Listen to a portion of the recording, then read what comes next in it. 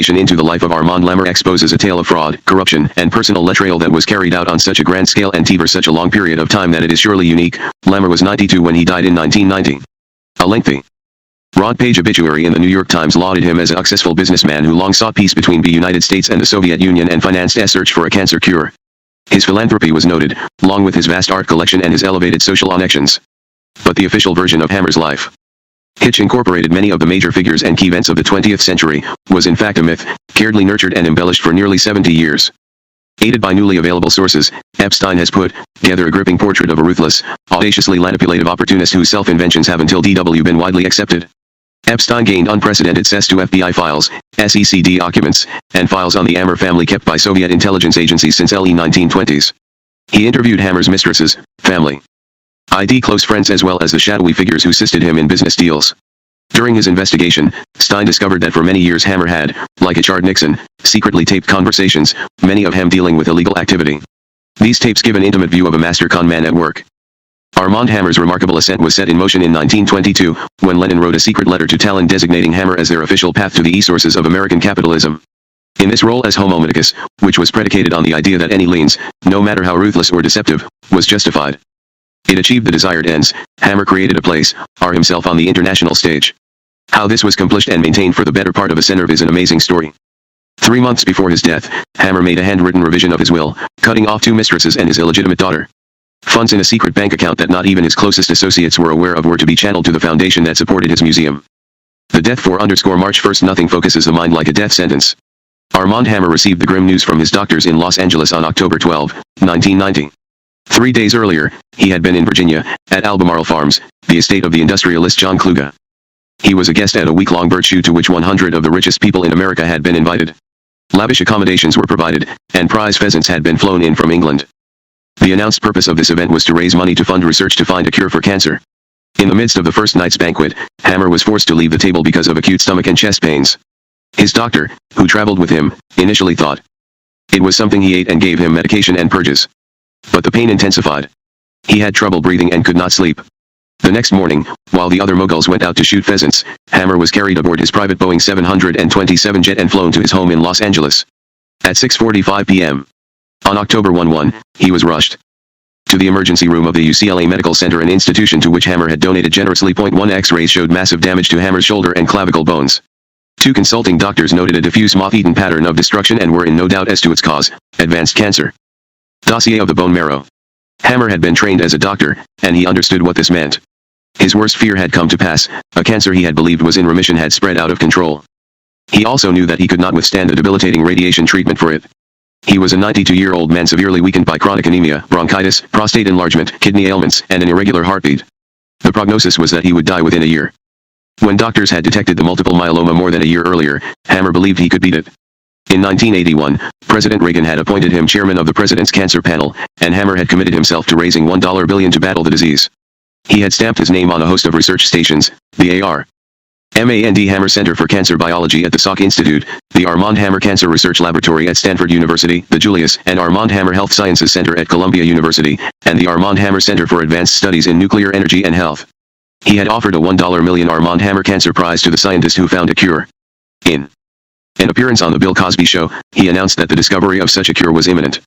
But in battling his own cancer, Hammer could not wait for science. He began using an herbal preparation from the jungles of Mexico that he took in a tea negro, or black tea, 3 times a day. He confidently explained to his doctors that it contained an antiplasterion that would prevent the cancer cells from spreading, and in their medical reports they duly noted the mysterious black tea, which they were not allowed to analyze.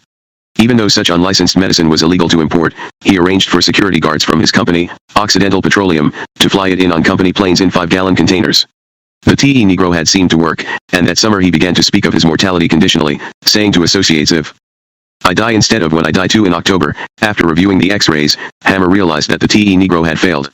This seemed humiliating, and he made attempts to ensure that the public would never know that the disease he had in his hubris proclaimed victory over had beaten him. He instructed his doctors not to tell anyone, not even his only son, that he had cancer. His death certificate would state another cause of death, his casket would be sealed, and his UCLA hospital records would be purged of any references to cancer. Hammer now had only weeks in which to put his affairs in order. When he had taken over Occidental Petroleum in 1956, it was nearly bankrupt, and he had transformed it into an international powerhouse by making deals with foreign governments for oil concessions. Now Occidental was the 14th largest industrial company in the United States. Though he owned less than 1% of Occidental stock, he was the chairman, and he ran the company as if it were his fiefdom. He used the corporate treasury for his philanthropic activities. Occidental donated money to buy works of art for, and to exhibit, the Armand Hammer collection. The company subsidized the Armand Hammer Conference on Peace and Human Rights, which was held every year in different cities. It financed Armand Hammer Productions, which produced films and books about Hammer's global activities. Occidental also paid for Hammer's annual celebrity-studded birthday party, his personal lawyers, his bodyguards, and his Boeing 727. And although he would not be able to dictate its corporate policy from the grave, he had taken measures to ensure that in the foreseeable future his name would be identified with his creation. At a cost of nearly $100 million, he had Occidental erect a permanent memorial to him adjacent to its world headquarters on Wilshire Boulevard, the Armand Hammer Museum of Art and Cultural Center, in which would be displayed in perpetuity the Leonardo da Vinci drawings he had renamed the Codex Hammer. Though Hammer knew he had little time left, there was one deal that he wanted to complete before he died. It was codenamed Elders of Zion. Hammer had chosen this cryptonym half facetiously. His partners included Robert Maxwell, who owned a multi-billion-dollar media empire, including Macmillan Publishing Company in the United States and the Mirror newspaper group in Great Britain, Shaw N. Eisenberg, who had organized much of China's industrial export business, and Albert Reichmann, creator of the world's largest property company, Olympia and York. These men all had extensive experience in the communist sphere. 3 Hammer himself had been dealing with the Soviet Union, secretly and overtly, for 70 years, trafficking in everything from pencils and Tsarist art to petrochemy. Dossier calories, and he had learned the unwritten rules of doing business in a government-controlled economy. He had served as a path to the West for some of the most powerful Soviet leaders of the century, including Lenin, Stalin, Khrushchev, Brezhnev, and Gorbachev. Now, with the Cold War drawing to a close, he wanted to use his connections to organize one last deal: the creation of a new aircraft industry. This would involve cooperation among the Soviet Union, the United States, and Israel. If it worked, Hammer and his partners could envision billion-dollar profits. Hammer had obtained President Gorbachev's personal sanction for the project in September 1989. Just days before he felt the pains in his chest at John Kluge's estate, he had presented the plan to President Bush in Washington, and with the help of Howard Baker, the former White House chief of staff, he had tried to persuade the president that the aircraft deal would speed the disarmament of the Soviet Union while at the same time creating jobs for American workers. Hammer hoped that with another trip to Moscow, the deal could be brought to fruition. Hammer's overriding concern in these last few months was protecting his reputation after his death. He had worked tirelessly for 7 decades to present himself as a philanthropist, a patron of the arts, and a peace broker. His collection of international awards included the Soviet Union's Lenin Order of Friendship among the Peoples, which no other American capitalist had been, or will ever be, awarded, the U.S. National Arts Medal, France's Legion of Honor, Italy's Grand Order of Merit, Sweden's Royal Order of the Polar Star, Austria's Knight Commander's Cross, Pakistan's Hilal al-Qaeda Peace Award, Israel's Leadership Award, Venezuela's Order of Andrés Bellos, Mexico's National Recognition Award, Bulgaria's Jubilee Medal, and Belgium's Order of the Crown. No fewer than 25 universities had awarded him honorary degrees, and one school, the Armand Hammer United World College, was named in his honor. He had so successfully cultivated his relationship with Prince Charles of Great Britain that he had been considered as a godfather to one of Charles's sons. He even had himself nominated for the Nobel Peace Prize. Hammer's posthumous reputation depended on the removal of blemishes from his record. To this end, he had his lawyers file Freedom of Information requests for access to all the U.S. government's investigations owed to him, investigations that extended over 60 years. 4 They could then attempt to expunge from them allegations filed by the FBI and other intelligence services pertaining to Hammer's long career in Soviet Russia as Lenin's chosen capitalist. After all, such reports, without access to Soviet files, remained unsubstantiated hearsay.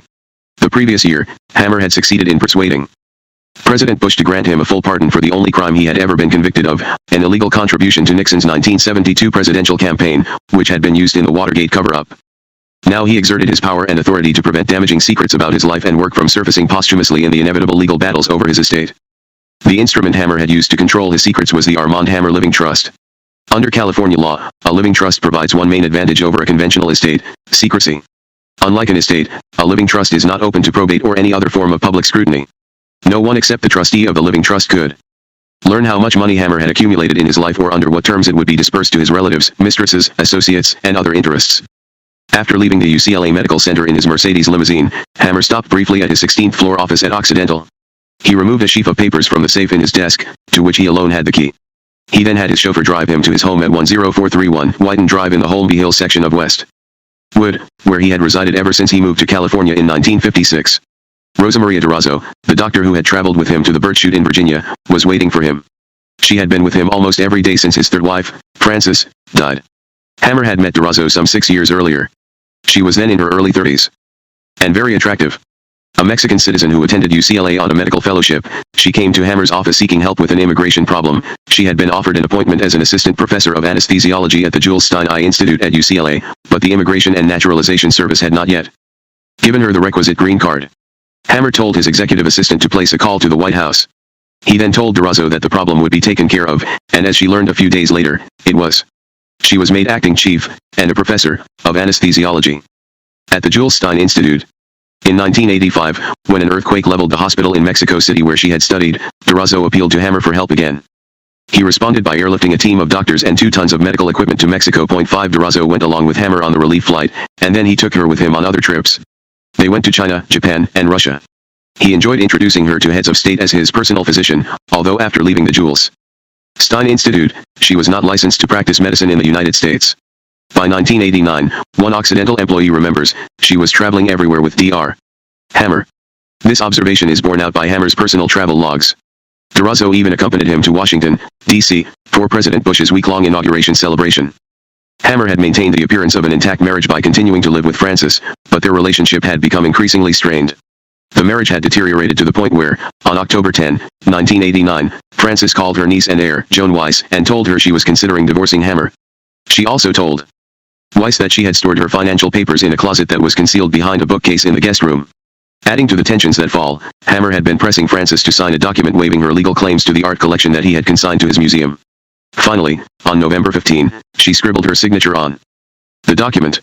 10 days later, Frances slipped and cracked her hip and was rushed to UCLA for emergency surgery. Although the hip was successfully repaired, postoperative complications developed. She had been sedated with the muscle relaxant Halcion after her general anesthesia, and it became difficult for her to fully expel fluid that leaked in her lungs. When Joan Weiss arrived at the hospital the day after the operation, Frances still seemed woozy from the sedation. She also seemed discombobulated by the presence of Durazo. Frances whispered to Weiss, "What is she doing here?" Weiss assumed Durazo had been sent by Hammer to assist in the patient's recuperation. The next day, Frances's condition worsened, and by the end of the month she was in intensive care. 6 While his wife was in critical condition, Hammer left for Moscow with Durazo to finish his negotiations on the still-secret Elders of Zion deal. He met Gorbachev in the Kremlin on December 7, his 40th meeting in the Kremlin since he had visited Lenin there in 1921 and was presented with a vase in appreciation of the services he had rendered the Soviet Union. They went directly from Russia to Morocco, where they vacationed for 3 days at a villa in Marrakesh. Just after they returned, Frances, who had been in intensive care for 2 weeks, died of pneumonia. Hammer refused to permit a post-mortem examination which is ordinarily performed in deaths that follow surgery and arranged a quiet funeral. Durazo began living in the Hammer home several days later. After the first signs of cancer of the bone marrow were detected and conventional hormonal therapy proved ineffective, Durazo told Hammer that her family knew of a cancer-arresting herbal tea, and that January she arranged for him to get a supply of the tea negro from Mexico. It gave him, he told his doctors, a whole new lease on life. In the first 9 months of 1990, he had logged more than 250,000 miles in his private plane, the Oxy 1, the interior of which was configured like a luxurious hotel suite. He and Durazo returned to Moscow, where he was treated with the pomp usually reserved for heads of state, and then proceeded to Beijing and Tokyo. In Paris and London, they went to art auctions. In Mexico City, they dined with the President of Mexico, in Washington, with the President of the United States. In Louisville, they attended the Kentucky Derby, and in Baltimore, the Preakness Stakes. In a spa in Romania, they explored a fountain of youth therapy. In Maui, they spent a weekend on the beach with Hammer's grandchildren. In Los Angeles in May, he threw a gala party for his 92nd birthday, with a troupe of can-can dancers in gay 90s costumes. In Tel Aviv, they celebrated Durazo's 38th birthday, and shortly afterward he proposed marriage. Hammer had amended his living trust to provide Durazo with approximately $1 million. He had created similar funds in the living trust for 3 other women who had shared his life. As long as these women abided by the rules laid down by the living trust, they would receive monthly checks for the rest of their lives. He had hoped this arrangement would keep his relationships with the women secret. But there was one contingency Hammer had not reckoned on. After the death of Frances, Joan Weiss, and her husband, Robert, the executor of Frances's estate, went to the concealed closet that Frances had told Joan about and removed the financial records that Frances had stored there. The transactions these records describe date back to before Frances's marriage to Hammer, in 1956, and show the extent to which Hammer had relied on her inherited wealth in paying off his debts in the art business and buying control of Occidental Petroleum. After examining them, the Weisses were convinced that Hammer had systematically turned Frances's money into his own. In July 1990, Robert Weiss filed a suit against Hammer on behalf of the estate, charging that he had defrauded Frances of some $400 million in community property, including her rightful share of the art collection. Hammer was at first confident he could beat the case. After all, as he told his lawyer, he had been sued over the past half-century by dozens of claimants' partners, bankers, art dealers, cattle breeders, relatives, former employees, liquor authorities, the Internal Revenue Service, the Securities and Exchange Commission, and his own share holders, and he had always prevailed. 7 With Occidental's resources at his disposal, he could exhaust an opponent. So he assumed that in time he would defeat or settle with Frances's niece and heir. But then, in October, he learned that he was about to die, and that changed everything. If the litigation continued after his death, it could dredge secrets out of the living trust. The disclosure that he had provided trust funds for 4 women whose relationships with him he had concealed from his wife could itself help persuade a jury that he had, as was alleged, deceived her when he persuaded her to sign away her rights to their community property. If that happened, his posthumous Mao's reputation would be damaged badly. These new circumstances compelled Hammer to devise a new strategy. He decided to remove all traces of the 4 women and any potential embarrassments.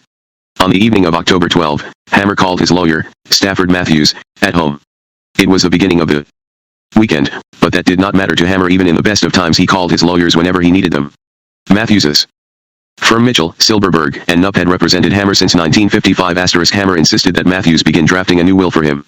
He then ordered him to remove from the living trust the arrangements for supporting the 4 women and to reduce the assets in the trust so it would be mainly an empty vessel. Hammer would find other ways to provide for his women friends and remaining family. The next day, Hammer had his chauffeur and nurse, Nick Butcher, drive him to the Armand Hammer Museum. Hammer had at one time promised his entire collection, which included paintings by Rembrandt, Rubens, Fragonard, Goya, Gauguin, Renoir, Modigliani, Cezanne, Monet, and Van Gogh to the Los Angeles County Museum of Art. Then he had imposed conditions. He wanted the collection in a separate wing, he wanted it to have its own curator, and he wanted that curator chosen by, and under the control of, the Armand Hammer Foundation. He wanted, in effect, a private museum within a public museum. The museum refused to acquiesce to these conditions, and in 1988, Hammer withdrew his commitment to it. Instead, with funds from Occidental and real estate deals, he built his own institution. He selected the architect, approved the design, and supervised its construction. Now, although hard-hat workers were still adding finishing touches, it was scheduled to open on November 25 with a gala tribute to him and an exhibition of futurist paintings and stage sets by the Soviet artist Kazimir Malevich. The museum's curator, Hilary Gibson, was waiting for Hammer when he arrived, as she was almost every Saturday. He had first met Gibson in 1974, a few months after his 76th birthday. She was then a 32-year-old journalist called Martha Wade Kaufman. She came to his office to interview him about his celebrated art collection. Hammer, 8 hours late for the appointment, joked that he collected old masters and young mistresses and flatteringly compared her to a nude in a painting he owned, but said little about art during the supposed interview. He took her phone number, and a few weeks later he made a proposition to her that would change her life. He wanted her to give up her career as a journalist and become his personal art advisor. She would travel with him, and although she was married and had 2 children, she would also be his lover. She accepted the arrangement, and she was put on the Occidental payroll as an art consultant. During the next 10 years, she traveled with Hammer all over the world, setting up exhibitions. While he met with government officials on these trips to negotiate oil deals, she met with museum curators to arrange showings of the Armand Hammer collection. She was not only his mistress, she was, as she put it, his confidant, consultant, and partner. In 1976, he insisted that she seek neither alimony nor child support for her 2 daughters when she divorced her husband. He explained that he could not risk her husband's contesting her divorce, since his name might surface in the proceedings. Instead, he offered to provide her with the support she needed. And he did. Through the payroll of Occidental Petroleum and the Armand Hammer Foundation. 9 He made it clear that this was in part a business arrangement. She understood, as she later noted in a lawsuit, that in order to maintain her continued employment, she had to submit to the sexual demands of Hammer, including demands which were extremely humiliating. At one point, she related, he even forced her to undergo surgical procedures to facilitate impregnation by him while he watched and directed. 10 In the late 1980s, when Frances became suspicious of the younger woman's role as the foundation's art consultant, Hammer devised an incredible deception.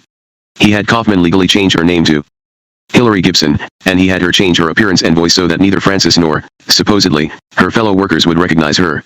He asked her, she recalled later, to wear wigs, glasses, makeup, and attire which made her appear decades older. He then told Frances that he had fired Martha Kaufman and appointed Larry Gibson as the new foundation consultant. 11 He made Gibson the director of planning for his personal monument, the Armand Hammer Museum of Art and Cultural Center. After going over the invitation list for the opening, Hammer told Gibson, without showing any sign of emotion, that he might not be there. He then told her the reason. While she was still recovering from her surprise, he began explaining the legal problem, as he called it. He had previously told her that he had provided an income for for life for her in his living trust and from a Swiss account that contained $10 million. Now he told her that his lawyers had warned him that this arrangement could be revealed by the lawsuit filed by the estate of Francis Hammer. It was a dangerous situation, he said, telling her that if the Swiss account, which she later learned was called the Graciosa account, was exposed, he could go to prison. He explained that he had to return the money in the account to his foundation. Instead of directly receiving money from Switzerland, she would get an ironclad contract from the tax-exempt Armand Hammer Foundation, which upon his death would receive some $18 million from Occidental as his severance pay. The foundation would give her $200,000 a year for the rest of her life, and she would nominally serve as a consultant. In addition, he said he would also provide for her daughters from other funds. He suggested she draft her own contract with the foundation, and he would sign it. That Sunday, as he did most Sundays, Hammer visited his 35-year-old grandson, Michael, and saw his 2-year-old great-grandson, Armand Hammer. Michael is the only son of Hammer's only son, Julian, who had been born to Hammer's first wife, Olga, in Moscow just before Armand and his family left the Soviet Union. Not long afterward, Hammer separated from Olga. Since he could never control Julian, he had decided to skip a generation and make Michael his successor. He had hired special tutors to help Michael through Columbia Business School, gave him an apprenticeship at Occidental, and made him vice president, corporate secretary, and a member of the board of directors. He also appointed him president of the Armand Hammer Foundation. He now told Michael that he did not have long to live. Michael would be the head of the family and take responsibility for his younger sister, Casey, and his father. Hammer explained that the funds in the living trust had to be cut to a bare minimum, but through Occidental and the foundation ample provision would be made for his family members. Not only would Michael continue to draw his salary of some $500,000 a year from Occidental, but he would be given a multimillion-dollar severance and settlement if he ever decided to leave. Hammer was also transferring $1 million worth of his own stock in the company to Michael and providing him with the keys to safe deposit boxes in banks in California and Europe that held other assets. 12 Hammer met 2 days later with Casey Hammer, who had just turned 30. She had been living in Hawaii but rushed to Los Angeles after Hammer's doctor called her to suggest that her grandfather might want her to donate blood if he needed a transfusion. When she was ushered into Hammer's bedroom by Rosa Maria Durazo, Casey found her grandfather sitting up in bed in his red flannel pajamas. Next to him, with limp balloons attached to it, was a stuffed toy bear she had dropped off at the house the day before. She noted later in her diary that she had been startled by how old he suddenly looked. He had a lot of sadness in his eyes and looked very alone. He spoke so quietly she had difficulty at times hearing him. Then, with great deliberation, he began telling her about her inheritance. He explained that she would receive $1.50 million from him, free of taxes, as well as the deed to her house. He stressed that this would be separate from the will, so therefore nothing would get tied up. 13 He made one request of her. He asked her to consent in writing to be buried in his mausoleum, the Armand Hammer Family Mausoleum at Westwood Memorial Park. He had already reinterred there the family members who had gone to Russia with him and helped him establish his business and art empires, his father, Julius, his mother, Rose, his half-brother, Harry, and his younger brother, Victor. He wanted his family unified in death as they had not always been in life. Hammer had made provisions in his will for the crypt to be adorned with fresh flowers in perpetuity. He explained to Casey, "After I am gone, there will be 3 places remaining in the mausoleum. They were for her father, her brother, and her. Casey, you are a Hammer by blood. We are the only ones left," he continued, as if issuing a fiat. "You will be buried with the Hammer dynasty, my parents, my brothers, my son, and my grandchildren. You are part of me." He instructed her to meet with Stafford Matthews the next morning and sign the mausoleum arrangement. He then turned to the task of providing for Rosa Maria Durazo. He decided that if she could not be paid through his living trust, she would be paid by the treasury of Occidental. On the evening of October 18, he had his second-in-command, Occidental's president and chief operating officer, Ray Irani, come to his house. Irani was also Hammer's designated successor at Occidental. Hammer explained that he wanted Durazo to be given a contract with the company. Even though the request was unconventional, it couldn't be ignored. Hammer did not gladly brook dissent. In the past, he had fired his top executives as though they were errand boys, even when, as happened more than a dozen times, his doing so had resulted in wrongful dismissal suits. Apparently, Hammer was not entirely satisfied with Irani's response, and after Irani left, he called his personal assistant, Catherine Kozak, at home. This did not surprise her, since she had often received calls from him at odd hours. Time or place never constrained Hammer. Now she found him strangely disoriented, as if he were half asleep, uncharacteristically slurring and repeating words. He told her that he wanted to dictate a contract to her that she was to deliver to Irani the next morning. The terms of the contract shocked her. Durazo was to get $250,000 from Occidental upon signing and $200,000 a year for life. She was also to get medical insurance and other corporate benefits. Kozak knew that Hammer paid many of Durazo's expenses. That was his private business. But he was now putting her on the Occidental payroll for life when she did not work for Occidental. Kozak did not know what conceivable corporate purpose the contract could serve, but she carried out Hammer's request. Kozak brought the contract to Irani the next day. To her surprise, he reached into his desk drawer and handed her an almost identical version. According to Kozak, he said, "Here's the real goddamn thing. Hammer put a gun to my head." He then added plaintively, "This thing is driving me up the wall." He told her to lock her copy in her safe. 14. She did not hear anything further about the status of the contract. On Friday, October 19, Stafford Matthews delivered to Hammer the revised version of his living trust. It now provided for the maintenance of the mausoleum but little else. Gone from it were the separate trusts for the women who had shared his secret life and any mention of them or other friends of the trust. Matthews had also deleted, as Hammer had instructed, all the substantial bequeathals that might be tied up in litigation, including the trust fund for his son, Julian, and $1 million previously pledged to the Metropolitan Museum of Art in New York in return for agreeing to name its equestrian gallery after him. After carefully reading his new will and the codicils that changed the living trust, Hammer signed them. He now had to explain to his son why he had been cut out of the living trust. His relationship with Julian had never been easy. Julian was born in Moscow in 1929. From the beginning, Hammer had wondered whether he was even the child's father. After separating from his wife, he saw little of Julian. Then, when he was 24, Julian was arrested for shooting and killing a friend. Eventually, all the charges were dropped, and Hammer briefly put his son on Occidental's payroll.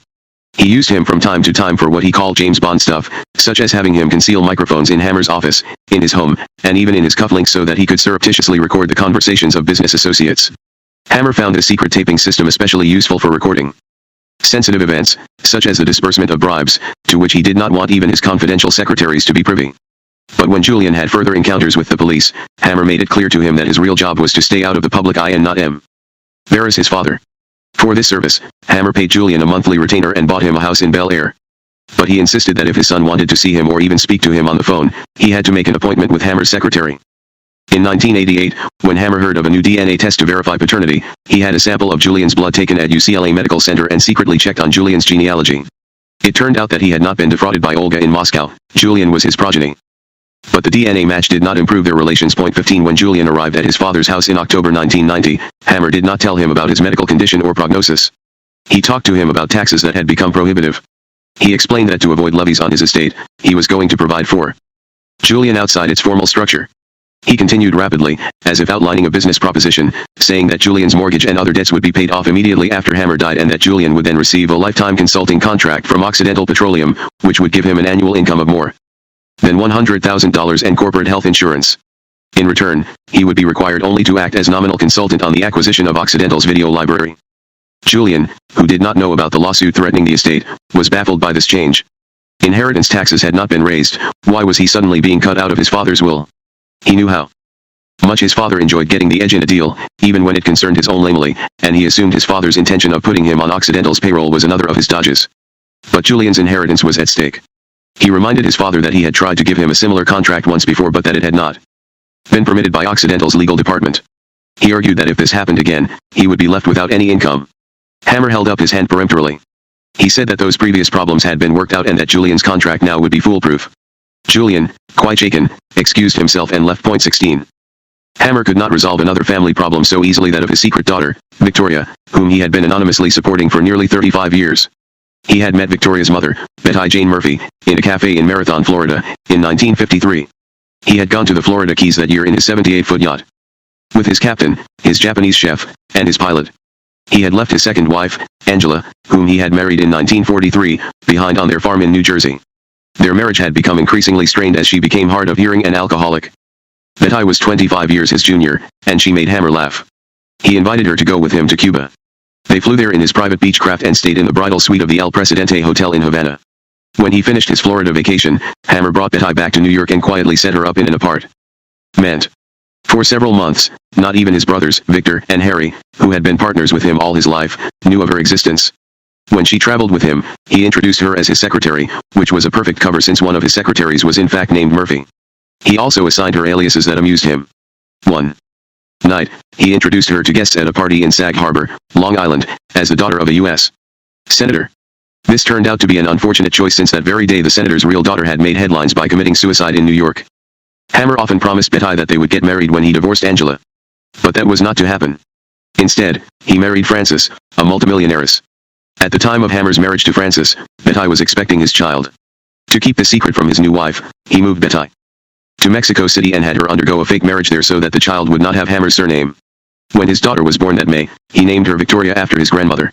Every month, Betty received a check from him through a chain of lawyers. He insisted that Betty not tell Victoria the identity of her benefactor. Meanwhile, he had gone into the oil business with Francis's money. 17 In 1976, after Victoria learned his identity, Hammer began visiting her. He made her and her mother beneficiaries of his living trust. But now, faced with the lawsuit, he again had to conceal her. How would he look to a jury if it emerged that he had deceived Francis from the start? He would rely on his grandson, Michael, to take care of Victoria with cash after his death. The fourth woman Hammer had provided for in his living trust was Barbara Newman. She was a registered nurse whom he met in 1984 at the UCFA Medical Center while he was recovering from a prostate operation. After leaving the hospital, he kept in touch with her, and when he was readmitted to UCFA, which was about twice a year, he had her attend him as his private nurse. Now there was no plausible way to put her on the payroll of Occidental or the Foundation, and he had to expunge her from the living trust. On November I, Hammer met with Rabbi Daniel Fopin of the Pacific Jewish Center to plan one final event, his belated bar mitzvah ceremony. He had denied his Jewish heritage for most of his life. When he had gone to Russia in the 1920s, he had identified himself as an atheist. When he had gone to Saudi Arabia and Libya in search of oil in the 1960s, he had given his religion as Unitarian. Even in Los Angeles in the 1980s, he had listed himself on hospital records as Protestant or WASP. But now, with only weeks left to live, he planned to return to Judaism in a dramatic way, by the initiation into manhood. This ceremony traditionally takes place when a boy turns 13, but Hammer had not had a traditional childhood. His father, Dr. Julius Hammer, who had spent most of his youth in Russia and then worked his way through medical school in New York, had been one of Fanon's main supporters in the United States. He had helped organize the notorious left-wing faction of the Socialist Party, which became the Communist Party in 1919. When his first child was born in 1898, he named him Armand for the Armand Hammer symbol of the proletarian revolution. When Armand was only 7 years old, his father was placed under surveillance by the New York City police, suspected of manufacturing bombs for anarchists. When he was 9, his father went to Germany, where he met Lenin. For most of the next 6 years, Armand lived in Meriden, Connecticut, with a socialist colleague of his father's. When he was 13, he was still separated from his family and was in no position to have a bar mitzvah. But now he was. He had acquired 2 ancient Torah scrolls from Eastern Europe, and he would donate one to Rabbi Lapin's synagogue in Los Angeles and one to a synagogue in Israel. He would also raise $100,000 for the Pacific Jewish Center by asking his guests to contribute $500 apiece. He would assume the Hebrew name Avraham ben Yehuda Maccabee, Abraham son of Judah Maccabee, since he did not know his own or his father's Hebrew name. Hammer's bar mitzvah ceremony was scheduled for December 11, the first night of Hanukkah. On November 6, Hammer met with Jean Stone, the wife of the novelist Irving Stone. For the past year, she had been helping him write what was to be the final volume and version of his life story. Autobiography was for Hammer a highly useful tool. He used it to sculpt events to his liking, cutting away things that detracted from his image and adding apocryphal material that enhanced it. Nearly 60 years earlier, he had begun his autobiographical project by writing a 241-page memoir of his first sojourn in Russia, called The Quest of the Romanov Treasure. This early autobiography was written for a practical purpose. On his return to the United States in 1932, he desperately needed an acceptable explanation for why he had remained in the Soviet Union for a decade. Since he had to hide the secret tasks that he had undertaken for the Soviets, he constructed a story about coming to Lenin's attention fortuitously and falling into a humanitarian role in the early Soviet Union. In preparing the volume, he invented incidents to serve his purpose. For example, Hammer wrote that in 1923, on his deathbed, Lenin spoke of him favorably. Lenin, in that dark valley, thought of me and sent me a message, he notes. Tell young Hammer, he gasped painfully, I have not forgotten him and wish him well. If he has difficulties, tell him to be sure and let me know. 18 Hammer thus makes himself central to Lenin's dying thoughts, even though he had met Lenin only once, and provides a reason for the exceptional treatment he received from Soviet leaders. In fact, Lenin was in no position to issue such a deathbed message. The stroke he had suffered on March 9, 1923, had left him with nearly total aphasia. We now know that although the Politburo attempted to conceal the extent of the damage to Lenin's brain, he had lost the power of speech to the extent that he was only able to mouth a few words, such as Vorvio/. He could not, even if he recalled Hammer, have sent him the coherent message that Hammer reports. 19 Hammer similarly invented his own version of Lenin's funeral in January 1924, one in which he placed himself so close to the center of the event that he could see the faces of the new Soviet leaders. The day of the funeral, he writes, I saw Trotsky, then warlord of the Red Army, standing in the little group on the mausoleum gallery. As his legions roared salute, I saw his face light up with pride. 20 Even if Hammer had attended the funeral, he could not have seen Trotsky there or in Moscow. The day of the funeral, Trotsky was in Tbilisi, in Soviet Georgia. 21 Hammer learned that he could fabricate such anecdotes with impunity since there was then little way of checking what had actually happened in the Soviet Union. His second attempt at autobiography was made in 1951, for a more limited audience, J. Edgar Hoover. Although Hammer had not known it, Hoover had been tracking his career since 1921. Hoover was then a 26-year-old assistant in the Justice Department, and Hammer was a 23-year-old medical student embarking on a trip to Europe. Hoover had received a tip from an informant alleging that Hammer was a courier for the newly organized Communist International, or Comintern. Hoover's suspicion set into motion actions against Hammer by the FBI and several international intelligence agencies. For the next 20 years, Hammer, who had by then built up a substantial whiskey business, called United Distillers, found himself blocked by Hoover each time he sought a government contract or favor. In early 1951, Hammer had decided to clear the air by offering Hoover a lengthy autobiographical memorandum on his activities in the Soviet Union in the 1920s, supplying an innocent explanation for charges that had been made linking him to espionage agents. In it, he describes himself as a dedicated capitalist who had disagreed with his father on politics and who had gone to Russia to collect debts owed to the family company. Some of the statements he volunteered are untrue, but he gambled, as he had done in his first autobiography, that they were also unverifiable without Soviet files. He was right. Hoover closed the security case against him, and the autobiographical sketch became the basis of the FBI summary report that would be furnished to 5 future presidents. In 1974, Hammer hired the columnist Bob Considine to write an updated biography, entitled The Remarkable Life of Dr. Armand Hammer. Hammer had, after all, embarked on a new life in the oil business in the 1950s. He had managed in the 1960s to obtain a huge concession for Occidental in Libya by paying a multimillion-dollar bribe to a key official in the Libyan royal court. It was one of the few concessions in the Middle East not controlled by major international oil companies, and Hammer made a fortune that he then used to finance immense barter deals with the Soviet Union. He also used his Libyan oil to undermine the power of the established oil companies, and in doing so, he radically changed the rules of the international oil business. He now needed to rewrite the history of this Libyan oil concession to conceal the role of his bribe. He wanted to make it appear that his Libyan success had resulted from his enlightened altruism. He thus portrayed himself not merely as a businessman but as a humanitarian. He also wanted to show that he was patriotically serving the interests of the United States. In The Remarkable Life of Dr. Armand Hammer, a new role was invented for him, that of the behind-the-scenes agent of U.S. presidents. He was said to be a strategic advisor to President Franklin D. Roosevelt during World War II, a consultant to President Harry S. Truman on post-war relief, and the roving emissary of President John F. Kennedy. Hammer even credited himself with personally persuading President Herbert Hoover to organize the American Relief Administration, which saved 10 million Russians from starvation. 22 In fact, Hammer never met President Hoover and had nothing to do with the American Relief Administration, which was chartered while he was still a college student. He met FDR only once. He met President Truman once for a group photo opportunity. His contact with JFK during his presidency was also fleeting.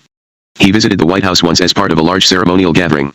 He also had a brief telephone conversation with Kennedy on May 11, 1963, which he secretly recorded, and in which the president seemed totally unfamiliar with Hammer. Yet, as he had found in his earlier experience with fictive autobiography, he could take great license in fashioning grand political relationships for himself. In a form of Gresham's law, in which debased currency replaces more valuable currency, Hammer's version of his past enjoyed considerable success. He had Occidental's Public Relations Department dispatch copies of The Remarkable Life of Dr. Armand Hammer to journalists who wanted to write about him, and they used the book as background material. His assertions thus passed into the clip files and archives of credible publications and, through repetition, attained the status of quasi-fact. Eventually, life, as it often does, imitated artifice. As people came to believe the Hammer legend, they treated the man with deference and sought his favor. Heads of state arranged to see him when he landed in their countries in his private airliner. Finally, in 1981, he received the sort of presidential mission that he had, a half-century earlier, only pretended to have, the chairmanship of the president's cancer panel. By 1985, Hammer was ready for an autobiography that consolidated and brought up to date his achievements. To assist him in this endeavor, he retained Neil Linden, an accomplished and well-respected British journalist who had previously written a favorable story about him in the London Sunday Telegraph. He made clear to Linden that his job was not to investigate the events in the book but to make more lucid his version of them. He demonstrated no compunction about concealing the parts of his life that did not fit this version. For example, he told Linden that he would not make available to him any of his diaries and other records pertaining to his life in Russia prior to 1932. He instructed him to repeat verbatim the account of this crucial period he had rendered in The Quest of the Romanov Treasure. In reconstructing events in his later life, Hammer would refine, stretch, and even fabricate happenings so that they more effectively made the points he wanted to advance. He would place himself at the center of great moments of history such as summit meetings, even though Linden could find no independent verification of Hammer's accounts. Point 2. The mythical nature of this book again went largely unchallenged by reviewers. Hammer attempted in 1989 to extend this kind of inventive self-portraiture to the popular medium of movies by commissioning Harold Gast to write a screenplay about his life. The script was based entirely on the 2 published autobiographies and repeated the stories of Hammer's business success and the global political importance. The book's established Hammer made his own contributions in marginal notes, adding to the stilted dialogue lists of more accomplishments and indications of greater prestige. When communism was unraveling in 1990, Hammer decided he needed to add to his autobiography a new volume in which he could establish a role in ending the Cold War. He had, after all, met personally with Gorbachev 6 times, and he had arranged emergency aid for the Chernobyl nuclear meltdown in 1986 and the earthquake in Armenia in 1988. He turned to Jean Stone for help with the writing of this portion of his life. As he explained to her, he would now chronicle his diplomatic interventions over the past decade. He also firmly believed that the discovery of a cure for cancer was imminent. And he wanted to credit himself with mobilizing the scientific and medical resources leading to it. But in late 1990, it was clear that Hammer had come to the end. He was disoriented by constant blood transfusions and medication. He was also dispirited. Though he had reached the book's last chapter, he told Stone that he no longer wanted to work on it. Unlike his previous autobiographical works, this book could not be controlled completely. On November 12, Hammer met with his lawyers to discuss the $440 million lawsuit brought against him by his wife's estate. The lawyers brought to his bedroom videotapes of the deposition that the executor of the estate, Robert Weiss, had just given.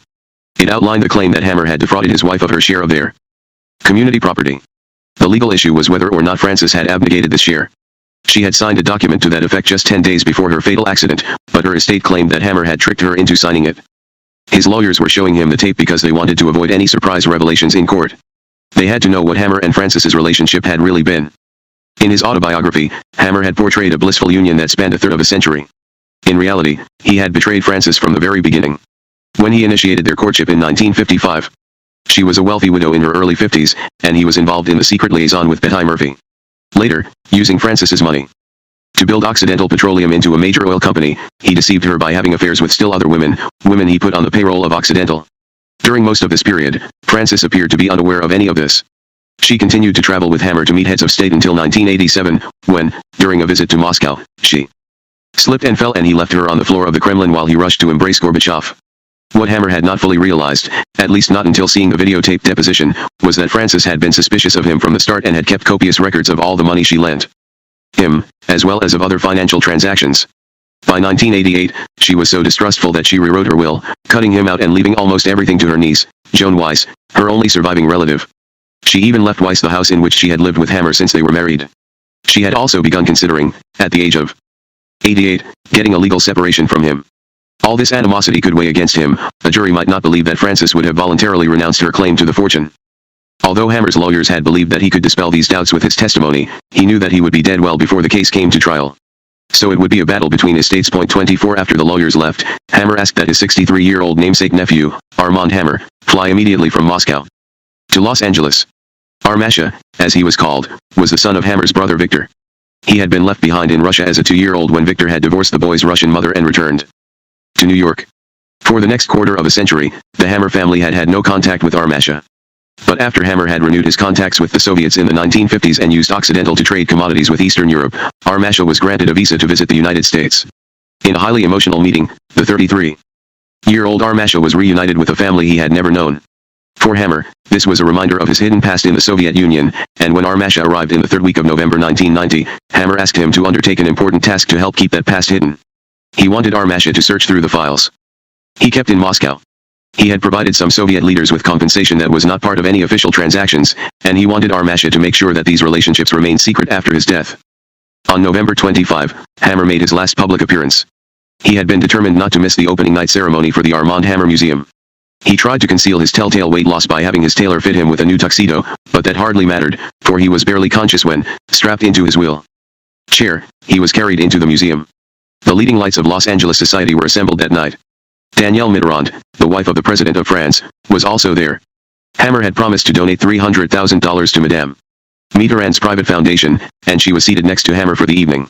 Though still woozy from drugs and blood transfusions, he greeted the long parade of guests, executives from Occidental who were waiting to take over from him, art curators who had authenticated his collection of paintings for decades, politicians whom he had helped finance, diplomats from Israel, China, and the Soviet Union, doctors who could do little further for him, and lawyers ready to litigate his estate. When he got home that night, he had a prolonged hallucination. He saw his dead mother in the room, and in front of his staff he carried on a rambling conversation with her, asking her over and over again where his missing father was. Nick Butcher, who now served as his night nurse, could not convince him that his mother was not really there. Twice earlier that year, Butcher had revived him with artificial respiration, but now he had been instructed not to attempt to save Hammer's life again. On December 7, Rosa Maria Durazo brought 2 Mexican faith healers to the house. They floated Hammer on the surface of the swimming pool. Then, recreating an ancient Aztec ceremony, they danced around him for 2 days. 25 On the morning of December 10, Durazo summoned Julian to the house. With a note of panic in her voice, she told him that his father was dying of incurable cancer. Julian was stunned. All his life, he had tried to make contact with his father and had failed. Hammer had kept so much of his life from him, even when Julian was a child, that after 6 decades he still did not understand his father or what it was that drove him to seek his approval even in these last moments. His father did not seem to recognize him, and Julian whispered in his ear a stream of Russian curse words that in the distant past had provoked Hammer to react. This time he did not. 26 That evening, only 2 people remained in the room with Hammer, Rosa Maria Durazo and Nick Butcher. Durazo placed her stethoscope on Hammer's chest. There was no heartbeat. Butcher checked his watch. He recorded that Hammer had died at 7:22 p.m. While Rosa Maria Durazo was still collapsed in tears on the dead man's chest, Butcher telephoned Edmund Birch, the security chief at Occidental. Birch, who before joining Occidental in 1975 had worked for the FBI for 25 years, set in motion a carefully scripted scenario. Hammer's physician, Alan Metzger, rushed to the house to sign the death certificate, on which the cause of death was listed as cerebral arterial sclerosis. An ambulance was dispatched to take Hammer's body to the mortuary. The funeral director, Larry Davis, was instructed to embalm the body. Public relations officers drafted the press release. Locksmiths changed the locks on the doors to Occidental of offices on the 16th and 18th floors, where sensitive documents were kept. Security men sped to Hammer's house to retrieve his papers. Michael Hammer and the rest of Hammer's family were notified. About an hour later, Michael arrived at the house. He had just returned in his new Ferrari from a weekend balloon festival in Palm Springs. He sorted through his grandfather's personal effects and gave Nick Butcher Hammer's gold Rolex watch, a tie clip, and a bottle of Dom Perignon champagne. Meanwhile, the Occidental security men loaded cartons of Hammer's papers into a van in the driveway. Before they could leave, they were blocked by Richard Cleary, the lawyer representing Francis Hammer's estate. He said that since Hammer's home had reverted to his wife's estate the moment Hammer died, they had no right to remove anything from the house without the estate's permission. He called in the Los Angeles police while the security men called Michael out to the driveway. The standoff continued until about 1:30 a.m. Finally, Stafford Matthews, Hammer's lawyer, arrived and worked out an agreement whereby all the cartons were returned to a locked room in the house, to which Michael retained the key. Cleary then had an all-night locksmith change the front door locks, effectively evicting Michael, Rosa Maria Durazo, and Nick Butcher. The reports on the police radio about the confrontation in the street alerted the night editors at the Los Angeles Times to Hammer's death. His obituary, drawn from a clip file that spanned nearly 7 decades, had already been prepared. At 6:00 a.m., they flashed out over their wire service the headline Armand Hammer dies, billionaire, art patron. Hammer would not see his bar mitzvah ceremony. It would take place posthumously. He would not celebrate the Jewish heritage he had hidden in the past or see another life story constructed for the lavish tribute to himself he had so carefully prepared. For more than a half-century, and up until the week he died, Hammer had assiduously constructed the legend of his life.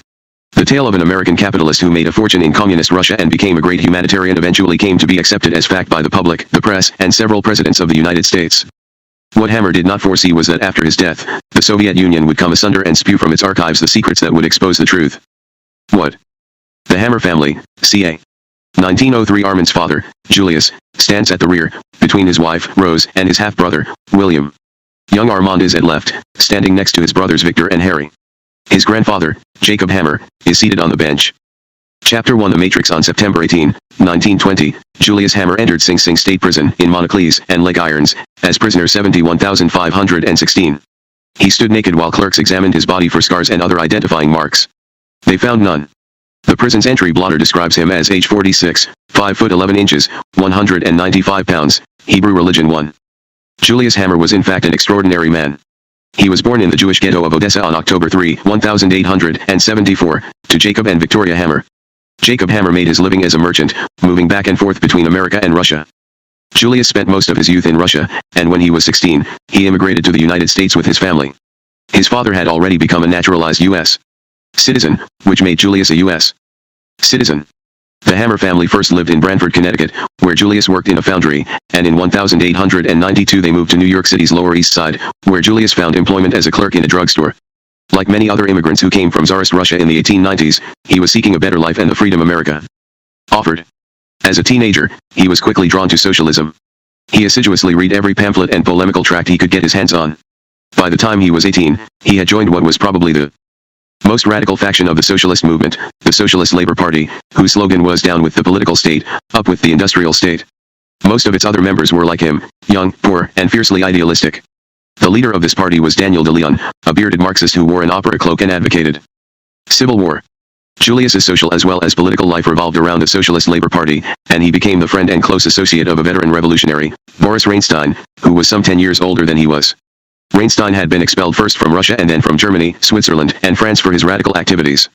In France, he had served 2 years in prison for his involvement in a terrorist bombing. He was now a druggist in Buffalo, New York. Julius admired Reinstein and found they had much in common. They had both come from Jewish ghettos in the same area of southern Russia. They both spoke the same languages: Russian, Yiddish, German, and English. They had both immigrated to New York in the early 1890s, and they were both dedicated to the idea of total revolution. Hammer met his wife-to-be, Rose Lipschitz, at a Socialist Labor Party picnic in 1897. Rose was a seamstress who was working as a waitress. She had arrived in New York from Russia about a year before Julius had. Buxom and outspoken, she immediately appealed to him. They were married later that year, and Julius adopted her 4-year-old son from a previous marriage, Harry. Their first home was a small cold water flat in a tenement on the north side of Cherry Street in Lower Manhattan. Cherry Street at that time was strictly divided between Jewish and Irish immigrants, the Jews on the north side, the Irish on the south side. Jewish socialists often met in the evening on the rooftops of Cherry Street to discuss politics in a multitude of Eastern European languages. The burning issue was assimilation: should Jews remain within their own culture and seek a Judaic form of socialism, or should they seek a non-sectarian form? The Jewish radicals subscribed to the latter position. They passionately rejected ghettoization. In doing so, as the social critic Irving Howe points out, the Jewish radicals hoped to move from the yeshiva to modern culture, from shtetl to urban sophistication, from blessing the Sabbath wine to declaring the strategy of international revolution. They yearned to bleach away their past and become men without, or above, a country. Julius Hammer, one of these radicals, was determined to accomplish this transformation. On May 21, 1898, Julius's first son was born, and he proudly named him Armand Hammer. He told friends that he had named him after the symbol of the Socialist Labor Party, and decades later, Armand would use the Armand Hammer insignia as the flag on his yacht. Point 3. A photograph of Armand taken a few months after his birth shows him to be a bright-eyed infant with a disproportionately large head and a bang across his brow. When he was about 2.5 years old, he pulled a toy coffee grinder down from a shelf, puncturing his head and almost killing himself. His mother found Armand covered in blood and rushed him to the hospital. The wound left a permanent scar above his right temple. Point 4. Armand's earliest memory was this trauma. He also recalled the horse-drawn carts in the narrow streets surrounding his house and the strong stench of the neighborhood. Now with a family to support, Julius enrolled in medical school at Columbia College of Physicians and Surgeons, which was then only a 2-year program. To cut down on his expenses while at school, he moved his family to his father's home. In the 1900 census, Julius Hammer was listed as residing at Jacob Hammer's home on Lewis Street in Manhattan. In 1901, Rose gave him his second son, whom he named Victor after his mother, Victoria. When he graduated from medical school, Julius moved his family into a large new home in the Bronx, where many of his comrades in the Socialist Labor Party now lived. He opened his first medical practice there. There was a synagogue next door, but Julius had long since forsaken the Jewish religion for the secular religion of radical socialism. Armand Hammer recalled that neither he nor any other members of his family ever attended services at the synagogue. Nor were there any seders or other Jewish observances at home. No religious feasts or festivals were ever celebrated in their house. Julius Hammer began investing in drugstores. He bought them by issuing the previous owners his personal promissory notes, the only form of credit available to him, with the understanding that these were to be repaid out of future profits. By 1903, he owned 8 drugstores. But instead of using the money he took in from them to repay his outstanding loans, he used much of it to finance the Socialist Labor Party, which was then in danger of running out of funds. He also contributed to Reinstein's chapter in Buffalo. For him, politics would always take precedence over business. The problem was that his political expenditures soon exceeded his business resources. When his creditors did not get paid, they took him to court, and still not quite 30, he was forced to declare personal bankruptcy. For the next 6 years, he managed to evade his creditors by transferring his assets, in name only, to his wife's relatives. To maintain the fiction that he had no assets, he and his family lived a life of subterfuge. Even his young sons learned to conceal family business from outsiders, especially when the Red Squad took an interest in Julius. The New York City Police Department's Red Squad had been created in 1905 to counter a spate of anarchist bombings in Manhattan, but it soon got into the business of keeping left-wing socialists under surveillance. Because of Julius Hammer's political activities and perhaps because of his association with Reinstein, who had been arrested several times in Buffalo for political agitation, the Red Squad placed his home under surveillance. At one point, it suspected that Julius Hammer might be involved in supplying the dynamite for bombs, and 2 plainclothes policemen were stationed round the clock outside his house, but no evidence was found to confirm the suspicion. In the summer of 1907, Julius got an opportunity to leave the United States. Reinstein arranged for Hammer to accompany him to the 7th Congress of the Second International in Stuttgart, GER. They both went as delegates of the Socialist Labor Party. At the conference, Julius Hammer saw the man whose words and deeds he had been vicariously following for the past 15 years, Lenin. Lenin was then a 37-year-old political exile. He had a huge domed head, high cheekbones, and traces of fiery red hair at his temples. He had narrow, slanting eyes that were almost wolf-like. His face was brought to a point by a reddish mustache and beard. Julius Hammer was introduced to him by Reinstein. It was a brief encounter, but one that would forever change his life and that of his family. By the time the Stuttgart conference ended, Julius Hammer had become part of the elite underground cadre that Lenin would depend on to change the world. This conspiratorial movement went a step beyond starry-eyed idealism and fiery rhetorical disputes about the nature of society. It sought to create the concrete means networks of agents, sources of funds, secure communications, internal discipline to bring about the desired world revolution. It was predicated on the Leninist principle that any means employed, no matter how much they diverged from Marxist ideology, were justified by the ends. Julius Hammer returned to New York that October with a solid commitment to the socialist cause. He would help lay the groundwork for Lenin's revolutionary apparatus in America. This would entail meeting with Lenin's backers at socialist conferences in Europe and linking them to sources of support they needed in America. To finance the enterprise, he would have to rebuild his pharmaceutical business. Julius also moved to free himself from entanglements at home. He sent his 3 sons to live with colleagues in the Socialist Labor Party. Victor moved to Pleasantville, New York, to live with the family of Daniel de Leon, Julius's ideological mentor. Harry moved to Waterbury, Connecticut, to live with the family of Saul Wellington, a socialist firebrand who had become a rabbi. Armand moved to Meriden, Connecticut, to live with the family of George Rose, who had helped de Leon found the Socialist Labor Party in 1890. The Hammer family would remain separated for nearly 5 years. Of the 3 Hammer children, Armand suffered the most from this exile from his parents. He had become in his early childhood so deeply attached to his father that he would at times refuse to speak to other family members when his father left on trips. Now nearly 10 years old, he found himself suddenly transported to a small town in rural Connecticut, living with an unfamiliar family in a shabby working-class house on the wrong side of the railroad tracks. In the summers, he was sent to a camp that was organized for the children of socialists. I was lonely, he recalled years later. When other children were having happy reunions with their parents, Hammer would go off by himself, feeling very morose and neglected. Armand returned to his family in New York in 1914. He enrolled as a junior at Morris High School. On May 11, Daniel de Leon died suddenly, and Armand took off a day from school to hear his father eulogize him at a memorial service in Kessler's Theater in Lower Manhattan. His father was now the principal financial angel of the Socialist Labor Party and the center of attention at the ceremony. That summer, the great powers of Europe, Germany, Russia, France, Austria-Hungary, and Britain went to war, and the Socialist Labor Party strongly campaigned against the United States joining in. Armand Hammer won his high school's gold medal for oratory by making a pacifist speech, The Last War of Mankind, in which he inveighed against American parents allowing their sons to fight a foreign war. 7 Victor Hammer, who sat in the audience that day, was both impressed and surprised by this sudden flourish of rhetoric from his older brother. Since he had returned from Connecticut, Armand had tended to shy away from expressing himself. He would answer questions with either a simple yes or no, or he would just sit in brooding silence. Now Victor realized he had an extraordinary way with words. Julius Hammer was probably less surprised by Armand's speech. It echoed the Socialist Labor Party's rhetoric on the war. He had always treated Armand as a favorite child, and now he did something else for him that he did not do for his other sons. He enrolled him in the party. Armand listed himself as a student on the application, which was approved by the party's executive committee. 8 In 1915, Armand entered Columbia University. Julius was grooming him to follow in his footsteps as a doctor. Armand desperately wanted to emulate his father. My dream of boyhood was to grow up to become my father's partner, he later wrote. 9 At Columbia, Armand took part in a number of activities, including fencing and debating, but his main focus was preparing to go to medical school. 10 Meanwhile, Julius Hammer continued to expand his business, which was now called Allied Drug and Chemical. It employed about 80 workers, who supplied skin creams and herbal medicines to drugstores. The Hammer family had 2 full-time servants and a chauffeur-driven car, and during the summers they vacationed at an oceanside resort in Belmar, New Jersey. Julius could afford to send his sons to elite colleges at a time when 90% of the American population did not finish secondary school. While Armand was taking his examinations for medical school, Harry was at Columbia College of Pharmacology, preparing to work in the family business.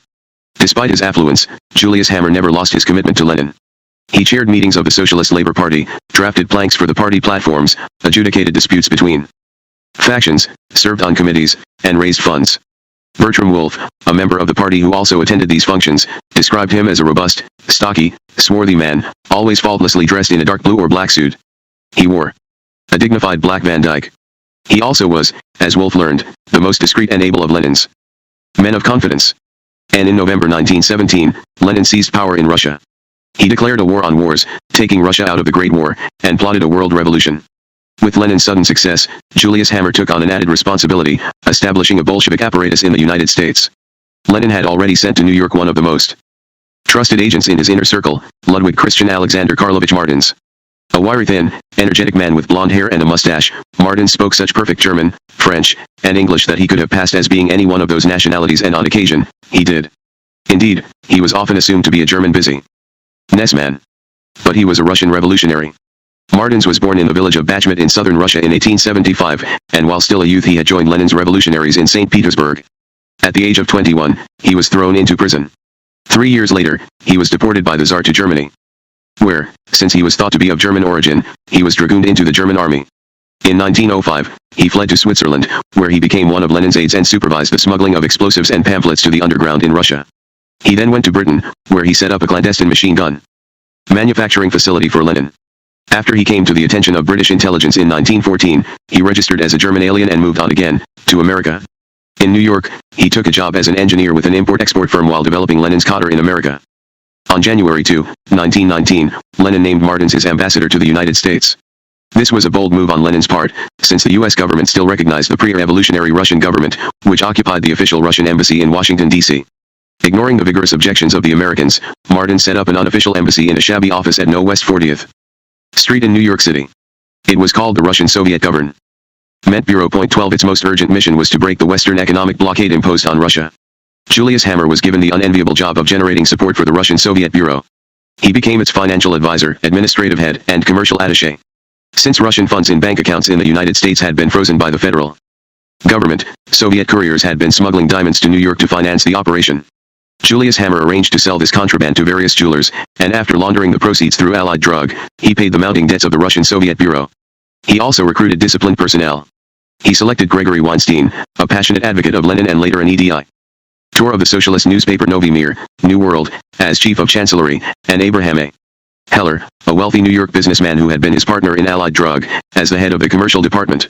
By March 1919, the Russian Soviet Bureau had 39 employees, almost all of whom were dedicated Leninists. At its most public level, the Russian Soviet Bureau operated as a sort of glorified Bolshevik chamber of commerce. Hammer and Heller traveled to Washington, Detroit, and San Francisco to see executives of American companies such as Ford Motor that made products that could be exported to Soviet Russia.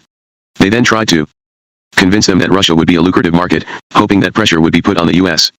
government to end the isolation of the Soviet regime. While these were entirely legal activities, the Russian Soviet Bureau had other agendas that involved Julius Hammer. One of these missions was to create an American Bolshevik Party. At this time, the majority of American socialists were anti-Bolshevik and took the position that national considerations should take precedence over international considerations. But a minority left-wing faction, of which Julius Hammer was a financial angel, took the opposite view. Hammer's faction, with the secret support of Martins, made more and more radical demands on the majority, calling, for example, for the creation of workmen's councils that would serve as instruments for overthrowing the government, expropriating banks, and establishing a proletarian dictatorship. Benjamin Gitlow, who worked with Julius Hammer on this program, and later was a Communist Party candidate for Vice President of the United States, wrote in his autobiography, "To transform the Socialist Party into a Bolshevik Party, we proposed the elimination of the reform planks in its platform, the building of revolutionary industrial unions, and the election of delegates to an international conference to be held in Moscow, called by the Communist Party of Russia." He added, "In retrospect, only lunatics or hopeless romantics could even consider such a program." 13. These machinations, which intensified throughout the spring and summer of 1919, culminated in as no doubt they were intended to the expulsion of the left-wing faction, making it possible to achieve Lenin's objective of creating a Bolshevik party. On August 31, the expelled faction transformed itself into the Communist Labor Party. Julius Hammer held Party Card 1. Gitlow later wrote that Julius Hammer not only paid the rent for the party's national headquarters but later bought the house and turned it over to our party. 14. The Communist Labor Party, joining another extremist faction, then became the Communist Party of the United States and joined the Communist International, the Comintern. Julius Hammer was also heavily involved at this time in a clandestine mission to provide Lenin's regime with equipment and spare parts for which the U.S. government refused to issue export licenses. Hammer used Allied drug as a conduit. He also set up, with the help of Martins and Heller, other corporate fronts to camouflage the exports. The loophole he found was the Baltic port of Riga in Latvia, which was not subject to the Allied blockade of Russia. The goods destined for Soviet Russia were purchased in the name of the corporate fronts and transferred to Allied drug with falsified export documents certifying that they were destined for use in Latvia. They were then shipped to Riga, where they were reshipped by rail into Russia. By the summer of 1919, such intrigues left Julius Hammer with little time for his medical practice, which he had maintained along with his pharmaceutical business. He needed help with his patients. Armand, who was now a 21-year-old second-year medical student at Columbia College of Physicians and Surgeons, took off afternoons from classes to work at his father's clinic, on the ground floor of the family home. When his father was occupied elsewhere, he treated patients with routine ailments himself, although he was not yet legally permitted to practice medicine. That same summer, the roof fell in on Julius Hammer. First, a crusading anti-red contingent of the New York State Legislature, called the Lusk Committee, had the police raid the West 40th Street headquarters of the Russian Soviet Bureau, seize its documents, and arrest most of its personnel. Although Martins himself escaped the raid, he was forced to go underground. For a while, Martins hid out in the Hammer home. Then, on August 12, police told Julius Hammer that he was about to be charged with manslaughter. They claimed that a woman had died after undergoing an abortion at the clinic at Hammer's house.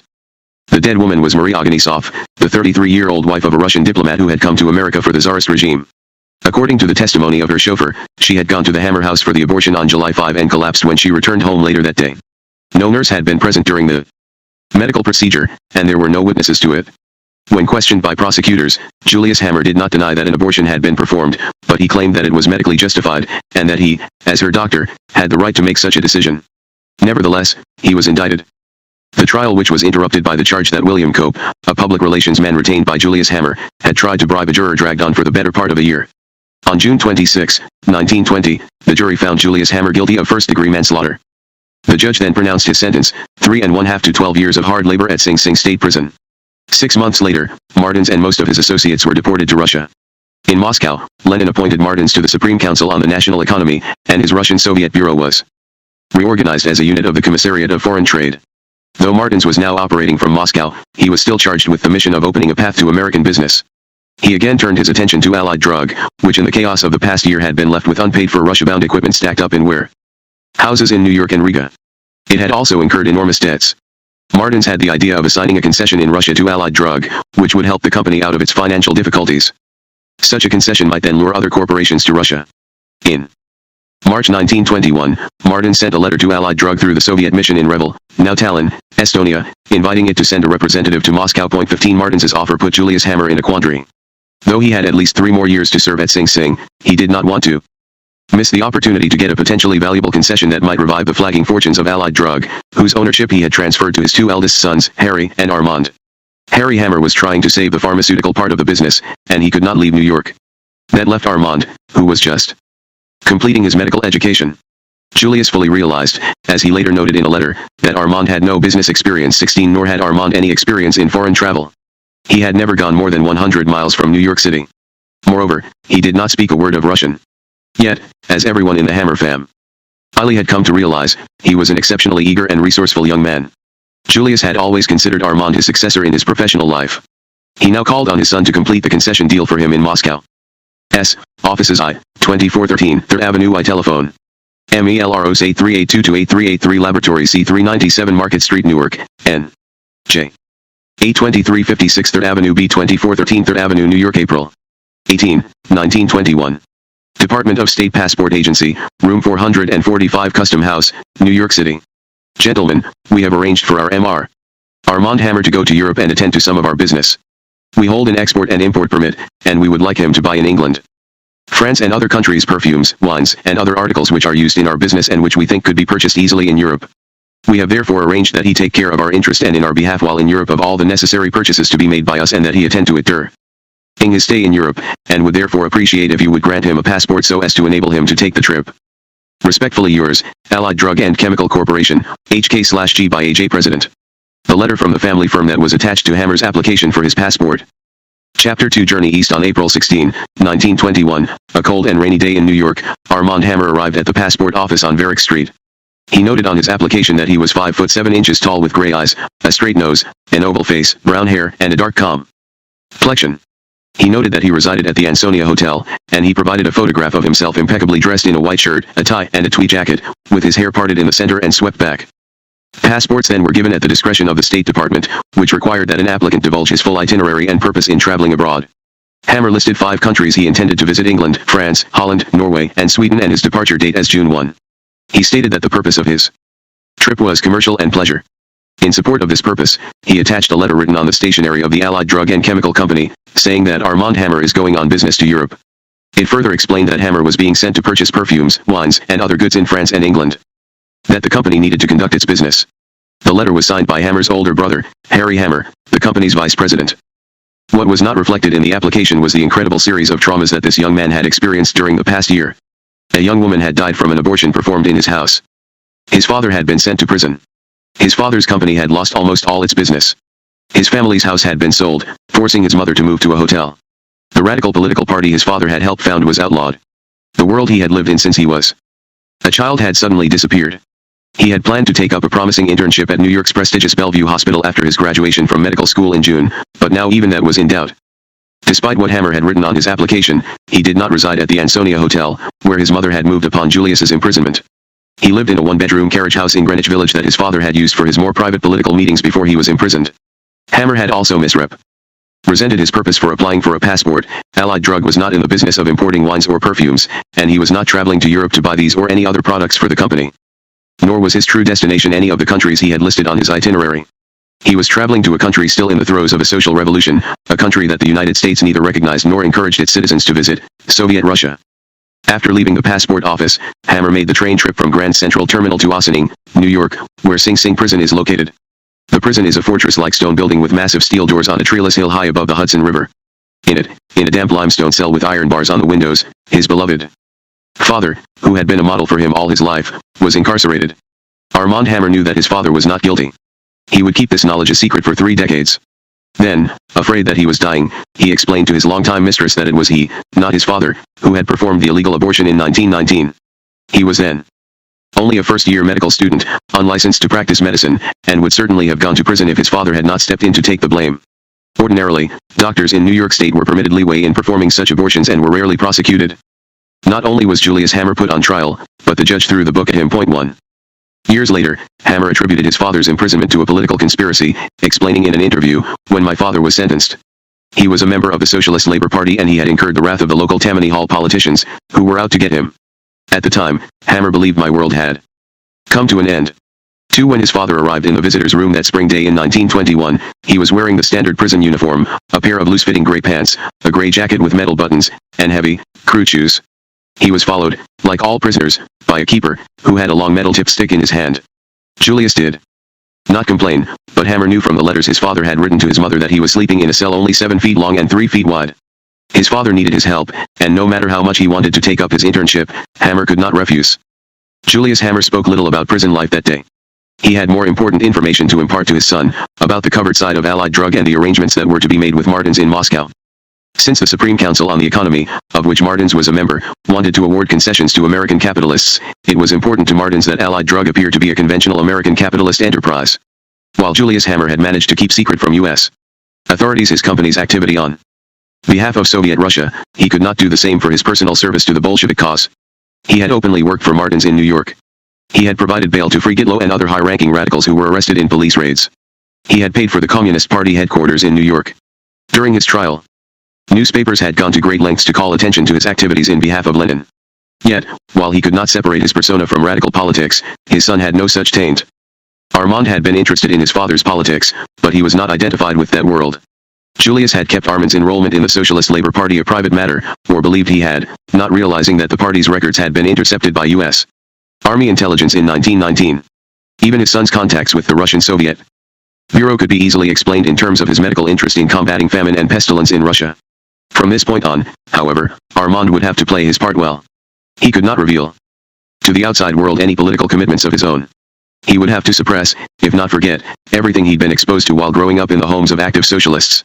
He was going to Russia as the American capitalist that Martins now needed.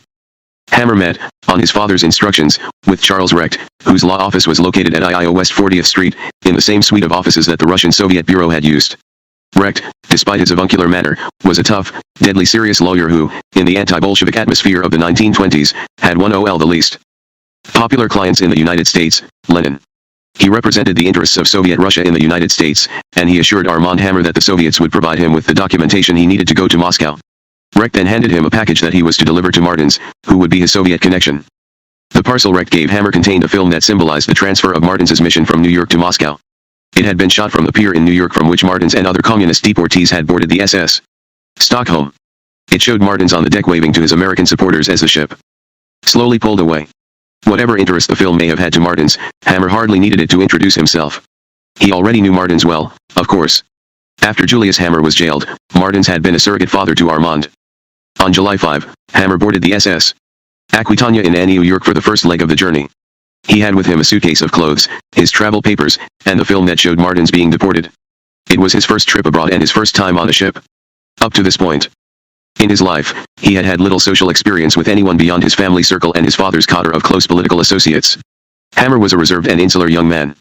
He had spent his time studying for college and medical school so that he might follow in his father's footsteps. He had few friends and stayed very much to himself at medical school, establishing an isolation made that much deeper when his father was tried for manslaughter and pilloried in the newspapers for his political activities.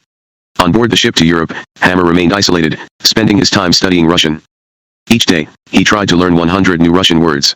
He even made a point of eating alone so as to avoid casual conversations with other passengers. Point 3. The last thing he wanted was any prying questions about his father or his plans to travel to Russia. Hammer's fears of the outside world were unexpectedly heightened when he arrived in the port of Southampton, England, on July 13.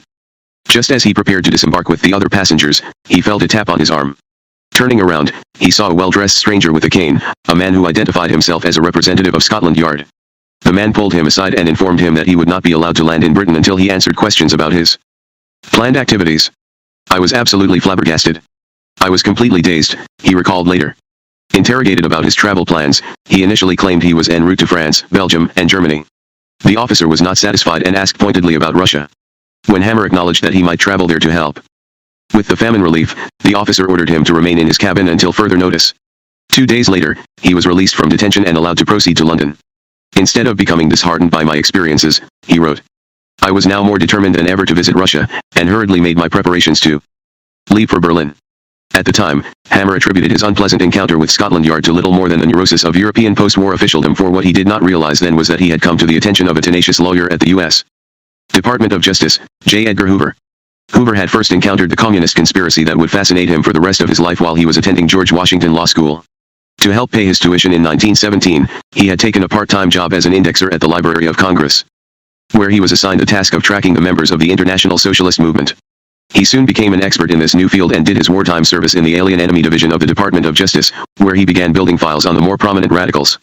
Army intelligence had kept many political and labor leaders under wartime postal and physical surveillance, which provided Hoover with a wealth of data for his dossiers. In 1919, when he was only 24, he had already become the department's resident expert on subversives. That same year, in the midst of a Red Scare greatly excited by leaked reports of radical bomb threats, Attorney General Mitchell Palmer launched a nationwide crackdown on radicals, the Palmer Raids. To dig up targets, he appointed Hoover head of the department's newly formed Radical Division, which, at Hoover's suggestion, was more broadly renamed the General Intelligence Division. Hoover, who had personally prepared the deportation case against Ludwig Martins, focused on the activities of the Russian Soviet Bureau, an easy target since it was the acknowledged agency of an unpopular foreign power. Army surveillance showed that the Bureau channeled funds to Soviet agents, left-wing labor organizers, propagandist institutions, and the left-wing faction of the Socialist Labor Party, which was to emerge as the Communist Party of the United States. Hoover considered the Russian Soviet Bureau the cockpit of Lenin's underground in America. Even after the Russian Soviet Bureau was closed and Martins was deported, intercepts of messages from Moscow showed that Martins was still engaged in arranging trade with U.S. companies. The government did not encourage such traffic, even though for most goods the legal prohibition on exports to Soviet Russia was lifted in 1921. In February 1921, Martins attempted to charter 2 ships to carry U.S. grain to Russia and a third to carry Russian asbestos to the United States. Although these particular charters were cancelled, Martins would presumably make other efforts to exchange goods with firms in the United States. By this time, Hoover had managed to establish a number of informers for his General Intelligence Division who kept him abreast of the movements of Martins's key operatives. One of them was William Edward Cope, a former journalist and the public relations man who had been employed to help Julius Hammer in his manslaughter trial, and who had been caught trying to bribe a juror. Soon after the bribery case was dropped, Cope entered into his relationship with Hoover. On June 11, 1921, Cope reported that Martins had remained, even after his deportation, a secret owner of Hammer's company, Allied Drug. Martins had, according to Cope, concealed a 50% interest in it. Cope further advised that Hammer's son Armand, who was still a medical student, planned to go to Russia that July. His purpose, according to Cope, was to carry some messages for Martins. Hoover now became keenly interested in the movements of the younger Hammer. He obtained from the State Department his passport file, which confirmed that he was scheduled to depart for Europe. Meanwhile, Hoover found that another former notorious Bolshevik had been listed in corporate records in Delaware as a part owner of Julius Hammer's allied drug, Abraham Heller. U.S. Army surveillance reports further showed that Heller had worked with Julius Hammer in attempting to recruit American businessmen for the Russian Soviet Bureau. Heller, according to State Department intelligence, had recently been briefly arrested in Estonia while trying to get into Russia without a valid passport. He was released and had crossed the Russian border on June 2. So two principals of allied drug Hammer and Heller were heading for Moscow. The General Intelligence Division also learned that David Dubrowski, who had been with the Russian Soviet Bureau in New York, was traveling abroad as an allied drug employee and had delivered medical instruments to Russia. Clearly, something was happening. But by the time Hoover's agents had tracked down the ship, Hammer had bought a ticket on the SS Aquitania. It had already departed for England. Hoover alerted the U.S. Embassy in London to Hammer's scheduled arrival there. 2 years earlier, in what became known euphemistically as a special relationship, Great Britain had secretly agreed to exchange counterintelligence reports with the United States. And in 1920 had set up a clearinghouse in London to keep records on all suspected communist agents. This was a particularly important resource for Hoover, since MI5, the British Security Service, had already planted a mole on the staff of the Soviet Trade Mission in London, which maintained communications with Martins's Russian Soviet Bureau in New York. MI5 informed Hoover that Julius Hammer was known to have been a close associate of Trotsky and later of Martins. It also reported that in 1916, Armand Hammer had enrolled in the Socialist Labor Party, which MI5 kept under surveillance. Hoover's tip that the younger Hammer was carrying material for Martins led MI5 to meet Hammer's ship. MI5 detained and questioned Hammer and searched his baggage. On July 15, Hoover was advised that the baggage contained a 16mm film of Martins's departure from New York and a letter to Martins. After examining these items, Hoover noted, "The propaganda film contains nothing of especial interest." The letter did reveal, however, that the film had been consigned to Hammer by the Soviet government's lawyer, Charles Recht, who, as far as Hoover was concerned, was acting as a stand-in for Martins in running Soviet operations in the United States. Hoover next received the report that Hammer was in Berlin on July 20. He had registered at the Adlon Hotel, which was conveniently located near the new Soviet Trade Mission, and had sent a cable to Moscow, saying that he was traveling at the behest of Recht. 10 days later, the Soviet Commissariat of Foreign Affairs cabled Hammer's visa to its mission in Berlin. Copies of these cables reached Hoover. But on July 31, Hammer checked out of his hotel in Berlin and vanished from Hoover's screen for the next 3 months. Getting into Russia was no easy task in the summer of 1921. The country had been torn apart and plunged into near ruin by the civil war that followed the Bolshevik Revolution in 1917. By 1919, the anti-Bolshevik armies occupied well over 90% of what had been Russia. The Ukraine, Poland, Georgia, Finland, Lithuania, Estonia, and Latvia, all once part of the Russian Empire, had declared themselves independent states. Meanwhile, there was massive foreign intervention. The Czechoslovak Legion seized the Trans-Siberian Railroad, British troops took over the oil fields of the Black and Caspian Seas and the Arctic ports, the Japanese held large parts of Siberia. All Soviet ports were blockaded by foreign navies. In the area they still controlled mainly the territory between Moscow and Petrograd, which until 1914 had been known as St. Petersburg. The Bolsheviks, under the banner of war communism, abolished money, banks, and savings and disrupted much of what remained of the economy. Winston Churchill, then the British Secretary of State for War, noted that Russia is rapidly being reduced by Bolsheviks to an animal form of barbarism. By the summer of 1921, the Red Army had recaptured most of the lost Russian territory, and the foreign interventions had ended, but Russian industry, communications, and agriculture remained in shambles, and a drought left 30 million Russians in danger of starvation. Even war-hardened Bolshevik leaders were begging the West for food to avert the impending famine. Latvia was one of the few countries that maintained even irregular rail communications with Russia. In August 1921, Riga, the Latvian capital, became the site of the first serious negotiations for famine relief between the U.S. and Soviet governments. The American Relief Administration, headed by Secretary of Commerce Herbert Hoover, offered massive quantities of food if the Bolsheviks would guarantee that they would distribute it fairly. Hammer arrived in Riga from Germany on August 16, 1921.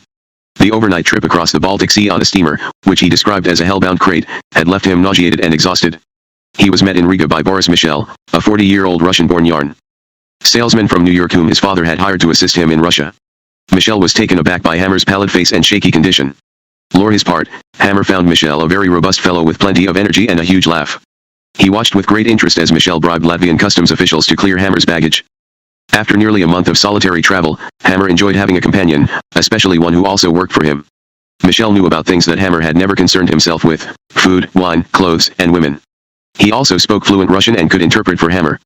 Although Michel had been unable to book rooms for them in any of the better hotels in Riga, they were filled with American and British reporters trying to get Russian visas so they could cover the mass starvation, and with international relief workers awaiting Russian visas so they could organize the famine relief. He found a rundown hotel, the Rome, where they spent the night. Michel spent the next day desperately trying to get a shipment of surgical instruments out of the Riga customs warehouse. It had been sent from the United States by Julius Hammer so that his son could present a gift to the Soviet government, but despite the gratuities he distributed to Latvian clerks, Michel was unable to retrieve it in time to catch the night train, which Hammer boarded for Moscow. 6 The train was extremely primitive, with wooden benches, and after dark the only lighting was from the candles Michel had bought for Hammer for the 3-day trip. Hammer was afraid to eat most of the food that was sold at the stations the train stopped at, and he was unable to sleep, so he was sick by the time the train reached the Russian border, but he kept his mind focused on his purpose. This was not some youthful adventure, it was a mission he was performing for his father. Moscow itself, which since 1917 had been caught in a non-stop cycle of war, revolution, counter-revolution, and civil war, was grim. The New York Times' correspondent, Walter Durante, who arrived in Moscow that same month, reported leaving the station, the street was full of holes where water mains had burst or where there had been digging in the attempt to clear choke drains.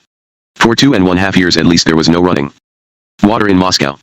And no steam heat, in a climate where 30 below zero occurs almost every winter. 7 On his arrival, Hammer was given a book of food coupons, since currency had been abolished, by a communist official and then escorted to his hotel, the Savoy.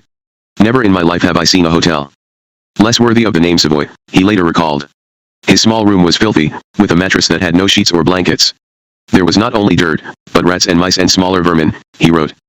It was unlike anything he'd ever experienced. Its only advantage was its proximity to the Commissariat of Foreign Affairs, where he had pressing business. 8 Hammer's contact there was Gregory Weinstein, a former associate of his father's at the Russian Soviet Bureau, who, after being deported to Russia in Martins's entourage, was now in charge of the American division of the Commissariat of Foreign Affairs. As such, he was involved with the Soviet strategy for breaking the unofficial U.S. boycott, and Hammer was to play a role in that strategy. Hammer met Weinstein the day after his arrival to discuss the surgical instruments that were now on their way to Moscow with Michel. Weinstein had already made arrangements for Hammer to present them to Nikolai Alexandrovich Semashko, Russia's Commissar of Public Health. Semashko, who had been commended by Lenin for his energetic suppression of peasant farmers and the confiscation of grain, was now, ironically, in charge of famine relief. Even though the instruments were a gift from Julius Hammer, Armand, in what may have been his first gesture of self-promotion and self-assertion, insisted on taking credit for donating them.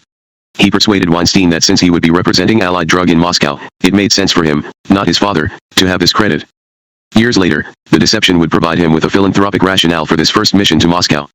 With a growing sense of confidence in, and understanding of, his role as a stand-in for his father, Hammer proceeded to the next order of business. Martins had arranged for him to inspect asbestos mines and other potential mineral concessions. On September 5, Hammer boarded a private train that had been commandeered by the Supreme Council on the Economy for the month-long rail trip through the Urals to Ekaterinburg, later, Sverdlovsk, to look at the mines. It was luxuriously outfitted by Russian standards, having both soldiers to protect the elite company and an American jazz band to entertain it. Hammer was impressed by the VIP treatment, which added to his sense of worth. He was now being dealt with not as some naive medical student but as a valued participant in an enterprise of political and economic importance. Accompanying Hammer on the trip were two men he knew well from New York, Ludwig Martins and Abraham Heller.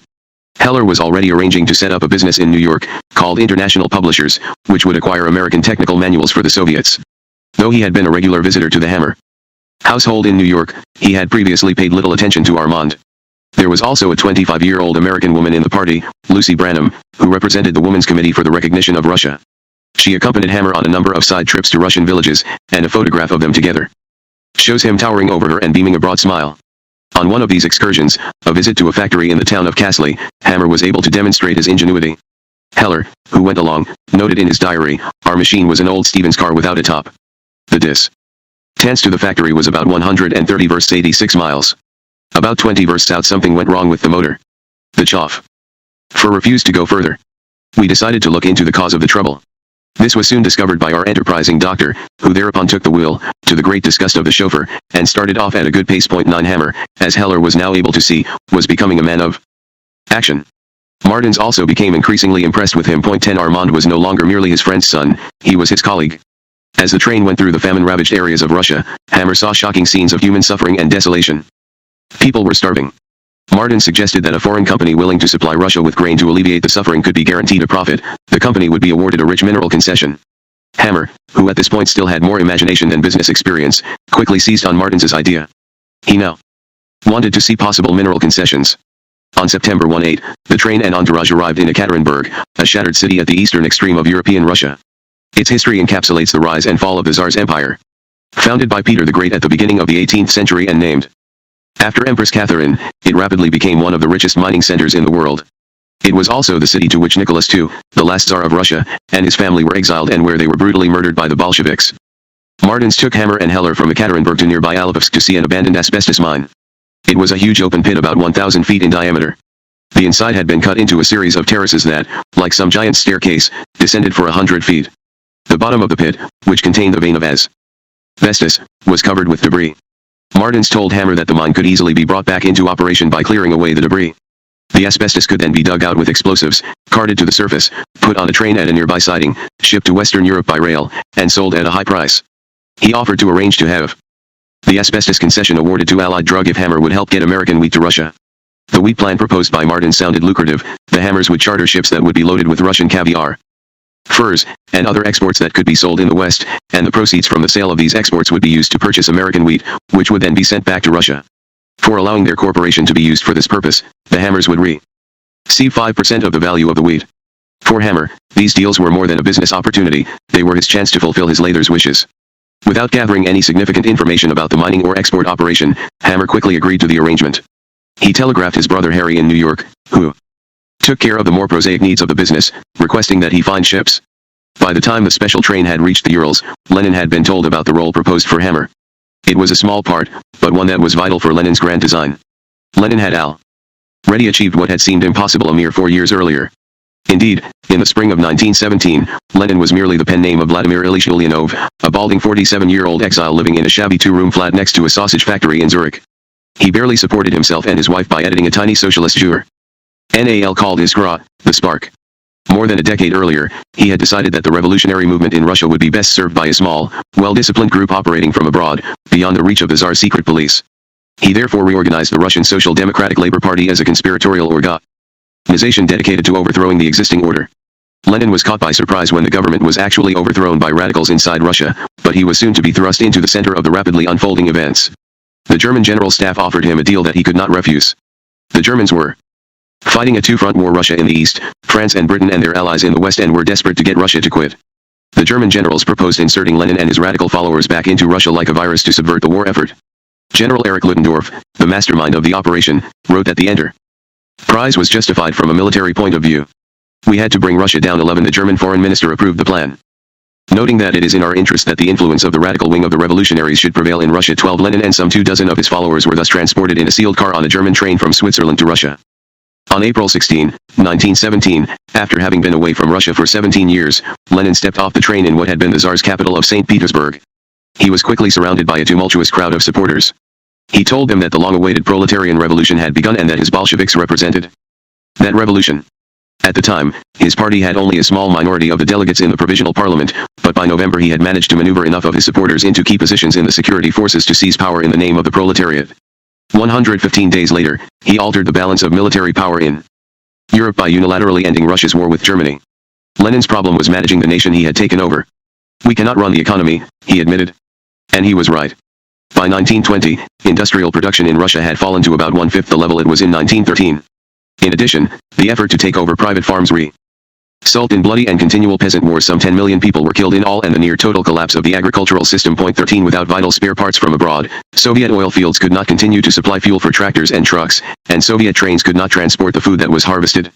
The only way to keep people from starving was to obtain from abroad the spare parts, fuel, trucks, and other items that were desperately needed. But the foreign governments that were in a position to provide such aid viewed the communist regime as their implacable enemy. Lenin needed to change the West's perception of what was happening in Soviet Russia. While conventional politicians might have doubted the possibility of achieving such a thing, Lenin did not. He had spent most of his life at the epicenter of an international conspiracy that was predicated on the idea that an entire world order, capitalism, could be subverted and overthrown. As early as 1902, in his essay What is to be Done, he had outlined the strategy by which a small cadre of professional conspirators would bring about world revolution for the masses. Its success would proceed from secrecy, discipline, and deception. The real would be hidden, the false displayed. Opponents would be confused, diverted, and ultimately misled into collaborating in their own destruction. The tactics had worked. Now Lenin had to apply the same conspiratorial principles to statecraft. He had to do and say whatever was necessary to advance the image of a non-threatening and potentially profitable Soviet Russia, even when such measures deviated from, or contradicted, Marxist ideology. The end still justified the means where the survival of the revolution was at stake. Concessions, in which foreign capitalists would receive exclusive access to Russian minerals, were a part of this strategy. Lenin explained to his economic commissar, Simon Lieberman, that concessions were the bait that would help to overcome the political hostility of businessmen. 14 He assumed that US, British, and German capitalists would be with one another for the concessions, and to get better terms they would pressure their respective governments to lift restrictions against trading with the Soviet Union. Lenin had even discussed the idea of turning over the port of Vladivostok and the Soviet Far Eastern provinces to American capitalists so as to turn the U.S. government against Japan. He had little problem persuading his colleagues that the capitalists' presumed greed could be used to Soviet advantage. When one of them asked him where the Soviet state would obtain the rope with which to hang the capitalist nation, since rope, like every other commodity, was in short supply, he answered, "They'll supply us with it." 15 In March 1921, Lenin proclaimed a new economic policy, or NEP. War communism, in which all profits had been banned, would be replaced by a mixed system of public and private ownership. Money, which had been theoretically abolished in 1918, would be reintroduced, and private property, free markets, and capitalist enterprise would be permitted.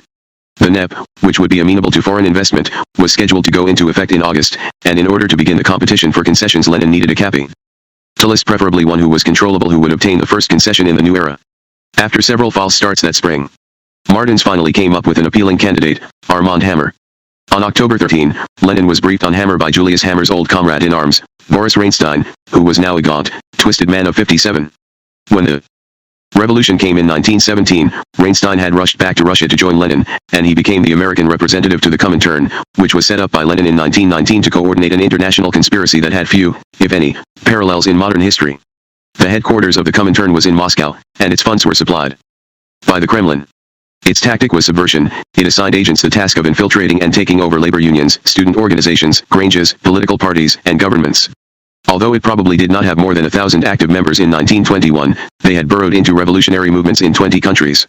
They used all the equipment of espionage, aliases, false documentation, laundered money, code books, safe houses, and clandestine couriers.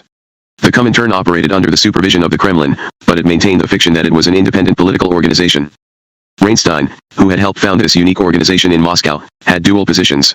He was the secretary of the Profintern, which coordinated efforts to penetrate the labor movement around the world. And in the Soviet government, he headed the American propaganda section of the Commissariat of Foreign Affairs. He had also become one of Lenin's chief Americanologists. The plan to recruit American capital and technology in the form of concessions came under his purview, and he told Lenin that Julius Hammer was a sincere and selfless Marxist, one whom he credited with playing a leading role in initiating the communist movement one in the United States. Reinstein reported that Julius had been falsely imprisoned by the American government because of his activities on behalf of the Russian Soviet Bureau, but that from behind bars he had continued to support the cause. He further explained that Julius had sent his son Armand to Moscow as his proxy with a present of a complete set of surgical instruments for the People's Commissariat of Health. 16. Lenin was impressed. He telegraphed Martins in the Urals to find out whether Hammer could be persuaded to finance other business activities. 1 He was worried that Hammer might not live up to his promise to deliver grain, but both Martins and Reinstein assured him that Hammer was earnest about it. Since Lenin could not break the impasse in the negotiations on concessions with the Europeans, the British and the French want to plunder us, he wrote that same day. He decided to spur the competition between the blind pawns by conspicuously granting the first concession to an American. On October 19, he ordered Martins to draft a contract for Hammer. "Let it be a concession, even if a fictitious one," he wrote, suggesting that a fake mining concession, like the deceptive Potemkin villages that were supposedly erected to impress Catherine the Great, would serve an important purpose. "What we want to show and have in print is that the Americans have gone in for concessions," he continued. "This is important politically." 19 Martins had already drafted a contract for Hammer for a concession in the asbestos mines outside the town of Alipovsk. To add to the credibility of the deal, Lenin agreed to meet personally with the young American concessionaire to be. The city of Moscow was built on 7 hills, on one of which, surrounded by a great wall constructed by the Tsars, is the Kremlin. Hammer received his summons to the Kremlin the day he returned from the Urals expedition. At 9 a.m.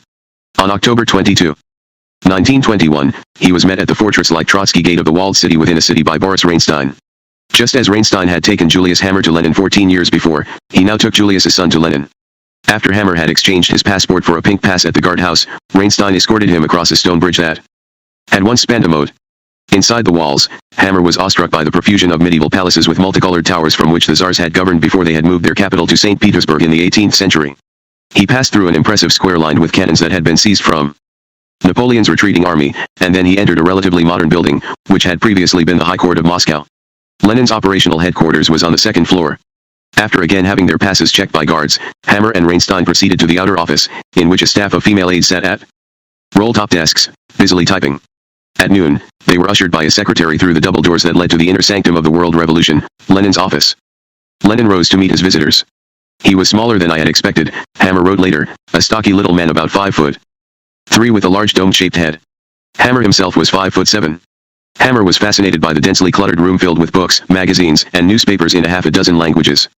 On shelves, on chairs, piled up in heaps on the desk itself. The only uncluttered part of the desk he could make out was reserved for a battery of telephones.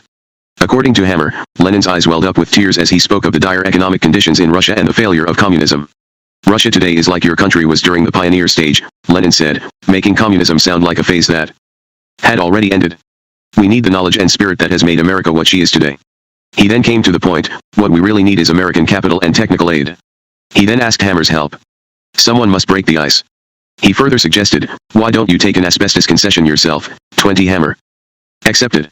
He was not only flattered by the attention of a world leader, but he was, as he confided years later to his tape-recorded diary, captivated by the force of Lenin's personality. If Lenin had told me to jump out that window, Hammer reflected, I probably would have done it.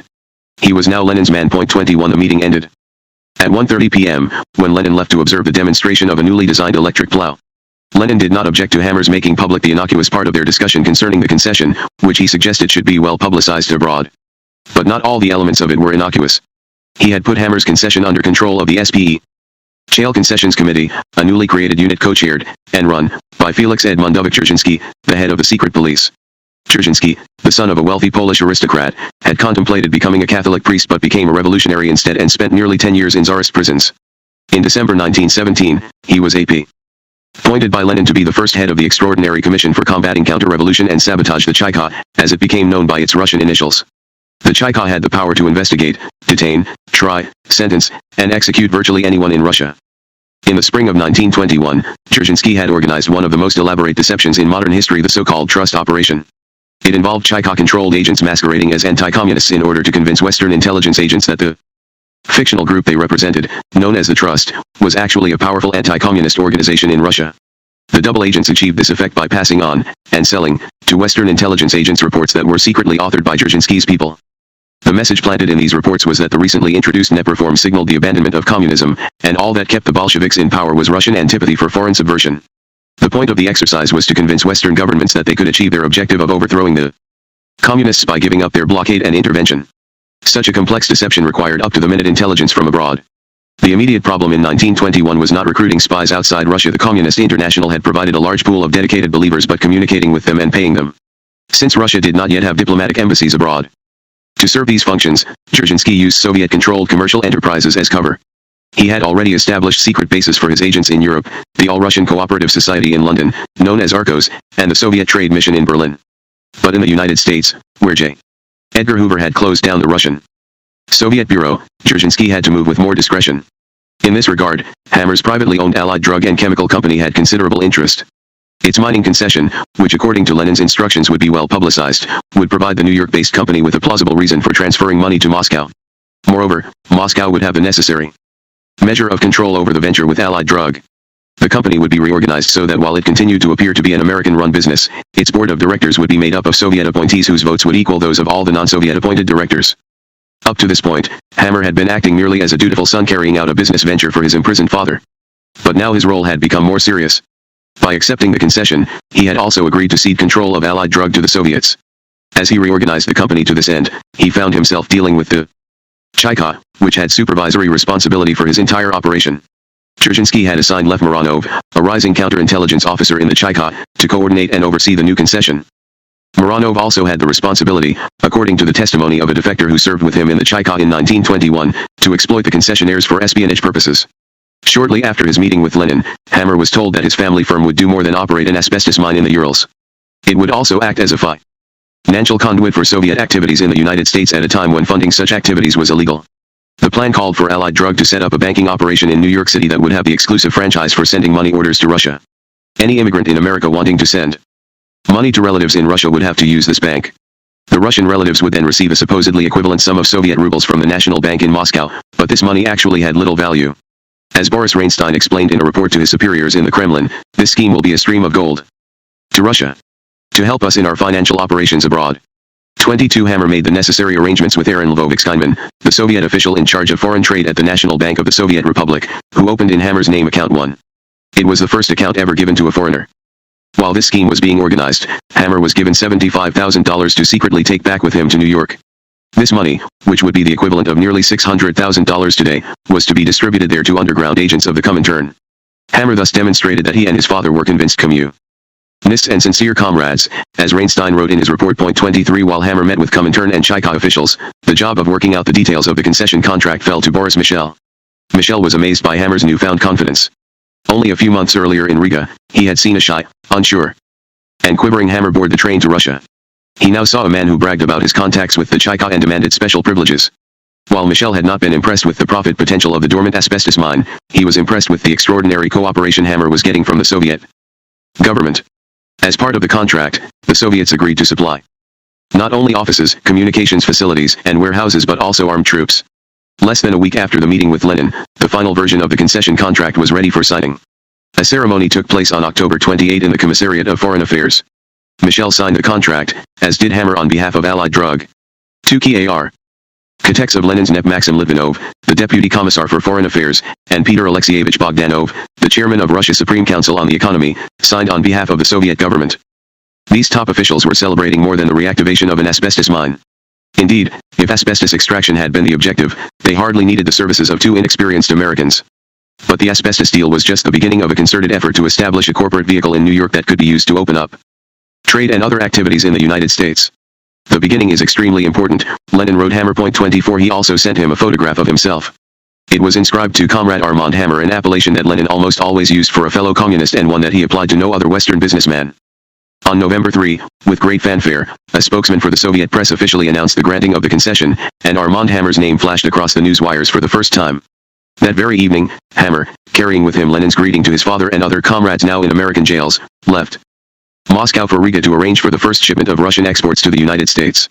Armand Hammer had begun his voyage on the SS Aquitania as a shy, isolated youth with his own burden of secrets. His involvement in the crime his father was imprisoned for and knowledge of the clandestine business his father had carried on with the Soviet regime. Now he had gained a great deal of experience in the way the world worked, at least the world of conspiracy, and he had begun to emerge from his father's long shadow. But Hammer also departed Russia with a new burden of secrets: his commitment to using his family's company to help finance Soviet espionage in America. He had crossed a line into a land of intrigue, from which there was no return. Armand Hammer returned to New York from his second trip to Moscow on the SS Majestic in the spring of 1922. Less than a month before, Lenin had written Stalin that he was secretly designating Hammer a path to American business. UPL/Corbis Bettman. Chapter 3 Lenin's Path. On December 4, 1921, Armand Hammer returned to New York as the public face of his family's business. He dressed in noticeably better cut suits, had grown a rakish mustache, and wore a diamond pin in his tie. And as if dress made the man, he behaved more confidently. He sought out journalists to brief them about his meeting with Lenin, a meeting he expanded with a bit of self-aggrandizing hyperbole. Instead of joining the staff of Bellevue Hospital as he had been planning to do before he left for Moscow, he now plunged headfirst into the intrigue surrounding Russian trade. He not only had the opportunity to redeem the enterprise begun by his father before he was taken off to prison, but he also had a personal mandate from Lenin. Although he may not have had the ideological commitment his father did to communism, he had managed to achieve something unique for himself. He was the first American concessionaire in Russia.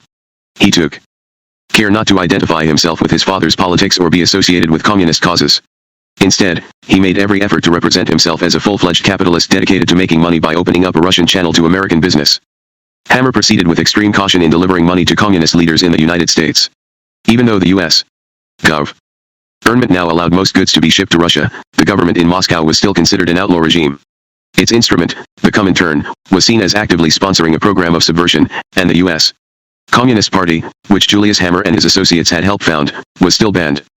Hammer's most urgent problem was financing the delivery of wheat and other American products to Moscow. He also had to set up the bank catering to Russian emigres that Boris Reinstein had outlined. To accomplish all this, he somehow had to raise money from American businessmen. On December 15, Hammer invited potential American backers of the bank to a private dinner at New York's swank Commodore Hotel.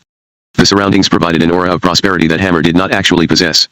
He chose businessmen who could profit enormously from the opening up of Russian trade, such men as Sidney Klein, whose United States Food Products Corporation, a $1 million concern, was looking for new markets for its grain and other commodities, Julius Rubin, whose Sonborn & Sons was America's largest importer of oil, and Alan Hansen, whose giant equity steamship company could benefit from shipping commodities. He also brought with him Jacob Scapiro, an extremely shrewd 31-year-old lawyer, accountant, and money lender who had already provided Hammer with some of the funds he needed. Hammer insisted on secrecy at the outset. Even at the age of 23, he had a flair for imparting drama to things. He passed Lenin's letter to him around the table. Although it merely stated that Have my best wishes for the success of your first concession, as it is of the utmost importance for the trade relations between our republic and the United States. He told the assembled businessmen that Lenin had made clear to him in their private meeting that he recognized that communism was unworkable. The new economic policy, which Lenin had proclaimed in August with great fanfare, was only the first step in moving Russia back to a more conventional economy. Although Lenin could not yet state it publicly, Hammer continued, he wanted American capitalists to come to Russia and help run the Soviet economy. With a calculated measure of exaggeration, Hammer then told his audience of the huge concessions he had obtained and how his contract provided that they would be protected by Soviet troops. When one of the businessmen questioned him about the stability of the Soviet government, he replied, without missing a beat, that it was stable enough to keep order. Hammer insisted that he had the necessary clout with Lenin, as his letter and concession demonstrated, to ensure that businesses he supported would get favorable treatment. I thought I could use my connections and knowledge of the Russian market, he later reflected. Point two, his final pitch to these businessmen was straightforward. If they put capital into the bank he was forming, he would see that they had an inside track in getting the products they wanted in and out of Russia. The proposition intrigued a number of the participants so much that they held private meetings with Hammer over the course of the next week. Jacob Shapiro was especially interested in the franchise for the private bank that Moscow had offered Hammer. He instantly moved to get control of a defunct New York bank that had been owned by Portuguese businessmen and could serve as their American bank.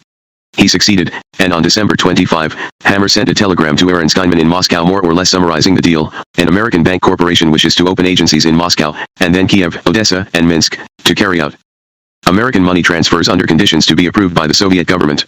The American bank wishes to obtain a concession for 6 months for transfers of up to $100 apiece. All such American transfers must be controlled by this bank.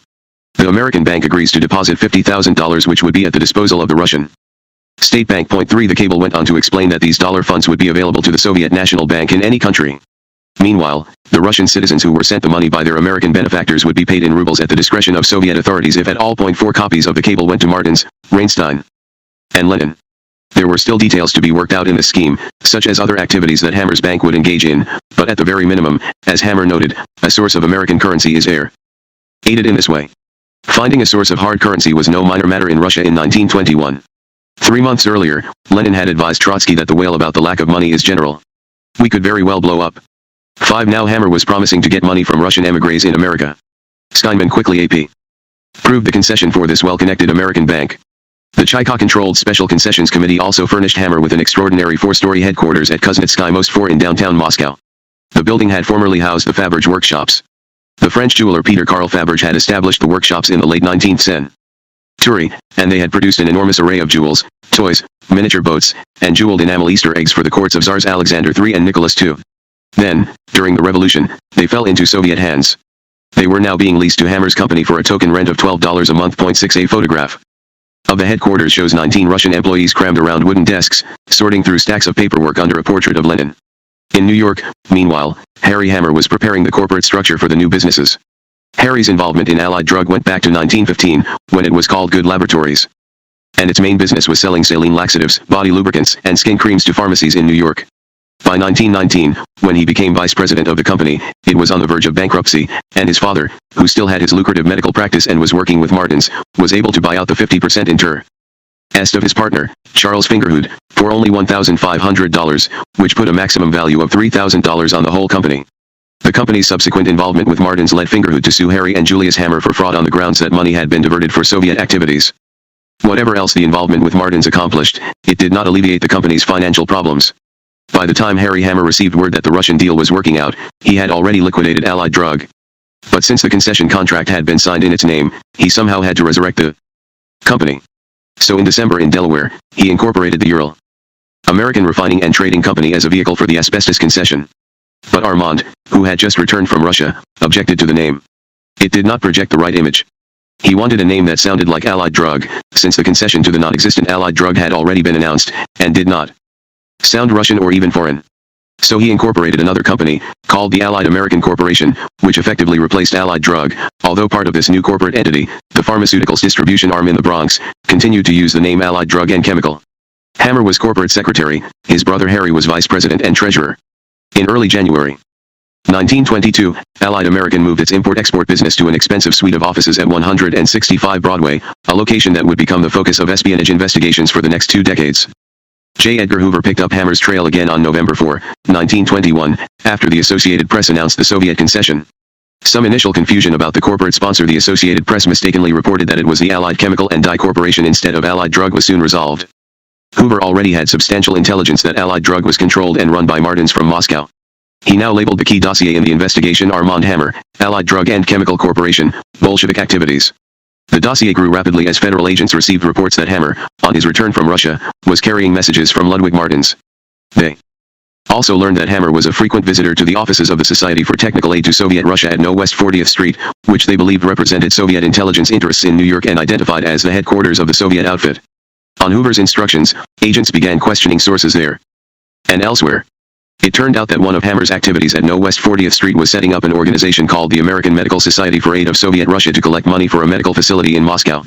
Donations were to be piped through the bank he and Jacob Skapiro were creating in New York. His associate in this venture was none other than David Dubrowski, the former employee of both Allied Drug and the Russian Soviet Bureau who had preceded Hammer to Moscow. Dubrowski had now been appointed head of the Soviet Russia Red Cross and was assumed by the State Department to be an employee of the Soviet government. The entire project appeared to be a cover for getting funds to the Soviets, as Dubrowski himself later confirmed it was. 7 Meanwhile, George J. Starr, Hoover's agent in New York, had received important information from London about the concession that had been so publicly awarded to Hammer, although it had been announced that Hammer's company had agreed to deposit $50,000 in gold with the Soviet National Bank. It had not yet delivered the money. Starr's report, which Hoover received on November 29, 1921, raised serious questions about the provenance of Hammer's financing. A check of Hammer's account at the Gotham National Bank showed that he had less than $100 when he left for Russia. His company was hardly in any better financial shape.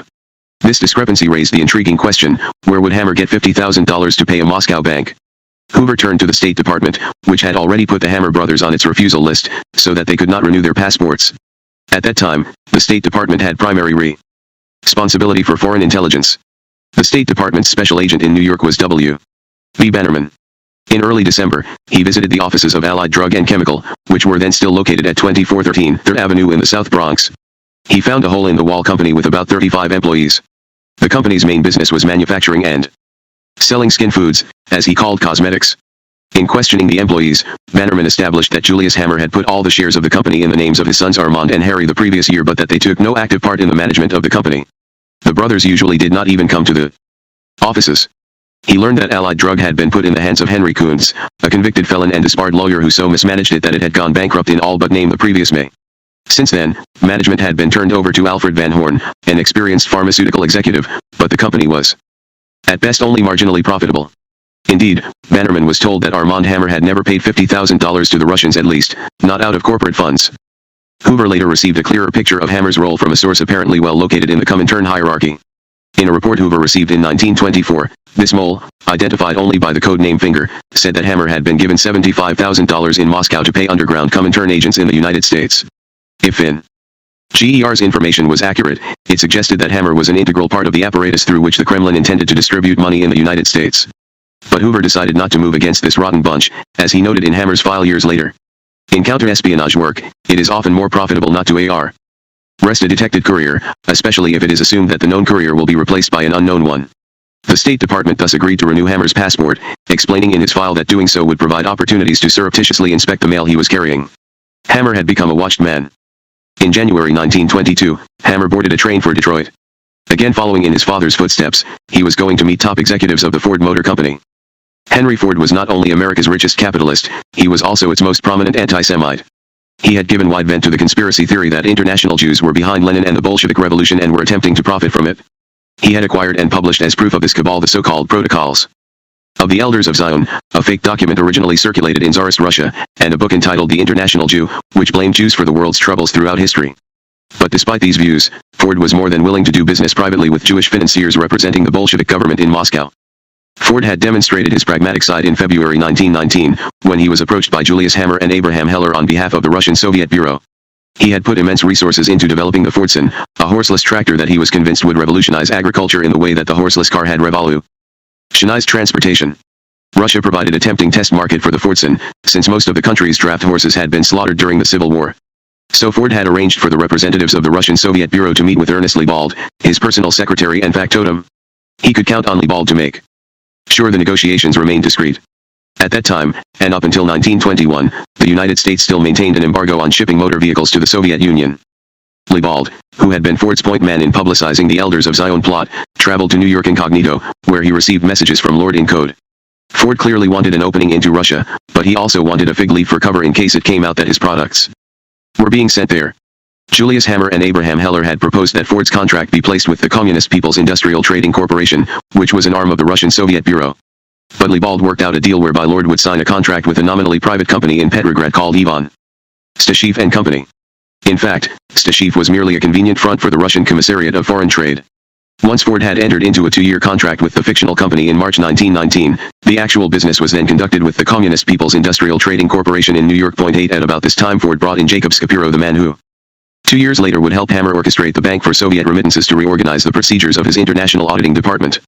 Although Scapiro was a qualified accountant and lawyer, he seemed to be a curious choice, since Ford's policy excluded the hiring of Jews. But Henry Ford openly referred to Scapiro as my kike, and gave him responsibility for auditing the secret exports to Russia. 9 Scapiro, after leaving Ford in 1921, became involved in organizing Allied American. He was its lawyer, accountant, banker, and designated representative in New York, and he used his connections at Ford to make sure Armand Hammer was well received. Although Hammer was by then more accustomed to conducting business at high levels, he was uneasy about the prospect of meeting Henry Ford, especially in light of Ford's reputation as an anti-Semite. Hammer was met at the railroad station in Detroit by one of Ford's executives and driven to Ford's newspaper office in Dearborn. After being interviewed there about his views on Russia, he was introduced to Ford. Hammer found Ford to be down-to-earth in both his dress and his manner. He had finally perfected his Fordson tractor, and he took his visitor on a tour of the model farm he had built to demonstrate the effectiveness of mechanized farming. According to Hammer's account of the conversation, Ford asked him how many tractors they wanted. Millions, Hammer replied, using the pitchman's excess that was becoming natural to him. 10 Hammer wanted Ford to replace the expired Ivan Stashev contract through which only 238 Ford vehicles had been delivered to Russia with an Allied American contract. The U.S. embargo against direct trade had been ended, and there was no further need to operate by means of a cover. As part of Hammer's concession arrangement, Allied American had been named the exclusive purchasing agent for Ford-type vehicles, and so within 2 weeks of Hammer's visit to Dearborn, Ford appointed Allied American as its agent in Soviet Russia. He also agreed, in what was to become the first of a number of technology transfers by Ford, to train a group of Soviet automotive engineers in his Dearborn factory and send to Russia manuals, blueprints, and other technical data so equipment could be serviced there. Hammer sent Boris Michel to Detroit to work out the delivery details. Jacob Scapiro worked out the complex credit and financing arrangements. Once the contract with Ford was in place, Scapiro went to other companies that made attachments for the Fordson tractors and negotiated Allied American's representation of their products in Russia. Since Allied American had what amounted to a temporary monopoly on the U.S. end of Russia's foreign trade, he was able to exact a high commission. For example, the Molin Plow Company agreed to pay Allied American 1/3 of the sales price of the products it exported to Russia. By the end of 1923, similar deals were struck with 30 other U.S. companies. To pay for these imports, the Soviets agreed to sell Russian furs, which were then heavily in demand, and other exportable items to U.S. companies, with Allied American acting as their sales office in New York. Allied American would also get a commission on these sales. This arrangement was not as profitable for the Hammers as it appeared.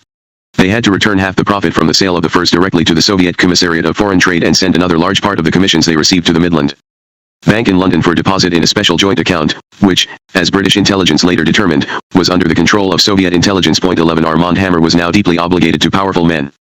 On March 15, 1922, he sailed on the SS Majestic to London, where his firm had just opened an office on Moorgate Street, next to the complex called Soviet House, which housed both the Soviet Trade Delegation and Arcos, the Soviet Import-Export Organization in Britain.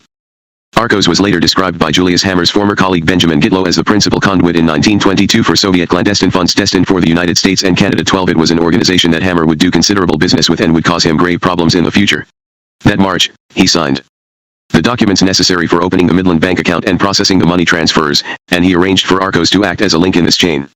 He then proceeded to Berlin. In the spring of 1922, Berlin was in tumult. Imperial Germany had been dismantled 3 years earlier, and in its place was a weak and fragile republic buffeted by plots to seize power. The Treaty of Versailles had imposed on Germany onerous terms for reparations that the republic could not meet. The treaty had also demilitarized what remained of the country. The powerful German general staff was done away with, and the army of peace was prohibited from having any weaponry for offensive war such as planes, artillery, ships, or chemical weapons.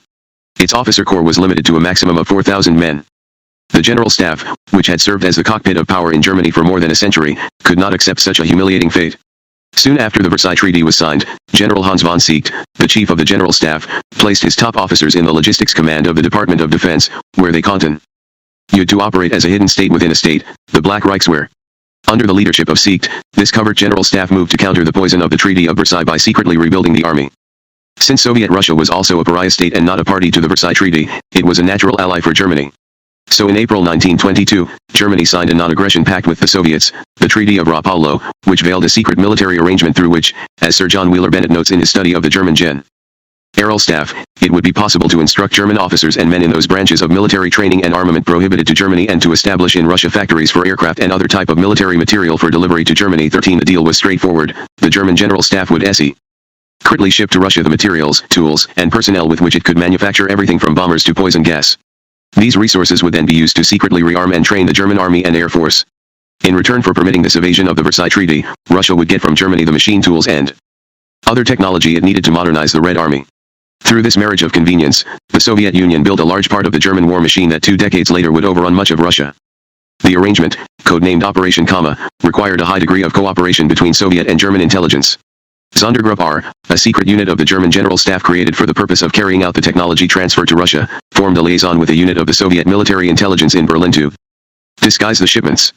The main front for smuggling material and technicians from Germany into Russia was the Company for the Promotion of Industrial Enterprises, known by its German initials, GEFU. With inconspicuous offices in Berlin and Moscow staffed by officers of Sondergruppe R masquerading as executives, and with the considerable capital of 75 million marks, supplied by the German General Staff, GEFU represented itself as a private corporation engaged in investing in Russia. Soviet intelligence needed its own corporate fronts to cloak its dealings with GEFU and to use for acquiring from other companies in Europe the components for the clandestine rearmament.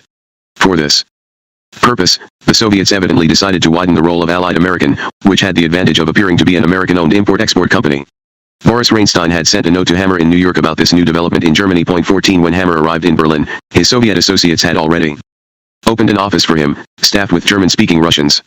The office was on Lindenstrasse, 2 doors down from Westerg, the Soviet trade organization that most of Hammer's transactions would be processed through and that also served as the principal base for Soviet intelligence in Western Europe.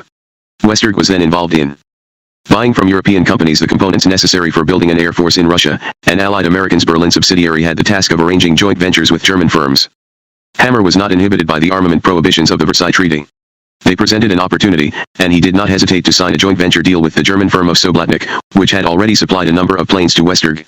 Soblatnik had been a major supplier of airplanes for the German army during World War I and was now developing new bombers under the guise of building civilian aircraft. Since it was illegal to test military technology in Germany, the equipment was transferred to Russia. The project, as outlined by Hammer, included reconstruction of the airplane plants existing in Russia in order to assemble airplanes in the shortest time and the organization of an aviation school to train pilots. It also called for sending to Russia the machine tools to produce airplane engines.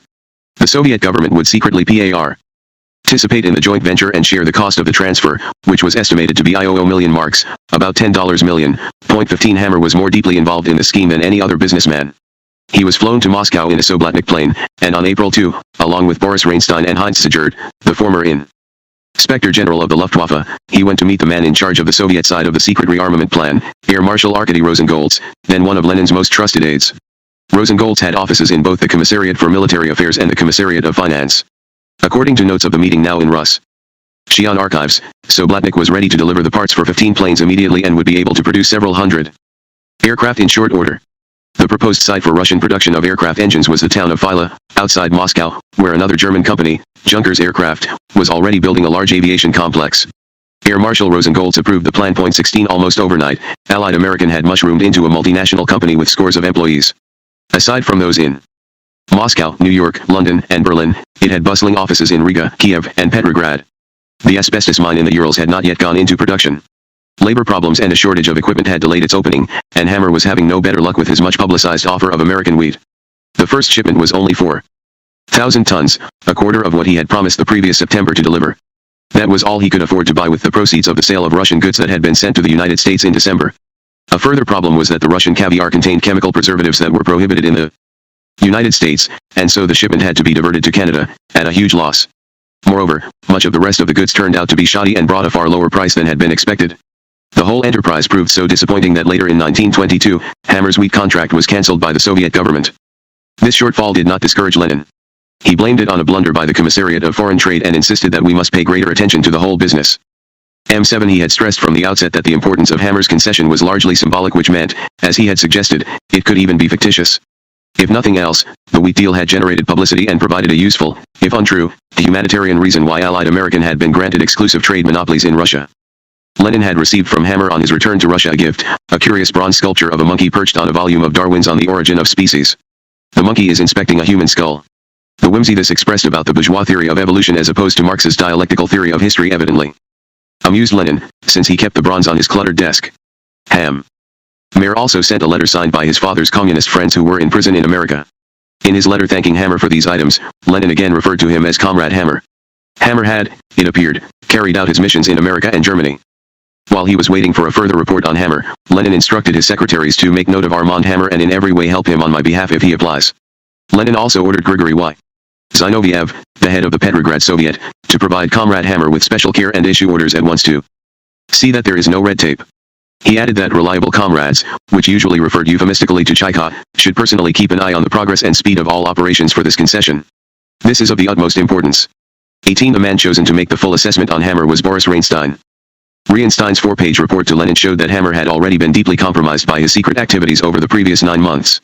The report began by warning Lenin that this memorandum cannot fall into unreliable hands because if this copy falls into the hands of the American government it can have a fatal effect on the position of Comrade Julius Hammer, which is already very difficult. He explained that Julius Hammer's activities in support of the communist cause spanned more than a quarter of a century, and that on the recommendation of Ludwig Martins a contract had been concluded with the Hammer's company, Allied American, through which our goods are sold in New York under its control. The remaining profits from the sale are remitted to the Soviet government. Reinstein reported that although the wheat shipments had been delayed by unforeseen problems, the collaboration had achieved a number of successes. Reinstein viewed Hammer's contract for asbestos mining as, if nothing else, an important enticement to get other foreigners to take concessions on favorable terms. He noted that its conditions are sufficiently beneficial for us to wish that all future foreign concessions emulate it. In addition, he added, Hammer had purchased for the asbestos mine modern German mining equipment that Russia needed. Allied American had also received from Ford the exclusive agency to sell its cars, trucks, and tractors in Russia. And it was making similar arrangements with other American manufacturers. In Berlin, Allied American entered into an agreement with the German firms Atlantic, which was an offshoot of the Soblatnik venture. Its mission was, in collaboration with the Soviet Air Command, the development here of an airplane business for civil and military purposes, including engines. Finally, Reinstein noted that Hammer had undertaken to help the Soviets acquire radio telephone technology from the already developed organization of it in America. Hammer suggested that he could buy key pieces of this new technology in the United States, and he offered to get, with the help of his father, at least part of the money necessary to solve this problem, which, Reinstein added, is extremely important to us. From the Soviet perspective, Hammer had opened up a route through which funds and technology were flowing into the Soviet Union and could be expanded in the future. Reinstein concluded that it is clear from all the aforesaid that in the persons of Comrades Hammer and their Allied American Corporation we have a connection which is very valuable for us. 19. Lenin evidently accepted this assessment. On May 24, he forwarded Reinstein's report to Joseph Stalin, the General Secretary of the Central Committee of the Communist Party. In an accompanying message, he noted, on the strength of this information from Comrade Reinstein, I am giving both Armand Hammer and B. Michel a special recommendation on my own behalf and request all Politburo members to give these persons and their enterprise particular support. This is a small path leading to the American business world, and this path should be made use of in every way. 20 Lenin underlined the words in every way, and he called attention to how important he deemed the exploitation of this path by marking the letter to Stalin urgent and secret. He also ordered Stalin to circulate his note to Zinoviev and all other members of the Politburo. It was Lenin's last message to Stalin before the stroke that incapacitated him for the next several months. Stalin took the requisite steps to fulfill the plan to solidify the connection with Hammer. He instructed the organs, as the Chaika and other Soviet security services were referred to by the leadership, to investigate and report on his activities in Russia.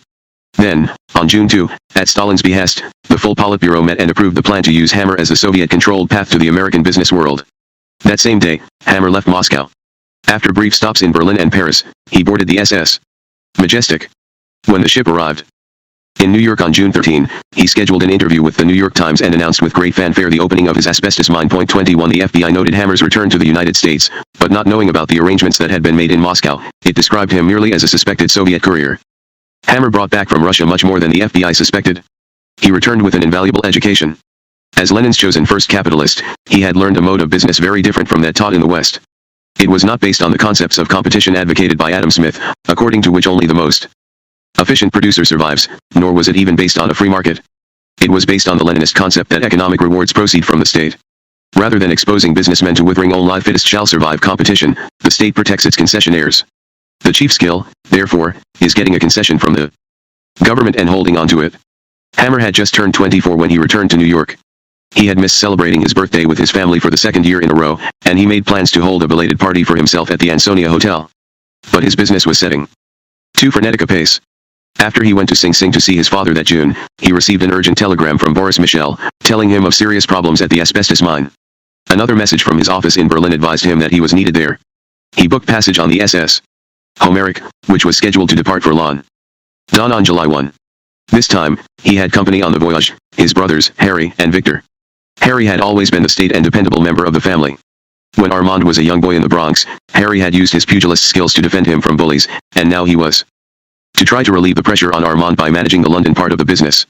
This involved shuffling money back and forth among secret accounts controlled by the Soviets. Victor was less serious than Harry and more light-hearted. He had always liked to dance, sing, and amuse people. When he was 5 years old, he had performed Umari Had a Little Lamb in different dialects as a vaudeville act. Victor had attended Colgate and Princeton but did not graduate. He had planned to study acting, but Armand persuaded him to go to Moscow instead and work for him as his personal assistant. Hammer had even enrolled him in a course in shorthand so he could take dictation. Victor agreed to go on condition that he could also study theater in Moscow. The fraternal reunion aboard the SS Homeric in the summer of 1922 ended when the brothers reached England. Harry and Victor remained in London. Armand, appearing increasingly nervous and distracted, immediately boarded the night train for Berlin. From Berlin, Hammer went to Hamburg, where he met with German engineers, and then to Riga, where he dealt with customs officials who were delaying the shipment of imports he had contracted for, and then to Baku and Grozny to look into the possibility of an oil concession. He was debilitated by this constant travel, much of it on unsanitary trains. 22 That October, there was another crisis. The workers at Hammer's asbestos concession, infuriated by the poor conditions in the mine, refused to work. Hammer visited the mine, but this only seemed to exacerbate the situation. Leo Wolf, the manager of the concession, carried a revolver to protect himself from angry employees. He told Hammer that his workers were so short of food rations that they were on the verge of rioting. Hammer also ascertained that vital machinery, spare parts, and food supplies lore the mine that he had shipped months earlier had still not arrived. Dismayed and horrified, he called for the assistance of the Chayka, and by December the strike was suppressed and the other problems were temporarily alleviated. 23 Hammer was enormously impressed by the cold-blooded efficiency of the Chayka and of its chief, Felix Dzerzhinsky. He later wrote approvingly about Dzerzhinsky's personal intervention in railroad delays that same year. In considerable detail, he described an incident in which Dzerzhinsky was on an inspection tour of the railroad in the Urals and cabled the local administrative center at Omsk to dispatch a train to pick him up. When the train did not arrive promptly, he went to the center with a detachment of Chayka troops and ordered the chief administrator and his assistant to step forward. They did, and were both taken to a courtyard and shot as a lesson. Hammer saw the lesson as evidence that the end justifies the means. He pointed out that after the two lax officials were summarily executed, the trains ran more efficiently. 24 Hammer told a story about his own effort to resolve a transportation problem that is eerily similar to the one he told about Dzerzhinsky. In this account, Hammer finds that several railroad cars carrying food supplies for his mine workers have been delayed at a siding by a station commandant who wants a bribe to release them. Instead of complying with this request, Hammer cables for assistance to the authorities in the nearby city of Sverdlovsk. He has with him a passport signed by a top Chayka official that works like pressing a magic button. The Chayka acts within hours to release the train to Hammer, and the station commandant was recalled at once to Sverdlovsk and after a brief inquiry was shot. 25 Hammer may have exaggerated for dramatic effect his role in the execution of this official, but even so it is a telling exaggeration. Hammer no longer saw himself as the powerless and isolated young man kept cowering on a ship by a British official. Now he depicted himself as someone with awesome connections, someone to be feared rather than trifled with, and someone who, like Dzerzhinsky himself, could destroy a petty official who abused him. It is a story he would tell over and over again, with slight variations, throughout his career. When Hammer returned to Moscow later that December, he moved into the apartment of Boris Michel. He told Michel that the Russian winter was getting him down and that he needed companionship. Michel's 19-year-old son, Joseph, was also living in the apartment. Hammer seemed to enjoy Joseph's company and, on one occasion soon after they met, took him to a Russian bath located near the Kremlin. Hammer called over a 300-pound master to give Joseph a massage, and when Joseph, who did not speak Russian, asked Hammer to have the master ease up on the pounding, Hammer instead used the Russian word for harder. As Joseph's pain increased, Hammer laughed uproariously. It was the first and only time Joseph had seen Hammer laugh like that. Hammer became increasingly tense and troubled that December, spending more and more time alone in his room. Then one day just before Christmas, he failed to emerge at all. At first, Boris Michel assumed that his guest was suffering from a stomach illness, which was common in Moscow then. But as Hammer grew more remote and refused even to speak, Michel feared he might be suffering from a nervous breakdown. In a panic, he called Victor Hammer, who had arrived in the city and just been accepted as a student at the Moscow Art Academic Theater. Victor rushed over and found that his brother suddenly seemed to have grown older and sadder. He tried with all his charm to cheer him up, but it did no good. For nearly a week, Hammer just gazed out the window at the heavy snowfall that was enveloping Moscow. He refused to see a doctor. Victor urgently wrote their father, as did Michelle. 26 A week went by, and then Hammer seemed to recover his composure. He said he had to make a business trip to Germany, and as if nothing had happened, he left for Berlin the next day. 27 Armand Hammer was obviously under great pressure. His entire life had changed. Less than 2 years earlier, he had been a shy and withdrawn medical student. Now, he headed a company that had over 100 employees in 5 countries. He had met and done business with 2 of the most powerful men in the world, Lenin and Ford. He had been taken on as a protege by Boris Reinstein in the Comintern and had dealt with many of the top leaders of the Soviet Union. He had also undertaken obligations that he had not confided to anyone outside Russia except his father, obligations to facilitate the secret business of the Soviet regime. However he reckoned the consequences of this involvement, there was no escaping his obligations to the Kremlin. Nothing in his life had fully prepared him to carry out such immense and dark commitments. The prodigal fathers returned the letters that Julius Hammer received from his son Victor and Boris Michel in December 1922 were worrying. Julius realized, from the symptoms they described, that Armand had probably suffered a nervous breakdown. 1 Although he seemed to be recovering, he was in need of his father's help. Julius had to get out of Sing. Julius Hammer still had a minimum of nearly 1 year to serve on his sentence, but he devised a brazen strategy to expedite an early release. Using all his influence and connections, he made the case that his return to Moscow was necessary to maintain the sales of American-made products overseas and that his release was therefore in the national interest. He wrote in a letter to his parole board that Allied American was the authorized dealer for Ford Motor and other companies in Russia and that in his absence the responsibility for this business had fallen on his son Armand, who was not equal to the concession, being only 24 years of age and a student all his life. He also cited Armand's breakdown. He added that unless he took over the business from his inexperienced son, it would collapse, and if that happened, other American exporters who used the services of Allied American would be in jeopardy. He wrote a similar appeal to the U.S. Bureau of Foreign and Domestic Commerce, which was responsible for promoting American business abroad, noting that his company's activity in Russia is bound to be of considerable benefit to the business interests of this country and the employment of large numbers of American workmen too. The strategy worked. He was released from prison on April 5, 1923, and given permission to go to Russia. Julius's wife, Rose, had kept the rooms at the Ansonia Hotel on New York's Upper West Side during his confinement. While she packed up their belongings for the move to Moscow, Julius Hammer went to Detroit to see Henry Ford. Again, Ford did not let his fervently espoused anti-communism interfere with business. Even though Julius Hammer had been one of the founders of the Communist Party in the United States and was just out of prison, Ford had no compunction about meeting with him or allowing him and his sons to act as Ford's representatives in the Soviet Union. He had even granted Allied American 6 months credit on vehicles delivered to Russia. Julius Hammer now proposed to Ford that rather than export Ford's and tractors he produce them in Russia with local labor. Julius Hammer stressed the growing stability of the present Russian regime and his own connections to it. He told Ford he was going to Moscow and offered to help set up such a plant. Ford was evidently interested in the idea. He mentioned that his company was developing plans for the construction of factories in every country in which it planned to sell tractors, and Russia was an obvious candidate for such a factory. 3 Julius and Rose Hammer left for Russia, by way of France, Germany, and Latvia. In mid-April, they arrived in Moscow in time for the Bolshevik celebration of May Day. Russia, in the spring of 1923, was emerging from or at least seeing a ray of light at the end of a bleak tunnel. The devastating famine, which Armand Hammer had witnessed nearly 2 years earlier on his trip to the Urals, had been followed by a bountiful harvest. For the first time in years,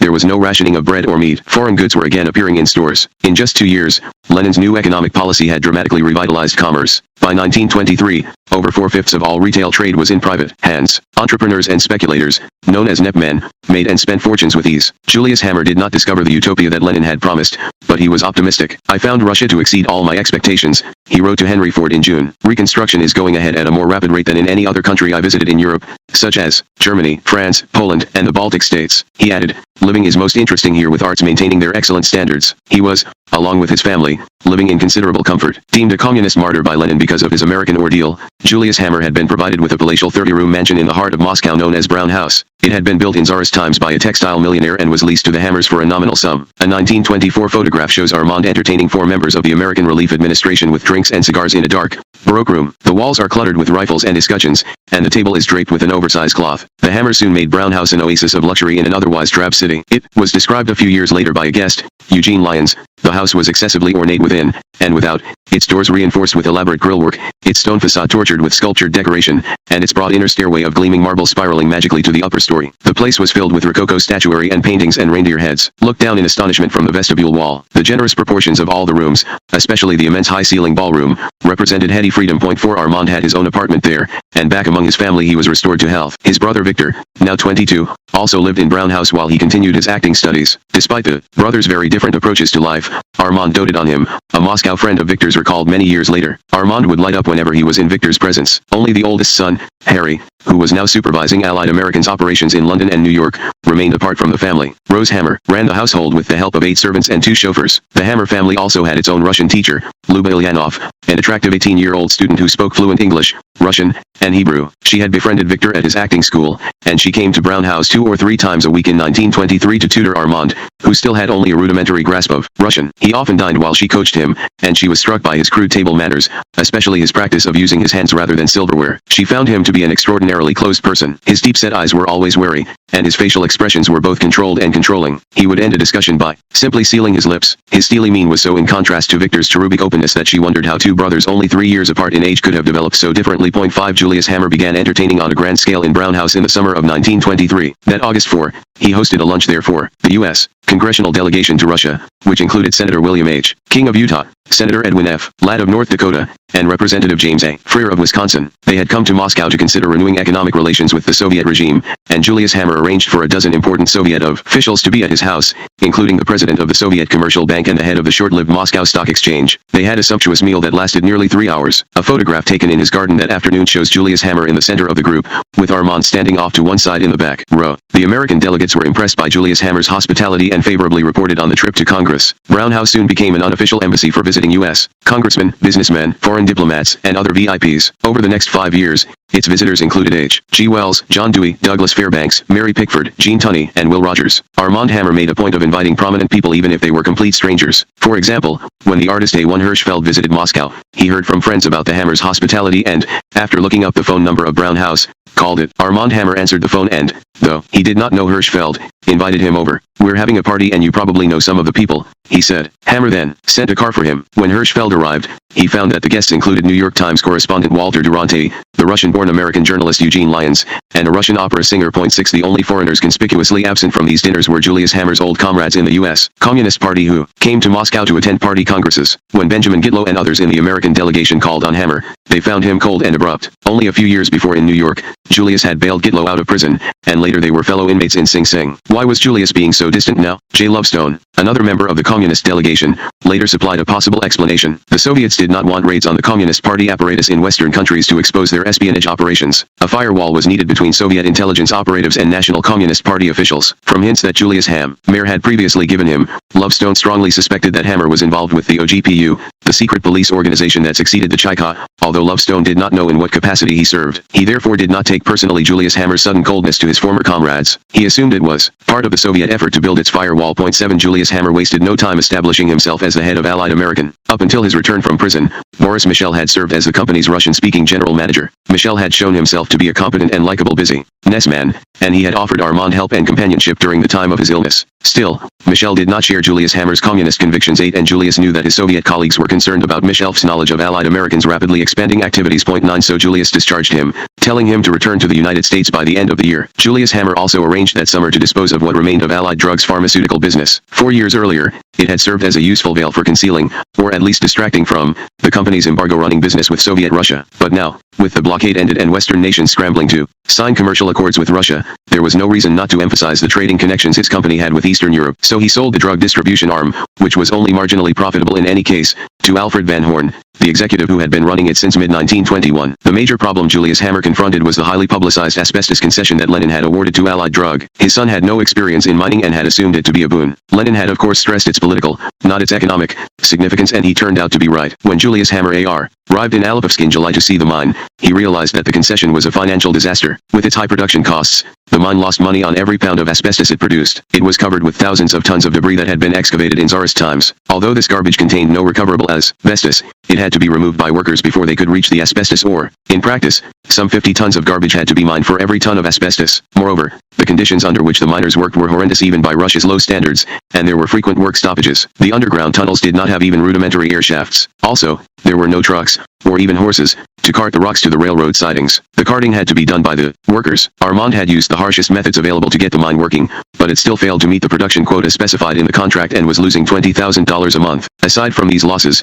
the company was liable for local taxes that were based on the annual tonnage extracted, not on profits. Julius Hammer could not simply close the mine. The 5-year contract Armand had hastily signed obligated their company to make costly improvements, and Allied American had already ordered $164,000 worth of mining equipment on credit in Germany. The debt was to be paid by asbestos exports, but in fact the European asbestos market was glutted. Indeed, by 1923 the price of asbestos had fallen so low that it was not worth transporting the stuff to foreign markets. 10 Julius Hammer realized that it was only a matter of months before the asbestos mine bankrupted Allied American and the Hammer family, but he was not without leverage. The Soviets, who were offering concessions to hundreds of other foreign corporations, clearly had an interest in preventing the collapse of this model venture. Lenin, moreover, had associated his own name with it by meeting with Armand. Although Lenin had suffered a third stroke and was gravely ill, Julius Hammer still had influence with Ludwig Martens and Boris Reinstein, who now had powerful positions in the International Labor Agency, the so-called Profintern. He petitioned them and other Soviet officials for relief. 11 After a flurry of correspondence, the Soviets relented and amended Allied Americans' contract so that the Hammers could first stem their hemorrhaging losses on asbestos and then slip out of the concession without attracting any foreign notice.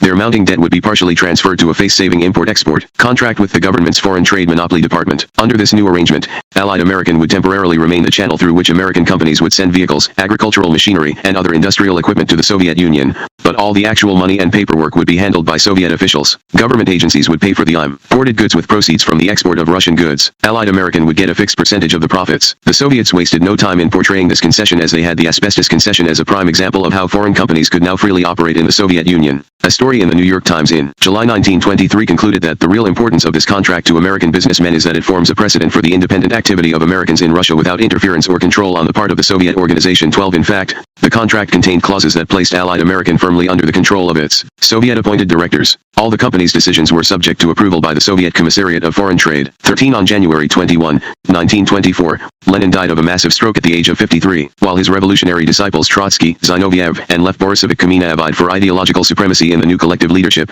Real power had already begun to gravitate to the hands of Joseph Stalin, the General Secretary of the Central Committee of the Communist Party. Iosif Vissarionovich Jugashvili, the son of a Georgian shoemaker, had adopted the alias Stalin, which means steer, some years after becoming a Marxist revolutionary. While Lenin had debated the intellectual basis of the revolution in Switzerland, Stalin robbed banks in Georgia and Russia to fund it. As party secretary, his focus and attention to detail were such that even before Lenin had his third stroke, Stalin had gained control of the Politburo and had placed his supporters in the key bureaus, or organs, that ran the machinery of the Soviet state and its intelligence services abroad. By June 1924, he moved to take full control of the Comintern even though, in theory, it was an international organization. Under Lenin, the Comintern had been cast as a vanguard of visionaries, drawn from dozens of nations, with a common goal, assisting the coming socialist revolution. Stalin indulged no such illusions. Under his regime, it was to be nothing more than a Soviet instrument. 14 Its members in the United States, Great Britain, Germany, France, and other countries would operate under the tight control of Soviet intelligence officers and be assigned such non-visionary missions as organizing front groups, recruiting espionage agents and agents of influence,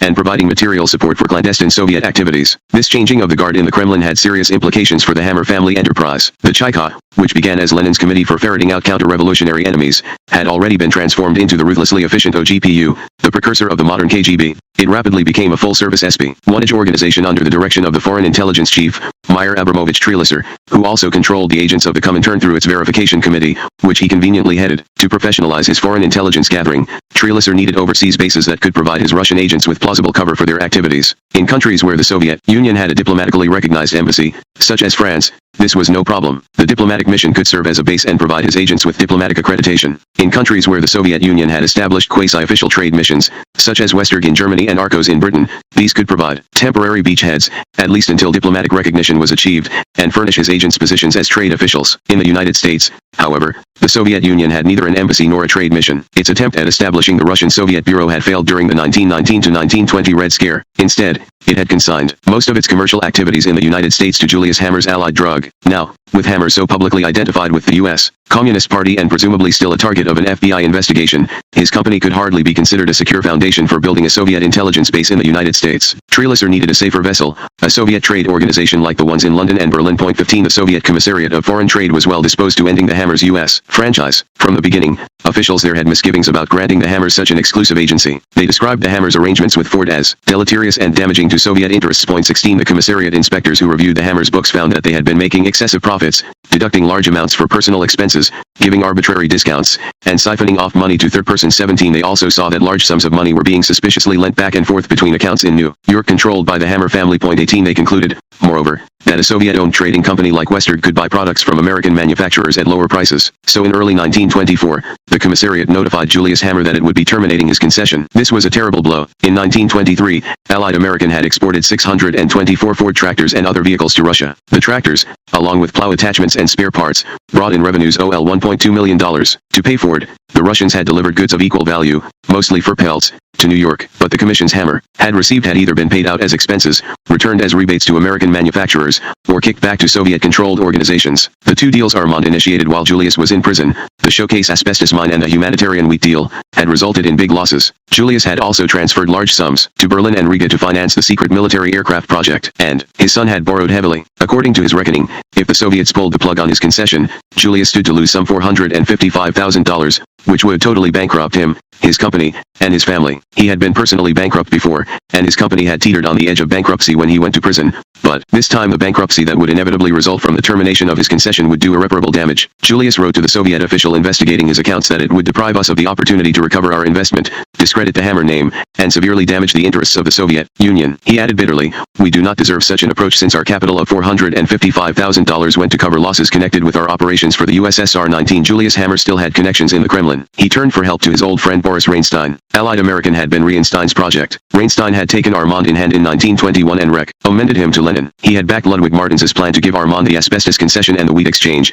both of which proved far more costly than anticipated. He had approved the diversions of money for such covert operations as the German aviation deal. Indeed, he had reported on them to Lenin and Stalin, so he knew that funds that appeared to be missing from the accounts of Allied American had not gone into the Hammer's pockets. Reinstein sat in on the meetings of the liquidation committee that was charged with deciding the fate of Allied American. He recognized that Allied American no longer served the purpose it did in 1921 and that it would have to be replaced by the sort of government-owned organization that Trelisser needed in New York, but he argued that it would be better to preserve the illusion that the Hammer's concessions had succeeded. Why should the outside world know that projects that Lenin had attached his personal prestige to had gone bankrupt? The Hammers, moreover, were needed for other tasks. He thus helped broker the following compromise. The Hammers would immediately turn over their American operations to the designated successor organization, but their Moscow subsidiary, Al-Americo, the contraction in Russian for Allied American, would continue to make import-export deals, selling what amounted to licenses for entry to the Soviet market. Over a limited period, Soviet authorities would even allow the Hammers to collect excessive fees, at least until the previous losses incurred on behalf of Soviet interests were repaid. The exact amount would be agreed upon by the liquidation committee. During this process,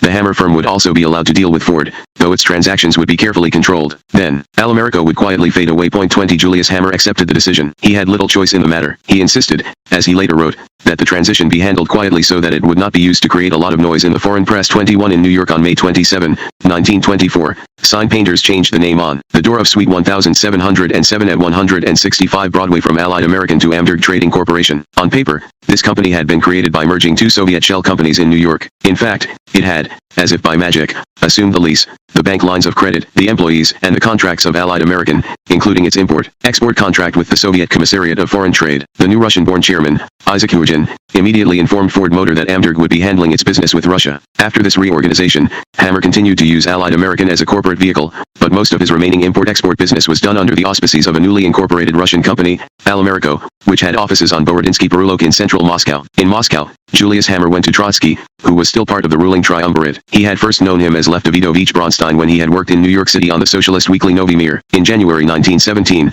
Trotsky had relentlessly pushed the left-wing faction to gain control of the entire Socialist Party, and Julius Hammer had faithfully followed his instructions, which resulted in Hammer's faction being expelled and then forming the Communist Party. Trotsky returned to Russia, where he engineered the coup in November 1917 that put Lenin in power. In 1924, he was still Commissar for War and one of the most powerful figures in the Soviet Union. Julius Hammer now told Trotsky of the personal relationship he had with Henry Ford. He suggested that since he could represent himself as an American capitalist, he was in a better position than Amberg to develop this potentially important alliance. To this end, Julius Hammer asked Trotsky to authorize his continued contacts with Ford and to invite Ford's son to Moscow so he could be induced to build a tractor factory in Russia. Trotsky approved the scheme. He told Julius Hammer that his son Armand could serve as the contact with Ford. He then wrote an absolutely confidential memorandum to Isaac Hugin, superior in the Commissariat of Foreign Trade, setting out the logic of continuing to use Armand Hammer to cultivate Ford. An American citizen, who makes deals in Russia, arrived in New York. This citizen, Hammer, is acquainted with Ford. He has the opportunity, speaking with Ford, to refer to his own experiences in the Soviet Union. Hugin should take hold of Hammer and use him as a scout and business propagandist. Since obviously every potential concessionaire would more readily believe an American concessionaire capitalist Hammer than a Soviet official. Hugin. 22 Shortly after Trotsky's secret dictate on Hammer,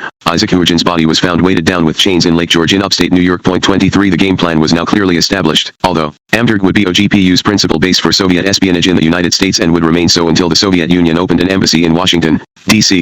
In 1933 it was to work with Ford through Hammer. While the Hammer succeeded in maneuvering to keep their company from forced insolvency, Armand assumed new and demanding responsibilities in Europe. Throughout most of 1924 and 1925, Armand Hammer traveled across Central Europe, tending to the secret side of what remained of the family business. If he could call any place a real residence, it was the Kaiserhof in Berlin, a hotel conveniently located near the Ostbahnhof, the main railroad station. He checked in and out of this bleak building almost weekly during this period. Berlin was one of the main crossroads of commerce and intrigue in Europe, with its uninhibited cabarets, cosmopolitan restaurants, expressionist art, and experimental films. It was also one of the most exciting cities in the world, but Armand Hammer's business required discretion, and many of those he dealt with in Berlin preferred not to call attention to their Soviet connection by being seen in public with him. Hammer had also to be careful to avoid contacts with any strangers that might, justifiably or not, arouse the suspicion of Soviet intelligence, which oversaw his business operations abroad. Thus, he kept to himself for much of the time. He would sometimes spend entire evenings sitting alone in coffee houses. At times, this self-inflicted isolation put him in a black mood, as he described it years later. When he was afraid that he would go crazy from the isolation,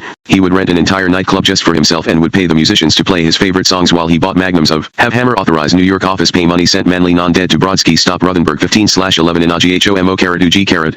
Poppy Meiji. XAMMEPHFD MOP KCKO2K op hashtag BMUIHU BAEHBRW NOCGIHHE Majid. Tenep YMEP my POF CKO my dot pi TE the pair. The text of a Comintern telegram asking that Hammer arrange a clandestine money transfer to a representative of the Communist Party in New York, September 1924. The telegram itself is now in the Comintern Party archives in Moscow. Champagne for the bar girls who danced with him. It was his way of decompressing, he explained. Point 1 From Berlin, Hammer traveled to Hamburg, Riga, Tallinn, Paris, and London. He slept on coaches on Trans-European Expresses, on ferries, in Baltic pensions, and at a bed and breakfast rooming house at I Duchess Street in London. He rarely stayed in any city, except Berlin, for more than 2 days in a row. He traveled to the Baltic states so often he acquired an Estonian passport. Point 2 This peripatetic existence was in keeping with the state of flux he had experienced most of his life. As a child, he had been moved first to his grandfather's house in Lower Manhattan, then to his father's home in the Bronx, and then for 5 years to the home of a family in Connecticut. When his father went to prison, he moved into a rented apartment at 183 West 4th Street in Greenwich Village. This was the only place that he could call his own home. It had a small bedroom,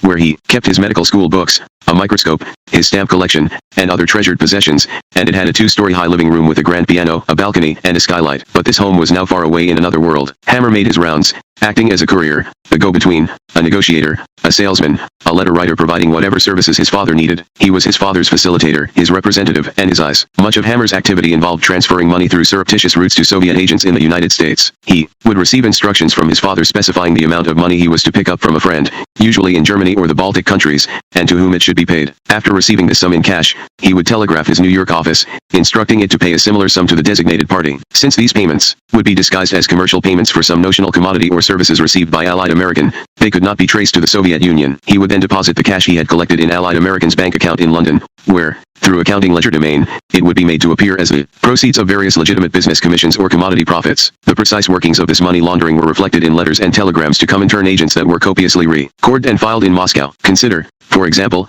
Julius Hammer's December 4, 1925, letter to Armand. I hope when this letter gets to Berlin, you will be there to receive it. A relative of M.R. Monis, the pharmacist from New York, visited me and told me that $6,400 should be received from their friend in Berlin. He is asking us to receive this money and send a telegram to our New York office so that this money would be given to M.R. Monis. Arrange this please. Expenses for the telegrams can be taken from that sum. Your loving father, J. Hammer 3 in New York. Harry Hammer, who had an office in Amberg Suite at 165 Broadway, wrote a check from Allied American to Jacob Monis for $5,000, which was the balance due after the telegram. Expense, or laundering fee, was deducted. Jacob Scapiro, who was both accountant and lawyer for Allied American, then further disguised this transaction on the corporate ledger, as he had done with previous payments to Monis, by making it appear as a business credit that Allied American had extended to Monis Company. So, even if the item was investigated, it would appear to be nothing more than an unpaid debt that had proceeded from a commercial transaction. The reason such lengths had to be taken to conceal the source of these funds was that Monis was not merely the pharmacist from New York, as Julius Hammer had described him, or even the proprietor of an herbal remedies business,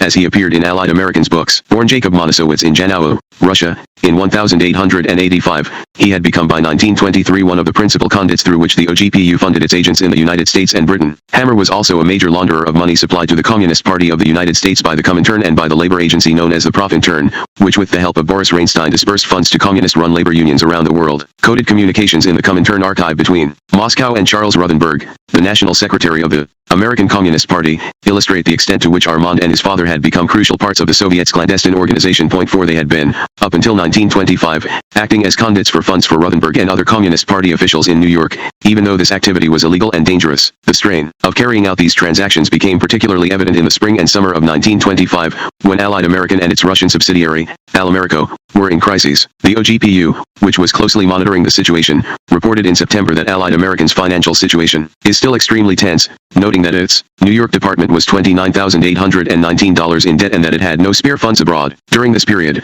the Communist Party desperately needed funds that Moscow had advanced to Allied American to keep the party newspaper, the Daily Worker, from going out of business. Since the Hammers the cables often make no distinction between Armand and his father had failed to deliver $7,000 of this money by the first week of June 1925, Ruthenberg urgently requested Moscow to compel Hammer to pay the sum immediately. 6 When the Hammers had not come through with the money by July and owed even more, Ruthenberg, infuriated, dispatched another cable, Hammer of Allied Trading Corporation now holding $16,000 of Party and Trade Union Education League money received from Comintern and Profintern. He urged that Hammer be summoned before Comintern's Secretariat and disciplined. Point 7 Although $16,000 was a large sum of money in 1925, roughly equivalent to $128,000 today, the Hammers were allowed to continue the laundering operation, and soon after this crisis the deliveries of cash became more routine. We send you today through Berlin Julius Hammer the following sums and then a list of what they were to be used for, is a typical message sent in code by Moscow to Ruthenberg. Point 8 For his part, Ruthenberg responded as if he were dealing with a banking service, making such requests as have Hammer authorized New York office pay money to Brodsky, in reference to Joseph Brodsky, the party's attorney. Point 9 The laundering activity provided Armand Hammer with valuable experience that would serve him long after Ruthenberg died in 1927. International espionage requires more than agents who steal government secrets and couriers who deliver them. They are merely cogs in a machine that must be kept running smoothly over extended periods of time. The vital lubricant is money, in particular,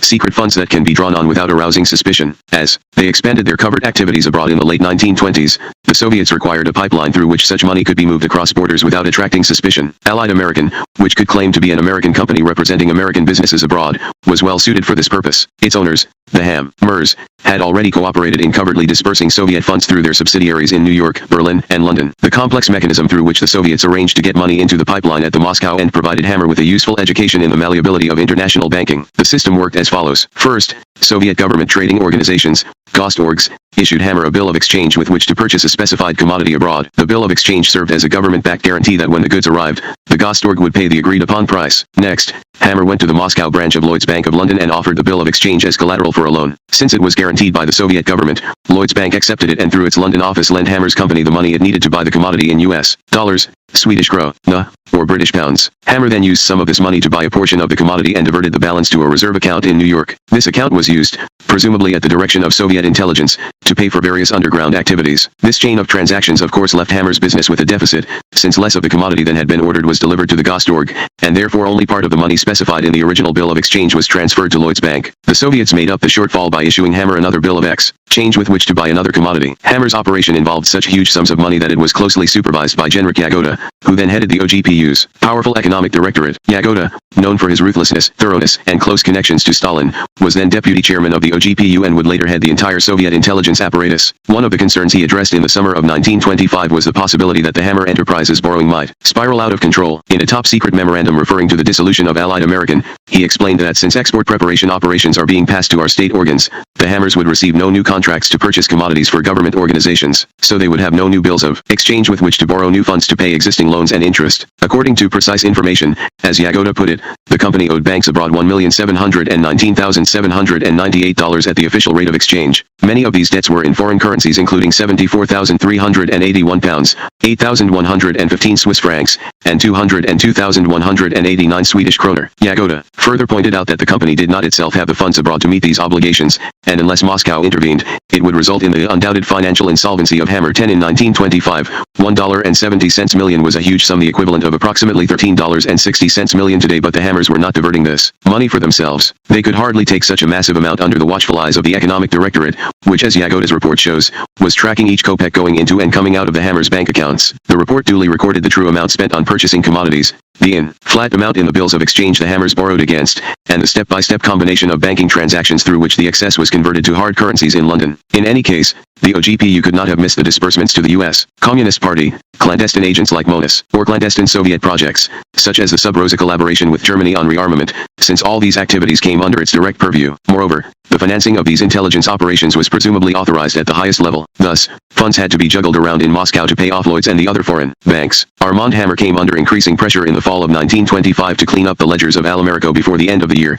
when the company would be put out of business. The clock was run. Yagoda and his officers in the economic directorate were breathing down his neck, and the company's books were an accounting nightmare reflecting years of fictional entries and other legerdemain used to hide the money laundering. On top of all this, Hammer had to deal with the collapse of the Harju Bank in Estonia. Hammer had come across the Harju Bank in February 1924. It was then the fourth largest bank in the Republic of Estonia, located in the port city of Tallinn, which, along with the port of Riga in Latvia, had served as a backdoor to Soviet Russia during the Allied blockade, 1918 to 1922. The bank had profited handsomely from surreptitious Russian trade, and it had even put the Estonian ambassador to Moscow on its board of directors. But with the official reopening of Soviet ports to foreign trade, the boom fizzled, and to make matters worse, the bank lost huge sums of money in failed speculations and embezzlements. Under pressure from Estonian banking authorities, the owners put the Harju up for sale in January 1924. Within weeks, Hammer had arrived in Tallinn and approached the owners. Without any prolonged negotiations, he offered them their asking price of $250,000, of which one-third would be paid immediately and the balance within a year. They accepted his terms, and after draining most of the remaining cash out of the bank by issuing themselves a dividend,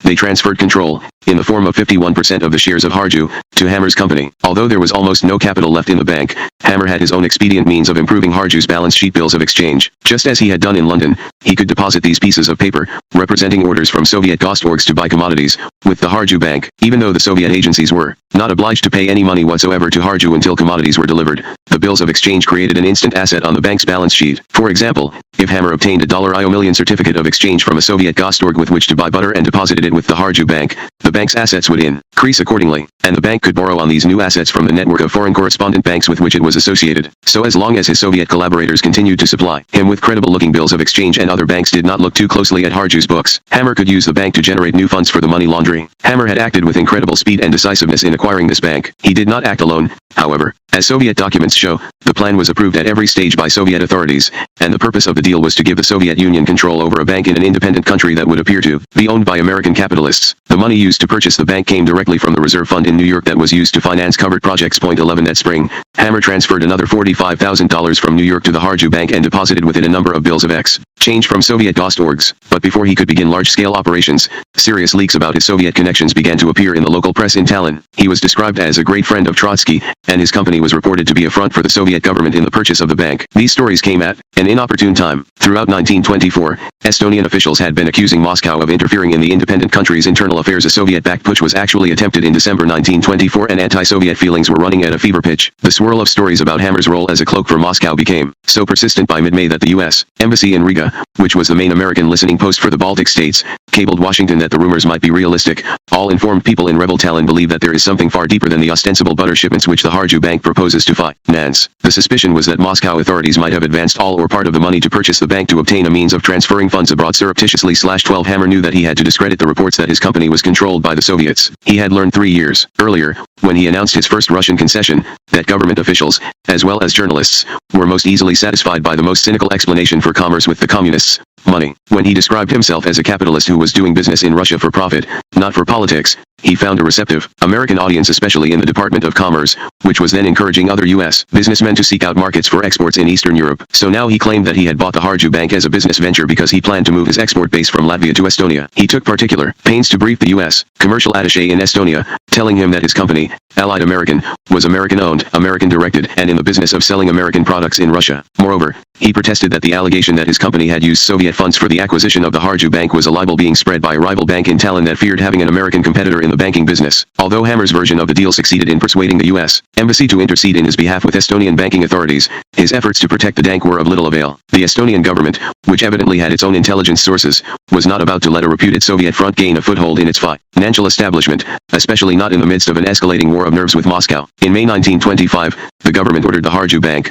which had ceased to pay its bills, closed. By this time, Hammer had invested over $150,000 of Soviet funds in the bankrupt bank, including the down payment he had made to purchase it. Even with the help of a well-connected Talon lawyer, the money was almost all lost. Hammer returned to Moscow in December 1925 F.REL burial of Allied American. It was imperative that the company's failure be kept secret. Confidence in the bills of exchange used as collateral in foreign banks would be undermined if it became known outside the Kremlin that Allied American was insolvent, and if the banks demanded payment, the entire debt-kiting scheme would fly apart. Hammer, along with his father, sternly warned Soviet authorities that any leak abroad about the liquidation of the company will cause a panic among our holders of bills. They pointed out that such a panic, aside from ending their operation, would reflect badly on the credit of Soviet institutions, which, after all, had originally issued the bills of exchange. Point 13. The real problem the Kremlin had was not sparing the Hammers the embarrassment of a bankruptcy but preserving their usefulness for laundering money for Soviet state organs. Even though their foreign trade concession had lapsed and their Estonian bank had gone bankrupt, their subsidiaries in Berlin and London continued to funnel money to Comintern agents and shield the program to build German aircraft in Russia. Soviet intelligence had no reason to throw out the baby with the bathwater,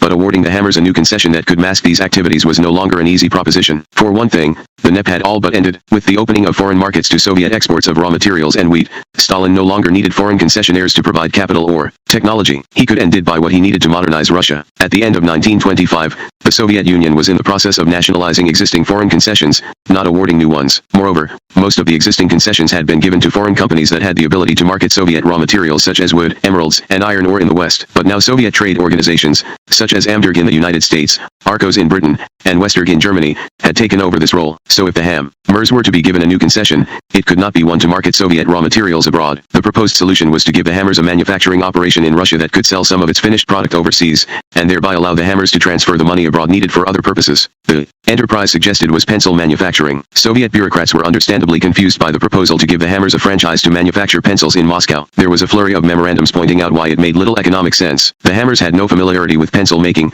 no equipment, no foreign connections with pencil distributors, and no manufacturing experience in Russia. Their previous Soviet ventures, the asbestos mine, the wheat exchange, the import-export franchise, and the Harju Bank had all got into trouble, and their ability to raise money or get credit from Western banks was now problematic. One official, questioning the Hammers' qualifications, pointed out that it would be clearly more advantageous to negotiate a joint venture agreement with an established British, German, or American pencil manufacturing concern that had the necessary equipment, experience, and marketing skills. Point 14. Others might be able to make pencils more efficiently than Armand Hammer, but political considerations outweighed economic ones. Soviet intelligence needed Hammer to distribute funds to its operatives. That it was willing to override objections and peremptorily award the Hammers the pencil-making concession demonstrated the value of the Hammers' laundry. In January 1926, out of the debris of Allied American rose Phoenix like a new corporate vehicle, the American Industrial Concession. Its main asset was a 10-year agreement with the Soviet government to manufacture pencils in Russia. Its offices, personnel, and branches in Berlin and London were, for the most part, the same as its corporate predecessors. It was owned by a Hammer and Company, which had been incorporated in New York. The company's shares,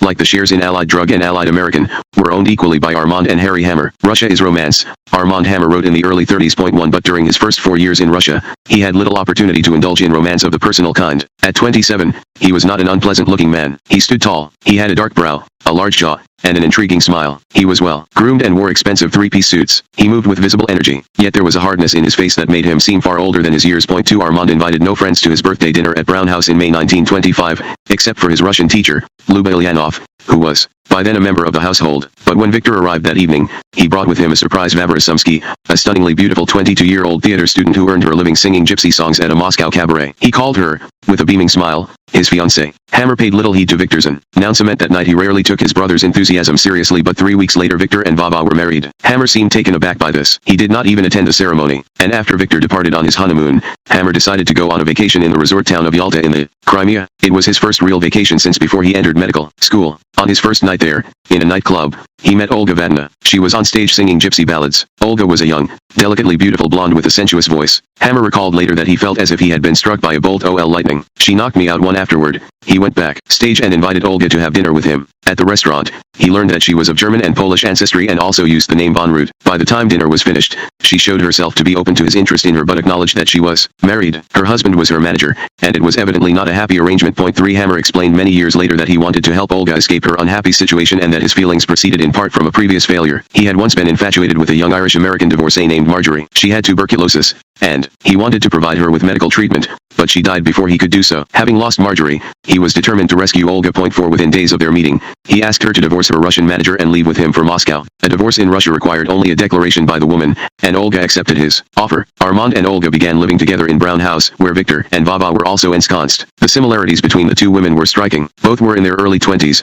Both were divorcees. Both were sexy cabaret singers. It was almost as if Hammer had been trying to trump his brother's success, or at least match it. Point 5. Initially, Hammer treated Olga like a trophy he had been awarded by fate. When they went to embassy receptions, he introduced her as the Baroness von Root. He made her the center of attention at dinners at Brown House, gathering his guests in the salon to listen to her sing gypsy songs. He neglected his business and spent hours accompanying Olga around Moscow in a car, visiting her favorite shops and dressmakers. He insisted on selecting her wardrobe and had a furrier make her a hooded sable coat. He bought her 2 dogs, a blue-gray chow and a white poodle, that they took for walks around Red Square. When she suggested in January 1926 that they needed a separate residence, he rented a house surrounded by a high wall and a garden only a few blocks from Brown House. He called it their love nest. But that spring, the relationship began showing signs of strain. Hammer resumed his business trips abroad, leaving Olga behind for weeks at a time. During these interludes, Olga made the rounds of Moscow's nightclubs, often escorted by a piano player, whom she had known before she met Hammer. She enjoyed drinking and staying out all night, and she did not seem at all inhibited by the gossip her outings provoked. Olga's brother-in-law had been arrested for bribery that spring. He was working for a Gostorg that imported goods from abroad, and when the police searched his house, they turned up large sums of foreign currency, the source of which he could not explain. For a while, it appeared that Olga might be involved, and Hammer worried that he might be drawn into the affair. He moved back into Brown House, alone. Point 6. In the winter of 1927, Victor announced that he was about to be a father. Vava was pregnant. Armand now decided that he too wanted a child. Though Olga had caused him embarrassment, she was still the only woman in his life, and he approached her with a straightforward proposition. He would marry her if she bore him a child. This was not immediately possible, however. Years earlier, she had had her fallopian tubes blocked. Hammer insisted that the operation could be undone, and she agreed to see a specialist in Switzerland and then other specialists in Germany. While Olga was traveling from surgeon to surgeon that July, Vava gave birth to a son in Moscow. Armand asked Victor to name the boy after him, and although in Eastern European Jewish families children are not ordinarily named after a living relative, he agreed. Victor named the boy Armand Viktorovich Hammer. Now there were 2 Armand Hammers in Russia. Point 7. Armand had put Victor to work in his pencil factory, not as an executive but as a manual worker. Victor's Russian friends were shocked to find that the young man they knew as an actor and entertainer was working at a wood shaving lathe from 8:00 a.m. to 8:00 p.m. 6 days a week. Armand explained that he needed someone to set the pace for the other workers. If his brother could produce, for example, 1,000 pencils a day, the other workers could be expected to do the same. The long and fatiguing work shift played havoc with Victor's life, however, and his wife took a lover. When his mother found out about this, she insisted, with Armand's encouragement, that Victor and Vava separate. Vava moved out of Brown House, taking little Armand, then a year old, with her. The senior Armand insisted that Victor return to New York. Victor would not see his son again, his only child, for 3 decades. While this drama was unfolding, Olga succeeded in getting pregnant. Although Armand suspected that he was not the father of the child, a suspicion he retained for nearly 60 years, he went through with his promise to marry her. On May 7, 1929, Olga gave birth to Julian Armand Hammer. Hammer now had the heir he had wanted. Point 8. Hammer's pencil business was a unique enterprise in Stalin's Soviet state. It was the only foreign-owned manufacturer of products for the domestic and foreign markets. In the previous import-export deals, Hammer's government concession involved an exclusive franchise for a product. Hammer simply had to buy or sell it abroad and deduct a percentage of the price as his share. This concession was different. He had to manufacture a product from scratch. Although pencils are relatively simple devices, graphite embedded in wood, mass producing them required machinery and experienced labor that communist Russia did not possess in 1925. Acquiring the machinery was no minor undertaking. Germany had supplied Russia with military technology, but it carefully guarded its near monopoly on pencil technology. Most of its pencil making was done in and around the medieval city of Nuremberg, which had local laws prohibiting foreign businesses from hiring workers who possessed trade secrets. Hammer realized that he could get around these restrictions by using the corporate fronts he had set up in Berlin years earlier for shipping German aviation components to Russia. He also still had bank lines of credit guaranteed by Soviet trade organizations, so he bought precision tools and other equipment on the pretext that they were part of the ongoing clandestine German-Soviet rearmament effort. Getting German engineering personnel who could reconfigure the machinery to make pencils required a more sensitive operation, but with the help of the Soviet embassy in Berlin he succeeded in both recruiting the German engineers and arranging false travel documents for them. In late 1925, they departed Nuremberg one by one for what their documents represented as a holiday in Finland. They then proceeded to Moscow. Hammer's brain drain was successful. He settled the German workers in an abandoned soap-making complex on the outskirts of Moscow, which he described as a regular little city. It had steam-heated cottages, a commissary, a clubhouse, a school, and a medical center. The Germans had no problem assembling a pencil manufacturing factory from the equipment, nor was Russian labor a problem, since the state labor exchange provided some 400 Russian workers, who were paid a low piece work rate for each gross of pencils they turned out. As for raw materials, the Soviet government had given Hammer temporary access to its scarce reserve of foreign currencies and permitted him to exchange rubles for them at an artificially low rate. He used this hard currency to import the wood and graphite he needed. By May 1926, 5 months after receiving the assignment, the Hammer American Industrial Concession was in full production. It was an extraordinary accomplishment. Though Hammer had not yet turned 28 and was operating in a communist country, he had created an industrial enterprise that in the best capitalist tradition exploited government-granted privileges. He had demonstrated that he could manage a complex and large-scale business. Hammer had no problem selling the pencils, since Soviet state agencies needed an almost unlimited supply of writing implements for their bureaucrats. A single government agency representing cooperatives, Centriswias, took 45% of the factory's total production, and Yagoda's dreaded OGPU was also a major customer. Hammer claimed, with his characteristic hyperbole, that he was manufacturing 180 million pencils a year by 1928. Actually, according to his audited records, he produced only 1/4 of that number. Still, his factory was the largest pencil maker in Russia, and he was, at least briefly, the country's undisputed pencil king. The pencil-making factory, which quickly added pens and other writing instruments to its line, appeared to be Hammer's first clear-cut business success. If quantity was a measure of success, he had proved doubting Soviet bureaucrats wrong. His abandoned soap factory was a going concern with a permanent market for its products. In 1921, the building that had formerly housed the Faberge workshops became the headquarters of the Hammer family business in Moscow. A portrait of J. Lenin, who had given his imprimatur to the enterprise, hung over the workers at their desks. A pencil manufacturing business based in Moscow was created in 1926, when Hammer's previous business failed. The Soviets shored up the Hammer enterprises because they were useful for laundering money to the Comintern. High-grade pencil manufacturers Hammer House 246, High Holborn, London, W.C.L telephone, Holborn 700123 TEIEGRAMS, Omnicraft, HOLB London ***. Hammer met his first wife, Olga, in a nightclub in Yalta in 1925. Their son, Julian, was born 4 years later. In the early 1930s, Hammer had returned to the United States from the Soviet Union in 1931 to set up a business selling the so-called Romanov treasure. August 13, 1657. The director,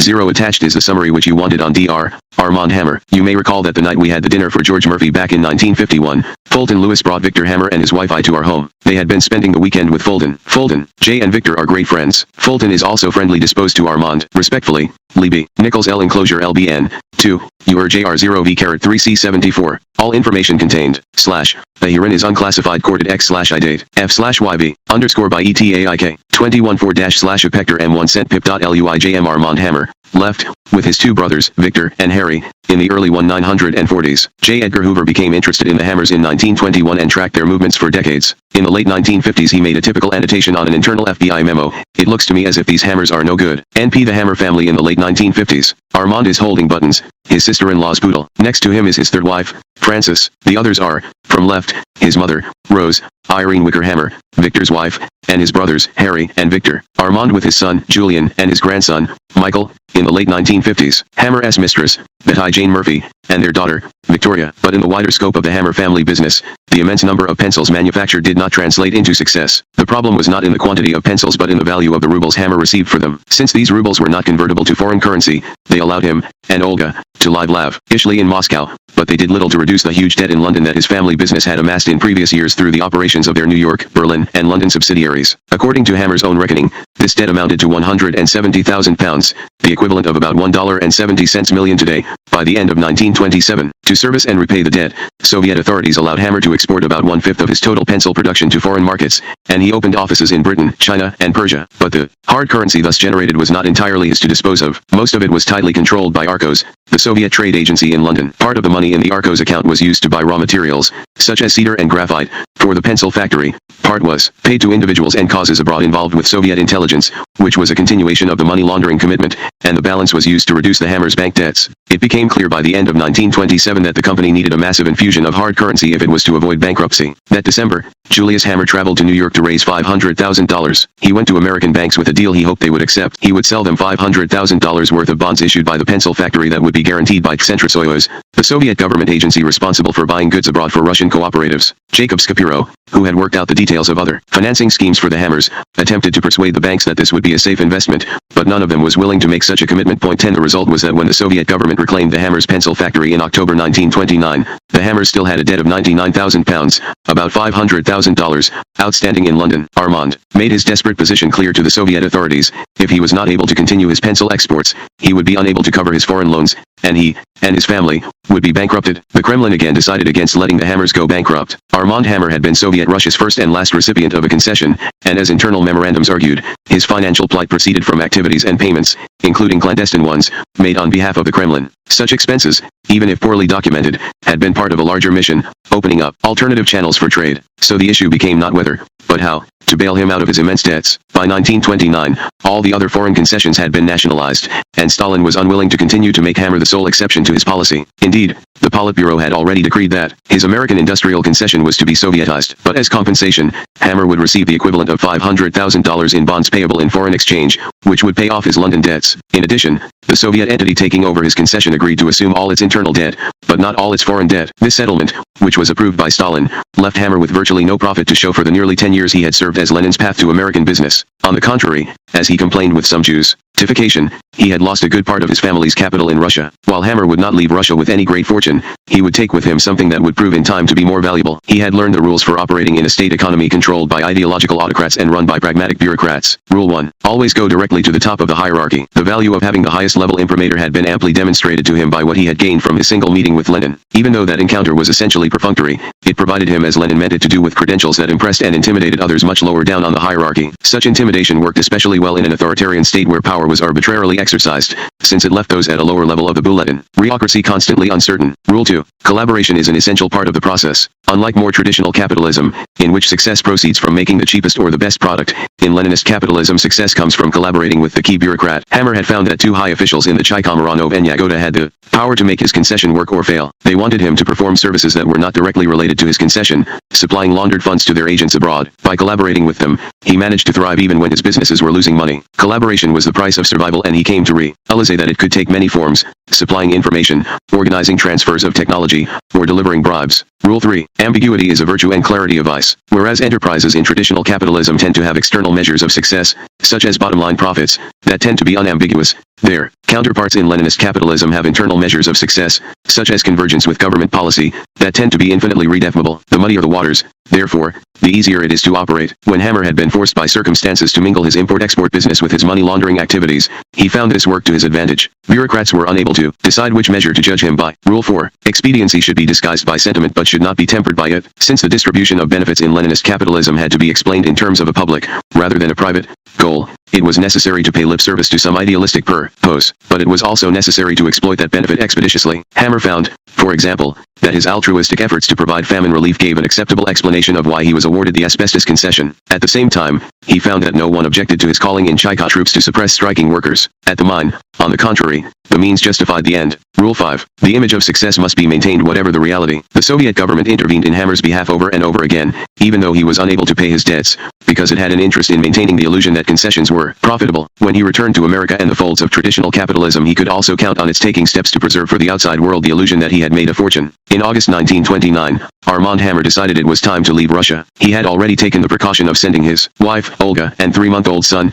Julian, out the country on a vacation, from which they would never return. He was concerned that the Soviet authorities might not let him travel until his company's debts were paid, so he slipped across the Finnish border in a horse-drawn carriage, leaving his father behind in Moscow to work out the remaining details of the financial settlement. On August 21, he joined his family at the Eden Hotel in Berlin. The next day, he paid a visit to the U.S. Embassy, where he registered his son as an American citizen and applied for a new passport for himself. In those days, the State Department required an applicant residing abroad to provide information about his tax status. Hammer declared on his application that he had not earned enough in the previous year to file a tax return. He also stated that he planned to move, with his family, to the United States. 12 But he had considerable trepidation about the reception that awaited him in the United States. In 1921, as he began his journey to Russia, he had a terrifying nightmare. He dreamed that he was crossing a trackless steppe on a horse-drawn sled. Suddenly, he was aware of a pack of wolves hotly pursuing him. As the wolves drew closer, he saw that they had human faces. The nightmare was repeated many times, in slightly different versions, during his 8 years in Russia. 13 Now he wondered whether his fears would continue. How much had the FBI found out about his service to Soviet intelligence? Had the money trail been uncovered? In Berlin,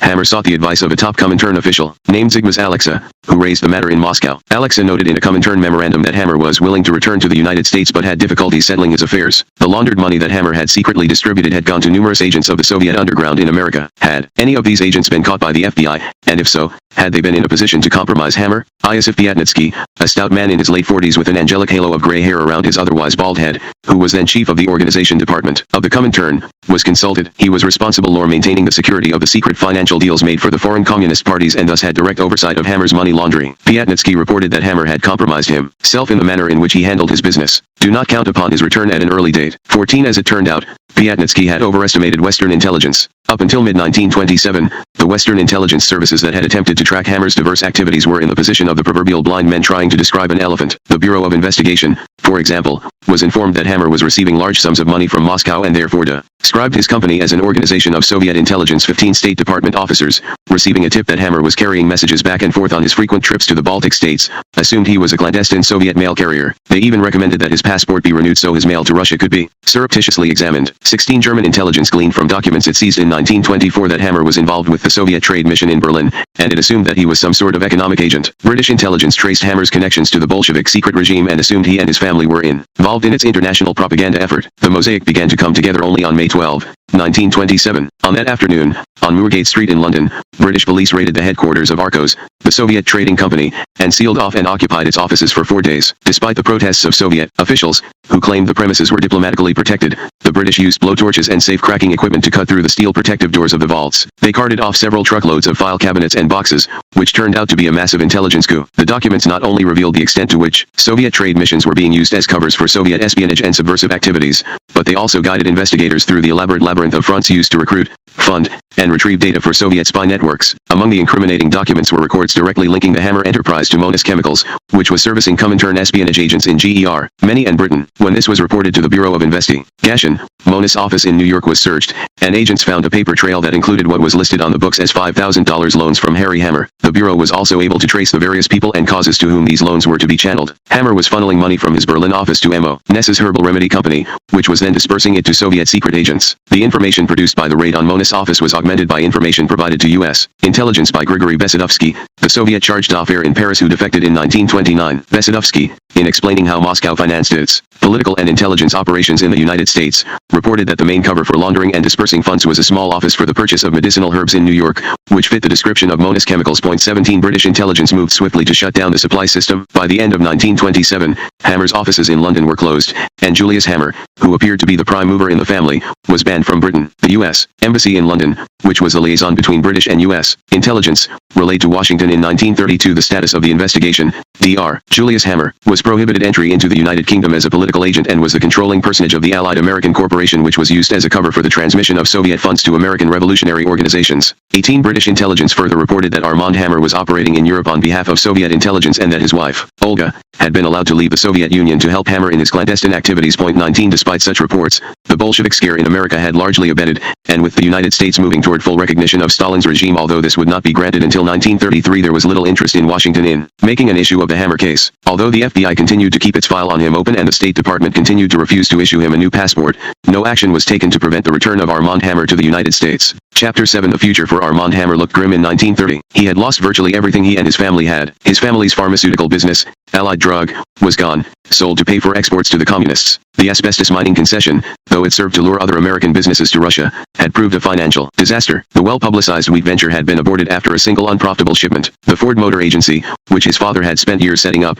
had been taken over, without compensation, by the Soviet government's trade agency, Amturg. The Harju Bank in Estonia, which the Soviets had insisted he buy, had gone bankrupt, and his family had lost all the money he had invested in it. The Allied American import-export business and Alamerico, its Moscow subsidiary, had to be liquidated after amassing huge debts abroad. Other businesses he had invested in, like film importing and antique exporting, never got off the ground. His pencil manufacturing business, though it had made huge profits in rubles in Russia, was unable to amass sufficient hard currency abroad to pay its foreign debt. What profits his businesses appeared to make abroad were siphoned off by the Soviets through money laundering to finance Soviet espionage, and with the institution of the 5-year plan, Stalin ended foreign concessions. The result was that Hammer was left, at least temporarily, out in the cold. In the early 1930s, the Hammer brothers Harry, Left, Victor, Center, and Armand, with his wife, Olga, were partners in several companies that had been set up to sell Soviet art in the United States. Although the Soviet government proposed to compensate him for his activities on its behalf, the amount it offered was not enough to cover the debts he and his family had incurred abroad. In Germany, for example,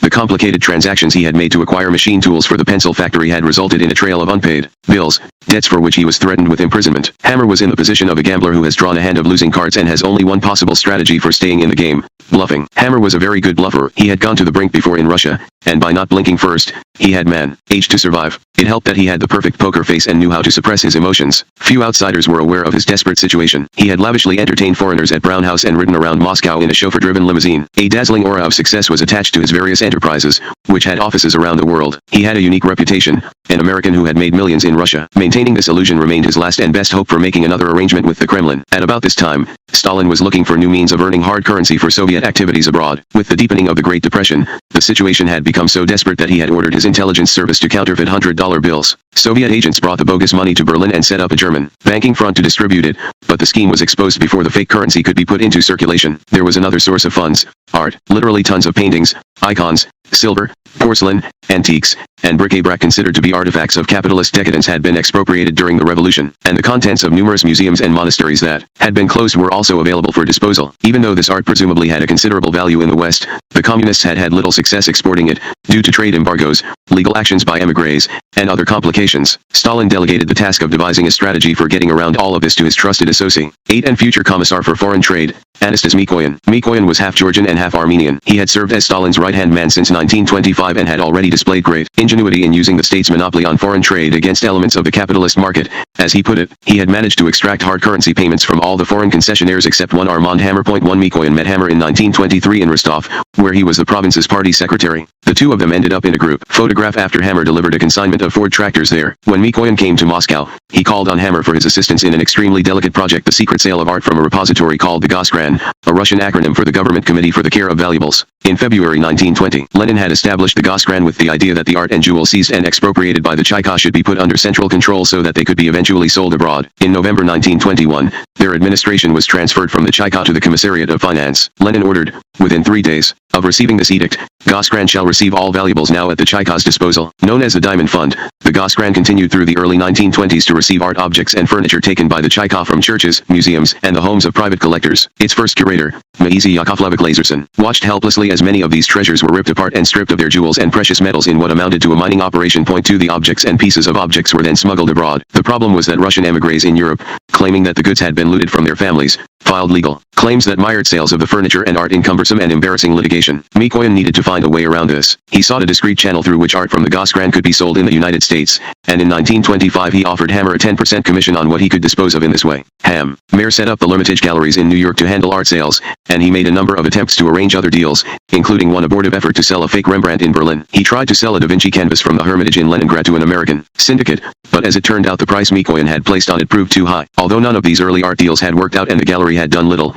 if any, business, Mikoyan was impressed with Hammer's efforts. 3 In 1929, Mikoyan turned to Hammer to help facilitate a massive sale of art objects in America. The problem that had stymied the Soviet export of art up to then was the provenance of the objects. Mikoyan needed an intermediary, preferably a U.S. citizen, who could plausibly claim that he had legitimately bought the art in Russia and could then be counted on to launder the proceeds of the sales and remit them. He decided that Hammer was a perfect candidate for this role. 4 Since he could not afford to have his prior dealings exposed to U.S. authorities, the Soviets would have an effective lever of control over him. The logistics for this new business would be relatively simple. Art objects would be shipped to Hammer in New York on consignment. He would pretend that the items were part of the personal collection he had assembled in Moscow. He would then sell them and, after taking a commission, remit the balance to Moscow. To disguise the reason for the remittances, he would enter into a contract to buy an innocuous commodity from Amberg, the successor to his allied Amur Icon Corporation, which was now an arm of the Commissariat of Foreign Trade and was responsible for the sale of Russian art and antiques in the United States. Since the director of Amberg in New York, Peter Alexeyevich Bogdanov, was a close associate of Mikoyan's, he could be relied on to cooperate in this transfer of funds. The commodity that Hammer chose to buy from Amberg at an inflated price was Russian oak staves,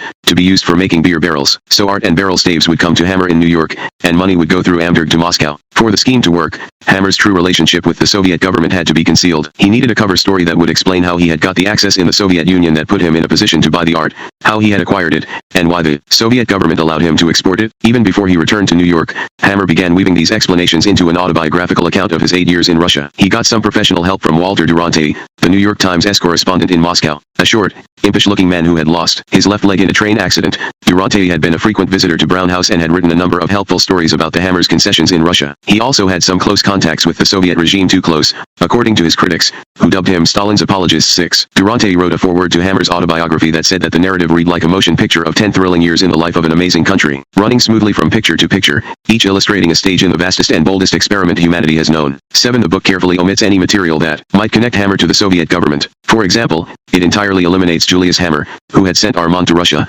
organized the business for him, and negotiated the early deals with Soviet authorities. Expunging his father from the story presented an accounting problem. Of course, the source of the money for his Soviet activities was eliminated. Hammer solved this by claiming that he had made a fortune by first building and then selling the family's pharmaceutical business for well over $1 million prior to leaving for Russia in 1921. This putative windfall was pure invention. Allied Drug and Chemical, which had been teetering on the edge of bankruptcy since 1919, was liquidated in 1921, not sold, and it provided no multimillion-dollar fortune for the 23-year-old Hammer. Julius is not the only character deleted from the book. Hammer also omits mentioning his wife, Olga, his son, Julian, and Boris Reinstein, the Comintern executive who facilitated his entry into Soviet Russia. He claims he went to Russia as a doctor who wanted to fight the typhus epidemic. Only when he had applied for a visa in the summer of 1921 did he encounter his first real Bolshevik. He writes that he would have been attached to one of the Russian relief units, would have worked there for a year or more, and then gone home. But fate ruled otherwise. The fate that transformed him from an idealistic doctor into a businessman took the form of an accidental trip to the Urals, where he saw mass starvation. Moved by the sight of dying Russians, he asked a Soviet official on the train why food was not imported to alleviate the famine. The European blockade was blamed. He then spontaneously offered to arrange it for you through a concern owned by my family. So he wrote out a contract to buy wheat for the Urals and receive trade goods in return. 9 The news of this humanitarian gesture reached Lenin. Hammer was summoned to the Kremlin. What we really need is American capital and technical aid to get our wheels turning once more,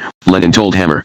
One must break the ice. Why don't you take an asbestos concession yourself? And thus, Hammer found himself a capitalist in Soviet Russia. 10 He notes, fate was now beckoning me on to seek my fortune in this land of promise. 11 After several chapters describing how his mercy mission and strokes of luck led to his amassing great wealth in Russia, Hammer discusses his acquisition of the Romanov treasure. Since he had considerable spare time, he filled it with the hobby of collecting the art treasures and intimate household articles of the Romanov family. 12 One day my brother Victor and I were eating at a small hotel in Moscow. He looked at one of the plates and called my attention to it. The plate had been turned out at the Imperial Porcelain Factory. It bore on its back the words Nicholas I. 1825. We asked the manager of the hotel where he had got the plate. He said it was from the palace, but he didn't like the plates because they broke too easily. We bought his supply, giving him some thicker plates which would stand harder usage. 13 In more or less the same accidental manner, Hammer acquired priceless Faberge eggs, icons from the Tsar's monasteries, and paintings. Some articles found their way to little shops where their acquisition was relatively simple, while others were in the hands of private individuals who would part with them only after considerable negotiating. 14 By 1929, Hammer writes, his home had become a virtual museum, filled with relics of the bygone splendor of the Romanov dynasty, and as he prepared to leave Russia, he requested permission to take the art with him. 15 He claimed that a contract he had signed with the Soviet government for the sale of his pencil concession included a clause that permitted him to take out of Russia his household effects, which included his art collection. 16 Thanks to our contract with the government for the sale of our factories, the necessary permission was granted to us. Hammer's autobiography, published in America in 1932 and entitled The Quest of the Romanov Treasure, presents a version of events that was extremely useful in establishing his new business. Of course, Hammer had not met Lenin by accident. He had not made a great fortune in Russia. He had not acquired the art collection from private individuals. He had no clause in his contract that allowed him to export art, but there was little possibility that anyone in the West could check on this account. Hammer lingered in Paris through most of 1931. He could not prudently move back to New York before testing the political waters. His father had been declared persona non grata in Britain, and officials of the U.S. Embassy in Germany had spent an inordinate amount of time questioning Olga. To make matters even worse, Julius Hammer was arrested in Erfurt, Germany, for the debts that the pencil factory had incurred in that country. The court refused to release him until a bond of nearly $100,000 was posted. Hammer was unable to pay the sum immediately and did not visit his father in prison because he feared he himself might be arrested. He retained a lawyer to negotiate a lower bail, but it took 2 months before Julius was freed. During this dismal transition, France provided the safest temporary residence for him and his family. He had rented a small home with a rose garden in the suburb of Garches, about 8 miles outside Paris, for Olga and Julian. Olga had brought a servant with her from Russia, and she spent most of her time in the company of Russian-speaking émigrés. Hammer later compared her to an exotic bird who had been confined for years, and was now suddenly released, soaring and singing. 18 This was his way of glossing over her drinking and infidelity, which had already separated them in all but name. 19 Hammer himself lived in a one-room office at 34 Rue Tronchet in the center of Paris. He slept on a sofa and kept his pillow and toilet articles in the office safe so that they would be out of the view of any associates who came by during business hours. At 33, he no longer looked youthful. He had gained weight, lost hair, and developed small but distinct pouches under his eyes. He was in a financial bind. Banks in Britain were pressing him for hundreds of thousands of pounds, and the Internal Revenue Service was suing him for corporate taxes dating back almost a decade. His main partner in his new art business, Morris Jest, had gone bankrupt and owed Hammer and his family almost $60,000. The fledgling art gallery in New York was temporarily without capital, and the promised Soviet inventory had not yet arrived. Hammer had been compensated by the Soviet government for its takeover of his pencil factory, but with post-dated notes. Some of these notes would come due in 6 months, some in a year, and the balance in 2 years. Since the Soviet credit situation was extremely shaky in 1931 and Europe was in the midst of depression, it was very difficult to borrow against the Soviet paper. But putting every resource to use, Hammer sold his Soviet ES at a steep discount to pay his family's considerable living expenses. When the Russian art began to arrive in New York in 1931, Hammer's art business was in deep trouble. Harry and Victor operated it out of a tawdry one-room office on 53rd Street in Manhattan. Listed on the crowded nameplate were myriad corporate fronts, L'Hermitage Galleries, Day Gallery, Peasant Art Incorporated, Importers of Antique Art, Hortense Galleries, Inc., and A. Hammer Co. Victor had been optimistic about the business's potential, but the acceleration of the Depression had severely dampened the enthusiasm of art collectors, and in 1931, two sisters of the Tsar obtained a court-injunction preventing the Hammers from selling objects that they claimed in brochures had been the property of the late Tsar. Hammer's story that he had purchased the goods from private parties was accepted by the courts, but even so the litigation was costly. In Paris, Hammer received increasingly gloomy reports that the art, which had come straight from Soviet warehouses in Moscow, was now piling up in warehouses in New York. There was hardly enough money to pay storage fees. He had no choice but to return to the United States, but since he had no idea how he would be treated by U.S. authorities, he left his wife and son in Paris. He quietly moved into his Greenwich Village carriage house and began to take stock of the family business. Bankruptcy was looming, and Hammer needed money immediately to pay transportation fees on incoming shipments of art. Hammer turned for help to Jacob Scapiro, who still handled the New York end of Hammer's Soviet money laundry operations. He was also Hammer's lawyer and accountant and held the power of attorney for his business in the United States. Scapiro had recently got control of a small New York bank called the Trust Company of North America. The United States was on the verge of recognizing the Soviet Union, and Scapiro knew that when that happened, Hammer's connections would be exceedingly useful. He established a line of credit for Hammer, which allowed him to write checks even though he did not have the money on hand to back them. The Trust Company would honor the checks, and when the Soviet merchandise was delivered and sold, Hammer would deposit the proceeds in the bank to repay the credit extended to him. This arrangement did not come cheap. Since Scapiro was taking all the financial risks, he negotiated a contract that effectively gave him nearly half of all Hammer's profits. Though most of the money from the line of credit would be paid to Amberg, Hammer still had to conceal the Soviet government's involvement in his art business. To create the necessary cover, he set up a second enterprise, called A. Hammer Cooperage, which explained why he was importing oak barrel staves. As he made these new arrangements, he found that no one seemed much concerned about his past activities after all. The Bureau of Investigation did not even question him. So Hammer sent for Olga and Julian. He was ready to begin a second and very different life in America. Part 2 Reaching. HFLMMER Galleries 51 Erst 57 Trademark Street HEOJ York PLAZFT 8-0410. The Hammer Galleries staged the first major exhibition of Russian art in America. Money made from the sale of art was funneled to one of the main sources of Soviet espionage in America, the art dealer. On March 4, 1933, Franklin Delano Roosevelt was sworn in as the 32nd President of the United States. The following week, the banks and stock exchanges were closed, not to honor the new president but because the country was paralyzed by what was perhaps the worst financial crisis in its history. Trading in the U.S. dollar was suspended in London, Paris, Berlin, and other European centers. One of FDR's key advisors, Rexford Tugwell, later wrote that the new administration was confronted with a choice between an orderly revolution, a peaceful and rapid departure from past concepts, and a violent and disorderly overthrow of the whole capitalistic structure. The Great Depression, which had begun on Black Tuesday, October 29, 1929, had deepened to the point where nearly 1/4 of the nation's workforce was unemployed, and farmers, who then constituted another quarter or so of the population, having lost more than 2/3 of their income, were being bankrupted and forced off their land. Prosperity had disappeared throughout the capitalist world. In Germany, bonfires were being lit by the Nazis to mark Hitler's ascent to power. In Italy, Mussolini and his fascists were already in control. A crowd of 100,000 people had come to watch Roosevelt address the nation, and another 60 million, almost half the population, listened to his speech on the radio. FDR arrived in an open limousine. Phi wore a silk hat, a morning coat, and a fur-lined topcoat. He spoke with a deeply resonant and reassuring voice. First of all, let me assert my firm belief that the only thing we have to fear is fear itself. In words that would have sounded like radical cant at any other time in American history, Roosevelt blamed bankers and financiers for abdicating their responsibility. The money changers have fled from their high seats in the temple of our civilization, he said. We may now restore the temple to the ancient truths, social values more noble than mere monetary profit. During the campaign, FDR had zealously attacked the system of capitalism that had produced the Depression, and he had won a resounding majority of the popular vote. The new commander-in-chief now called for power to wage a war against the emergency, as great as the power that would be given to me if we were in fact invaded by a foreign foe.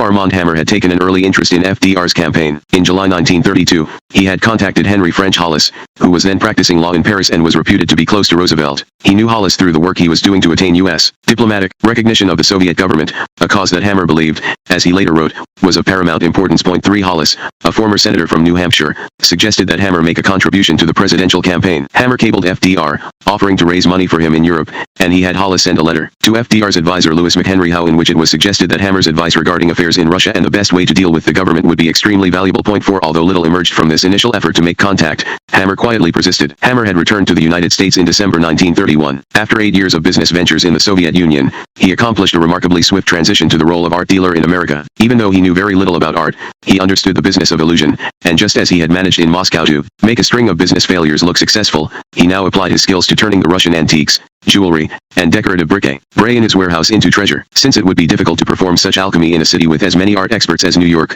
he decided to take his wares to the American hinterland. He sent letters to all the Midwest department stores describing how he had managed to acquire the so-called Romanov treasure during his years in Russia. A brochure and his stationery were embossed with the double-headed crest of the Tsars. In return for exhibiting the collection, department stores would receive half the proceeds of whatever was sold. The first store to accept the proposal was Scruggs, Vandervoort Barney in St. Louis. It cabled him on January 25, 1932, "Come immediately." Unable to pay shipping costs, Hammer improvised. He found a bankrupt theatrical supply company that had wardrobe trunks for sale and bought 6 of them. Then, with his brother's help, he packed the trunks with as much as they could hold, lugged them to the train station, and checked them as personal baggage for the trip to St. Louis. Harry remained in New York to do the bookkeeping. In St. Louis, Armand saw to public relations while Victor set up the exhibition. If people could be made to believe that the goods from Russia were of cultural and historic value, they would come to see them. Hammer went to local newspaper editors, told them his stories about Russia, and supplied them with photographs to, as he put it, get their journalistic juices flowing. When the exhibition opened, some 5,000 people were in line to see the Romanov treasure. The sale proved so successful that the department store extended the exhibition an additional week. "Our show was a smash," Hammer recalled. The show then moved on to Marshall Field in Chicago, Bullock's Wilshire in Los Angeles, Halley's in Cleveland, the Emporium in San Francisco, Kaufman's in Pittsburgh, and Woodward and Lothrop's in Washington, D.C. "We put up our tent, figuratively speaking, in a department store," Hammer later reminisced. He described the operation as a traveling circus in which he was both the barker and the ringmaster. Hammer's circus was based on illusion. To give the illusion authority, he published the book that Walter Durante had helped him prepare, The Quest of the Romanov Treasure. No reviewer questioned its accuracy, nor did purchasers of objects from the purported treasure trove show any reluctance in accepting Hammer's version of how he had acquired the art, even though some of the artifacts still carried labels indicating their proximate source was government warehouses and museums. The story provided buyers with a credible provenance for whatever they purchased. The shipments that arrived from Russia included a wide diversity of items, everything from costume jewelry to Torah scrolls looted from synagogues. Little, if any of it, had been owned by the Tsars or, for that matter, by Hammer. The bulk of it was tourist junk. What the Hammers called crown-jeweled objects of art were actually the debris of Russian hotels, monasteries, shops, and palaces. The art historian Robert Williams wrote later. 6 Hammer did manage to obtain from the Antiquariat, the division of the Soviet Commissariat of Foreign Trade responsible for the export of art, 15 valuable Easter eggs that had been made by Faberge for the Tsar. "We were able to convince M.R. Anastas Mikoyan, then Minister of Trade, to have the Antiquariat sell us some of the eggs," Hammer explained later. 7 He continued to receive shipments of Faberge eggs until the late 1930s, presumably with the approval of Mikoyan. This gave Hammer access to serious collectors, such as Malcolm Forbes, Dorothy Pratt, and Marjorie Merriweather Post. When the original inventory of things from the workshops of Faberge and others was exhausted, the Soviets simply supplied newly made objects in the style of these artisans, with their names attached. Counterfeiting presented little problem, since in many cases the government had seized the tools and raw materials of artisans who had fled, and labor was not in short supply. Hammer himself had taken with him from Russia a set of the signature stamps of the Faberge workshops, so he could doctor unsigned items in the back room of his New York office. He was thus able to expand vastly the supply of Faberge, or what passed for it. 8 As a prop, he hired a penniless white Russian prince named Mikhail Goundurov to act as a shill. Goundurov lent his princely tone to our business, Hammer noted. Hammer had learned during his stint as a businessman in Russia that there is little if any danger in fabricating credentials if through the fabrication you tell your audience precisely what it wants to hear. In this case, Americans wanted to hear that they could buy authentic pieces of the Russian imperial treasure at bargain basement prices. Hammer took particular relish in writing journalists' copy, either by supplying them with press releases or by giving vivid interviews in which he spoke about his putative adventures in Russia. It was all part of what he called his razzmatazz. 9 By the end of 1933, Hammer had put on his art circus in 23 cities across America, and diminishing returns were setting in. Expenses were going up, sales were going down. The novelty of the act was beginning to wear thin for both local newspapers and customers. Hammer returned to New York, where he had arranged an exhibit at Lord & Taylor. Soon afterward, he liquidated his L'Hermitage Galleries and opened an outlet in the Waldorf Astoria Hotel called the Hammer Galleries. To attract customers, he gave lectures on Tsarist art and occasionally showcased his wife singing gypsy love songs. When Hammer Galleries moved to 682 Fifth Avenue, he became a more conventional art dealer. The sale of the Romanov treasure did not make Hammer a wealthy man. The inventory belonged to the Soviets, and he had to remit most of his profits to them. At a time when the Depression was drying up other sources of foreign trade, the Soviets derived a substantial share of their foreign exchange from the sale of art in the United States. Hammer kept for himself what amounted to a commission. Out of this, he had to support his family, his father and mother, who acted as buyers for the Hammer Galleries in Europe, his two brothers, who managed the retail end in New York, and Olga, who had a separate residence for herself and their son on Fifth Avenue. Even as late as 1936, Hammer's gallery had less than $2,000 in its bank account. 10 But at least it was above water. His beer barrel business was a more serious problem. He had entered into the business with Amberg to hide the money he was sending back to Moscow. At the time, he assumed that reselling the Russian oak staves in the form of beer barrels would not be a problem. He even thought it would be profitable, especially since with the end of Prohibition there would presumably be a vast increase in beer consumption. More beer meant more beer barrels. Accordingly, he made a deal with the Anheuser-Busch brewery in St. Louis. When the wood arrived from Russia, he had barrels assembled from it in Brooklyn. These were shipped to St. Louis and sold. What he had not reckoned on, however, was that commodity prices would plunge during the Depression, reducing the wholesale price of wood for his competitors. The price of hammers would remain fixed by his contract with Amberg, and not only did his margin of profit disappear, but he was also saddled with grueling interest rates on the loan he had taken out from his main creditor, Jacob Scapiro's new bank, to pay Amberg for the wood in the first place. As Hammer cut his prices on barrels to meet his competition,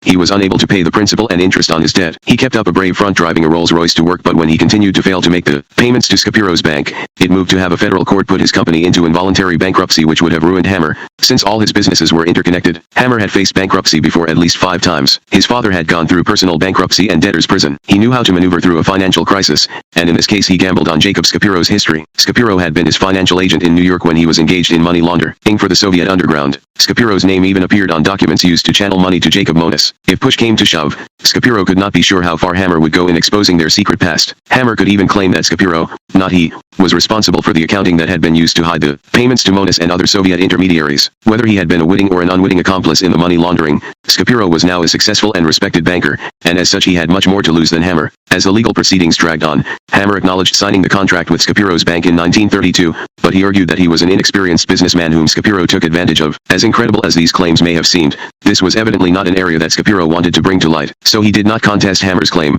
and the bankruptcy judge allowed Hammer to continue in business temporarily and stretch out his bank repayments. Hammer still desperately needed cash to pay Amberg, and he arrived at an ingenious solution to his problem: pre-selling art. He persuaded a number of stores to pay him in advance for art objects. In return, he gave them an additional discount. Only when the goods were delivered did he have to report the sales to the Soviet government and remit its share. The scheme was akin to kiting checks, and while it put him further in debt, it also bought him the time he needed to find another source of credit. This time it was a government agency, the Reconstruction Finance Corporation, RFC, which Roosevelt was using to aid businesses damaged by the Depression. Hammer applied for a $50,000 loan. Even though his accruing debt to the Soviets did not show up on his books, the RFC initially turned him down because of his low net worth, so he inflated on paper the value of his inventory of objects at the Hammer galleries, thus rising his net worth enough for him to get a $75,000 low-interest RFC loan. He thus resourcefully managed not only to keep afloat but also to get a U.S. government agency to provide the funds he was funneling to Amberg, which was still considered one of the main sources of Soviet espionage in the United States. Despite his business problems, Hammer engineered an image of himself as a successful capitalist. He had a natural rapport with reporters. He knew how to capture their attention with details in telling a story. Not only had the colorful fables he fed the press to enhance the value of his imperial art gone largely unchallenged, but they had also begun to work their way into the clip files that serve as the media's institutional memory. He provided Time magazine, for example, with a self-serving and untrue story about how he had outfoxed the communists and wangled out of Moscow the entire Russian output of proper air-dried wood. 11 His beer barrel business, which in reality was verging on bankruptcy, was thus depicted as a triumph. Such stories served Hammer's interest both by putting a favorable spin on his relations with Moscow and by deflecting attention from his financial problems. Moscow had a vested interest in seeing Hammer portrayed as a successful capitalist. The Soviets helped him enhance his prestige by staging the first major exhibition of Russian art in America at the Hammer galleries. Media attention culminated in December 1933 with the New Yorker magazine's extensive profile of Hammer. It described how he had amassed a large fortune by dealing in grain, furs, pencils, office equipment, pigs, camphor, chloroform, rye, typewriters, plows, tractors, promissory notes, oil well machinery, cotton, icons, jewelry, ladies' handbags, ether, gold and silver plates, crosses, asbestos, Russian Easter eggs, and beer barrels, and inventory drawn mainly from his quest of the Romanov treasure. The New Yorker portrayed Hammer as a colorful yet earnest entrepreneur.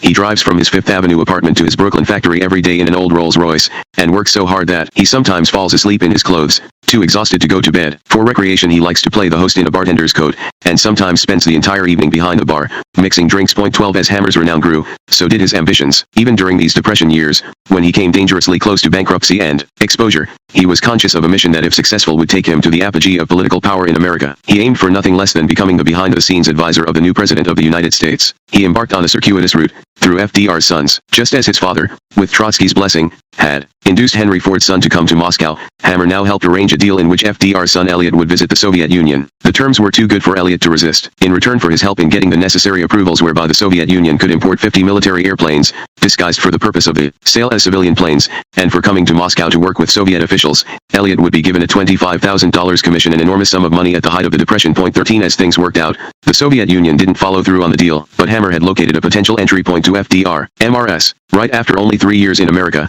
Hammer looked the part of a prosperous businessman approaching middle age. Although 37, there was nothing youthful about him. His waistline had expanded, and his hairline had receded. He used an enormous amount of energy purposefully. Hammer needed a more suitable marital alliance for his new role. The vivacious and beautiful Olga had served a purpose in the Soviet Union, but her unpredictable outbursts in Russian, unconventional opinions about American politics, and vodka-drinking binges did not fit with the new life he was attempting to establish. In 1935, he effectively disposed of her and their 6-year-old son, Julian, by shipping them to a small house he had bought in Highland Falls, some 50 miles north of New York City on the Hudson River. When the boy and his mother left, Hammer explained to his son that he and Olga would be more comfortable where they were going because there was a Russian-speaking community there. It was almost as if he were warehousing his family in this remote place in case he decided to return to Russia. Armand Hammer's personal history had bequeathed him a hard emotional shell, the better to withstand blows from a hostile world. His father's bankruptcy and the subsequent subterfuge to conceal from court investigators the family's remaining assets. The temporary Armand Hammer left, and his second wife, Angela, with guests at a garden party at their New Jersey estate in April 1946. Absence of his parents when police began investigating their political connections and they left the United States. His father's imprisonment in Sing Sing Hammer could have weakened under these blows, as his brothers did, but instead he developed an impenetrable armor that seemed to exempt him from ordinary emotional pains. And this was a form of power. He could be ruthless without hesitation, and he could control the flow of information about himself. Outsiders saw only what he wanted them to see. Since his past Soviet liaisons could be exposed at any point by his Soviet associates, he had a veritable sword of Damocles hanging over his head. But the emotional armor he had developed enabled him to act as if he were free. Undeterred by sentimental attachments to people, he could focus on the job at hand, turning any transaction to his financial advantage. Hammer had a deep thirst for social recognition. Such recognition may, at some level, have been perceived as a shield against exposure. In any case, he frequently attempted to bring himself into association with celebrated names, no matter how fleeting or meaningless the contact, as if brushes with great people would validate his standing in society. He went, for example, to great lengths to arrange an encounter with the great American actress Helen Hayes. After she played Mary, Queen of Scots, at a New York theater, he selected from his imperial collection several books on the subject of Queen Mary as gifts for Hayes. One of these, he wrote her, was marked by the bookplate of the Tsar himself,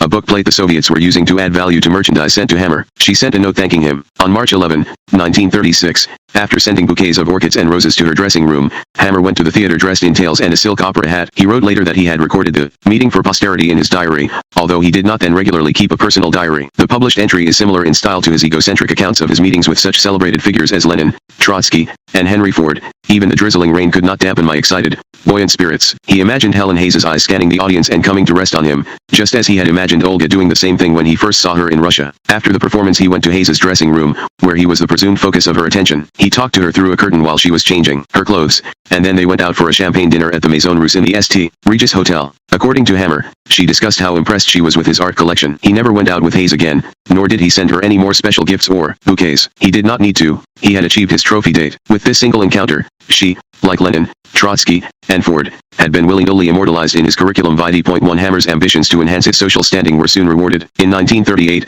at a literary party, he met Olga's replacement. Angela Karizavli was 35 years old, 1 year older than Olga. Like Olga in 1925, she was married to a man she wanted to be divorced from. She too was a professional singer, but unlike Olga she had been classically trained, had graduated from the Boston Conservatory of Music, and sang in French, Spanish, and Italian. She came from a prominent American family that moved in the same social circle as the Roosevelts. She also owned a large farm in Red Bank, New Jersey. Hammer was instantly impressed with her qualities. As he later noted, she was a true socialite, loved parties, dinners, theater trips, and horsey society. He found her glamorous, witty, and dashing. He quickly decided, as he later put it, that this was going to be a serious affair too. Hammer had just turned 40. His hair was turning gray, and his face was beginning to show the tension he lived under. But he could turn on the charm like a spigot. He launched a campaign of orchids, art objects selected from his treasure, and well-calculated compliments. When he learned that Angela had a hearing disability, the result of an automobile accident, he offered to find specialists who could help her overcome it. His efforts paid off. In less than a year, he had become Angela's constant companion. Although he still kept his Greenwich Village carriage house for his nights in New York, he spent most of his time at her bucolic estate in New Jersey. Taking advantage of the depression prices on rural land,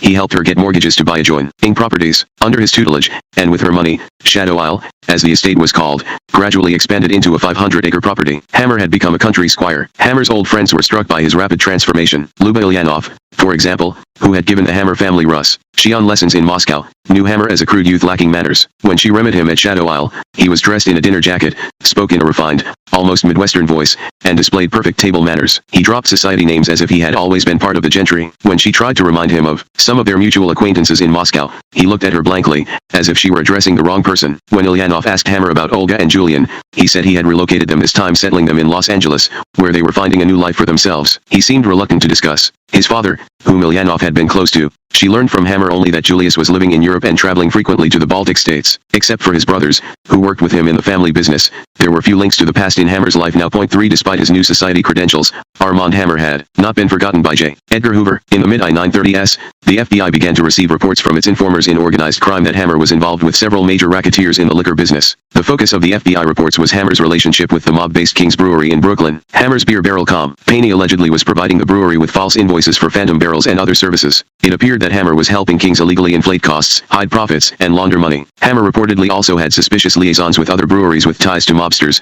but consorting with unsavory businesses was not in itself sufficient grounds for a federal investigation. However, the FBI uncovered a potentially more sinister aspect to the barrel business. In December 1939, it received reports that Hammer had been attempting to buy used barrels in huge quantities from a major distillery, Skenley Whiskey, at a price well above the market rate. Presumably, he was also buying them from other sources. Since these barrels could not be profitably resold to other breweries, the suspicion developed that Hammer was covertly supplying barrels to the German Navy through front companies in Mexico. Germany was by then at war with Britain and France and, faced with a blockade, was attempting to stockpile oil in Caribbean depots. In order to refuel its ships and submarines, it needed Mexican oil and wooden barrels to hold it in. Point 4. Hammer's business relations with Germany were unclear in 1939, although it was known that his father, who was also cited in the FBI reports, still maintained an office in Berlin. Just 4 months earlier, with the Molotov-Ribbentrop Pact, Stalin had made a surprise alliance with Germany that included provisions for clandestine cooperation in the Western Hemisphere, and the FBI knew that Soviet agents in the United States were assisting their German counterparts in sophisticated smuggling schemes. In retaliation, the U.S. government had frozen all operations of the Soviet trading organization, Amderg,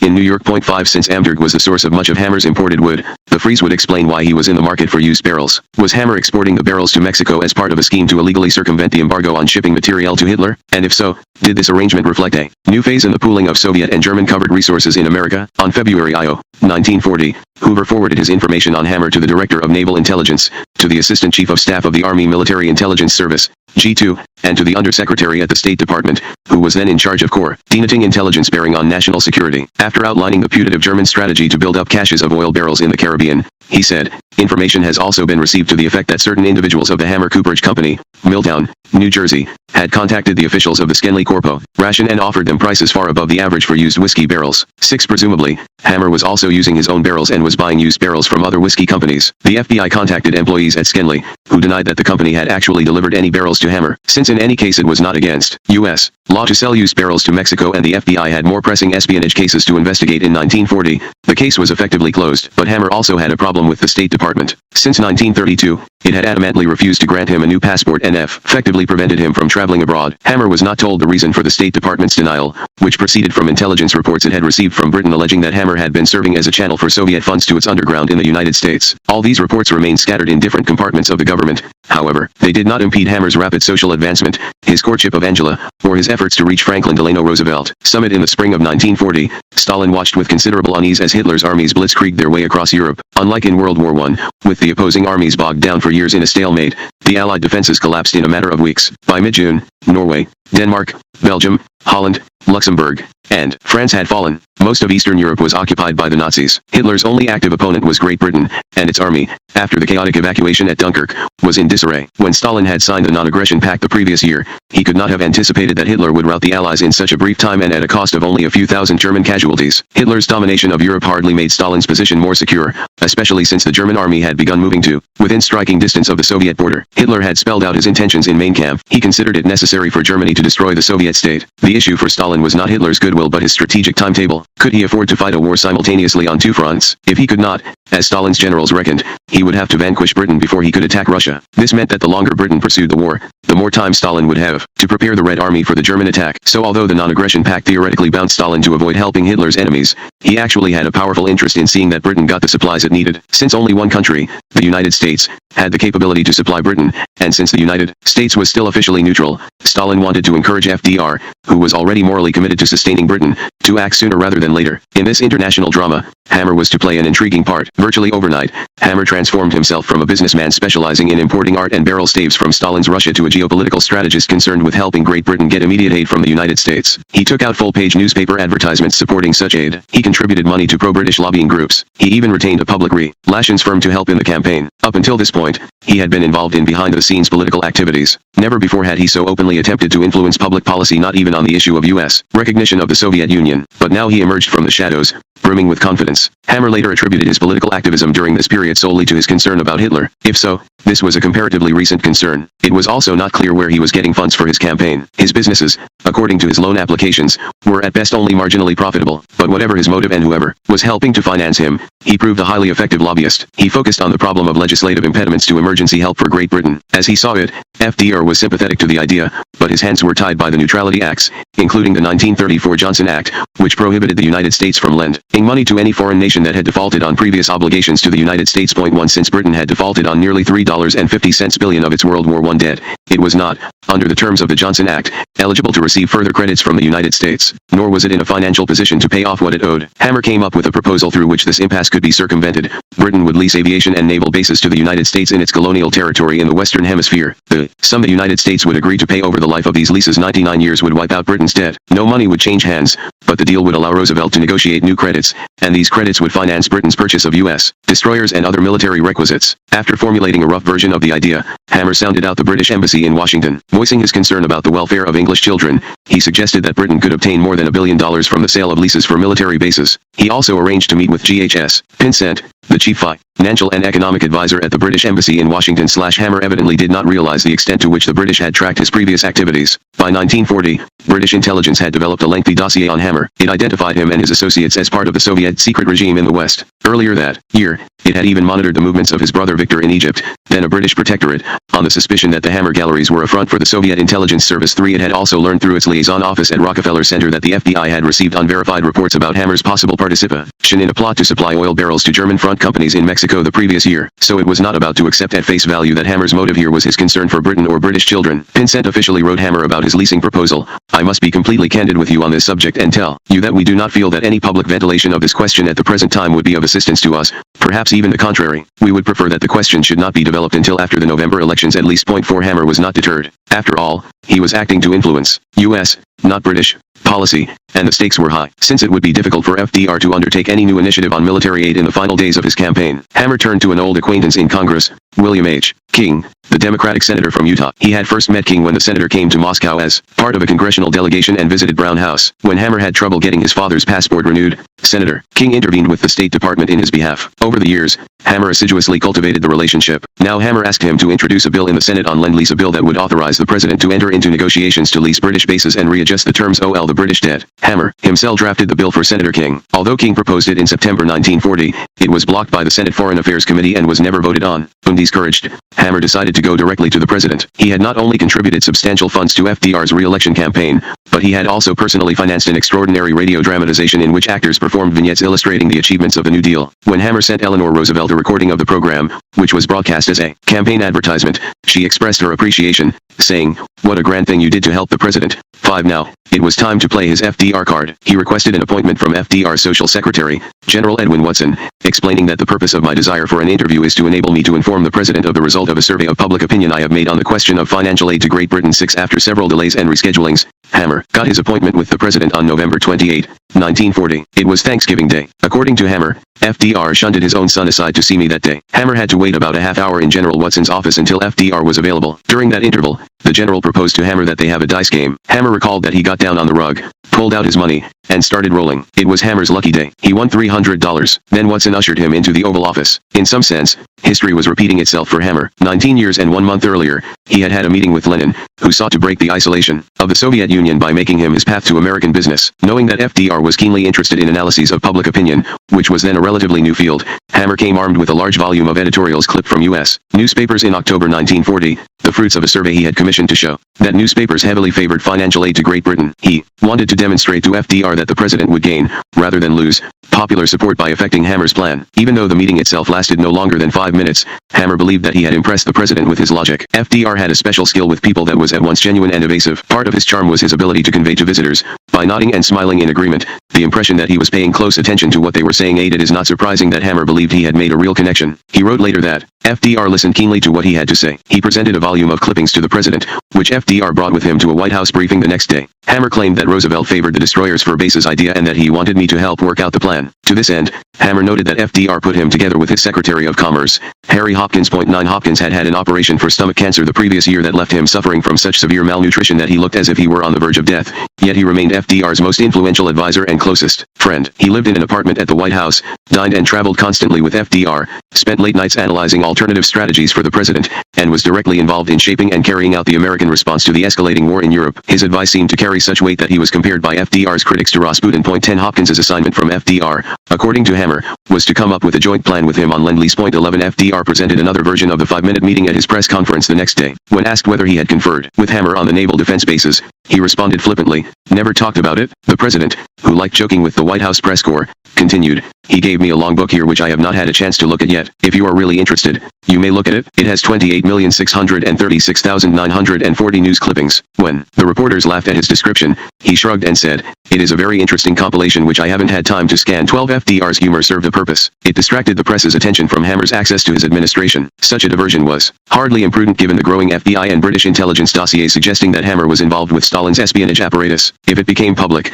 this association could prove damaging to FDR, who had come under vicious attack for his earlier attempts to reach an accommodation with Stalin. At a more private level, however, such a connection might have been regarded by FDR as a useful backchannel to Stalin on the issue of Lend-Lease as long as it was kept quiet. In any case, FDR's subsequent actions on Hammer's proposal were anything but dismissive. He sent Harry Hopkins, who was to be his czar of Lend-Lease, to New York on at least 2 occasions in late 1940 to meet with Hammer on the plan. Then, in January 1941, Hopkins flew to London to discuss the concept of Lend-Lease with Churchill. Within a few months of these meetings, Hopkins negotiated the celebrated destroyers for bases swap with the British, which in March 1941 was approved by both houses of Congress and signed into law by the President. Although the source of FDR's unconventional Lend-Lease plan remained a mystery to his cabinet, his Secretary of Labor, Francis Perkins, for example, attributed it to a flash of almost clairvoyant knowledge. Many elements of it closely paralleled Hammer's proposal. 13. As it turned out, the Lend-Lease concept had far-reaching consequences. It provided a precedent for waiving restrictions on military aid to nations fighting Hitler, and in June 1941, when Hitler invaded Russia, Stalin was able to apply for,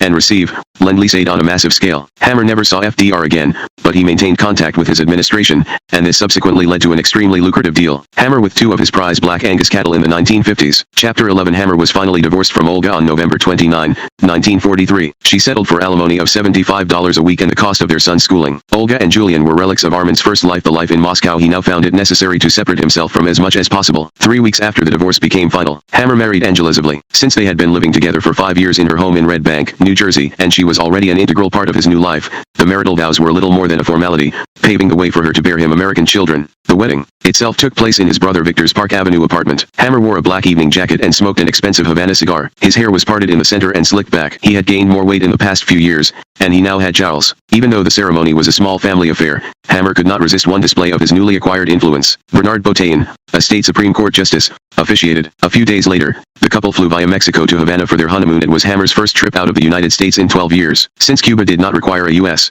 passport, Hammer's problems with the State Department were not an issue. Angela and he took the bridal suite at Havana's finest hotel, El Presidente. But as Angela observed the procession of businessmen coming in and out of the suite, it became clear to her that her new husband had another agenda on this trip. He was embarking on a major business venture. 1. The war had effectively ended Hammer's art importing business. Even with occasional highly publicized events such as the sale of objects from the William Randolph Hearst collection in 1941, the Hammer galleries remained only marginally profitable. Hammer's beer barrel business was in even worse financial shape. Almost all his major customers had switched from wood to aluminum, and he needed to borrow money from the Reconstruction Finance Corporation to continue to stay financially afloat. But now, through his connections in the Roosevelt administration, he had found an opportunity to make a killing. To advance the war effort, the administration had strictly restricted the amount of grain used for distilling alcohol and had allocated almost all of it to the major distilleries that were producing alcohol for smokeless gunpowder and other munitions. By 1943, stocks of grain had been heavily depleted, and there was a severe shortage of beverage alcohol. Hammer intended to fill this gap. His 10 years in the barrel business had already brought Hammer in contact with the more powerful players in the wholesale liquor business. Many had begun their careers as bootleggers during Prohibition. Some, like those he was meeting with in back rooms of casinos in Havana, were still involved in the illicit end of the business. black market that had flourished during the war and preferred to continue a cash trade outside the purview of government supervision. Hammer had no compunction about doing business in this netherworld. His experience laundering money for the Soviet Union's espionage and propaganda apparatus made stealthy payments in the whiskey business seem little more than child's play. Earlier that year, Hammer had bought a defunct Maryland liquor distributor, which he renamed Old Clover Distillery. Although it had no business of consequence, it had a license to sell whiskey wholesale. He also optioned the right to buy several thousand barrels of bourbon from the inventory of an Illinois distillery. This was stock that he could dilute up to 95% with lower quality alcohol and then merchandise as blended whiskey. Next, he negotiated to buy an abandoned distillery in Newmarket, New Hampshire. The Nahum Chapin Distilling Company, as it was called, had gone bankrupt the previous year because it could not profitably compete with larger producers of industrial alcohol. It had then been taken over by the RFC, which was its main creditor. Hammer offered the government corporation, which also had been financing his barrel company, $55,000 for the distillery. When the RFC accepted his bid, he lined up a large supply of surplus dehydrated potatoes in neighboring Maine, which he planned to convert to alcohol. All that he needed to complete this coup was the dispensation from the administration to produce beverage alcohol. Without it,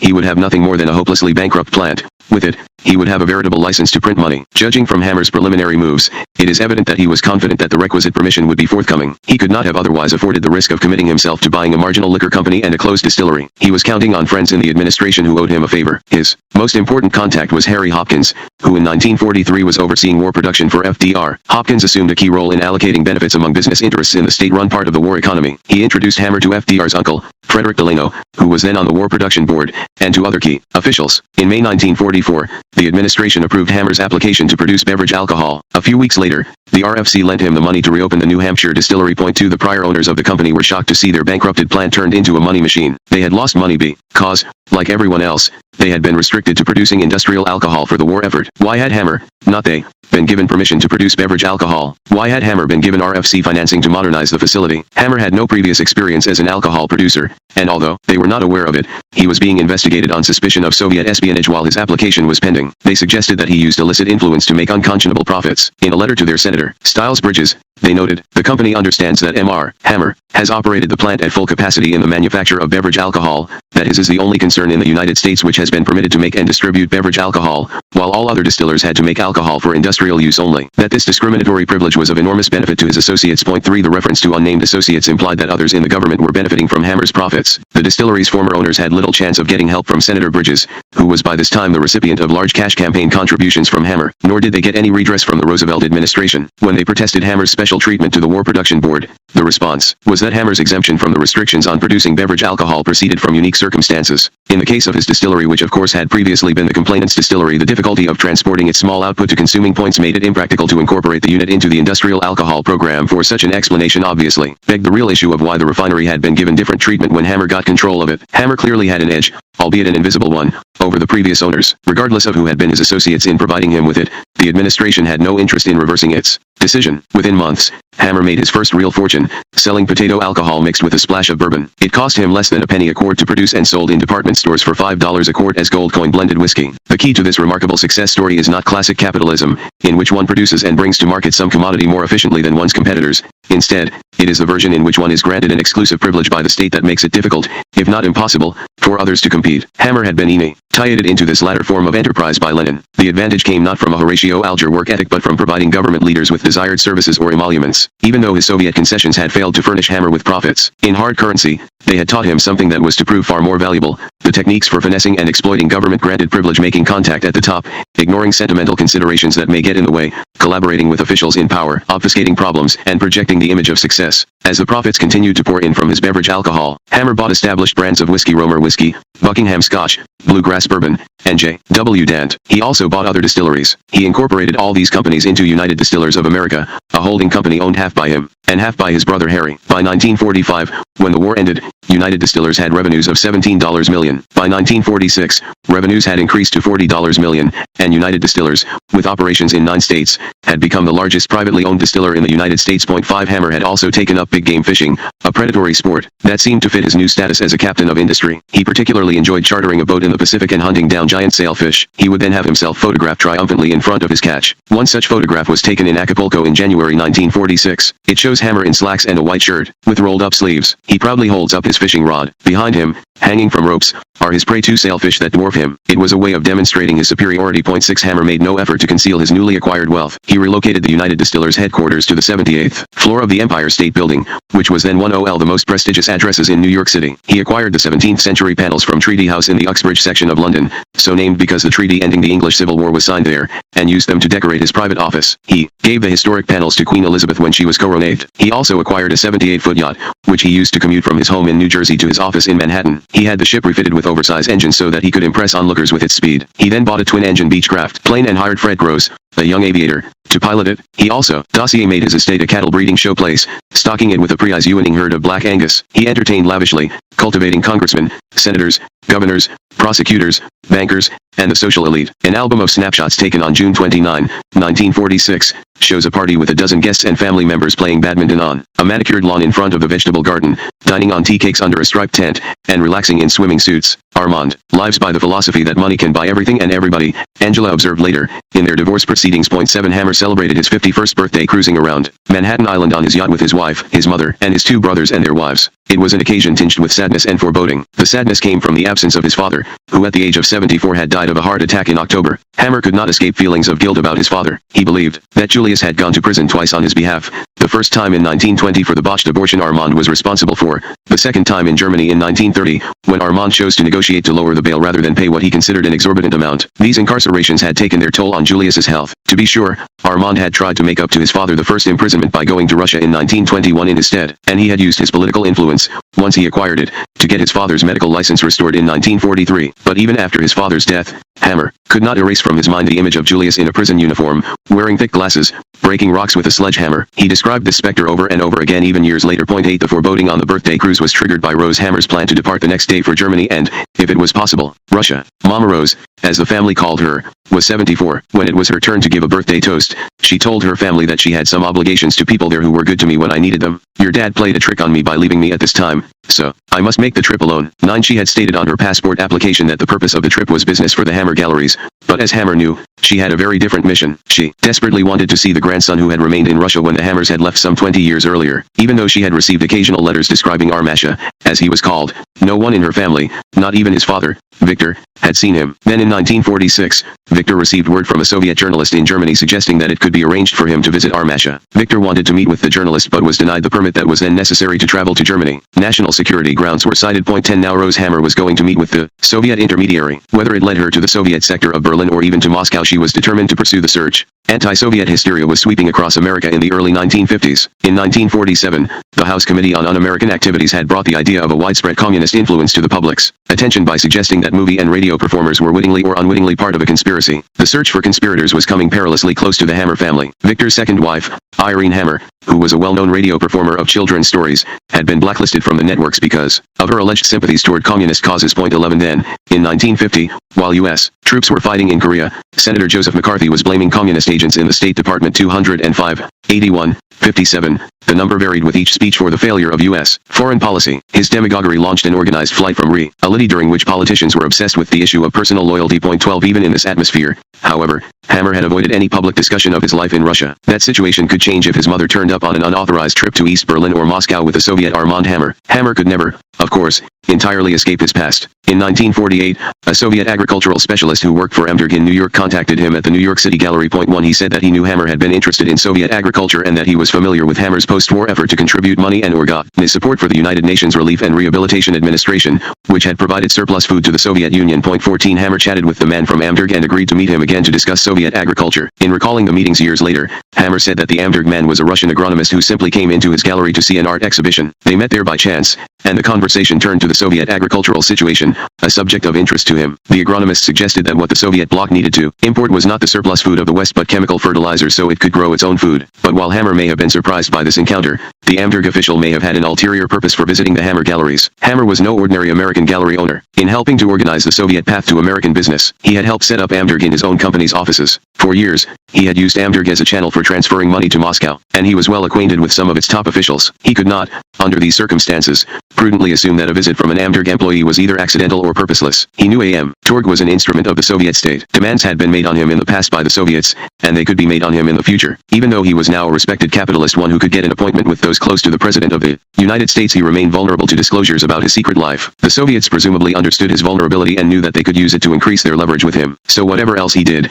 he could not simply dismiss his conversation with the Amberg official and whatever suggestions he had made to him, not, at least, without carefully reckoning the consequences. In any case, after meeting the Soviet agronomist, Hammer began looking into the possibility of leasing a plant to produce exportable fertilizer bases. He went to America's leading expert in the manufacture of synthetic nitrogen-based fertilizer, Dr. Charles A. Brown, who had built 26 such facilities around the world. In their initial meeting in 1949, he explained to Brown that he was planning to expand his whiskey company to include the production of ammonia, the basic component of fertilizers, and then retained him as his consultant and charged him with finding a suitable facility. 15. He also offered Brown the job of running the new ammonia subsidiary he intended to create. Hammer had committed himself to yet another new enterprise. The edge that the government had given Hammer in the whiskey business faded away as the war ended and the free market replaced government allocations. While United Distillers was still making money, competition had greatly reduced Hammer's profit margins. Now he saw an opportunity to acquire another lucrative government-granted concession. In 1950, Brown located a huge government-owned refinery in Morgantown, West Virginia. The sprawling 850-acre complex had been built during World War II by the U.S. government at a cost of $75 million to produce ammonia,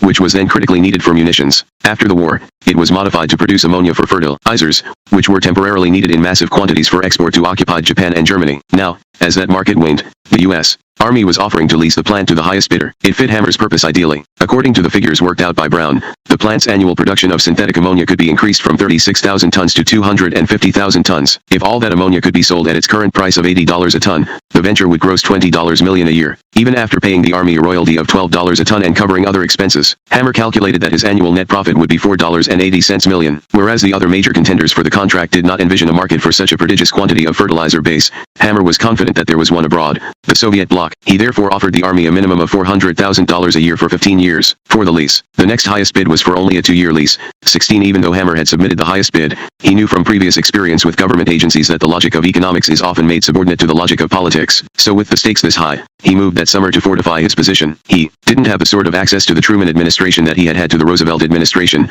but he had substantial allies in Congress. In most cases, he had made them the old-fashioned way, by making cash contributions to their campaigns, even if they were not running for office. He had extended this largesse to both Republicans and Democrats. His principal contact among the Democrats in the House was Albert Gore of Tennessee. In 1950, Hammer had made Congressman Gore a partner in a cattle breeding business, and Gore made a substantial profit. Money specifically tied to the Morgantown refinery deal was offered to other politicians. For example, Undersecretary of the Army Archibald Alexander, who was in a key position to influence the awarding of the contract, received a call from one of Hammer's intermediaries in New Jersey concerning his plans to run for the Sen. 8. After he retired that year from the Army, the caller reportedly told Alexander that he would receive a contribution of $100,000 for his campaign if, and only if, Hammer received the lease. 17. With such efforts in his behalf, Hammer had every reason to assume his bid would prevail. Instead, the Army rejected Hammer's bid and awarded the contract to a chemical company that had not even submitted a bid originally. In a letter to his congressman, Hammer wrote that the Army's decision violates the elementary principle of fair play and honorable dealings which should and must exist between departments of government and private business. 18. Applying all his remaining political clout, he got the House Armed Services Committee to review the matter that October. He hoped that the Army's decision could be reversed, but as the hearing proceeded, he found himself under unwanted scrutiny. The committee counsel zeroed in on an area he had gone to great lengths to keep veiled: his life in Russia. When Hammer testified, he tried to skirt any reference to the fact that in the 1920s his company Allied American was essentially a Soviet vehicle, with 3 Moscow-appointed directors who had a veto over anything the company did. When asked, for example, where Allied American conducted its business, Hammer answered disingenuously, "Our main office was in New York. We had branches all over Europe, London, Paris, Berlin, and other countries." Only when he was pressed further to name the other countries did he acknowledge, well, it had an office in Moscow. 19. The Army and the committee council had already been briefed on Hammer's suspected activities on the part of the Soviet Union. When Senator Bridges, who remained Hammer's point man in Congress, informally inquired about why Hammer had lost the ammonia refinery deal, he was told that the Army objected to Hammer's bid because of Dr. Hammer's previous connections in Russia. Based on information in Hammer's FBI file, his company should not be given contracts, nor should it hold any position of public trust within the Department of the Army. 20. Senator Bridges immediately went to C.J. Edgar Hoover, who was an old friend. He asked for an off-the-record and confidential explanation of why his patron had been effectively blacklisted by the FBI. With the onset of the Cold War in the late 1940s, the FBI had greatly intensified its surveillance of employees of Amberg, and had noticed several contacts Hammer had in 1948 with the Amberg official who had discussed fertilizer exports with him. It also had a dossier that extended back more than a quarter century and contained information on other suspicious contacts between Hammer and the Soviets. Hoover made clear that until Hammer explained these dealings, he would remain under FBI scrutiny. After his meeting with Hoover, Bridges flew to New Jersey to see Hammer and gave gave him a frank appraisal of the problem. The FBI had information that Hammer had acted as a Soviet agent. He had allegedly laundered funds for the communist underground and helped establish Soviet espionage agents in America. As things stood, he had no chance of receiving any government contract. Senator Bridges then proposed a solution. He would arrange for Hammer to be interrogated formally by the FBI. This would give him an opportunity to refute the allegations made against him, but if the interview went wrong, he could be charged with perjury or worse. Hammer instructed Bridges to make the necessary arrangements. Hammer, age 54, finds a House Judiciary Subcommittee hostile to his bid to take over the government-owned refinery at Morgantown, West Virginia. UPI/Corbis Bettman, _debriefing J. Edgar Hoover had been shadowing Armand Hammer for more than 3 decades. He had spotted Hammer in 1919, even before he was appointed to the Bureau of Investigation, when he helped prepare the Justice Department's deportation case against Ludwig Martins, Lenin's chief agent in New York. Hoover had followed Armand Hammer's progress through 2 world wars, the diplomatic recognition of the Soviet Union, and, now, McCarthyism. He had arranged to have Hammer temporarily detained in Britain and to have his mail intercepted, his office searched, his bank accounts monitored, and he continued to scribble his original assessment rot 10 bunch on Lyle 61 to 280, which was labeled Armand Hammer, Internal Security Russia. Hoover could see from his agent's reports on the payoffs in Hammer's post-war liquor distribution business that generating large sums of off-the-books cash was not a problem for Hammer. He realized that Hammer had his quota of members of Congress, White House aides, and political bosses who would act in his behalf, and it came as little surprise that Senator Bridges, whose state was home to one of Hammer's distilleries, was trying to help him. Hoover himself had a useful working relationship with Bridges, especially when it came to marshaling support for the LBI in Congress, and he agreed to the senator's request for a meeting. In January 1952, he arranged for Bridges to be given a confidential briefing on the secret Hammer file. Senator Bridges learned that the allegations against Hammer were serious and specific. He had been a Soviet courier. He had laundered funds for the Soviet Union, and at least $75,000 of Soviet funds had been transferred to him. He had helped recruit Soviet spies and position them in the U.S. government. He had a contract to train dogs for the Soviet police. He had been, in the 1920s, a key link in a network that provided money to espionage rings in New York and London. The FBI was less specific about the methods through which their information had been assembled. Some of the more damaging details had been obtained through FBI and British intelligence black bag jobs, illegal operations that involved breaking into private safes and photographing their contents. Point 1. When Hammer was apprised of these charges, he realized that there was an intrinsic flaw in them. All the events that Senator Bridges had been briefed on had occurred a quarter of a century before. Without Soviet records, which presumably would not be forthcoming, it would be extremely difficult to substantiate the accusations. Moreover, most of the key witnesses were now dead. The deceased included Boris Michel, the Russian-American businessman who had accompanied Hammer to Russia, Ludwig Martins, Lenin's agent in New York and the organizer of the asbestos concession, Boris Reinstein, Lenin's propaganda chief and Hammer's liaison in Moscow, Abraham Heller, his father's business associate, Gregory Weinstein, his contact in the Commissariat of Foreign Affairs, Jacob Monis, the espionage agent, and go-between for the laundered funds, Charles Ruthenberg, the secretary of the U.S. Communist Party who had received clandestine funds from Hammer, and Genrikh Yagoda, Stalin's intelligence chief who had supervised his company's foreign activities. Most important, his father was also dead. From what Senator Bridges told him, Hammer gleaned that the FBI had had informants in the U.S. Communist Party in the 1920s, one, in particular, codenamed Finger, who might still be alive, but their reports probably amounted to little more than hearsay. Even so, Hammer knew that he was entering a veritable minefield. By January 21, Hammer had prepared a memorandum that provided his side of the story, denying the central charge that he was an agent of the Soviet government. Senator Bridges passed the document to Hoover. In view of the apparent desire of the subject to rebut or explain specific allegations against him, the subject is being given this opportunity to do so. Hoover telexed his field office in New York. Hammer was scheduled to appear on February 20, 1952, but at the last moment he canceled his appointment for reasons of health and requested that the interview be held in his office rather than in the FBI field office. Point 2. Even though he had never met Hammer,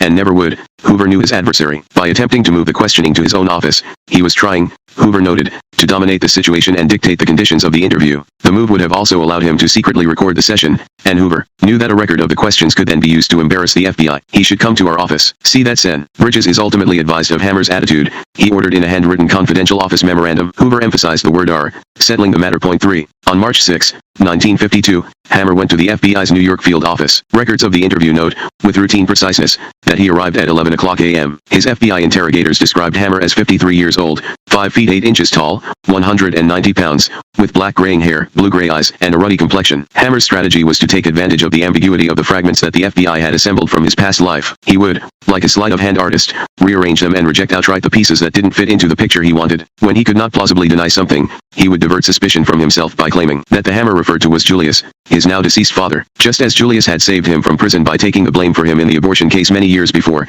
he could save him now. The deception was possible because they had lived in the same house in Russia. They ran the same business, and they were entrusted with the same responsibilities. They had often been treated as a single organic Hammer by Soviet intelligence, and how could the FBI be certain, more than 2 decades later, to which Hammer an informant had referred? Armand depicted his father to the FBI as a soft-headed and misguided idealist with whom he did not agree. He told the FBI, For example, that his father had been a joiner of Communist Front organizations and that this was a sore subject with him and other members of the family. He explained that he had no interest in radical politics or lost causes, such as communism. He said that he had been a businessman even before he was 21 and that he had gone to Russia to collect a business debt and stayed on to make money. Hammer knew from Senator Bridges' briefing that he had to deal with the charge that the Soviets had transferred $75,000 to him, so he took the initiative in explaining the sum and advancing his credentials as a dyed-in-the-wool capitalist. His story was that he had been owed the $75,000 for oil drilling machinery he had shipped to Soviet Russia in 1920, and when the communist government failed to pay this debt, he went there to collect it and succeeded. When asked if he had any confirmation that such a sizable transaction took place, bills, contracts, export permits, correspondence, and so forth, he replied that he had kept none. He noted that if only a man were to save every piece of correspondence he had written or received during his lifetime, it would be easier to refute false charges. For Hammer had also been prepared for the charge that he had associated in the 1920s and 1930s with suspected Soviet espionage agents and couriers. The FBI agents ticked off a list of 6 men, some of whom Hammer had been well acquainted with in Paris, Berlin, London, and New York. Jacob Moniz, for example, headed the FBI's list. Moniz had received substantial sums of money from Hammer in the mid-1920s. Nevertheless, Hammer categorically denied ever having met or even heard of Moniz. He did the same with the others on the list. It was a masterful performance. The interrogator's accounts of the interview show that Hammer's answers were both confident and complete and that he went out of his way to provide alternative explanations for the reports that appeared to connect him to Soviet intelligence. After 4 hours, the FBI agents had elicited little more from Hammer than his prepared text, which stressed his commitment to American capitalism and the principle of private property. At the conclusion, he presented the FBI with a list of personal references that included 2 influential judges and Congressman Emanuel Seller, the chairman of the House Judiciary Committee, which had oversight responsibility for the FBI. J. Edgar Hoover reviewed the debriefing with considerable interest later that March in Washington. Although Hammer had now embedded in the FBI file his version of events, crucial parts of Hammer's story were inconsistent with other evidence the FBI possessed. For example, Hammer's assertion that the $75,000 the Soviets had transferred to him was the settlement of a 1920 oil machinery debt was demonstrably untrue. In keeping with the blockade of Soviet Russia, Army intelligence closely monitored the export of oil machinery, and no such shipment had occurred. Moreover, the FBI had established, through illicit methods, that no such commercial transaction was shown on the books of Hammer's corporation or was known to its other employees. The FBI had been able to determine from the serial numbers on the bills that much of the money was dispersed to the Soviet underground in America. Jacob Moniz, the man Hammer swore, in his debriefing he had never heard of, was one of the principal recipients of these funds. A burglary of Moniz's office had uncovered records detailing sums of money advanced by Hammer. The problem was, as Hoover no doubt recognized, that there was no prosecutable case here not on the basis of 30-year-old evidence that was mostly illegally obtained, and Hoover was not willing to expose the methods the Bureau was continuing to use to trace Soviet money. More to the point, Hammer had demonstrated, as Hoover had handwritten in his file, that he had political support. At least 2 influential senators, Styles Bridges of New Hampshire and Owen Brewster of Maine, and 2 important congressmen, Albert Gore of Tennessee and Emanuel Seller of New York, were among his supporters. Hoover, who had survived in Washington for 3 decades because he understood the reality of power, had no interest in challenging this congressional phalanx. He decided to take no action. Hammer had effectively stalemated him. The FBI inquiry had been humiliating for Hammer, and despite Senator Bridges' reassurances, he was not certain about how it would be resolved. As if to prove that he still belonged in the realm of U.S. presidents, in July 1952 he bought the summer home that had belonged to FDR on the Canadian island of Campobello off the coast of Maine. He paid the late president's son Elliot $12,000 for it. 5 This was where FDR had courted his wife and where he had been stricken with polio. The 34-room mansion had fallen into ruin after the president's death, but Hammer thought of it as a kind of national shrine to FDR, who had called it his beloved island. Now Hammer called it his permanent connection with FDR. 6 But this period, Hammer noted in his autobiography, wasn't the best of times. To fight what he called invasions of gloom, he turned to Dale Carnegie's self-improvement prescriptions. For example, repeating to oneself the maxim every day, I get better in every way. His physical health was no better than his mental state. He complained that he was usually tired and always in pain with gallbladder and kidney stone disease, suffered from insomnia, and was almost paralyzed by pain in his right leg. He was in and out of the hospital for operations that seemed to lead inevitably to complications, not cures, as did almost every palliative he attempted in business, politics, and even family relationships. 7 Hammer's success in making money had always proceeded from his ability to find allies in government. Beginning with Lenin, he had demonstrated great ingenuity in finding a route, no matter how circuitous, to those in power. He then managed to finesse some government-protected concession or niche, a deal that protected him from the vagaries of competition. But now suddenly the Truman administration had turned cool to his approaches, and the support he had bought in Congress was of no help. The IRS initiated a major criminal tax case against him, one that could put him out of business. The Defense Department refused to buy industrial alcohol from his companies, putting them at a severe disadvantage among their competitors. And the New York State Liquor Authority had suspended his company's wholesale license. 8 Government had turned from ally to enemy, and competing in the free market was not Hammer's strength. The huge profits that had flowed in during the mid-1940s quickly began to ebb and flow out of his coffers. To pay debts and get cash, he began selling United Distillers' assets, its inefficient plants, its brand names, and even its herd of breeding cattle. In February 1953, he sold almost all of what remained of his whiskey business to his chief competitor, Skenley Industries. His company became a shell, devoid of operating businesses. What funds remained in this shell were gradually siphoned off to pay Hammer's personal expenses. United Distillers had on its payroll his yacht captain, his airplane pilot, his Japanese chef, his personal lawyer, his chauffeur, his wife's maids, and even its farm hands. And it had on its books all the mortgages and loans he had taken out to pay for his yacht, plane, car, farm, and residences, including the retreat at Campobello. It also was potentially liable for millions of dollars in lawsuits resulting from claims that Hammer's cattle breeding station had misrepresented defective bull semen it had sold. His other business, the Hammer Galleries, had also become financially troublesome. Armand had entrusted its day-to-day management to his charming brother Victor, who had never been much of a businessman. Victor, like his mother, had become obsessed with the quest for the lost Armand hammer in Russia, and he took expensive trips to Europe, paid intermediaries, and bought worthless art from strangers who promised to help, all to recover a past from which Armand was desperately trying to distance himself. Victor neglected the art business to such an extent that it was unable to pay the mounting expenses of the search and was slipping into debt. Hammer's marriage to Angela was also on the rocks. To be sure, it had never been a traditional love match, not, at least, since their honeymoon, when she told him that she did not want to have a child by him ever. After that, it was a marriage of convenience. She had given him respectability at a time when he needed it. She also provided the estate in New Jersey, which she had worked hard at developing into a major cattle breeding center. In this regard, he found her to be, as he noted, capable, intelligent, industrious and a delightful companion. But as Hammer's interests diverged from hers, he found that she became increasingly bitter toward him. She made it clear that she resented him for spending long periods of time on his own in New York. He stayed in the home that was exclusively his, the one-room carriage house in Greenwich Village, where he had lived as a medical student. She became suspicious when he began selling the cattle, which she considered her own. These suspicions were overtly disruptive when she drank. That June, for example, in front of Senator Bridges, no less, she had accused Hammer of putting the profits of the sales into his own pocket and cheating her of her share. She also broke into a room in the estate where he kept his private papers and took letters he had received from Lenin as well as a book of addresses, which she threatened to use to expose his past. 10. He blamed her behavior on alcoholism, complaining that she was a steady, day-long drinker, and by the end of the day, she would have drunk herself out of control, and in those hours she might say or do anything. 11. In early 1953, while his wife was in the hospital recovering from an operation, Hammer sent his yacht to Marathon in the Florida Keys and then flew down to join it. He was seeking an escape from his increasingly troubled life, and he was about to meet someone who was sympathetic to his needs. Reincarnated mistress. In April 1953, Betty Murphy had been working as a manager hostess of Laney's Supper Club at the Yacht Basin at Marathon for nearly a year. She was 29 years old, had long red hair, a lithe body, and a perky smile. She had come to Florida from Indiana. Laney's attracted a diverse clientele from the yachts that chawed in the marina, and Betty, who was naturally inquisitive and gregarious, enjoyed talking with these people. One Friday, she noticed that a man was staring at her. Men often stared at her, but this man did not look like the usual Laney's customers, with their spiffy white ducks and sporty shirts. This man was dressed in seedy clothes, stained shirt, tattered jacket, and dirt-splattered khaki pants. His sunglasses were taped together. He looked old to her, perhaps in his mid-50s, though not unattractive. His hairline was receding in a widow's peak, making his forehead seem disproportionately large. His jaw seemed tightly clenched, as if frozen in position. At first, she thought he must be a shrimper, but he lacked the muscle tone and suntan of someone who worked outside. He could have been a bum who had wandered in from the marina, and Betty wondered whether he would be able to pay for the wedge of key lime pie he had ordered. As if he had somehow anticipated her concern, the man paid the bill and left a dime tip on the table. He remained seated, still gazing. Betty Jane Murphy, when she met Hammer, at her, after her other customers had left. When she asked if there was anything else he wanted, he ordered an Armagnac, again raising questions in her mind about his ability to pay. Beckoning her over, he introduced himself as Doc. When she asked what kind of doctor he was, he replied, "Dr. Fix-It," explaining that he fixed problems. He then added, "I once was a real doctor, but I never practiced medicine." He took off his sunglasses and apologized for staring, explaining that she bore an uncanny resemblance to a girl he had known a long time ago. She was, he added, his one and only true love, Marjorie. Betty sat down at his table. She found herself mesmerized by the sound of his voice. He told her about meeting Marjorie just after he had graduated from medical school in 1921. She was the daughter of one of his professors and had contracted tuberculosis. As a young doctor, he was confident that he could cure her if he got her into a sanatorium in time. Before this was accomplished, however, his father sent him to Russia on a business trip. By the time he returned, Marjorie had died. "How old are you?" he asked Betty. She told him her date of birth, December 2, 1923. When he heard this, he paused, nodded to himself,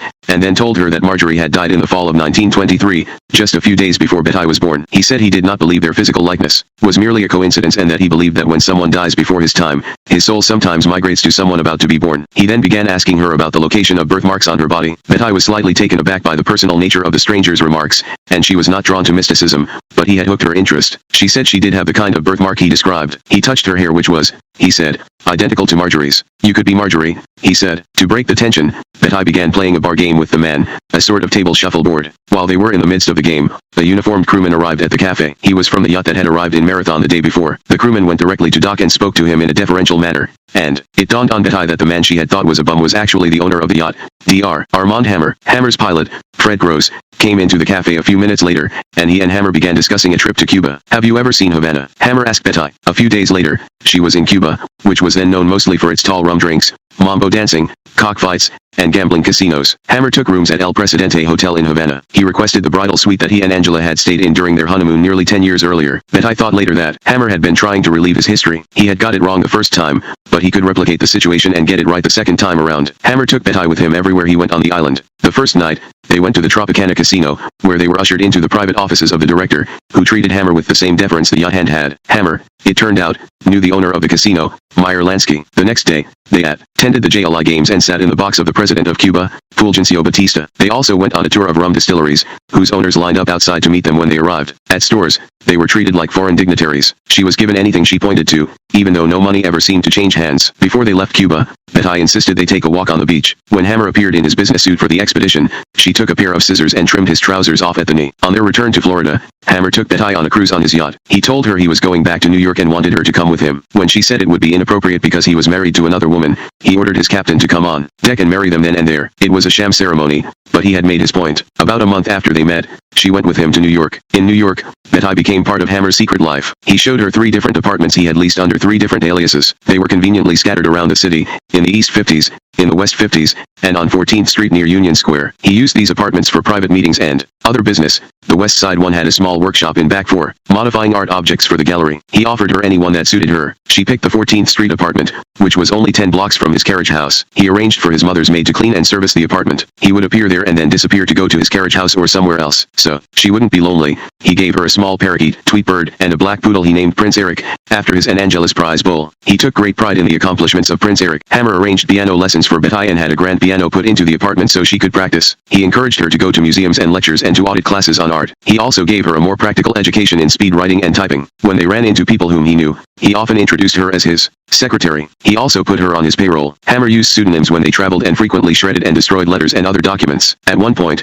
she watched while he methodically burned in her fireplace an Estonian passport that he had obtained when his U.S. passport was denied. He then fed other documents into the fire. He cautioned her against ever speaking about these papers to anyone. Even though more than a year had passed since his interrogation, he still believed he was in danger of being raided by the FBI. Late in 1953, while they were at the 14th Street apartment, he collapsed, and she rushed him to doctor's hospital. He came close to dying from a urinary blockage that required emergency surgery. She waited all night for him to regain consciousness. When he found out that he would be spending weeks in the hospital hooked up to intravenous tubes, he told her he wanted to write his autobiography and needed her help. He sent her to retrieve a cache of papers from his carriage house, and then, reading and ripping up documents as he went along, he began dictating to her. The problem, she realized, was that he couldn't get past one central character, his father. Every subject, medical school, business, art, Russia, would somehow involve his father. Julius had not only been his model, he had been his save. Hammer went over and over how he had killed a woman in an abortion and how his father had taken the blame for him and gone to prison for him. He had tried to redeem himself by taking his father's place in Moscow. He became his father's proxy, signing documents next to his father's name, but he couldn't take the pressure and had had a nervous breakdown. His father had come to his aid in Moscow and rescued him again. He still could not accept his father's absence, and he described how, years after his death, he would sit alone on a bench at the cemetery and try to explain himself to his father's ghost. He said only his father could absolve him. But I soon realized that the autobiography would remain stuck, like a needle on a broken record, until he could overcome his obsession with his father. After he got out of the hospital, the project lapsed. Hammer had a new project, and she was a participant in it too. It was his divorce. Hammer had been so successful at managing his secret life that Angela knew nothing about Betty's presence in New York, but she had become increasingly agitated about her husband's refusal to share the accounting of their cattle sales and about the long periods when he was absent that summer. In July, she had asked him if there was another woman. He flatly denied it. Adultery was grounds for divorce in New Jersey, but he wanted the divorce on his terms, not hers. He told her the next day that he wanted a divorce because she was an alcoholic. He warned her not to oppose him. He told her that if she resisted the divorce, he would not hesitate to ruin her. Angela took the threat extremely seriously, as she explained in her deposition in the divorce proceedings, because she had learned during their 16 years together that my husband is a master of psychological warfare. His 9 years in Russia, at a time when that country was in a post-revolutionary state, replete with purges and liquidations, together with his medical training, causes him no pain to see the suffering of others. She also recalled that he would boast about the way he handled people and organizations who sought in in any way to block him. But she didn't acquiesce to his wishes. She hated him too much. Hammer began systematically to dismantle Angela's life. He changed the locks to his New York carriage house and told security guards at his office in the Empire State Building not to let her in. Her bank accounts were drained or frozen. Paychecks stopped coming for her household help, all of whom were on the payroll of United Distillers. He fired their longtime chauffeur, who was indispensable to her, particularly because of her progressive deafness. He hired lawyers in New York and New Jersey, including Louis Nizar, one of the most formidable attorneys in the country, and private detectives. On November 11, 1953, he formally sued Angela for divorce in New Jersey on grounds of mental cruelty. He was the plaintiff. She was the defendant. She countersued. Wife sues to nail $10 million of Hammer's dollar,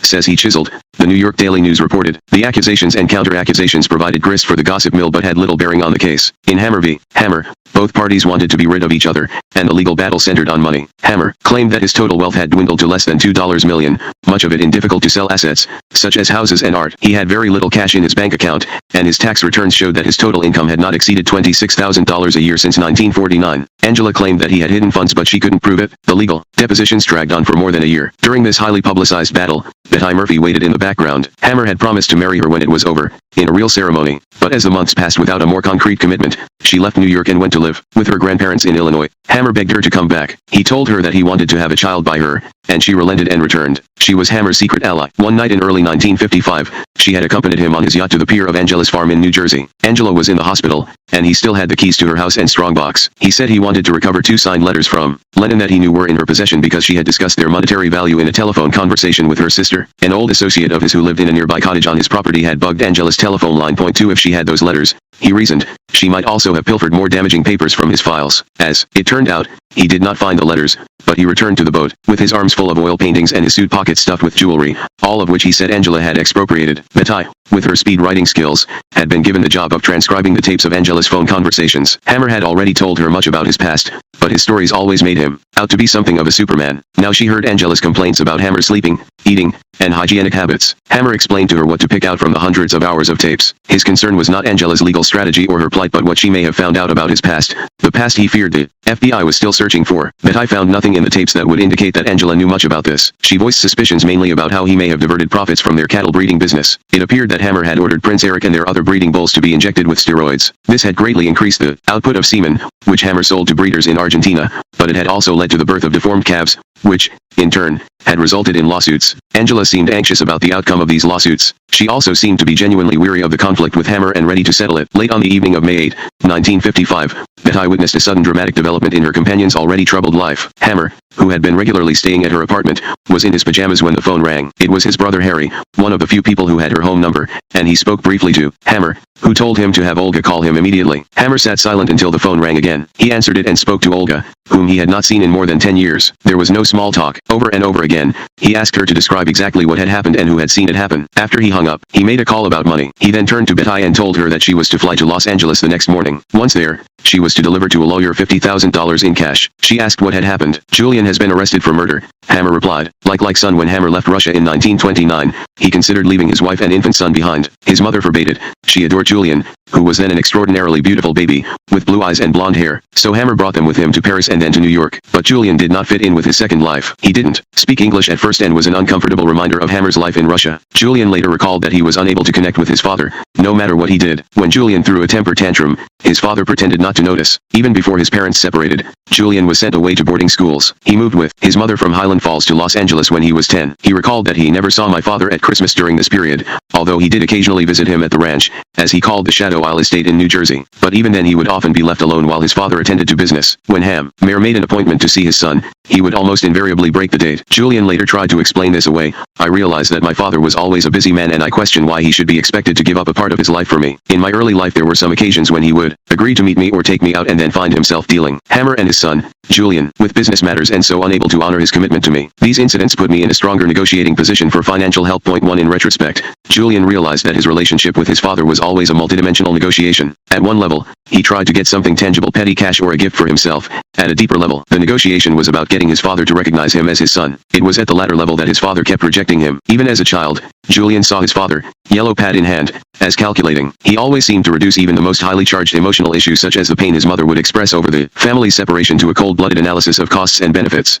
To play in this game, Julian believed that he had to create his own bargaining chips. He used truancy, juvenile delinquency, and other self-destructive behavior as factors on the cost side of his balance sheet. Julian would then offer to negate the undesired behavior in return for a benefit, such as a fishing vacation with his father. To please his father, Julian went to Marshall College in Huntington, West Virginia, where he drank, gambled, and took a course in journalism. He then tried to impress his father with his journalistic skills by presenting him with a 20-page account of one of the rare vacations they had taken together, a trip to the Caribbean when he had just turned 21. Entitled Caribbean Diary, a factual account of the way a business trip should really be taken, he dedicated it to Dad and Angela. It is a witty and perceptive essay that ends with one of his persistent fantasies. Their private plane would crash, and the newspaper headlines would proclaim alcohol tycoon and family lost in crash landing off Florida coast. He also supplied an alternative title, Typhoon Downs Tycoon. .2 Apparently, Hammer was not amused. He never acknowledged to Julian that he had read the piece. Julian gave up journalism, dropped out of college, and enlisted in the army. Later, he attempted to eke out a living as a writer of Western adventures, and he got married to Glenna Sue Irvin, a young divorcee. His father sent neither congratulations nor money. In fact,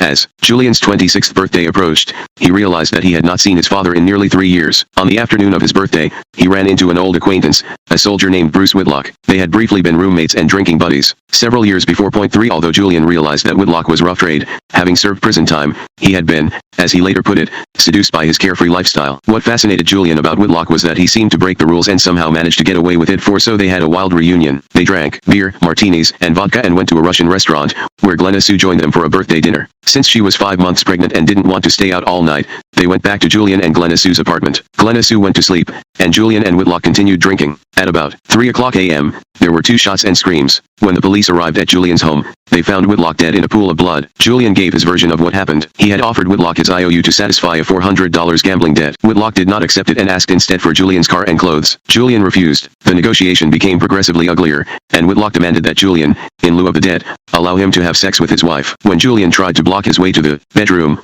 Whitlock, who had been a boxing champion, knocked him down. Julian then got his pistol from a drawer. Whitlock came at him with a broken bottle, and Julian fired twice with dead accuracy. Julian was arrested and arraigned on a charge of first-degree manslaughter. That was when his mother called Hammer for help. When Hammer read the Los Angeles Times' headline above the story about Julian's arrest, he could not help recalling how it paralleled a headline 36 years before, when his father had been arrested for manslaughter. This time it was not millionaire doctor arrested, but millionaire's son kills G.I.5. If his father had not stepped in to take the blame for that unfortunate death, he too might have been charged with manslaughter. It was now his turn to rescue his son. Through an intermediary, Hammer retained Mitchell, Silberberg, and Knupp, a high-powered Los Angeles law firm with a reputation for its connections to the California political establishment. 6 A young partner, Arthur Groman, was assigned the case. Groman was to become an important part of Hammer's life. Arthur Groman studied the agreed-upon facts of the case. Julian had shot Whitlock twice in the chest. Whitlock, as an autopsy confirmed, had a high level of alcohol in his blood at the time. There were no witnesses to the shooting other than Julian and Glenna Sue, who could not be compelled to testify against her husband. Groman then filed a brief severely limiting the state's ability to refute Julian's account. Citing a recent ruling by the California Supreme Court that the prosecution could not impeach its own witness,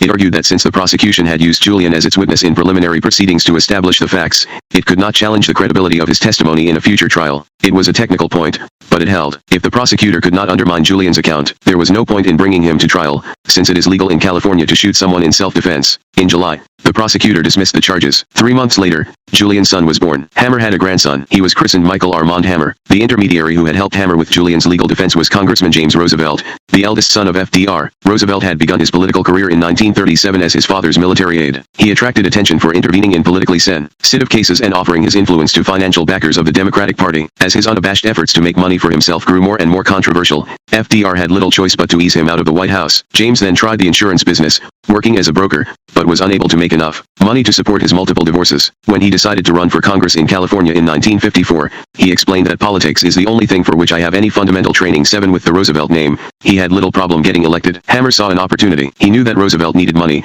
and Hammer needed a point man in Congress. To be sure, he still had his connection with Senators Bridges and Gore, but they had shown that there were limits to how far they would go in his behalf. What Hammer needed was someone in Congress who would cross the line when necessary, and Roosevelt appeared to be his man. After Julian's case was dismissed, he telegraphed Roosevelt, "Your help played important role. Deeply appreciative." He sent Roosevelt his private phone numbers and invited him to call him if he needed any assistance. 8 Roosevelt bid. He told Hammer he was in deep financial trouble, a drowning man. He urgently needed $2,500 to meet his alimony payments and debts. He inquired whether Hammer, through his gallery, could sell some of Roosevelt's only objects of value, a diamond ring, 2 letters to him from his father, and a letter to him signed by President Truman marked personal and confidential. Hammer sent him the $2,500, which was to be an advance against the sale of the objects. He then suggested that he could also help straighten out the affairs of Roosevelt and Sargent, Incorporated, a business Roosevelt had set up to sell group insurance. 9 Roosevelt, excited at the prospect of Hammer coming to his rescue, had told him that I believe that not more than $10,000 in capital is needed in the company. I would like to get a partner. 10 Hammer said that the money was not a problem and that, working through his accountant, Hammer would be Roosevelt's silent partner. He would not only put up capital, but he would also persuade corporations he was associated with to use Roosevelt and Sargent as brokers for their employee insurance. 11 Hammer cultivated Roosevelt socially, sending his plane to pick him up and inviting him to Campobello, where Roosevelt had gone. As a child, when it belonged to FDR, Roosevelt had found his patron, someone willing to solve his financial problems. Hammer had his man in Congress, someone who would prove extremely useful for his plans. The marital El Dorado. Hammer's divorce from Angela came through on January 19, 1956. After years of conflict, it was more of a relief than a victory for both parties. Angela got back her farm in New Jersey, a cash settlement of $30,000, which paid her legal bills, and alimony of $1,000 a month. Hammer retained his yacht, his art gallery, his carriage house in Manhattan, a farm in New Jersey, and his freedom. 6 days later, Hammer remarried, but his new bride was not his mistress, Betty Murphy, whom he had promised to marry and who was by now 5 months pregnant with his child. She was Frances Barrett Tolman, a frail but dignified widow. At 53, Frances was quite wealthy. She had inherited more than $8 million from her husband, Elmer Tolman, who had died a little over a year earlier. Having no children or immediate relatives, she lived alone, with only a part-time maid, in the Holmby Hill section of Los Angeles, in a large house that had previously belonged to a movie star. She was lonely, and in early 1955 she chanced on a tabloid article describing in lurid detail the marital problems of Armand Hammer. She realized when she saw his photograph that he was someone she had met 20 years before at one of the Hammer Gallery's department store sales. She telegraphed him at the gallery, expressing her sympathy and asking if she could be of help. 1. Armand and Frances Hammer in Venice on their honeymoon, July 1956. Hammer, after ascertaining how wealthy she was, realized that there was something she could do for him, provide him with money. According to his 1955 tax return, his total income was under $27,000 a year, and that was the highest it had been in 6 years. 2. His yacht, plane, and country estate had all been paid for by United Distillers, which was now itself running out of money. His art gallery was heavily in debt. He had to pay lawyers for both his divorce and Julian's defense. He had to help support an ex-wife, an estranged wife, and a mistress. When he asked Frances that May to lend him the $50,000 that he needed for Julian's release, she instantly wired her bank in New York to give it to him. These were the funds that Betty delivered to the Los Angeles lawyer, although she had no idea they had come from Frances or that Frances even existed. 3. From that point on, his secret courtship of Frances was accompanied by secret financial arrangements with her. He promised to marry her when his divorce was settled. 4. As Christmas approached, he told Betty about this plan. He told her in a quiet, dispassionate voice that she was, and always would be, his true love, the reincarnation of his lost love, but that compelling circumstances made it necessary for him to marry Frances. Before she could speak, he outlined what he had in mind for her. It was as if he were laying down the terms of a deal. She would move to Mexico in order to maintain the secrecy of their relationship. She was to tell no one, not even their child when it was born, about him. In return, he would provide her with a house in Mexico City, a new identity, and financial support for the rest of her life. He would also provide her with a sham marriage to a Mexican national, who would be paid to go through with the ceremony so that their child would be legitimate, but not bear Hammer's name. Betty was stunned. She had taken him at his word when he promised that they would be married. She had come to New York with him, giving up her job in Florida. She had waited for nearly 3 years for him to get his divorce. She had been his accomplice in wiretapping and burglary. She was about to have his child, a child he had asked for. Now he was proposing to send her to a foreign country, where she knew no one and did not speak the language. In addition, she would have to go through yet another sham marriage. She understood the reasons that lay behind his scheme. The choice, crudely put, was between love and money, and he chose money. Her range of choices was, on the other hand, limited by the reality of her situation. She had no job, home, or income other than what he had provided her, and she was about to have a baby that she could not afford to raise. Betty had seen how he had run roughshod over Angela because she opposed his will, and she accepted his terms. In January, a few days before his wedding, Hammer's movers arrived at Betty's apartment. They loaded her personal effects and dog into a station wagon and left for Mexico. 2 days later, Hammer's pilot flew her to El Paso. Hammer's lawyer took her across the Mexican border and introduced her to a Mexican stranger who was to be her Urente husband. They signed the divorce papers even before the 2-minute wedding ceremony began. Afterward, the man disappeared, and she was driven in the station wagon to Mexico City. On May 15, 1956, Betty gave birth to a 7-pound, 6-ounce girl who was named, on Hammer's instructions, Victoria, the name of Hammer's grandmother. A few weeks later, Hammer flew to Mexico to see his daughter. He had lost weight. He was now on a strict diet, and he told Betty that he swam 20 laps a day for exercise. Suntanned and in a white sports shirt,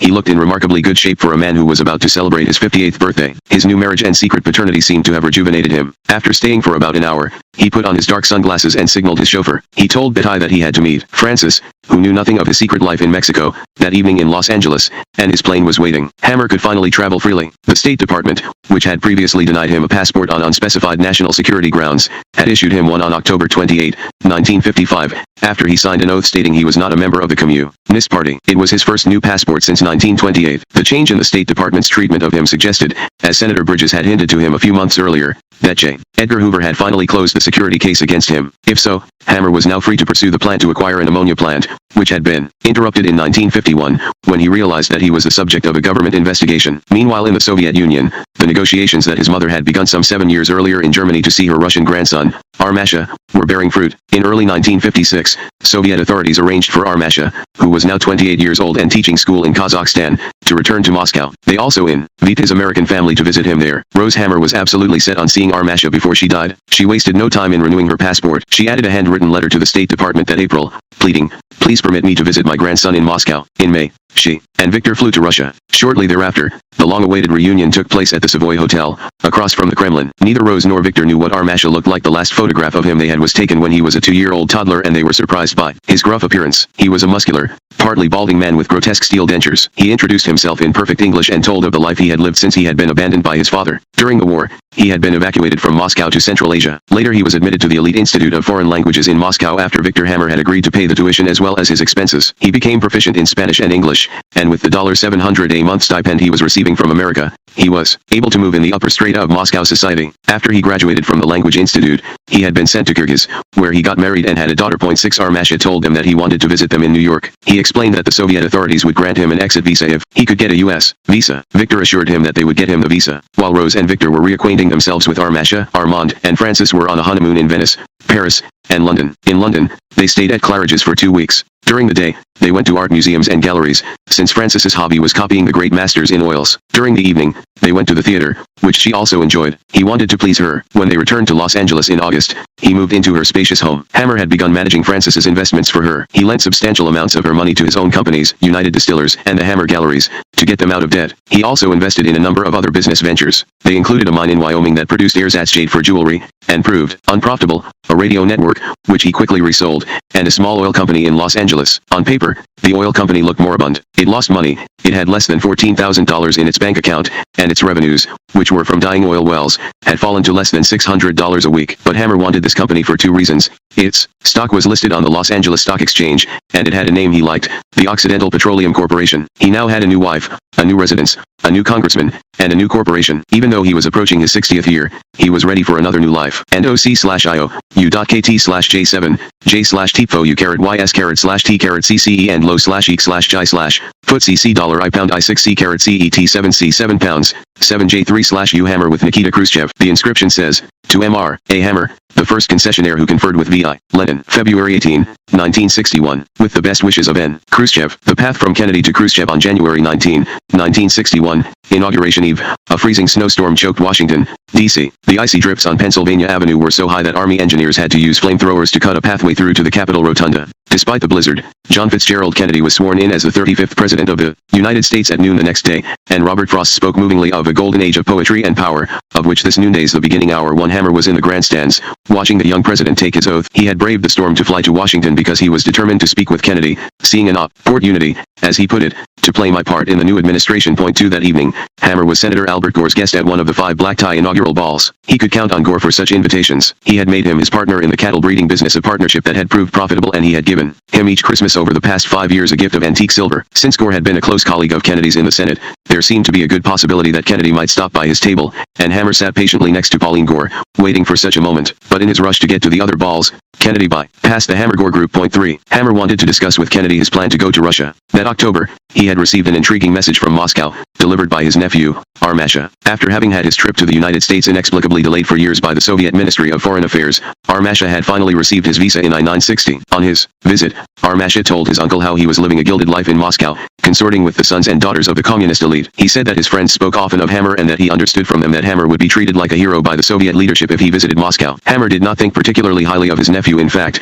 he later expressed doubts that he was his nephew. 4 He would probably have regarded such talk as flattery if not for one thing. Armasha's visit had been made possible by the personal intervention of Nikita Khrushchev. By this time, Khrushchev had called for coexistence with the West. Was he now interested in reopening the path that had been closed for so long? Hammer realized, as he later wrote, that relations between the United States and the Soviet Union were then veering perilously toward confrontation. 5 Only a few months before, the U.S. U-2 reconnaissance plane had been shot down over Russia, and Khrushchev had withdrawn from a summit conference scheduled to be held in Paris among the leaders of France, West Germany, the the United States, and the Soviet Union. In this tense atmosphere, Hammer had to be particularly careful to avoid the appearance that he was undertaking a trip to Moscow at the behest of the Soviets. The ideal way of protecting himself against such suspicions was to go to Russia with the imprimatur of a U.S. president. He had hoped a meeting with Kennedy would result in one. He even envisioned being able to account for his trip by saying, as later he did, anyhow, in a speech to the Foreign Policy Association of New York in 1981, my friendship with Jack Kennedy afforded me the opportunity to return to Moscow. President Kennedy asked me to see what could be done to establish better trade relations with the U.S.S.R. Since Hammer was scheduled to leave for Moscow in mid-February,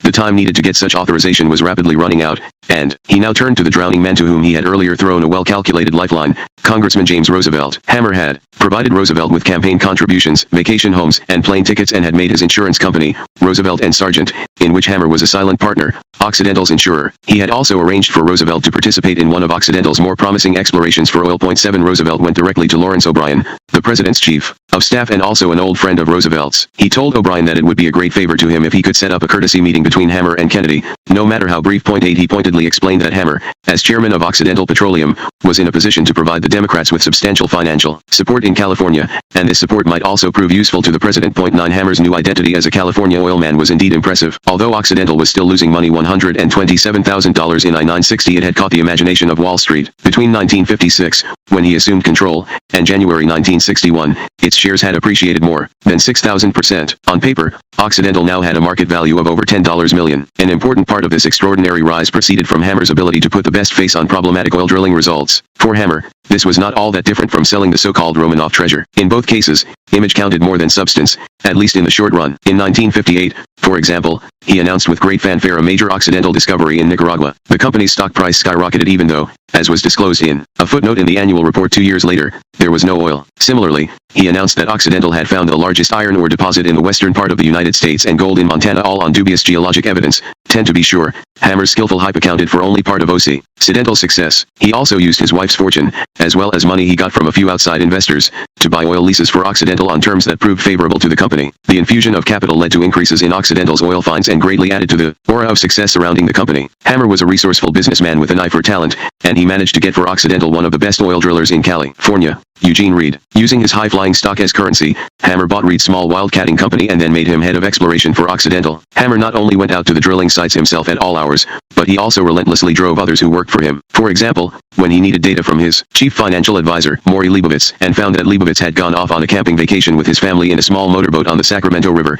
he had his secretary get the number of all 114 telephone booths at marinas along the river and call them day and night until Leibovitz answered one of the phones. 11 Maury Leibovitz, who had a degree in psychology as well as one in accounting, found that Hammer had not only an extraordinary ability to digest information but also a keen gambling instinct. The doctor sees Lady Luck, Leibovitz explained in an interview. Once he perceives she is present, he'll chase her, romance her, even make love to her. 12 Hammer's calculated gambles were augmented by Reed's uncanny skill at hitting oil and gas in Northern California. By 1961, Occidental, although still small by international standards, was a widely known, respectable-sized California oil company, and Hammer was in a position to give generous financial help to Democratic candidates. Nevertheless, Lawrence O'Brien was unable to arrange for Hammer to see Kennedy. The best O'Brien could offer him was a signed photograph of the president. Since Hammer would not be going to Moscow under the aegis of President Kennedy, he needed another sponsor, and Senator Gore helped provide one. In late January, the senator approached Luther Hodges, the new Secretary of Commerce, and suggested to him that since Hammer planned to visit the Soviet Union and other countries, as a private citizen, it would be worthwhile to have him report his findings about business conditions in those countries to the Department of Commerce. Secretary Hodges had no reason to decline the request. Gore was an important Democratic senator, and it involved no commitment on his part. Hammer would be paying his own expenses and traveling on a tourist visa. Hodges took the precaution, however, of ordering that the intelligence files on Hammer be reviewed. The results did not entirely reassure him. He wrote Secretary of State Dean Rusk, "We had a security check made on Dr. Hammer which, as you probably know, was not too conclusive." 13 By this time, Hammer was heading for Moscow. He arrived there with Frances on February 1961. Frances was his full-time traveling helpmate, and she enjoyed this new role. Hammer was attentive to her and chivalrous in introducing her to others. He also went to great lengths to explain the world according to Hammer, as she put it. 14 As they drove into town from the airport in his Zill limousine, Hammer could not help contrasting what he saw now with what he had seen when he had first come to Moscow in 1921. Instead of the crumbling shacks that had once greeted him, there were tall housing towers. Instead of horse-drawn sleighs skidding down dirt roads, there were Soviet-built taxicabs moving down modern highways. highways. Instead of people dressed in rags, he saw that nearly everyone wore serviceable if monotonous clothing. Instead of starving children, he saw young people skating and skiing. When Francis and he arrived at the Soviet's Kaya, a hotel reserved for top party officials and foreign VIPs, he found that although it was not luxurious by Western standards, their suite was spacious, clean, and well appointed. 15 It was probably the warmest winter that Moscovites had experienced in 50 years, and there was even fresh fruit in the marketplace. Hammer wasted little time in making contact with the U.S. Embassy. On February 14, he met with William Morrell, Jr., who was the counselor for economic affairs and reported to the Department of Commerce. In fact, although Hammer had no way of knowing it at the time, Morrell was part of the CIA contingent in Moscow. They went together to the Soviet Ministry of Trade, where they met the chief of trade for Western countries and his deputy for trade with the United States. They were given the more or less standard reception for visiting business VIPs, and Hammer heard the more or less standard briefing on the possibilities of expanding trade in peaceful goods between the Soviet Union and the United States. 16 When they returned to the U.S. Embassy, Hammer told Morrell that he now wanted to see Anastas Mikoyan, the deputy prime minister and the real power behind Soviet trade. 17 According to Hammer, Morrell was taken aback by the idea that Hammer warranted such a high-level meeting. Morrell explained to him in a patronizing tone that Deputy Prime Minister Mikoyan did not see U.S. businessmen. What Morrell evidently did not realize was that Hammer was no ordinary American businessman. Hammer already knew Mikoyan. He had met him during the NEP days,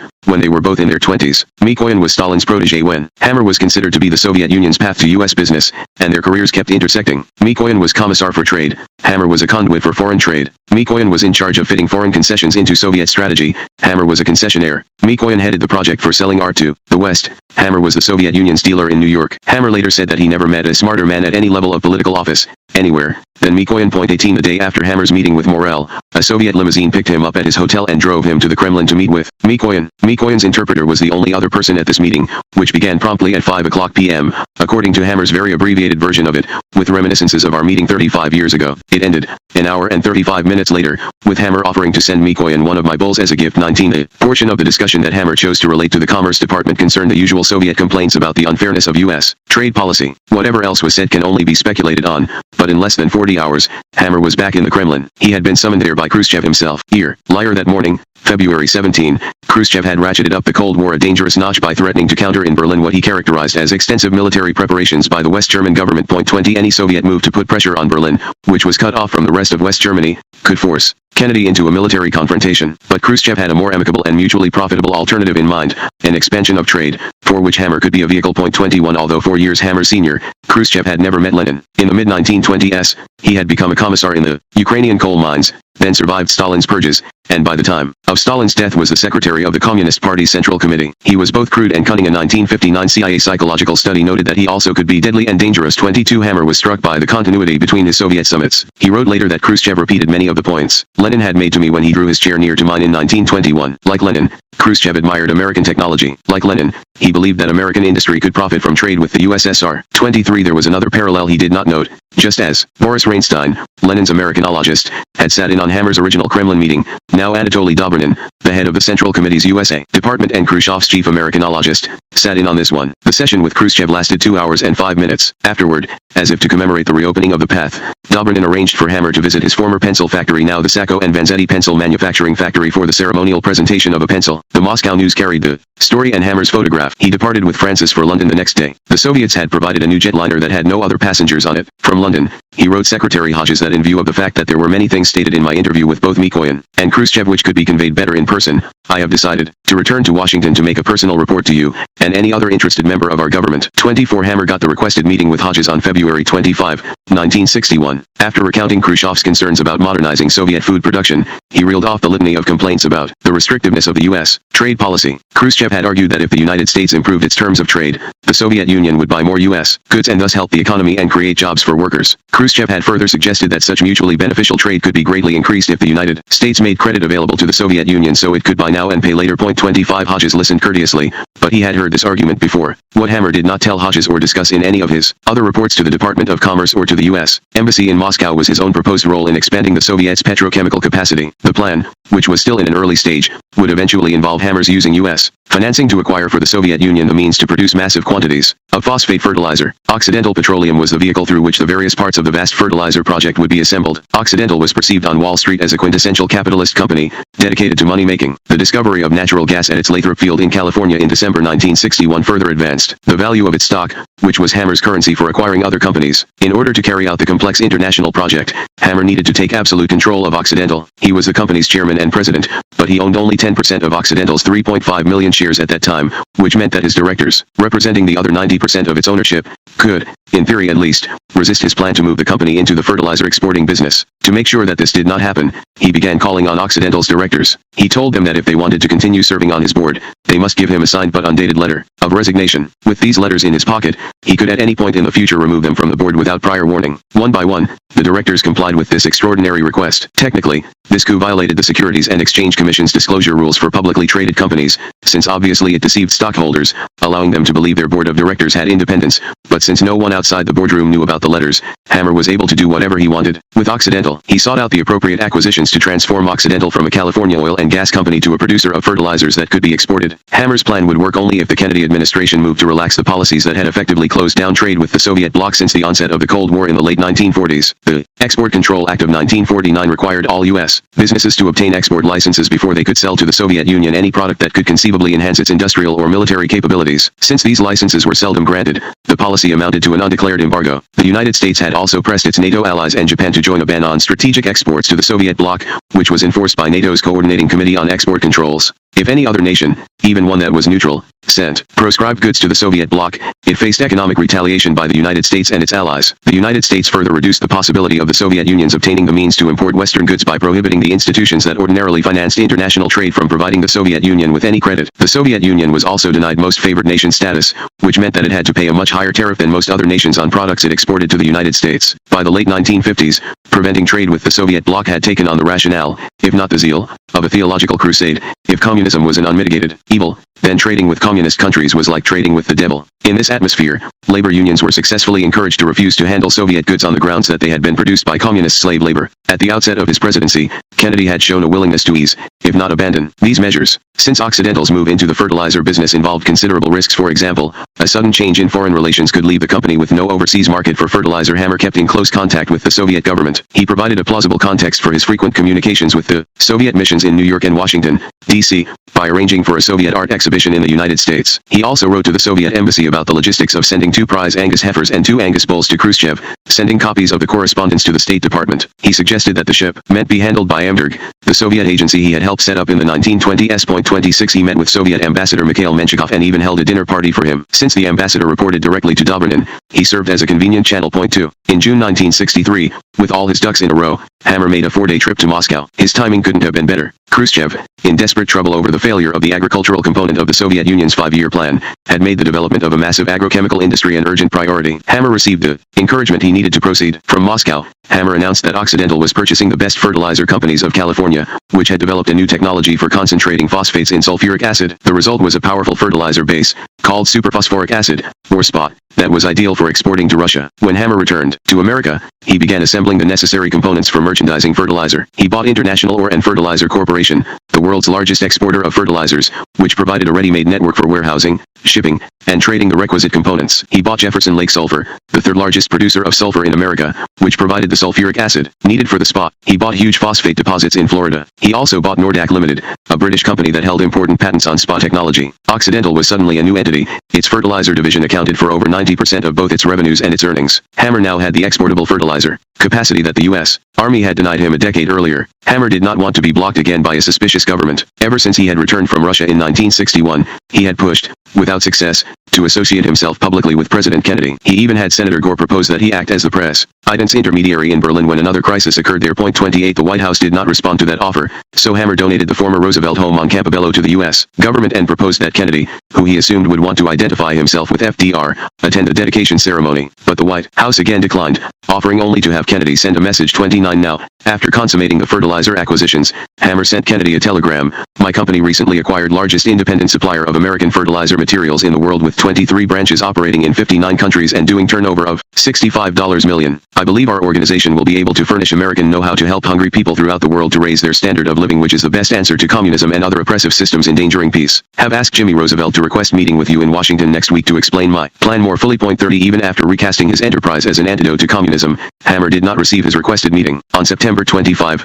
he learned from Roosevelt that Kennedy could not see him in the foreseeable future because he had scheduled a trip to several states in connection with conservation problems. 31 Nor would another Port Unity present itself before Kennedy was killed in Dallas on November 22. Nevertheless, Hammer went ahead with the fertilizer project. In May, he wrote Khrushchev a formal request for a meeting, supplying a copy to the Commerce Department. He noted, as if Khrushchev had not been already informed, we now have the largest fertilizer company in the western part of the U.S., and I am hopeful I can be of some assistance in bringing our two countries together in helping to supply your needs in fertilizer plants, etc. 32 A month later, he was in Moscow meeting with Khrushchev, Mikoyan, and Menshikov, who had recently taken over the USA Department in Moscow while Bryden went to Washington as the Soviet ambassador. 33 Khrushchev had already committed himself to a crash program to raise the annual Soviet production of chemical fertilizers from 5 million tons to 100 million tons by the end of the decade, and Hammer now possessed the technology to contribute to this expansion. According to Hammer's memorandum of the meeting, Khrushchev predicted that if you are successful in this fertilizer project, it will be much bigger than building the first pencil factory. 34 To this end, Hammer had brought to Moscow some of Occidental's top technicians, but it took most of the summer for them to work out the details. An agreement in principle was officially announced in Moscow on September 26, 1964. To provide a historical context for this deal, Izvestiya reprinted the chapter from Hammer's 1932 book, The Quest of the Romanov Treasure, that describes Lenin asking him to break the ice between Russia and America. The plan called for Occidental to create from scratch a state-of-the-art agrochemical industry for the Soviet Union. It envisioned building 10 new fertilizer plants in the Krasnoyarsk region of central Siberia that would process the SPA concentrate that Hammer would ship over from America and Africa in specially built tankers. It would cost well over $1 billion and would produce enough fertilizer, some 50 million tons a year, to change the face of Soviet agriculture. 35 If it worked out as planned, Hammer would have what was tantamount to a monopoly on importing phosphate bases for Soviet fertilizers. He would have achieved this by again applying the rules he had learned in the Leninist era. He had started at the top. He had collaborated with Mikoyan in developing a project that would help fulfill the Soviet 5-year plan. He had cloaked the purpose of the project in altruism, suggesting that it was designed to help hungry people throughout the world to raise their standard of living and was the best answer to communism. And now that the project was out in the open, he made it look like a success. The day the plan was announced in Moscow, Hammer held a press conference in London, where he was hoping to borrow money for the project. He explained that our know-how is what the Russians want. When a journalist asked about possible political ramifications of what amounted to an unprecedented transfer of technology at the height of the Cold War, Hammer answered, I am a businessman, not a politician, and this is business. 36 But it was the sort of business that was not so easily divorced from politics, as events demonstrated. Just 2 weeks after Hammer's press conference, Khrushchev was abruptly removed from power, and shortly thereafter the Soviet fertilizer project, which had been closely identified with the deposed leader, was temporarily suspended. By the time Khrushchev's successor, Leonid Brezhnev, was prepared to resume the project, in 1965, the escalating war in Vietnam brought the rapprochement between the United States and the Soviet Union to a screeching halt. Despite Hammer's prodigious efforts, his path was at least temporarily blocked. The FBI had become aware of Hammer's negotiations with the Soviets in 1961, when it began picking up calls and letters from Hammer to the Soviet embassy. When Hammer scheduled a meeting with the Soviet ambassador in May of that year, his activities were brought to the attention of William Sullivan, the assistant director in charge of domestic intelligence. Sullivan, who was J. Edgar Hoover's number 3 man at the Bureau,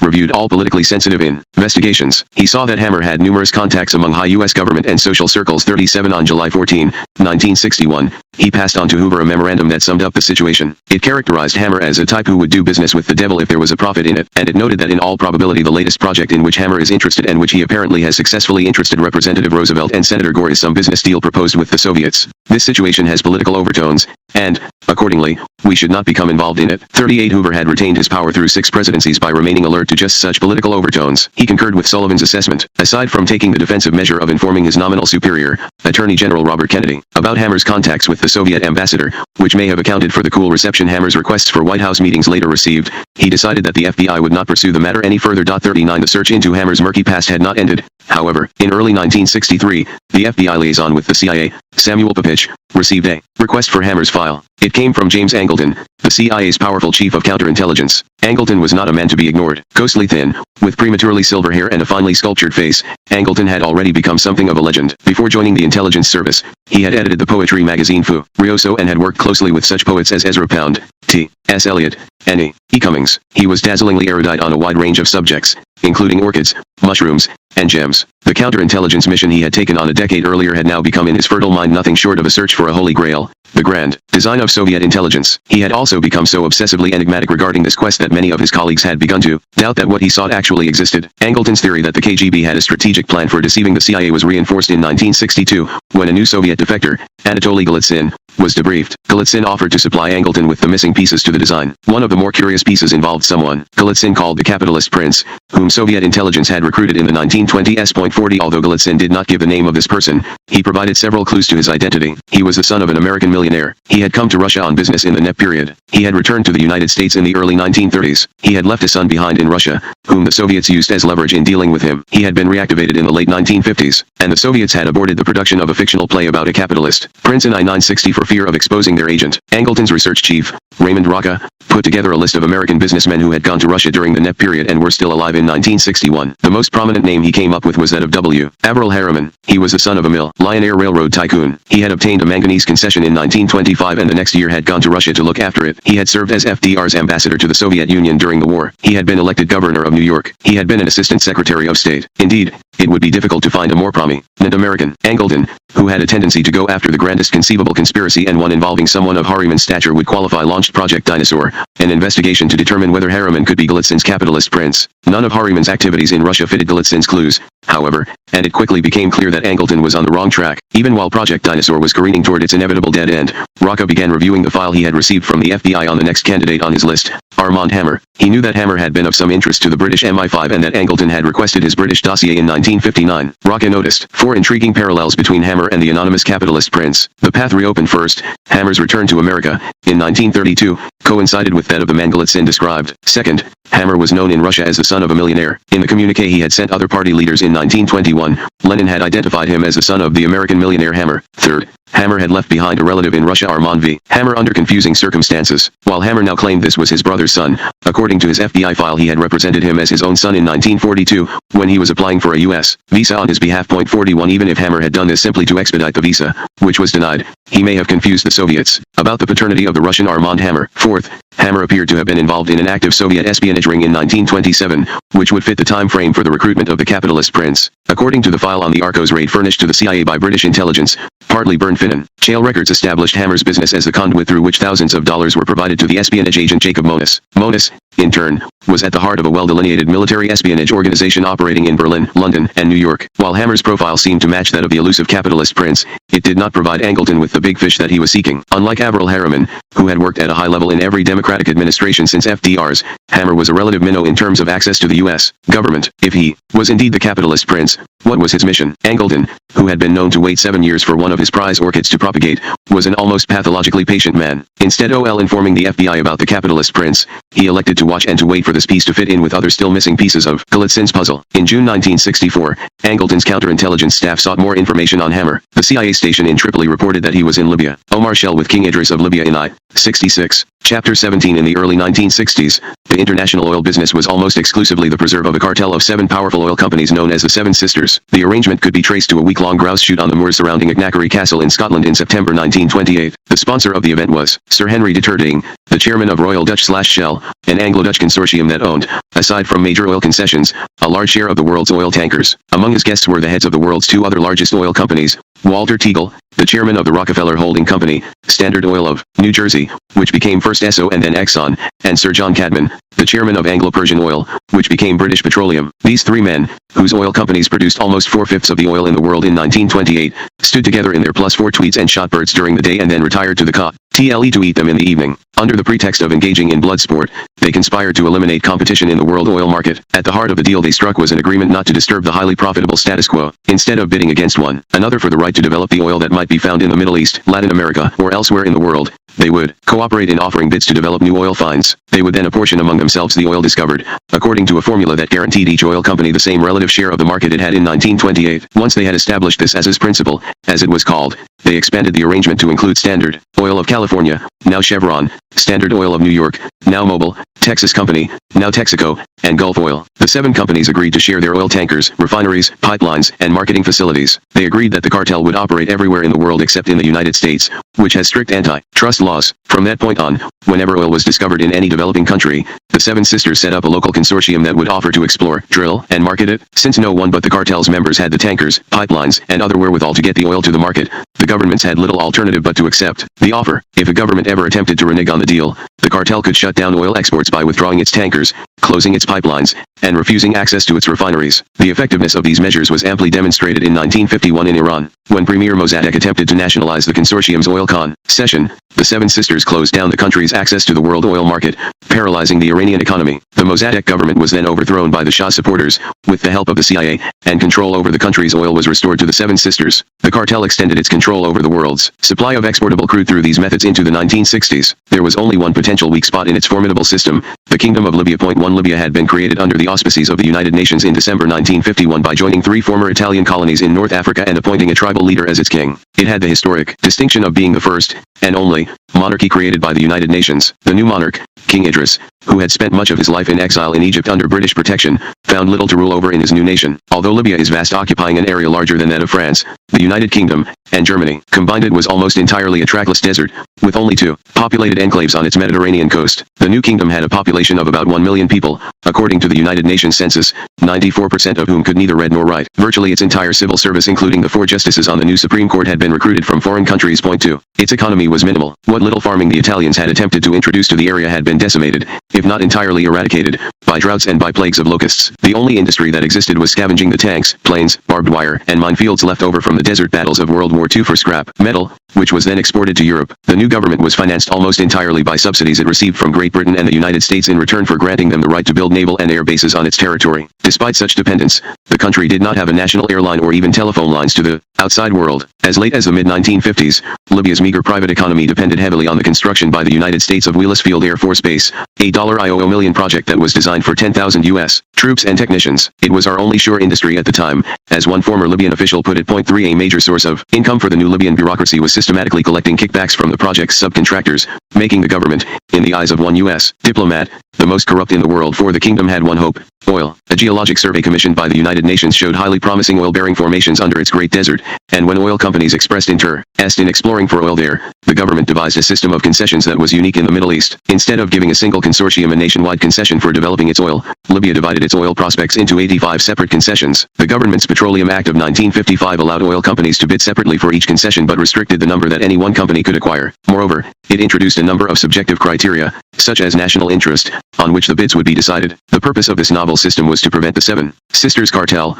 which had just 3 years earlier closed down the oil fields of Iran, from gaining exclusive control of Libya's oil. We did not want to cede total control to the cartel, but we also needed access to the markets it controlled. Mustafa Ben Halim, the official responsible for drafting this law, explained. 5 His strategy was to encourage independent U.S. and European oil companies to compete with the cartel. The first concessions were awarded in 1955. They went to 4 Seven Sisters companies: Esso, British Petroleum, Texaco, and Standard Oil of California, and 7 independent oil companies. Initially, the drilling yielded little oil, and it appeared that despite the UN survey, Libya might be as poor in oil as it was in other resources. Then, on April 12, 1959, Esso made a major strike at Zelton, a desert oasis about 100 miles from the Mediterranean. As it became apparent that there was a vast sea of high-quality oil under the desert, a rush began. Only a few generations before, Tripoli had been an Arabian slave market. Now oil transformed it into an influence bazaar for scores of independent oil companies seeking concessions. According to the 1955 Petroleum Act, the original concessionaires had to cede to Libya half their territory, which would be re-awarded in 1965. Oil company representatives jammed the city's modest hotels and coffee houses,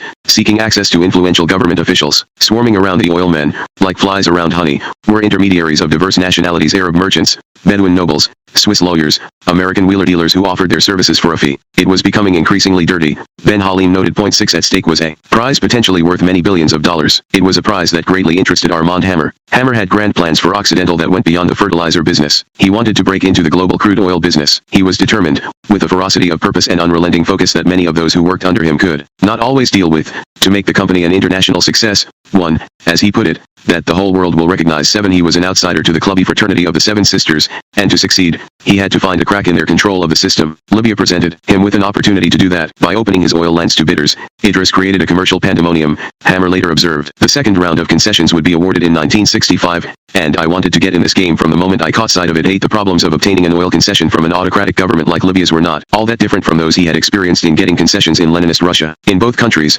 power was concentrated in the hands of relatively few men who, despite their fiery rhetoric, had pragmatic objectives. Just as Lenin had attempted to use competition driven by capitalist greed to achieve his higher purpose, the development of the socialist state, so the Libyan monarch was attempting to use the would-be concessionaires to develop Libya's economy. This was familiar territory to Hammer. In January 1961, he incorporated a subsidiary in Tripoli called Occidental of Libya. He then rearranged the schedule of his trip to the Soviet Union that February, so that he would have a 2-day stopover in Tripoli. Hammer arrived in Tripoli on February 9. He was somewhat taken aback by the primitive accommodations he had to go through a stable to reach his hotel, and he got some sense of the business environment there when he met with Abdullah Abad, a 300-pound Libyan swathed in tribal robes and carrying a jewel-encrusted dagger. Abad, who was better known in Tripoli as the Black Prince, claimed to be distantly related to King Idris and in a position to get Hammer an oil concession. He explained that Hammer would have to pay a bribe. He also explained the mechanism for bribery in Libya. The bribe would take the form of an overriding royalty, which represented a percentage of the value of the oil taken out of the concession, usually 3%. If, for example, a concession yielded 1 million barrels of oil, the overriding royalty of 3% would be the value of 30,000 barrels of oil. This would be deposited, USU, ally in dollars, in a Swiss bank. Even though the oil companies affiliated with the Seven Sisters cartel had consistently refused to pay such bribes, if only because they did not want to set a precedent that could be cited in other countries in which they had concessions. Abad suggested that smaller companies would not receive favorable consideration in the 1965 bids unless they made such arrangements with key officials in the royal court. He then offered to serve as a conduit for Hammer. Listened with interest but did not make a commitment. The Black Prince, with his dagger and flamboyant dress, did not inspire confidence. Hammer realized that winning a Libyan concession would require a long and arduous pursuit, and he knew he had the time, nearly 4 years, to find the right route. Later that February, in a report made to Secretary of Commerce Hodges, Hammer warned about the dangers of influence peddlers in Libya, but he did not mention his own involvement with such agents. 9. In fact, Hammer had set his sights on the potentially richest concessions in Libya, blocks 42B and 44. Since both areas were extensions of 2 oil fields that had been awarded to Seven Sisters companies, they presumably contained large quantities of oil and would be hotly sought after by other bidders. To get these concessions for Occidental, Hammer sought the right influence peddler to give him the needed edge. In 1962 he retained no fewer than 3 different in-term diaries in Tripoli, each of whom claimed connections to the royal court. He gave them the coded names Warren, Sam, and the White family. All 3 promised they could reach the same highly influential man, Omar Shelhi. Shelhi, a short, well-built man with shrewd eyes, was then only 32 but already a legend in the oil bazaar. As a child, he had been in exile in Egypt with the royal family, and after his father was assassinated, he had been adopted in all but name by King Idris, who had no children himself. He was even regarded by many as a possible royal successor. In any case, he clearly had the ear of the elderly king, and through his brothers and other family members he held great sway over the military and the police. He was also reputed to have great influence over, if not total control of, the Petroleum Concession Committee. By 1964, however, neither Warren, Sam, nor the White family had managed to produce the collaboration with Shelhi that Hammer sought. At this point, Herbert Allen, the founding partner of the New York investment bank Allen and Company, entered the picture. He introduced Hammer to 3 men who claimed they had the right relationship with Shelhi and could get the concession. They were an unlikely threesome, a Frenchman, a Serb, and a Libyan. The Frenchman introduced himself as General de Robin. He subsequently turned out to be a swindler whose real name was Francois Pegulog. The Serb was Ferdinand Gaelic, a socialite who claimed to have access to the royal court of Libya. The Libyan was Tahir Ogbay, who had served for a short time as labor minister in King Idris's government and claimed an active relationship with Shelhi. Although Hammer had no way of evaluating their bona fides at the time, he lunched with them at Claridge's in London on September 17, 1964, and was apparently satisfied with their claims of influence. The next day, he signed a letter of agreement with Ogbay. It stated that if Ogbay and his Confederates succeeded in getting Occidental the 2 specified concessions it wanted, Occidental would pay into Ogbay's Shell Corporation either 3% of gross income derived from the sale of this oil or, it Ogbay preferred, a one-time payment of $1.50 million. 111 in a separate arrangement, Hammer agreed to give Allen and Company a percentage of the profits Occidental derived from the oil. 11 The deal was predicated, of course, on Ogbay's ability to make the necessary arrangements with Shelhi to get the concessions. While his new agents were attempting to open a back channel to Shelhi, Hammer himself sought to meet King Idris. Just as his meeting with Lenin had paid off with the communists, he hoped that a meeting with the king would impress Libyan officials. He had learned from U.S. diplomats in Tripoli that agricultural reform was a subject that personally interested Idris, and he informed Libyan officials in late 1963 that Occidental was prepared to build a modern fertilizer plant in Libya. When they expressed interest in such a facility,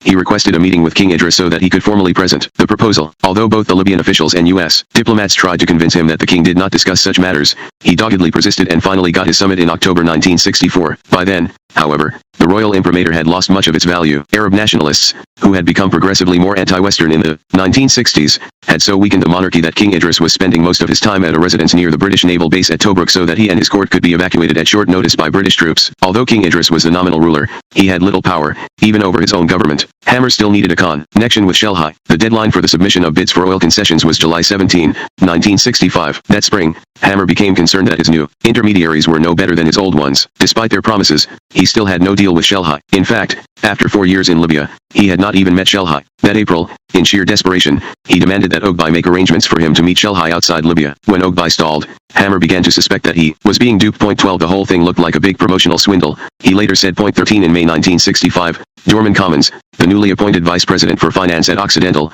advised Hammer to cut his losses in Libya and seek opportunities for Occidental in domestic oil. The company had no experience in exploring for desert oil, and with its minuscule net worth stood little chance of being selected in the July bidding. Anyone else would have given up, Commons recalled, but not Hammer. He wanted all or nothing. Hammer was, to the point of obsession, determined to succeed in Libya. 14 He sat down with his top executives and Libyan consultants and had them recount, case by case, how other small companies had obtained concessions in the first round of bidding. His interest focused on Wendell Phillips, an American archaeologist who had managed to win one of the most sought-after concessions. Phillips, then in his mid-30s, was an extraordinary adventurer, tall, blonde, and given to dramatic gestures. He had led an expedition to Arabia in 1951 to uncover the Queen of Sheba's capital. He enjoyed wearing desert robes, riding camels, and living in Bedouin tents. The following year he went to Oman, where he acted as a Lawrence of Arabia type advisor to the Sheikh of Oman, who gave him a valuable oil concession. 15 When Phillips arrived in Libya in 1955, he had little experience in the oil business, and the company he set up for the bidding, Middle East American Oil, was little more than a shell corporation. Yet he had prevailed over the companies of the Seven Sisters cartel. Hammer wanted to know what magic he had used to do this. 16 By the time Hammer tracked down Phillips in Amman,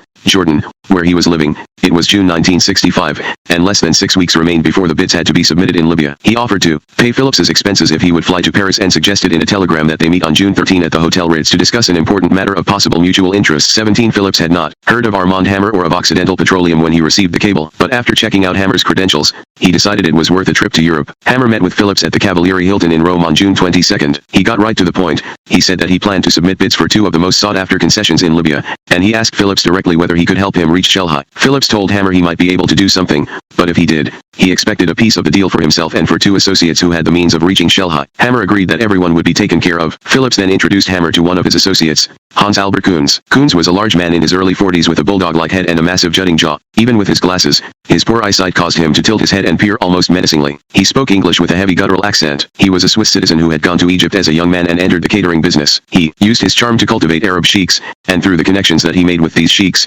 he became a facilitator for Western companies exploring for oil and building pipelines in that part of the world. He catered meals for their crews and also provided their employees with visas, import permits, and whatever else they needed from recalcitrant government officials. As he became more successful, he set up a corporation in Geneva called IMEG Management that provided services to other companies. His partner, Kemal Zienal Zaid, had the all-important connection with Shelhi. Zaid, who was then 33, was born in the Soviet Union. His father was Azerbaijani, his mother, Chechen. He had gone to England on an Iranian passport and attended the London School of Economics. While in London, he worked as a translator for the BBC and befriended Busari Shelhi, the older brother of Omar Shelhi. Through contacts provided him by the Shelhi family, he made business deals in Libya on behalf of a German steel company. He then moved to Dusseldorf, where, aside from attending to his business deals, he ran a Russian restaurant. Since he had a liaison of flying, he depended on Kunz for most of the arrangements in Libya. Kunz suggested that Hammer go with him to Dusseldorf to meet with Zaid. Although Hammer had already been stung at least a half-dozen times by promoters who claimed a connection with Shelhi, it was a measure of his determination that he was on the plane with Kunz the next day. In Dusseldorf, Hammer,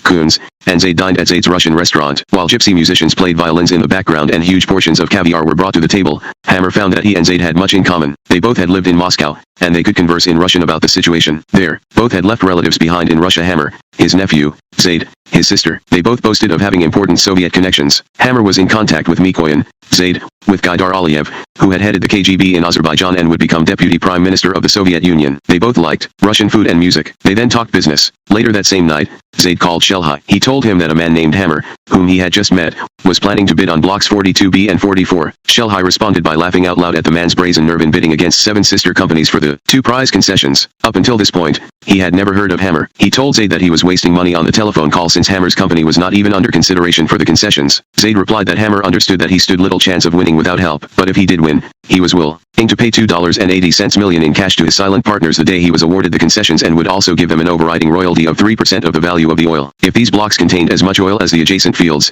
the royalty would amount to a staggering sum. Zaid then vouched for Hammer, saying that he was a serious man. 18 Shelhi understood that Zaid had put himself on the line, and he was his brother's friend. Shelhi needed to go to Germany in any case to see an eye doctor, and he agreed to meet Hammer there the following week. 1 week later, Hammer arrived on schedule at 9 a.m. at Schelhai's suite in the Königsberg Hotel in Bonn. He was older than Schelhai expected. His skin was pale and dotted with liver spots. His eyes were shielded by heavy horn-rimmed glasses. His suit was rumpled, as if he had traveled in it all night. But he strode into the room with confidence and had a firm handshake. Hammer wasted no time with small talk. He told Schelhai he wanted to do business in Libya. He took out his pad and a pencil and asked Schelhai what was required of him. Schelhai was taken aback. He told Hammer that the competition for concessions was unrestricted war and that he did not appear to have the resources to wage it. "You have no credentials," he said. "Zero." Hammer was oddly unfazed. He gazed straight at Schelhai and told him that he would do whatever was necessary to win the war. He explained that he could act swiftly and decisively since he did not have to seek the approval of anyone else in his corporation. "There are no committees, no auditors," he explained. "You're looking at Oxy." He then said that he could break the Seven Sisters monopoly if he gained access to Libyan oil,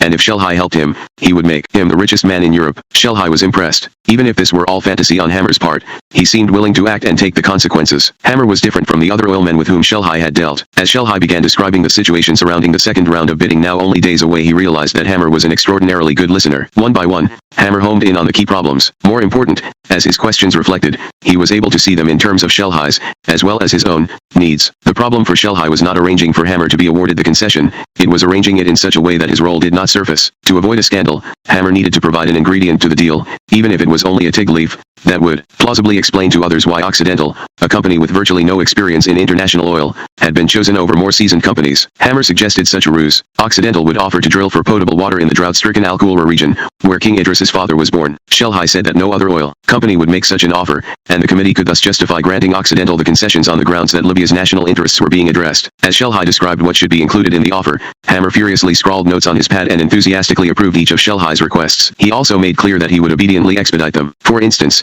to show how a river of water could be produced from the underground springs at Al-Kufra and used to irrigate the desert, he told Schelhai that he intended that very evening to charter a jet to fly American hydraulic engineers and agricultural experts to the region. "Don't worry, Omar," he said in his gravelly voice, "they will be in Libya before you get back to Tripoli." Hammer acted with a clarity of purpose that Schelhai had never seen before in a businessman. The water drilling program would involve only trivial added expenses for Occidental, but it would provide the rationale that would allow him to be Hammer's secret partner. After this discussion, they went to a quiet restaurant in Bonn overlooking the Rhine. Hammer seemed to have an answer for everything. He was also flattering, telling Schelhai, "You are like my son." Before the meal concluded, Schelhai stressed to Hammer that their collaboration had to remain a deep secret. No one, other than Kunz and Zaid, was to be told. If Hammer needed to send him a message in Tripoli, he was to use a code name, and they agreed on Dr. Darden, the name of Schelhai's eye doctor in Germany. Point 19. The next day, Hammer met with Kunz and Zaid to work out the details of when and how the 3% royalty was to be paid. They had to pay Wendell Phillips a finder's fee, and they settled on giving him a 0.335% share, which, to keep Schelhai's involvement discreet, would be paid directly by Occidental. The balance of the royalty 2.665% was to be paid by Occidental on a quarterly basis to an account that was jointly controlled by Zaid and Kunz at the Union Bank of Switzerland UBS in Zurich. They would then transfer to Schelhai his share, which was half the money they received. Even though his name was not on the UBS account,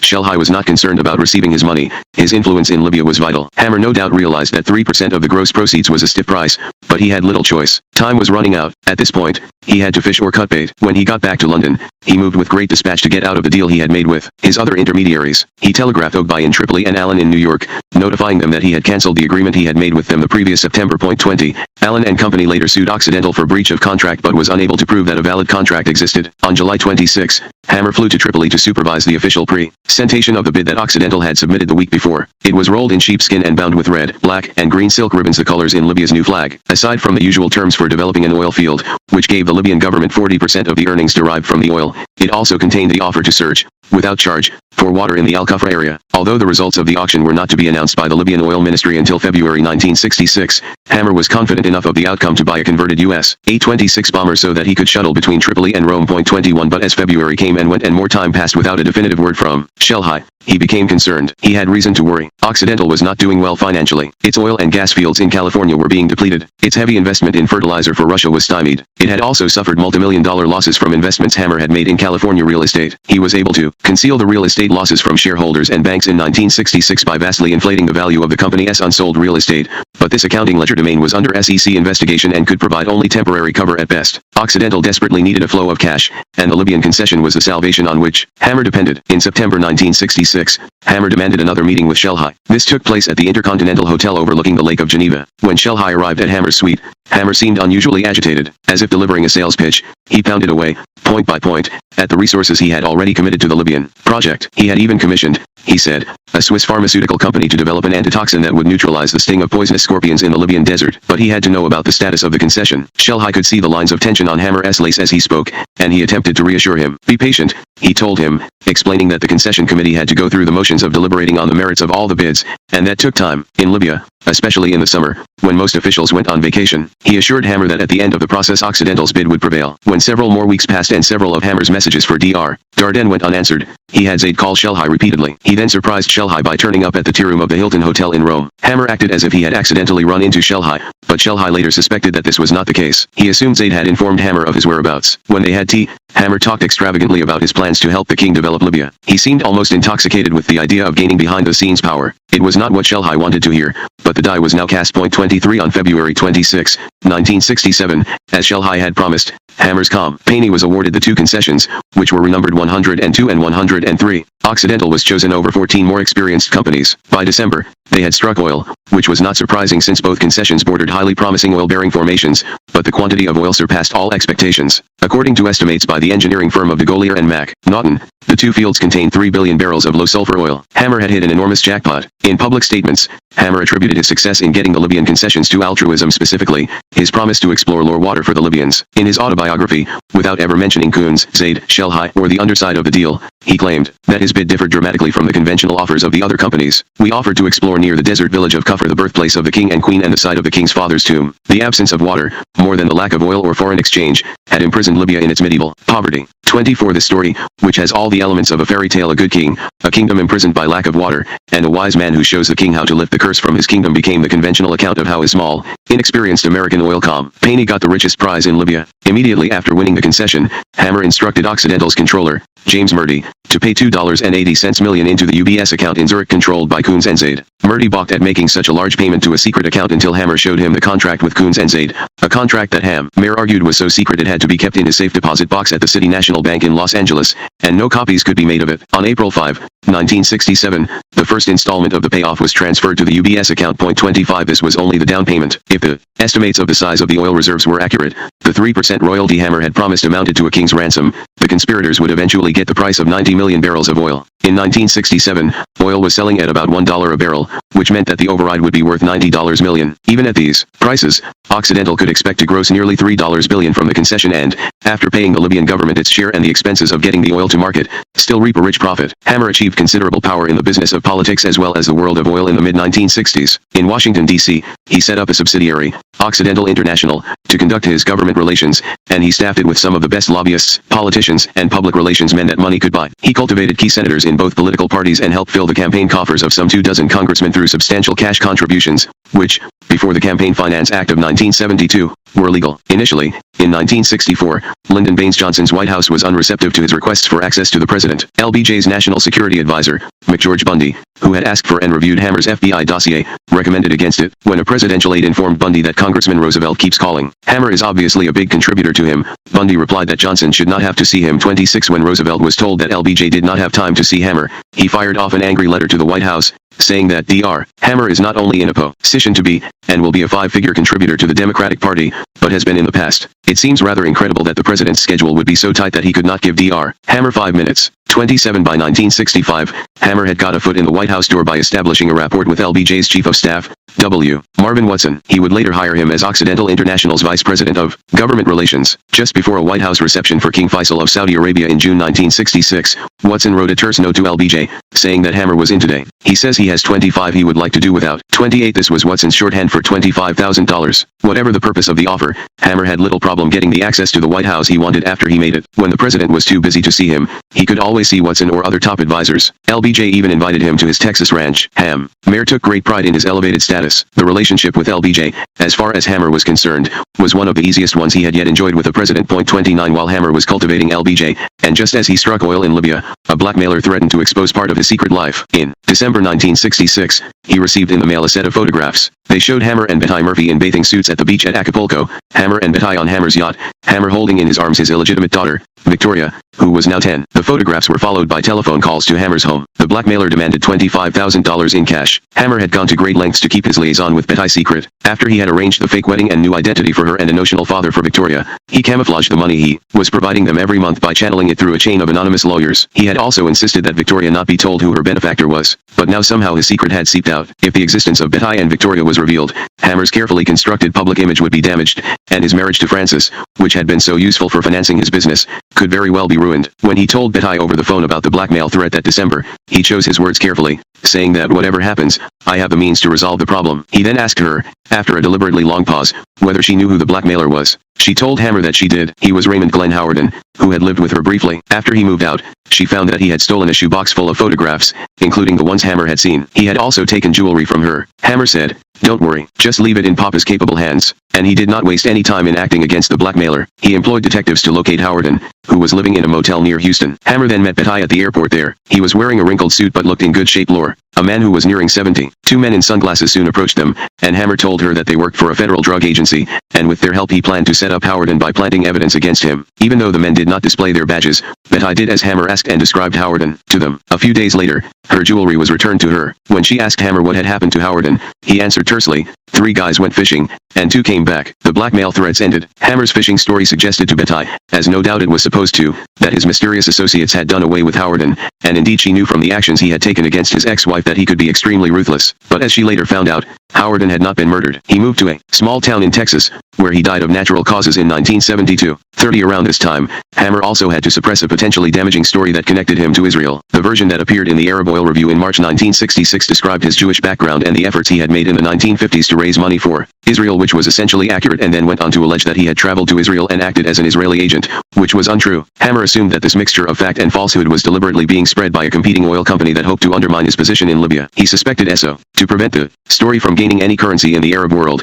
he decided to deny all aspects of it and even adopt another religion. He joined a Unitarian church in Los Angeles and asked its minister to write a letter identifying him as a practicing Unitarian. He then wrote Shelhai, enclosing the Arab Oil Review article. My only thought is that the editor of this magazine may be trying to play the game of the major oil companies who are, of course, angry at the way that concessions were awarded to new companies. The February issue also criticized the government for not granting concessions to ESO. You will note in this connection that ESO is supporting the magazine. Hammer went on to defend himself against the malicious lie that he was Jewish and a supporter of Israel. I enclose a copy of a letter from my minister in the Unitarian Church which speaks for itself. I have never been in Israel and never have been a member of any organization that collects contributions for Israel, nor have I or any company I have been associated with had any business dealings with Israel. Therefore you can see how sinister this unfounded rumor is. 31 He later told Shelhai that Jews were conspiring with ESO to discredit him. He talked of evidence, which he never provided. Hammer's abandonment of his religion did not increase his stature in Shelhai's eyes. Even so, Shelhai had an interest in protecting the Hammer concession. He called local editors and made sure that the story was spiked in Libya. 32 The instant conversion to Unitarianism was a typical ploy by Hammer to invent the persona needed to carry out the deeds at hand. He had given up living with his Russian wife and child to become an American businessman and denied a decade's worth of work in the Soviet Union to improve his chances of getting contracts from the U.S. government. Denying his Judaism was also expedient. Before Occidental could get any money for its Libyan oil, it had to build a pipeline to transport it 130 miles across the desert to the Mediterranean coast. It also had to construct floating docks at the port of Ezz so that the oil could be loaded aboard tankers. In 1966, Occidental had a net worth of less than $50 million and could not pay for this massive construction, but Hammer made a deal with the Bechtel Corporation in San Francisco to both build and finance the entire project. In return, Bechtel would be paid $153 million from the proceeds of the oil. 33. Bechtel began constructing the pipeline, which at 40 inches in diameter was the largest in Libya, in August 1967. It was completed by February 1968. Less than a month later, Occidental's oil was loaded onto tankers and shipped to Europe. In April 1968, Hammer staged an extravagant affair in the Libyan desert to dedicate his oil field. Occidental's engineers had worked for 3 weeks erecting a 50-foot high canvas pavilion from which hundreds of red, green, and black flags fluttered. Most of the 800 Libyan guests wore white tribal robes. Red carpets were laid across the sand for the king. Fortune magazine reported that camel troops patrolled the dunes around the installation. Scarlet-coated bandsmen stood in formation with their instruments shining in the midday sun, and the blood of sacrificial lambs stained the desert sand. 34 Hammer flew in with Francis and Senator Gore,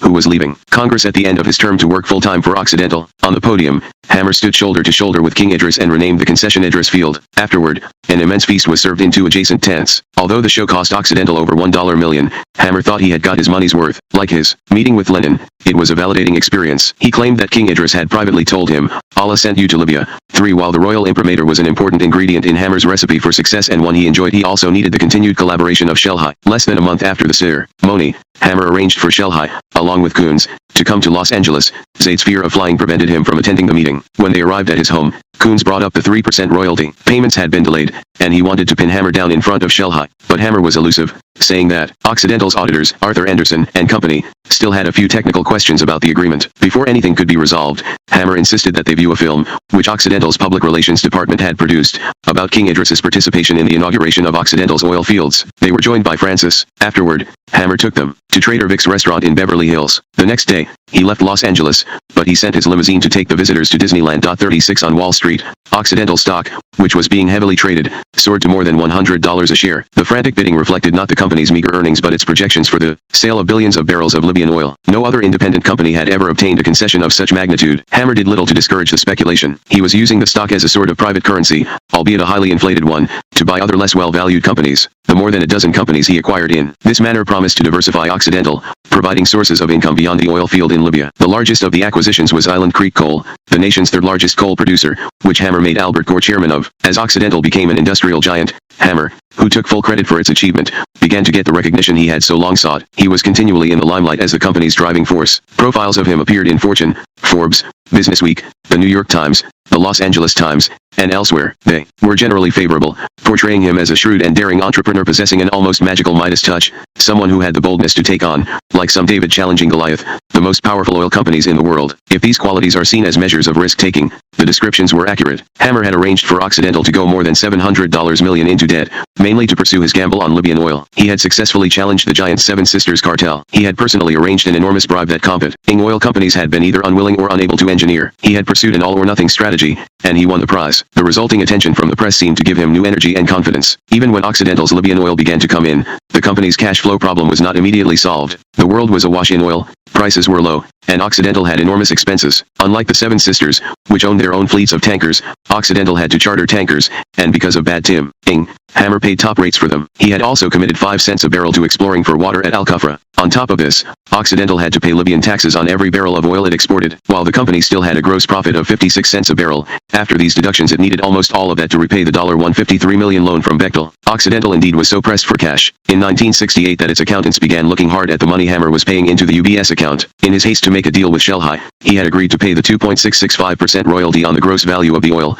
not on Occidental's net proceeds. Writing to Wendell Phillips, Coons said Hammer had told him that the royalty from the bribe would make more money than Hammer's company will make per barrel, considering that he has to pay taxes and royalties to the Libyan government. 37 Now that the concession was his and the oil was flowing, Hammer decided to revise the deal, calculating the royalty on a net price basis, which meant that Shelhi and his associates would get only about half of the $3.80 million that was due them in 1968. That July, Shelhi married the daughter of the Libyan prime minister in a ceremony in the palace. King Idris was his best man and appointed him the minister for palace affairs. Both Coons and Zaid came to Libya for the wedding banquet. Afterward, Shelhi told them that he would not tolerate Hammer's cheating them on the payments. As far as he was concerned, the agreement he had made with Hammer was crystal clear. Hammer was to pay them 3% of the total value of the oil, not 3% of his net proceeds. He made clear to them that if Hammer did not honor his word, the concession agreement could be reviewed by the palace. 38 Coons was concerned that Shelhi might try to sabotage the concession. When he returned to Switzerland, he wrote Phillips, "You know how Arabs are. He does not care about the future. He now thinks he has been cheated and is capable of doing the worst. He is not only mad, he went berserk about the situation." Coons wanted Phillips to apprise Hammer of the precarious situation. He suggested in the letter that they act together to put pressure on Armand to settle this satisfactorily and within the shortest time possible. If not, he warned, there would be a disaster for all of us. 39 The pressure evidently worked. Rather than risk everything, Hammer reversed himself and deposited the additional $1.90 million in the UBS account. 40 Hammer was now gambling that Occidental's financial bind would be relieved by an expanded flow of Libyan oil. He had been told by his technicians that the extraction of more than 600,000 barrels a day could prematurely destroy the field, but he needed the extra oil to repay his debts, and he ordered them to increase pumping so that the field would produce 800,000 barrels a day by the end of 1969. 41 What he had not reckoned on was that in September 1969, just as his concession was reaching its full capacity, the Libyan monarchy would be abruptly overthrown by a 27-year-old sub-lieutenant in the Libyan army named Muammar al-Gaddafi. Chapter 18 Day Gaddafi's coup caught the world by almost total surprise. Gaddafi belonged to a tribe of Bedouin nomads who grazed their goats very close to Zeldin, where the underground sea of oil was discovered in 1959. At the age of 17, he formed a secret society, the free officers, dedicated to creating a pan-Arab state. Fayen rolled in the army's newly formed officer corps and through his personal magnetism and messianic style recruited other cadets to his cause. Even when he was sent to Britain in 1966 to train as a military engineer, he continued to organize his group. When he returned to Libya in 1968, he began to organize a revolution. In August 1969, King Idris left Libya on his summer vacation, taking with him 400 pieces of luggage. Shelhi and his bride accompanied him to Bursa, Turkey. Most of the other important government officials were also on vacation outside Libya. On September 1, Gaddafi acted, though he could count on just a handful of young officers and his total arsenal consisted of only 5 service revolvers and 48 bullets. He managed to seize the military headquarters in Tripoli. The soldiers there, dissatisfied with the weak, and now absent, monarch, rallied around him. He then took command of Libya's only radio station and personally broadcast Communique 1, proclaiming the new Arab Republic. Except for one soldier who was shot accidentally, it was a bloodless coup. 1. George Williamson and his wife with Armand and Francis Hammer at a banquet in London in 1970. Williamson was Hammer's new man in Libya. Gaddafi, who immediately promoted himself to the rank of colonel and created a revolutionary command council to run the country, reassured Western countries that he would honor previously made commitments to supply Europe with oil. At the same time, he ordered the United States and Great Britain to close their military bases on Libyan soil. He also began making secret arrangements to acquire Egyptian and Soviet arms, suggesting that he was far more dedicated to breaking with the West than Western diplomats had assumed. As his oil advisor, Gaddafi brought to Tripoli Abdullah Taraki, a former oil minister in Saudi Arabia who had lost favor in his own country for speaking against the Seven Sisters. Taraki was savvy about the oil business. He realized that what had prevented Saudi Arabia from taking control of its oil was that the oil companies maintained a unified front there in the form of a single consortium, Aramco. If the Saudi government attempted to take the nationwide concession away from Aramco, the country would be effectively shut down, as Iran had been shut down in the 1950s. The other oil-producing countries on the Persian Gulf faced the same situation, but Libya was a different story. It was the only country in the Middle East in which the Seven Sisters did not have exclusive control of the oil. Instead, a company that was not part of the cartel, Occidental, held the largest concession. Taraki recognized that Occidental was vulnerable, since unlike most other international oil companies, it had no major source of oil, other than its concession in Libya. When Taraki began slowly but firmly asserting the new government's power, Occidental became a prime target. 2. Gaddafi further turned the screws on Hammer by having his public prosecutor conduct an investigation of how Occidental had obtained its rich concession. This was no minor issue. Shelhi had been tried in absentia for corruption and sentenced to death by a revolutionary tribunal. Gaddafi then expropriated the concession of a small American investment group,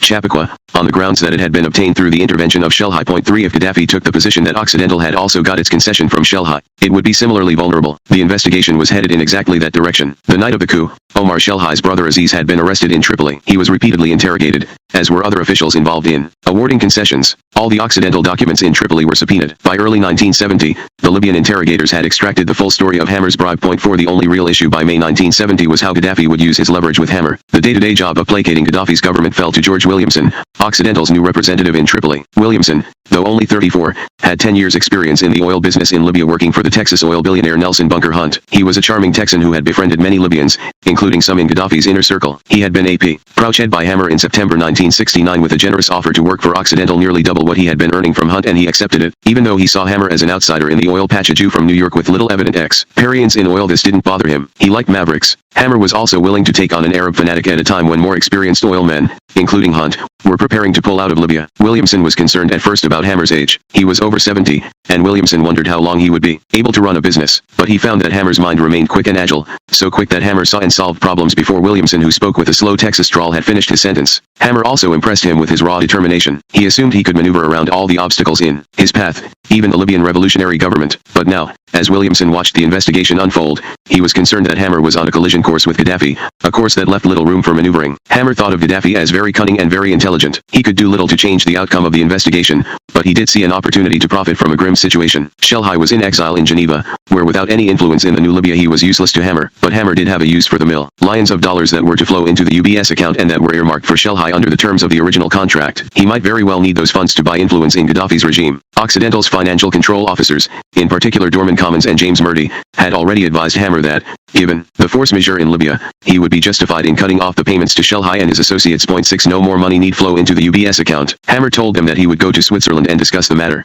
In Zurich, Hammer sent Shelhi a terse message. Payments were being terminated because Shelhi was no longer able to help in Libya. He added that if Shelhi ever got back in power, he would be happy to do business with him again. Shelhi stoically accepted this. He was on Gaddafi's death list, and Hammer would not want Occidental to be associated with him. He was not surprised to see himself cut off in this way. I never expected more of Hammer, he reflected later. 7. When Hammer returned to Los Angeles, he gave Murdy and Commons a very different account of what had transpired in Switzerland. He said that Shelhi had agreed to reduce payments, based on the net rather than the gross price of the oil, and that he believed that Occidental was both legally and morally bound to continue making these payments to Shelhi by means of the UBS account/Commons was mystified by the sudden insistence on adherence to the contract. Hammer had never shown any moral inhibitions before about breaking contracts, he said later. He had high-priced lawyers to handle those problems. We couldn't understand why he was now honoring a contract that wasn't worth the paper it was written on. But Commons understood also that opposing Hammer's which was tantamount to resigning. 9 What neither Commons nor Murdy nor possibly anyone else at Occidental knew was that Hammer had made a new arrangement with Zaid and Coons while he was in Switzerland, one that would give him control over most of the money. Hammer made clear to them that they had little choice in the matter, noting in a letter to Coons that if this matter should go to litigation, it could well be that you would be risking everything because, if this agreement was declared by U.S. courts to be invalid, there would be nothing due to you. Coons and Zaid replied to Hammer on January 7, 1970, "It is sad to see you, once more, trying in such an unbecoming way to back out from your undertaking." 11 But they knew Hammer held the trump card. If they wanted Hammer to continue the payments, they would have to accept his new rules. Shelhi would receive nothing and would not be told of the new arrangement. His share would be used as a reserve fund by Hammer. Zaid and Coons would continue to get their share, which was half the money paid into the UBS account. They would now work for Hammer as consultants in Iran and other oil-producing countries. Their company, IMEG Management, would also get lucrative contracts from Occidental to build pipelines. For their part, Zaid and Coons verified for Occidental's auditors, Arthur Anderson and Company, that they received the money paid into the UBS account. Neither the auditors nor other Occidental executives were aware of the deception. Only Hammer knew that Shelhi's share had been diverted to a reserve fund. Meanwhile, Gaddafi ratcheted up the pressure on Occidental. His real threat was not nationalization, in which case Occidental might seek redress in the courts for the violation of its contract, but further cutbacks in production to conserve the oil field, which Libya could legally make. Hammer had no choice but to go along with this, since the alternative abandoning the concession would ruin Occidental. On June 3, 1970, the Revolutionary Command Council ordered Occidental to cut its production of oil by an immense amount, nearly 40%. The company was now producing just enough to fulfill its contracts with European refineries. Gaddafi delegated his second-in-command in the Revolutionary Command Council, Major Abdul Jalud, to deal with Occidental. Jalud was a wiry, energetic 30-year-old who had been a friend of Gaddafi since childhood, and who now headed both Libya's intelligence service and its oil industry. He skillfully conducted a war of nerves against Occidental's executives, which included having the border guards strip search them each time they entered the country. At one point, Hammer suggested that it was too dangerous for George Williamson to remain in Tripoli, but Williamson stayed, and he dealt with Jalud on an almost daily basis. He also dined with him on occasion. He found that Jalud could switch in a split second from warm charm to fanatic zeal and then, just as quickly, return to his former demeanor. 12 In early July, Jalud informed Williamson that there would be another 10% cutback in August and that on September 1, the first anniversary of the revolution, which he called Judgment Day, Occidental's concessions might be nationalized. Hammer was in Los Angeles when Williamson gave him the news. He calmly and patiently went over the timetable as if he were discussing nothing more than some future vacation. Then he asked in detail that amazed Williamson about all of Jalud's strengths and weaknesses. He even asked about his taste in food, drink, and women. When Williamson was finished, he said, "Tell Jalud, I'm coming to Libya." Before he made the trip, Hammer made a final gambit. He flew to New York to meet with J. Kenneth Jameson, the chief executive of ESSO. Jameson saw Hammer as an upstart and an opportunist, someone who made up his own rules in a game that Jameson had been on top of for years. Several months earlier, Hammer had attempted to undermine the Seven Sisters cartel in Iran. He had gone to Tehran and offered to give the Shah a better deal for Iranian oil than the cartel was providing. 13 The Shah turned him down, but tensions between the Shah and the cartel increased. Now Hammer was asking a favor of ESSO. He told Jameson that Gaddafi was pressuring Occidental to grant the government a major measure of control over the pricing of its Libyan oil. He said that while he was resisting these demands, Occidental was having serious difficulty in fulfilling contracts for delivery of oil and that if Gaddafi imposed any further cutbacks, it was in danger of being wiped out. He asked whether ESSO would be willing to supply Occidental with the oil it was losing in Libya,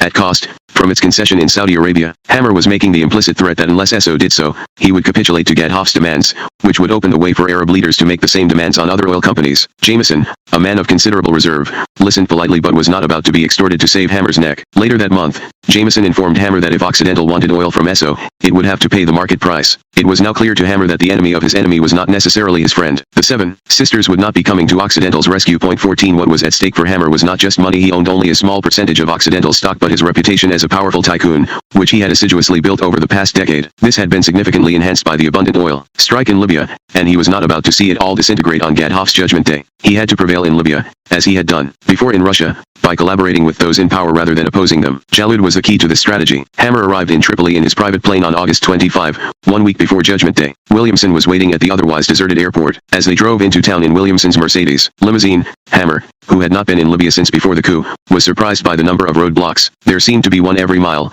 manned by troops with automatic weapons. The city was an armed camp with few civilians on the street. Hammer found Jalud waiting for him at the presidential palace, a .45 caliber revolver buckled at his waist. 15 Jalud quickly got down to business. His position was straightforward. Libya should get an increased share from each barrel of oil Occidental exported as well as retroactive compensation for oil Occidental had already exported. Hammer, of course, had been well briefed by Williamson on these demands, but he was impressed with the resolve with which Jalud presented them. Jalud was intelligent, and had a commanding presence. Hammer admired the way he did business. "I only wish I could hire him," he told Williamson, who accompanied him to all the SES. Zion's point 16 each day after the negotiations, Hammer flew in his Gulfstream from Tripoli to Paris. Although it was nearly a 3-hour flight, he preferred to spend the night in the comfort of the Hotel Ritz. He would return to Tripoli in the morning, refreshed and brimming with energy. Point 17 A number of top Occidental executives had wanted Hammer to take a hard line in the negotiations, even if that meant closing down the oil fields and battling Libya in court, but he had decided on another strategy, turning Occidental's vulnerability into a virtue. He sought to persuade Jalud that Occidental's dependence on Libyan oil would work to make Occidental a better ally for Libya than the Seven Sisters oil companies,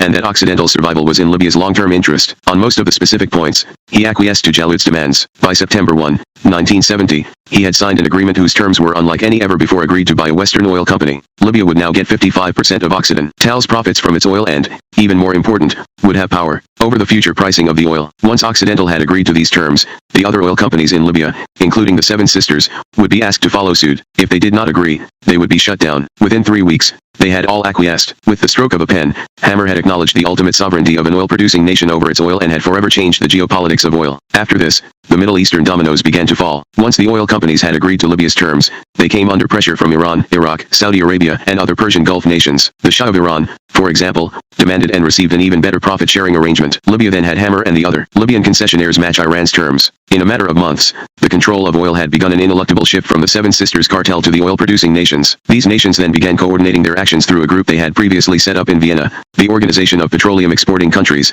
or OPEC. As one oil executive put it, the oil industry as we had known it would not exist much longer. 18 To ensure Hammer's continued cooperation in these tumultuous times, Major Jalud, who had assumed control of Libyan intelligence, sought one further prize, a confession. In December 1970, he dispatched a young French-trained prosecutor, Sassi Al-Haj, to New York to find out about Hammer's role in the bribing of Libyan officials. Hammer had no choice but to submit to the prosecutor's questions. He met Sassi in his lawyer's office accompanied only by his translator, Hakeem Bershan. He listened quietly with his best poker face as Sassi reeled off the evidence he had found that showed that Hammer had authorized the payment of bribes to government officials. Hammer was linked not only to Shelhai but to other influence peddlers in Libya. Sassi had also obtained, possibly from the interrogation of Omar Shelhai's brother Aziz, the precise schedule of payments to the UBS account. Point 14 Sassi assured Hammer that his purpose was not to prosecute him or even to release the information to the public. He explained matter-of-factly that the Libyan Revolutionary Command Council had decided that it was not in Libya's interest to prosecute American businessmen if they demonstrated that they were willing to aid in the investigation. As a sign of such cooperation, he wanted Hammer to sign a document acknowledging that Occidental had won its concession through corrupt practices. If he signed,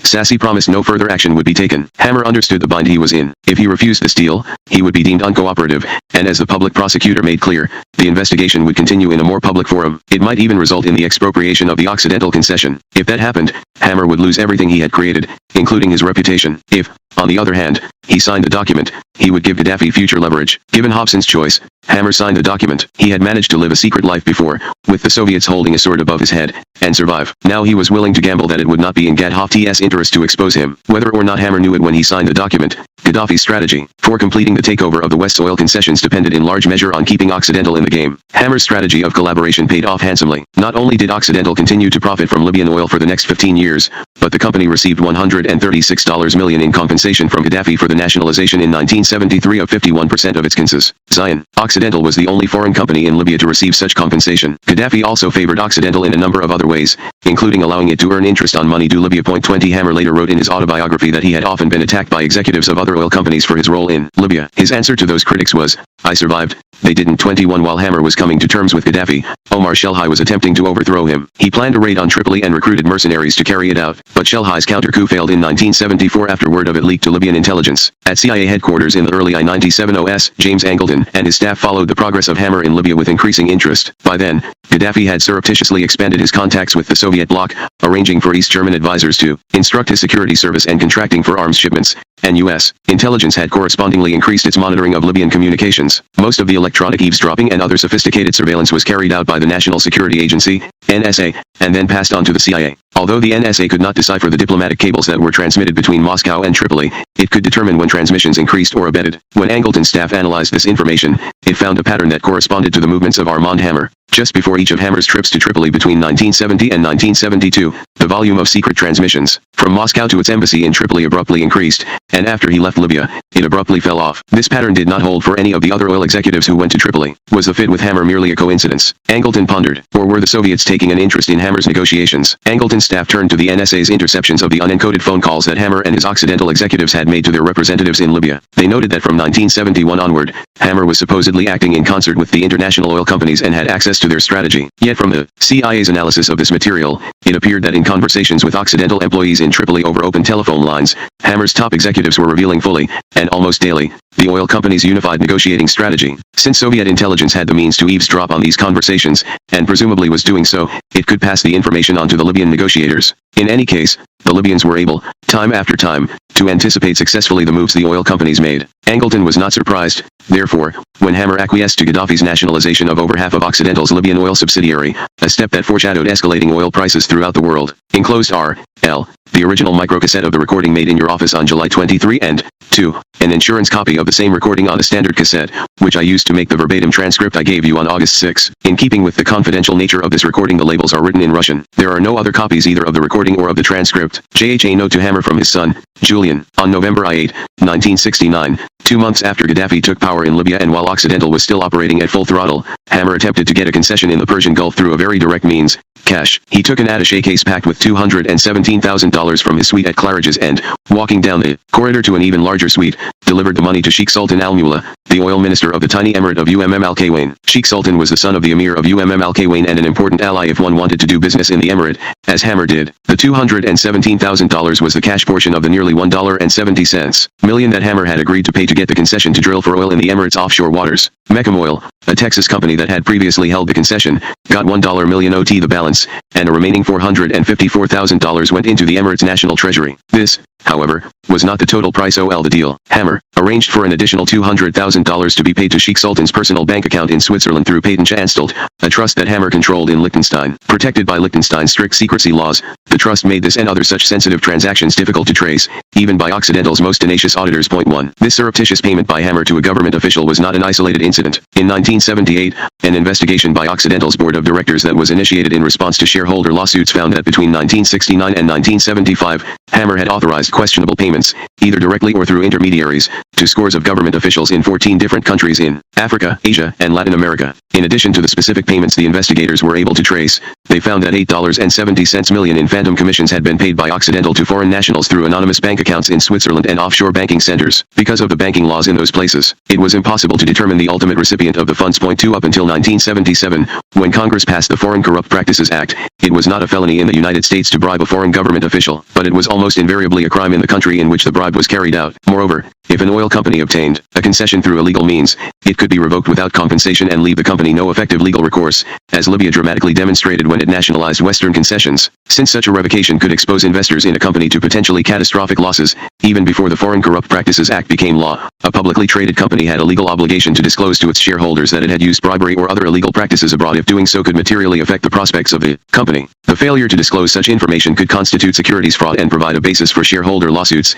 as happened at Occidental. At best, then, bribery was a gray area. Hammer was willing to operate in this gray area because he believed, as he explained in 1971 to one of the intermediaries delivering the cash, money talks, *, he castigated his competitors in established oil companies as bureaucrats with MBAs who needed to justify their actions to special committees of the board of directors and, *, Hammer used a concealed microphone in the study of his home to make surreptitious tapes of his conversation about payoffs with this intermediary in November 1971. They are among a number of such tapes, now in my possession, that Hammer made secretly in various situations over an 18-year period. He apparently did not tell his business associates about the existence of the tapes. Their purpose remains a mystery. Layers of accountants. 3. They had little incentive to risk soiling their reputations by competing in the influence bazaar, especially in the 1960s, when their companies had more oil than they could profitably sell on the world market. Hammer himself suffered from no such constraints. He ran a one-man show. According to Occidental's vice president for finance at the time, Hammer overrode financial controls whenever they got in his way and brushed off accountants' questions as if they were annoying flies, for he summarily fired executives who resisted his orders, and treated Occidental's directors, all of whom he handpicked and whom,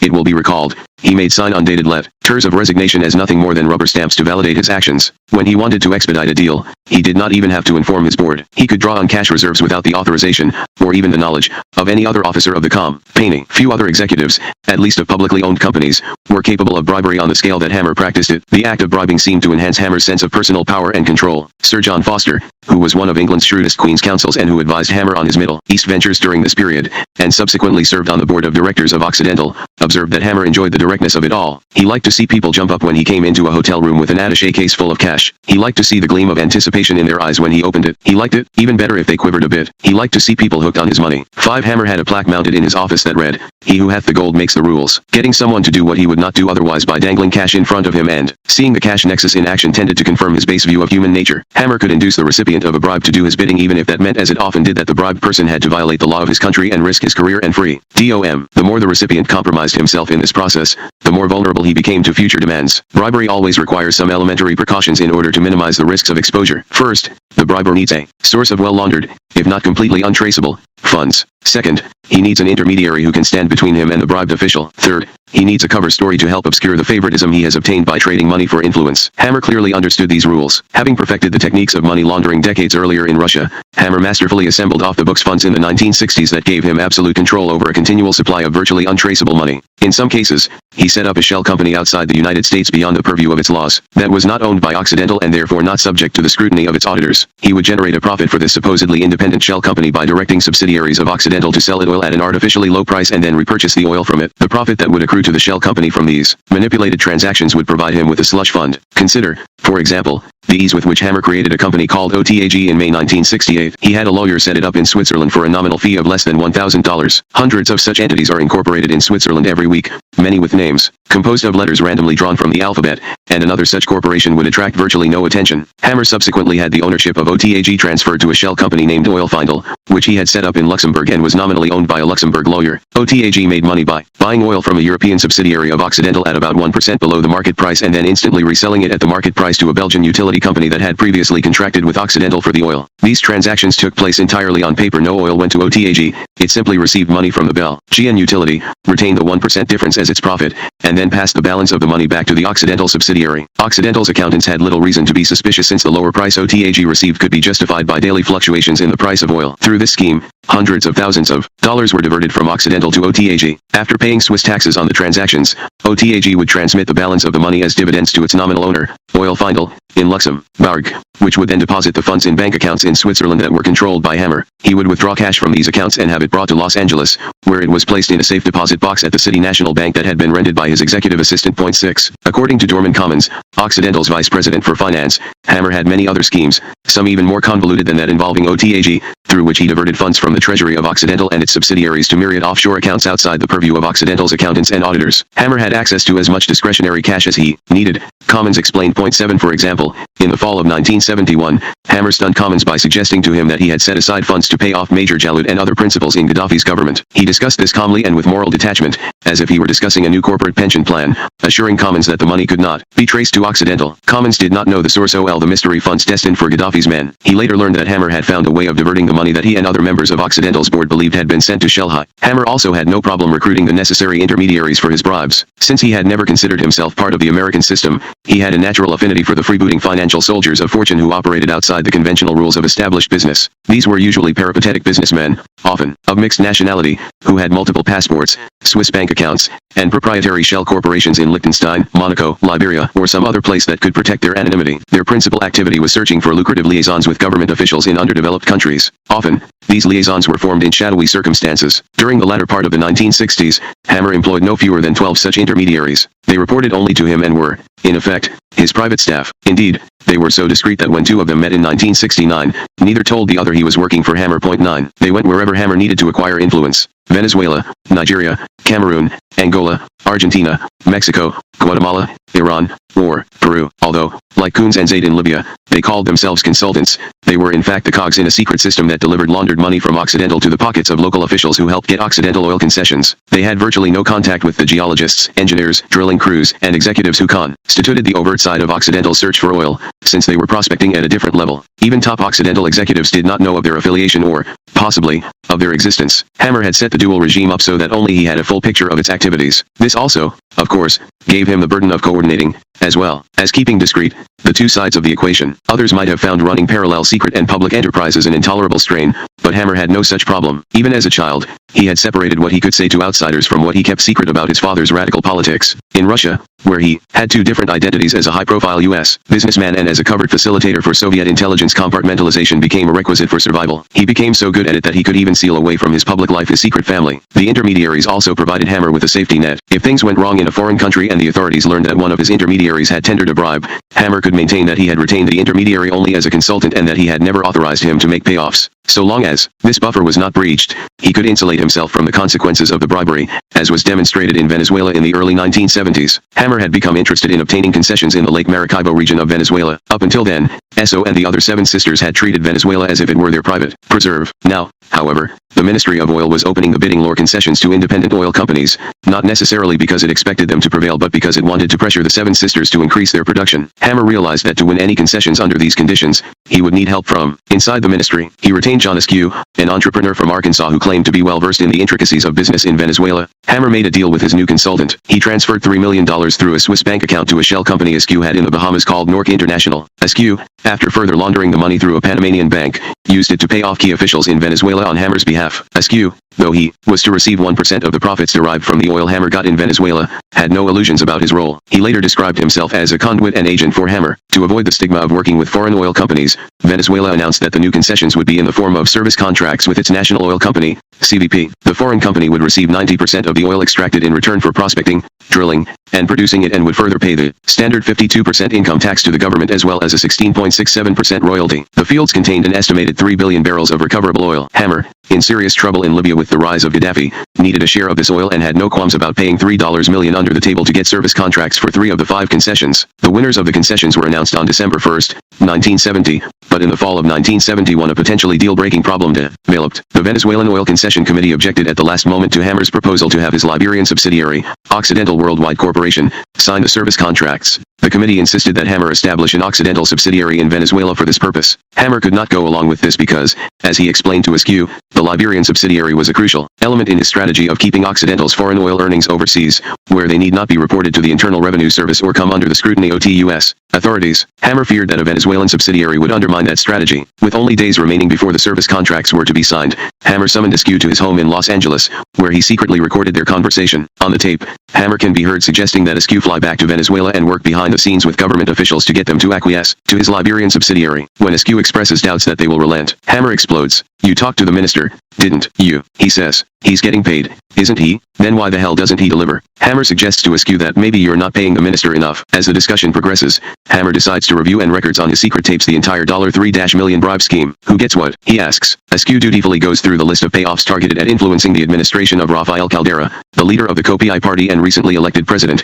who again holds that office, as of 1996. Askew explains that he distributed $500,000 in cash to some officials of COPI, provided $500,000 for officials of the Ministry of Mines and Hydrocarbons, and $1 million to Pedro Tinoco, a powerful banker who became finance minister and then head of Venezuela's central bank. After adding up these bribes, Hammer says, "I lose $1 million somewhere here. I haven't got beyond $2 million, and he presses Askew for a further reckoning. Askew then describes another $750,000 in payoffs, including a $50,000 payment to a minor official who provided data about the proposed bids of rival oil companies. When Hammer determines there is money left over, he instructs Askew to take $250,000 or $500,000 away from other people. Go to Caldera. At this point, as the tape recording makes clear, Hammer is in full control of the scheme, even micromanaging it. He suggests that Askew go to a key official in the ministry, and tell him, "Look, there is another $250,000. If necessary," he urges, "increase the offer to $500,000. He explains that this official could go directly to President Caldera to solve their problem. Point 10 in this netherworld of offshore cash payments, Hammer had no way of verifying whether any of the $3 million he had transferred into Askew's Bahamian company ever reached the targeted officials in Venezuela. The funds could be traced from the shell company to anonymous accounts in Panama and then to cash withdrawals. After that,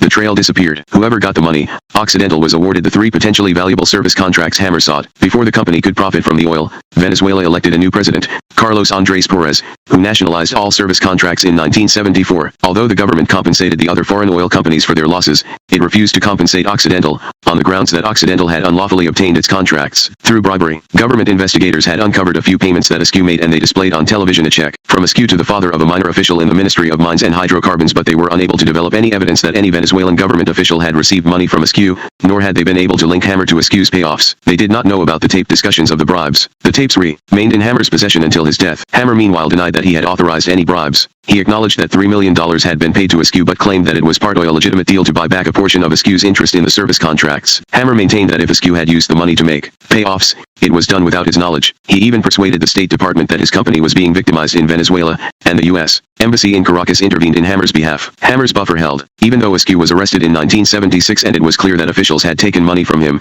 no one could prove that Hammer was involved in the scheme. In 1989, after more than a decade of litigation, a Venezuelan court ordered the government to pay Occidental $42.20 million in compensation for losses it incurred because of the nationalization of the service contract. Hammer was adept at supplying the requisite cover stories for his subterranean activities. These stories did not have to be believable in every detail or able to withstand direct scrutiny. They needed only to add enough ambiguity to the circumstances so that officials not disposed to finding corruption could point to an alternative explanation. The stories provided the bribed officials with an important measure of protection after a concession was approved. Hammer frequently suggested that decisions in his favor proceeded from recognition by authorities that he and his company could help address specific humanitarian concerns. Early on in his career, he found that this particular cover worked very well. When he had returned from his first trip to Russia, he had used the story that Lenin had been moved by his concern for the famine in Russia and had consequently granted him an asbestos concession. He discovered then that even ordinarily skeptical businessmen like Henry Ford accepted his explanation that good deeds pay off, especially since it was in their interest to do so. His later experiences only confirmed the advantage of attributing altruistic motives to self-interested acts. In the 1960s, when Hammer visited underdeveloped countries that had potentially lucrative resources,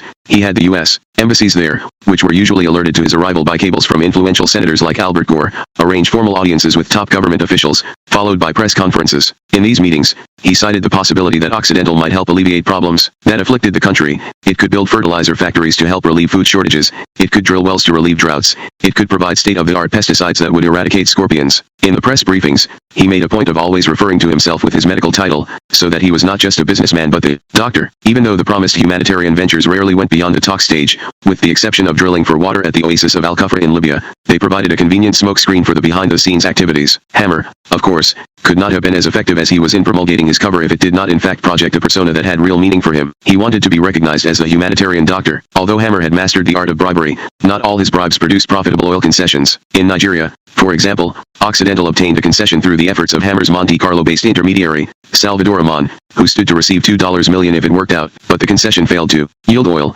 and Armand had to settle for $137,000. 11 And even though Occidental struck oil at the concession it obtained in the Persian Gulf off the coast of Al-Kawain, the concession became entangled in a territorial dispute with another emirate, one supported by Iran, and it had to be abandoned. Such failures were, however, part of the game. The successful concessions that Hammer engineered, such as the Bonanza in Libya, had, by the mid-1970s, transformed Occidental into a significant and profitable international oil company. The oil that was flowing, and the money it produced, provided Hammer with the means to achieve something he had committed himself to nearly a half-century before, opening up a path between U.S. business and the Soviet Union. With money, the inauguration of Richard Milhous Nixon as the 37th President of the United States on January 20, 1969, had a profound effect on East-West relations and on Armand Hammer. Up until then, the United States had pursued a Cold War strategy of attempting to deny trade opportunities to the Soviet Union. Kennedy's attempts to soften the trade policy at the beginning of his term in the early 1960s had been quickly abandoned when the war in Vietnam expanded. His successor, Lyndon Johnson, who had to contend with both the war in Vietnam and the Soviet invasion of Czechoslovakia, did little to change this policy. But when Nixon took office,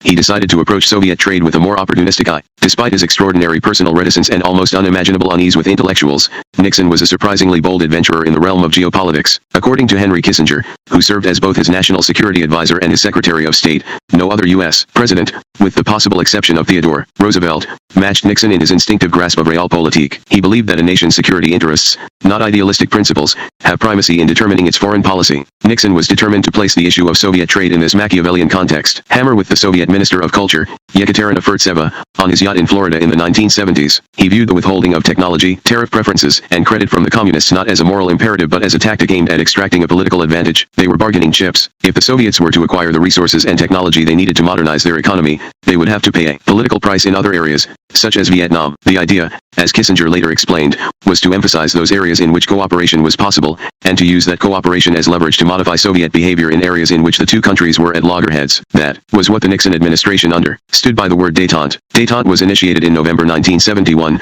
when a trade mission headed by Secretary of Commerce Maurice H. Stans was sent to Moscow. Stans, who had been a major fundraiser for the Republican Party before joining the administration, was Nixon's most prominent liaison with corporate America. His trip was artfully timed to coincide with a conference in Moscow whose participants included the top executives of such giants of the American corporate world as IBM, General Electric, Westinghouse, and DuPont. When he went to the Kremlin to discuss the relaxation of trade restrictions, he sent a clear signal to these businessmen that the Cold War ice was finally cracking. While Nixon assumed that he would be able to use trade policy to control the dealings that U.S. capitalists had with the Soviet Union, those in the Soviet hierarchy had a different perspective. They believed that capitalists controlled the U.S. government and that it was their economic agenda that would determine the government's trade policy. Brezhnev and his colleagues saw détente as a convenient way to appeal directly to capitalists to pressure the United States to abolish trade restrictions. Point 3. To this end, Nikolai Patolichev, the Soviet Minister of Foreign Trade, dangled billions of dollars in potential contracts in front of the assembled businessmen at the Moscow Conference. In addition, he offered them a model and a guide for doing business in the Soviet Union. "I know you wonder if a capitalist can do business in a communist country,"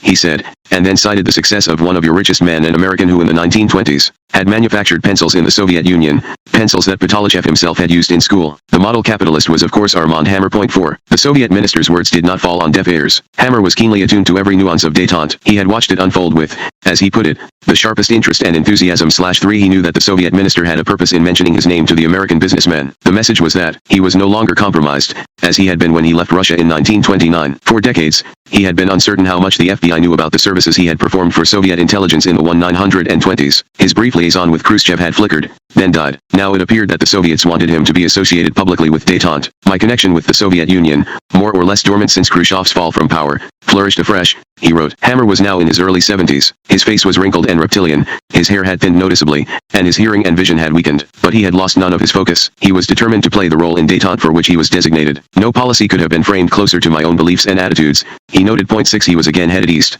Occidental had much richer opportunities in a dozen other countries, but in these countries Hammer would be merely another businessman, one who could be derided by multinational corporate executives like Kenneth Jameson, investigated by bureaucrats like J. Edgar Hoover, and extorted by petty tyrants like Abdul Jalud. In Russia, he had a mission. He had been assigned this mission personally by Lenin, and it had been approved by Stalin. It had allowed him to enter the inner sanctum of the Kremlin, a privilege that few other foreigners would ever experience, and to act in a way no other businessman could. Hammer had been preparing Occidental for détente for nearly a decade. In the early 1960s, he had attempted to modernize the Soviet fertilizer industry. Although he had been unable to get the necessary financing or U.S. cooperation for the project, Occidental had acquired in the process a half-dozen companies that possessed the technology to concentrate and ship massive amounts of chemicals from the United States to the Soviet Union. Now he saw that all the ingredients were coming together for the fertilizer deal that he had prepared for so many years. In the interim, Hammer had greatly expanded Occidental's financial capabilities. His deal with Gaddafi had provided Occidental with a huge cash flow, and after Nixon articulated his plans for détente, Hammer laid the groundwork for business in Russia by buying controlling interest in a small American company called Tower International, which had been quietly developing a blueprint for investments in the communist world. The man behind Tower International was Cyrus Eaton, an extraordinary 88-year-old American industrialist. Tall and gaunt with white hair, he had been described by the conservative National Review as the most fearsome living incarnation of the old-time competitive capitalist spirit.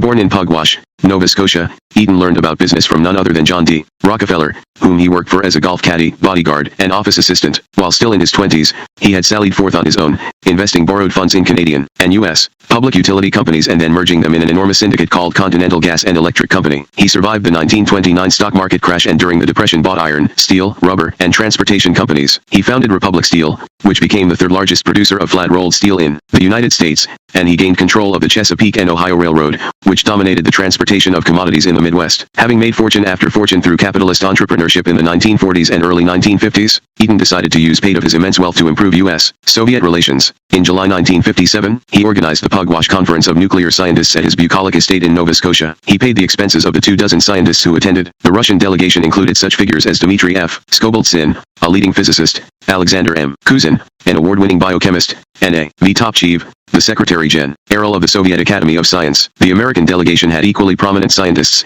including Leo Szilard, one of the lathers of the nuclear bomb, Herman J. Muller, a Nobel Prize-winning biologist, and Eugene Rubinovich, the editor of the Bulletin of Atomic Scientists. The group slept in Pullman cars provided by Eaton's Chesapeake and Ohio Railroad and met every morning at 6 o'clock for a week. Soviet scientists had an opportunity to discuss kings and cabbages and the state of nuclear science with their U.S. counterparts. At a less philosophical level, the conference provided an opportunity for the KGB, which had handpicked the interpreters for the conference, to gain access to a number of prominent U.S. scientists. 8. The first Pugwash conference was deemed such a success that it became a greatly expanded annual event. Eaton soon found himself the toast of the communist world. He was praised as a capitalist with dedication to the idea of peaceful coexistence. He was escorted around Moscow by Khrushchev like a head of state. He was showered with gifts by Mikoyan. He was awarded the Lenin Peace Prize by the Politburo. His photograph appeared on the front page of Pravda. Despite such public accolades, the Soviet leaders eventually decided that Eaton was not the appropriate focal point for the new détente. Ironically, he had greatly reduced his value to them by identifying himself too closely with Soviet interests. His blunt criticism of U.S. Cold War policies had caused members of Congress to question his loyalty, and an FBI report described him as a consort of the Soviets, under the pretense of being an apostle of peace. Since the Soviets assumed that they needed the cooperation of the Nixon administration to make détente work, they could not afford to be associated with such an outspoken and controversial character. Eaton had served his purpose with pugwash, but he had outlived his usefulness as a conduit to Western business. 9 Eaton was too shrewd an operator not to realize that he had been cut out of the Soviet strategy for getting U.S. investment. Although the Soviets had encouraged him in the early 1960s to develop real estate and energy projects, including a high-rise trade center in the heart of Moscow and a natural gas pipeline across Siberia, he found that they were now avoiding him and avoiding any commitments that advanced these projects. When Hammer visited Eaton's office in Cleveland in early 1969, he clearly had been briefed on Eaton's work. It was then that he suggested that Occidental was a more suitable vehicle than Tower International to undertake the projects, and he offered to buy a majority interest in the company. Eaton evidently had little choice but to acquiesce. Hammer, not he, was now the designated player in this game. He came to an agreement with Hammer in which Occidental assumed the debts that Tower International had incurred over the years preparing projects in the Soviet bloc. In return, Hammer agreed to give Eaton 45% of any profits that ensued from their projects. Hammer further widened his access to the Soviet hierarchy through Yekaterina Furtseva,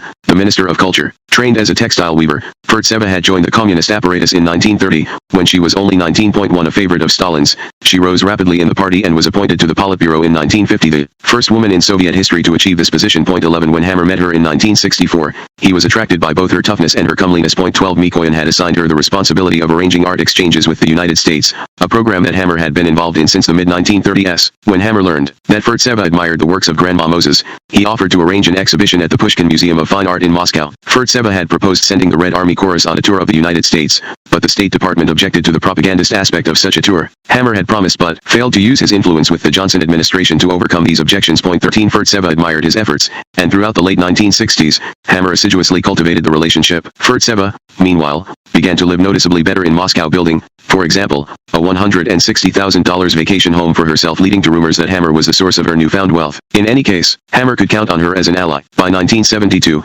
Hammer had all his pieces in place. I wanted Occidental to take the lead in the new policy of détente, he explained. The corporation was better placed for this role than any in America. 14 The Soviet business arena was opening to Hammer once again, but he was far wealthier and far more powerful than he had been, and he planned to do business on a monumental scale. Among the advantages he now held was the promise of a very special channel to the Kremlin. Yuri Andropov made sure Hammer had this access. Andropov headed the KGB and was a powerful Politburo member, one who would in time succeed Brezhnev as the general secretary of the Communist Party. He had the responsibility of implementing the Soviet détente strategy, and in January 1972, he selected Mikhail Bruck to be Hammer's personal ambassador and facilitator in Moscow. 15 Bruck was born in Moscow in 1929. His father was Jewish, his mother, Russian. He attended schools usually reserved for the children of the communist elite, the so-called nomenklatura, and then enrolled in the Communist Party. He perfected his English in the late 1940s at the Institute of Foreign Languages, a facility that served as a training center for the top prospects for Soviet intelligence. In the late 1950s, he was dispatched to Cyrus Eaton's pugwash conferences as a technical interpreter. There, he distinguished himself by using his charm to cultivate relationships with a number of leading Western scientists,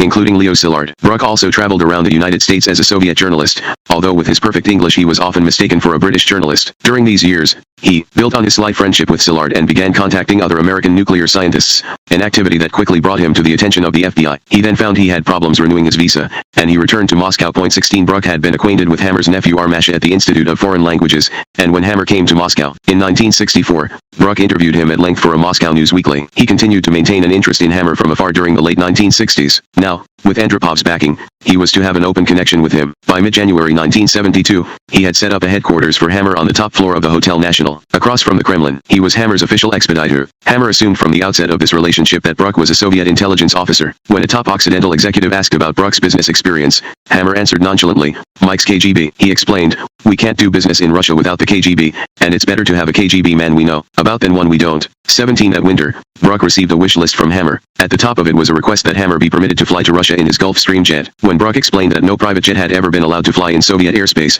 Hammer explained in return that he needed to demonstrate to other American businessmen that he, and he alone, had the necessary connections in Russia to obtain unique privileges. But obtaining the permission for Hammer was no easy matter, even for Bruck. He had to clear the request with the head of KGB counterintelligence, the general in command of Soviet air defense, the Minister of Civil Aviation, the Moscow Airport Authority, and the National Security Advisor to the General Secretary of the Communist Party, a process that took, even with Andropov's backing, nearly 4 months. Bruck also managed to arrange the permission for Hammer to enter and leave Russia without going through the usual customs and passport control, a privilege ordinarily accorded only to visiting heads of state. He filled other items on Hammer's wish list as well, such as arranging for him to import his Mercedes limousine to Moscow and to reside in the Lenin suite in the Hotel National, the rooms in which Lenin had slept during the early days of the revolution. Point 18. Bruck had more than these matters of protocol to coordinate that spring. Hammer was negotiating 3 ventures that, for political reasons, the Soviets wanted to announce soon after the summit meeting in Moscow between Nixon and Brezhnev, which was scheduled for late May. The first and most advanced project was an expanded version of the fertilizer deal that Hammer and the Soviets had unsuccessfully attempted to launch in the mid-1960s. A massive swap of U.S. phosphate for Soviet ammonia, potash, and urea was to continue through 1998, Hammer's 100th birthday. For its part, Occidental would mine over 50 million tons of phosphate rock from deposits in northern Florida, more than 6% of the nation's total production. The phosphate would be dissolved in sulfuric acid, concentrated, and shipped in heated tankers to Russia, where it would be piped to a petrochemical complex that Hammer would build. In return, the Soviets would provide Occidental with a commensurate quantity of natural gas, which would be converted into ammonia and other chemical products and exported to the United States and Europe. The second project, though unformed at this point, was even grander in concept. It involved Occidental's developing a vast natural gas field in the Yakutsk region of east-central Siberia and then transporting more than 100 billion cubic feet of gas a year through 1,200 miles of pipeline that would be constructed over the frozen wasteland to the port of Olga on the Sea of Japan. The natural gas would then be liquefied under tremendous pressure and loaded onto specially constructed tankers, which, like giant thermos bottles, would carry it to Japan and the United States. The third project, which had been developed by Eaton's Tower International, was for the construction in the heart of Moscow of 4 modern skyscrapers that would house a world-class international trade center. The complex would include a 600-room hotel, a 16-story office building, a 16-story apartment building for foreigners, a 2,000-seat conference center, 5 international restaurants, and an 18-hole golf course, the only golf course in the Soviet Union. The Soviets believed that such a facility was necessary to encourage Western businessmen to come to their country. 19 Nixon's week-long summit in Moscow. The first visit of any U.S. president to the Soviet capital ended on June 9, 1972. The next month, Hammer held his own summit. He arrived in Moscow on July 14 in his private plane. He was accompanied by Sergeant Shriver, the Kennedy brother-in-law who had served as the founding director of the Peace Corps and then as ambassador to France. Shriver would be nominated later that year as the Democratic candidate for Vice President of the United States. He was now acting as Hammer's legal advisor. Hammer's entourage also included David Carr, a man of considerable mystery. Carr's real name was David Katz. Born in Brooklyn in 1918 to Russian and Latvian parents, he had been a political activist during his youth and at the age of 20 had joined the staff of the Daily Worker. In 1941, he moved to Washington and joined the Office of War Information. In 1945, his communist background became an issue. He changed his name to Carr and became the assistant to Drew Pearson, who was then one of the most powerful newspaper columnists and radio commentators in America. Through the contacts he made as a journalist, Carr became involved in corporate public relations and then in corporate takeovers. He re-emerged as a wheeler dealer in Paris in the early 1960s and set up a Bahamian chartered company, Financial Engineers,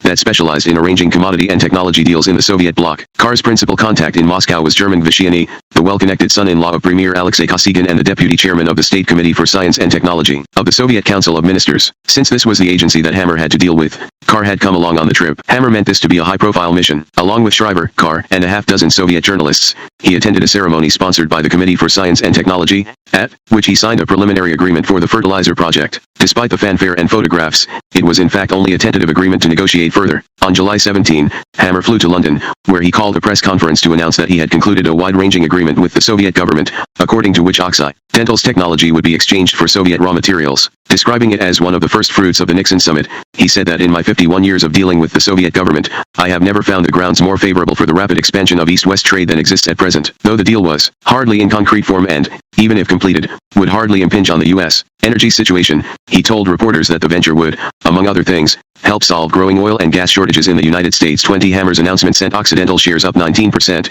adding in a matter of hours over $200 million to the market value of the company before the flood of buy orders forced the New York Stock Exchange to halt trading of the stock temporarily. In Washington, Peter Peterson, the Nixon administration Secretary of Commerce, quickly ascertained that Hammer had not reached any sort of binding deal with the Soviets. His intelligence indicated that the negotiations between Occidental and the Soviets were in a very early stage. Peterson found Hammer's grandstanding disturbing, especially since the Soviets, by not denying his claims about the putative deal, seemed to be cooperating with Hammer in the deception. This posed a threat to the administration's policy of linking U.S. economic investment in Russia to the cooperation of Soviet leaders in the matter of Vietnam and other areas. If other American businessmen believed that Hammer was locking up lucrative contracts for Soviet natural gas and other valuable resources, they might rush in to seek their own deals. Such a stampede to Moscow would make it difficult, if not impossible, in an election year for Nixon to resist pressures to relax trade restrictions before the Soviets had accommodated the United States by acceding to its political demands. 21 Whatever Hammer's intention, his actions were undercutting Kissinger's détente strategy. Yet there was little Peterson could do about it. Hammer had crafted links to Maurice Stans, who by now had left the Commerce Department to become the finance chairman of Nixon's re-election campaign that led to the White House. Some 6 weeks before Nixon had departed for the May summit in Moscow, Hammer personally delivered to Stans $46,000 in well-laundered money cash that had come from one of Hammer's off the book slush funds in Switzerland. It was the first part of a $100,000 contribution he was making to Nixon's re-election fund. Stans made clear to Hammer that his cash commitment made him a member of the exclusive $100,000 club, a group of Nixon backers that presumably would have some access to the Oval Office. When Hammer returned from London on July 19, he called Tim Babcock, a former Republican governor of Montana who now was vice president of Occidental International, Hammer's lobbying arm in Washington. Hammer had hired Babcock because he was a friend of Nixon's, and he acted as Hammer's ambassador to the Nixon administration. Hammer told Babcock he needed to brief the president on his Soviet deal. Babcock called H.R. Haldeman, Nixon's chief of staff, and the meeting was set for the next day. Hammer arrived at the White House in the early afternoon. I had just returned from the Soviet Union, where I had signed the first trade agreement since the Nixon/Brezhnev summit, Hammer later claimed, and Nixon naturally wanted to hear all about it. 22 Haldeman, who sat in on the meeting, recorded a somewhat different version of the encounter in his diary, July 20, 1972. The president and I met with Armand Hammer today, ostensibly for him to report to the president on his trip to Russia and the big oil deal with the Soviets. Hammer is hysterical, came in with an envelope full of art books and his own story of Russia, told us about his background in Russia, and everything, which was really quite fascinating, but he is obviously quite entranced with himself, and not much of anything else. 23. Hammer did, however, speak of matters other than himself. He pointedly said to Nixon, without knowing that his conversation was being recorded by the White House taping system, "I'm in the $100,000 club," and suggested that he was prepared to furnish further assistance. Nixon wanted more from Hammer than money. Occidental was then employing Marvin Watson, who had been a senior aide to LBJ and briefly served as Johnson's postmaster general. He was also one of the Democratic Party's best political organizers. Nixon had asked Watson to run a campaign to get conservative Democrats in the South to vote for him. Watson had agreed to take on the assignment if Hammer would rehire him when the campaign was over. Haldeman put it to Hammer, "We have to have him." Hammer, knowing he needed Nixon's help to complete his Soviet initiatives, readily granted this favor. 24 Later that same week, Hammer tested his standing in the $100,000 club. He met with Stans and complained that Pete Peterson was publicly casting aspersions on his Soviet venture. Soon afterward, Peterson's negative comments to the press stopped, and Hammer was given a channel to the White House in the person of Helmut Sonnenfeld,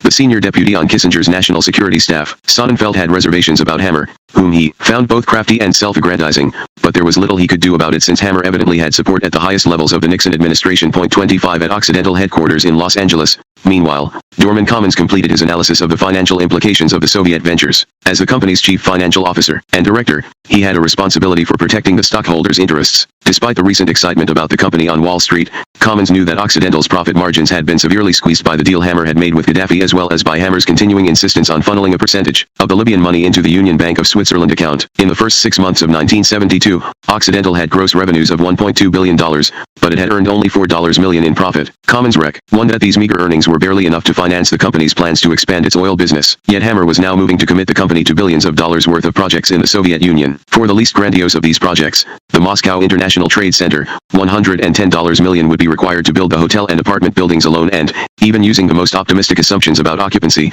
would not yield Occidental a return on its investment in the foreseeable future. Commons estimated an investment of $1 billion would be necessary for the fertilizer project, which would involve, among other things, constructing 4 highly advanced ammonia plants on the Volga River, a 600-mile pipeline to the port of Odessa on the Black Sea, a terminal, and 4 ocean-going tankers. He estimated that the largest of the projects, the Siberian Natural Gas Project, would cost over $4 billion. All of these projects involved enormous risks for Occidental. The International Trade Center would become a white elephant if there was not at least a tenfold increase in the number of foreign businessmen visiting Moscow. The fertilizer project would fail, and Occidental could lose its entire investment in it if Occidental was unable to deliver the quantity of phosphates specified in the agreement. Even if the U.S. government did not block the transfer, Occidental's own geologists doubted that Occidental's Florida phosphate deposits contained the necessary quantity of phosphate. The Siberian project required not only that a pipeline be built across some of the most inhospitable terrain on Earth, but also that public utilities in Japan and the United States sign long-term contracts to buy the Soviet gas. Commons met with Hammer on the last day of July to present his analysis. He told Hammer, point by point, his reservations about the Soviet projects. Hammer took copious notes on a yellow pad as Commons spoke and then attempted to assuage his doubts by asserting that Commons had seen only preliminary drafts of the deals. He assured Commons that the risks would be brought under control in the final contracts with the Soviets. But Commons was not convinced. He asked Hammer one more question. How could the risk of détente breaking down be controlled? If it did break down, Occidental might have to write off its entire Soviet investment. Hammer stared at him without replying, a long stare that even years later caused a chill in Commons when he thought about it. Hammer then said that Commons would have his answer the next day. When Commons arrived at Occidental's headquarters the following morning, he found that the files on the Soviet project had been removed from his office. He was told that Hammer wanted to see him. Without speaking, Hammer handed him a letter. It was the signed letter of resignation that Commons had given Hammer when he had assumed his position. It had been undated. Now he saw that the date of his resignation had been filled in by Hammer. It was that day, August 1972. He had been fired. 26 On February 2, 1973, Hammer again went to Moscow. 4 months earlier, He had got the imprimatur of the Soviet leadership in a meeting with Mikhail Andreevich Love, the chief ideologist of the Communist Party and the second highest-ranking member of the Politburo. Brezhnev, who declined to meet with Hammer then, sent him a letter crediting him with a highly significant role in the present positive turn in Soviet-American relations. Now Hammer wanted to meet Brezhnev in the Kremlin, as he had met Lenin and Khrushchev. The meeting took place on February 15. Hammer described Brezhnev as a man of great humanism and vast warmth. His eyes quickly filled with tears when his sentiments were stirred. At one point, according to Hammer, Brezhnev spontaneously reached in his pocket and gave Hammer his own gold watch as a gift. Brezhnev was eager to open up Soviet trade. He recalled, he liked my formulation détente through trade, and he was ready to put his weight and muscle behind the deals I wanted to make for Occidental. 27. Brezhnev himself described the relationship with Hammer differently, and less sentimentally. In a television interview, I help him, he helps me. It's mutual. We do not discuss secrets, just business. 2x Hammer wasted little time in attempting to exploit his contact with Brezhnev. On his way back from Moscow that February, he stopped off in Tehran to see the Shah's chief minister, Asadullah Alam, who considered Hammer, as he noted in his diary, a lively old man. Hammer explained that through him the Soviets were offering a tripartite deal that involved a vast quantity of natural gas. Iran would trade its natural gas to the Soviet Union, which would deliver an equal amount of Siberian gas to Alaska, which Occidental would sell in the United States. In this exchange, the United States would wind up paying Iran for its gas. 29 Hammer's plan turned out to be economically infeasible. However, it is logistically impossible to ship Soviet gas across the Arctic to Alaska, an Occidental executive pointed out later. He concluded, Hammer was simply trying to impress the Shah with his Soviet connection. 30 Although the tripartite idea was dropped after Hammer returned to the United States, Hammer never even informed his board of directors of it. He advanced two of the more conventional business arrangements he had discussed with Brezhnev. In April,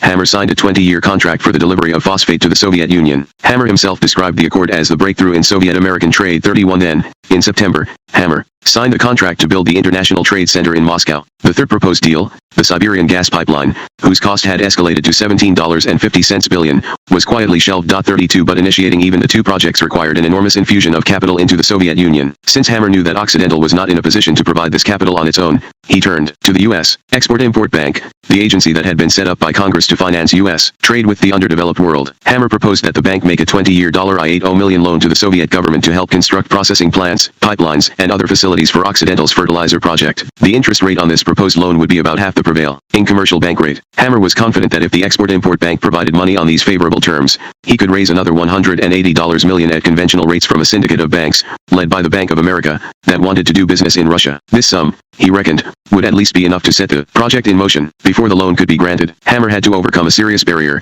Congress had prohibited the Export-Import Bank, which before 1973 had never even considered an application for a loan to the Soviet Union, from making loans to the Soviet Union unless the president determined that it was in the national interest. Hammer needed a letter from Nixon. Hammer had continued to support Nixon with cash contributions even after the president was re-elected. On March 13, 1974, he wrote Nixon that the fertilizer transaction was under consideration by William J. Casey, the newly appointed chairman of the Export-Import Bank, and that its approval could be very important at this time. He noted that the transaction is a particularly important one for the United States, affecting as it does the farmers, our balance of payments, unemployment, and the energy shortage. He ended the letter warmly, asking whether he could be of any service to you and our country, and adding that unless you are successful, mankind indeed will take a step backward. 33 Though the deal took months more to negotiate, Nixon in the end came through for Hammer. On May 20, the president wrote Casey that he had concluded that Hammer's transaction makes exactly the kind of contribution to the national interest which I envisioned when I made the determination that it is in the national interest for the Export-Import Bank to finance U.S. exports to the Soviet Union. 34 The next day, Hammer's 76th birthday, the Export-Import Bank approved the $180 million loan. It was the largest loan that the bank had ever made to a communist country. 33 Shortly after this, the Export-Import Bank lent the Soviet government another $36 million, which was earmarked for Hammer's International Trade Center. Even with these low-interest loans, the Russian deals were far from profitable. The Soviets had neither the equipment nor the experience to handle efficiently the volatile phosphoric acid that Occidental began shipping to Odessa, and by the time Occidental received the Soviet ammonia in return, the world markets were glutted with ammonia, and the price had collapsed. Occidental executives struggled without success to make economic sense of these deals for the next 2 decades. Zoltan Merzey, Hammer's chief executive officer, had 20 years experience in the chemical commodities business at Dow Chemical. Even so, he found there was little he could do to salvage Hammer's massive phosphate for ammonia exchange. The contract that Hammer had signed with the Soviet Ministry of Trade neglected to take into account the wide fluctuations in the prices of the underlying commodities. From the point of view of making money, this was not a sound deal, but even after Merzey pointed out the defects in the contract, he found that Hammer was determined to proceed with it. The key to Hammer was that he did not care about money, Merzey later reflected. He cared about power. 36 For Hammer, the Kremlin represented one of the world's principal centers of power. By accommodating the Soviet leadership on this and other matters, he sought access to this power. By the summer of 1974, Hammer had a personal net worth of $20 million.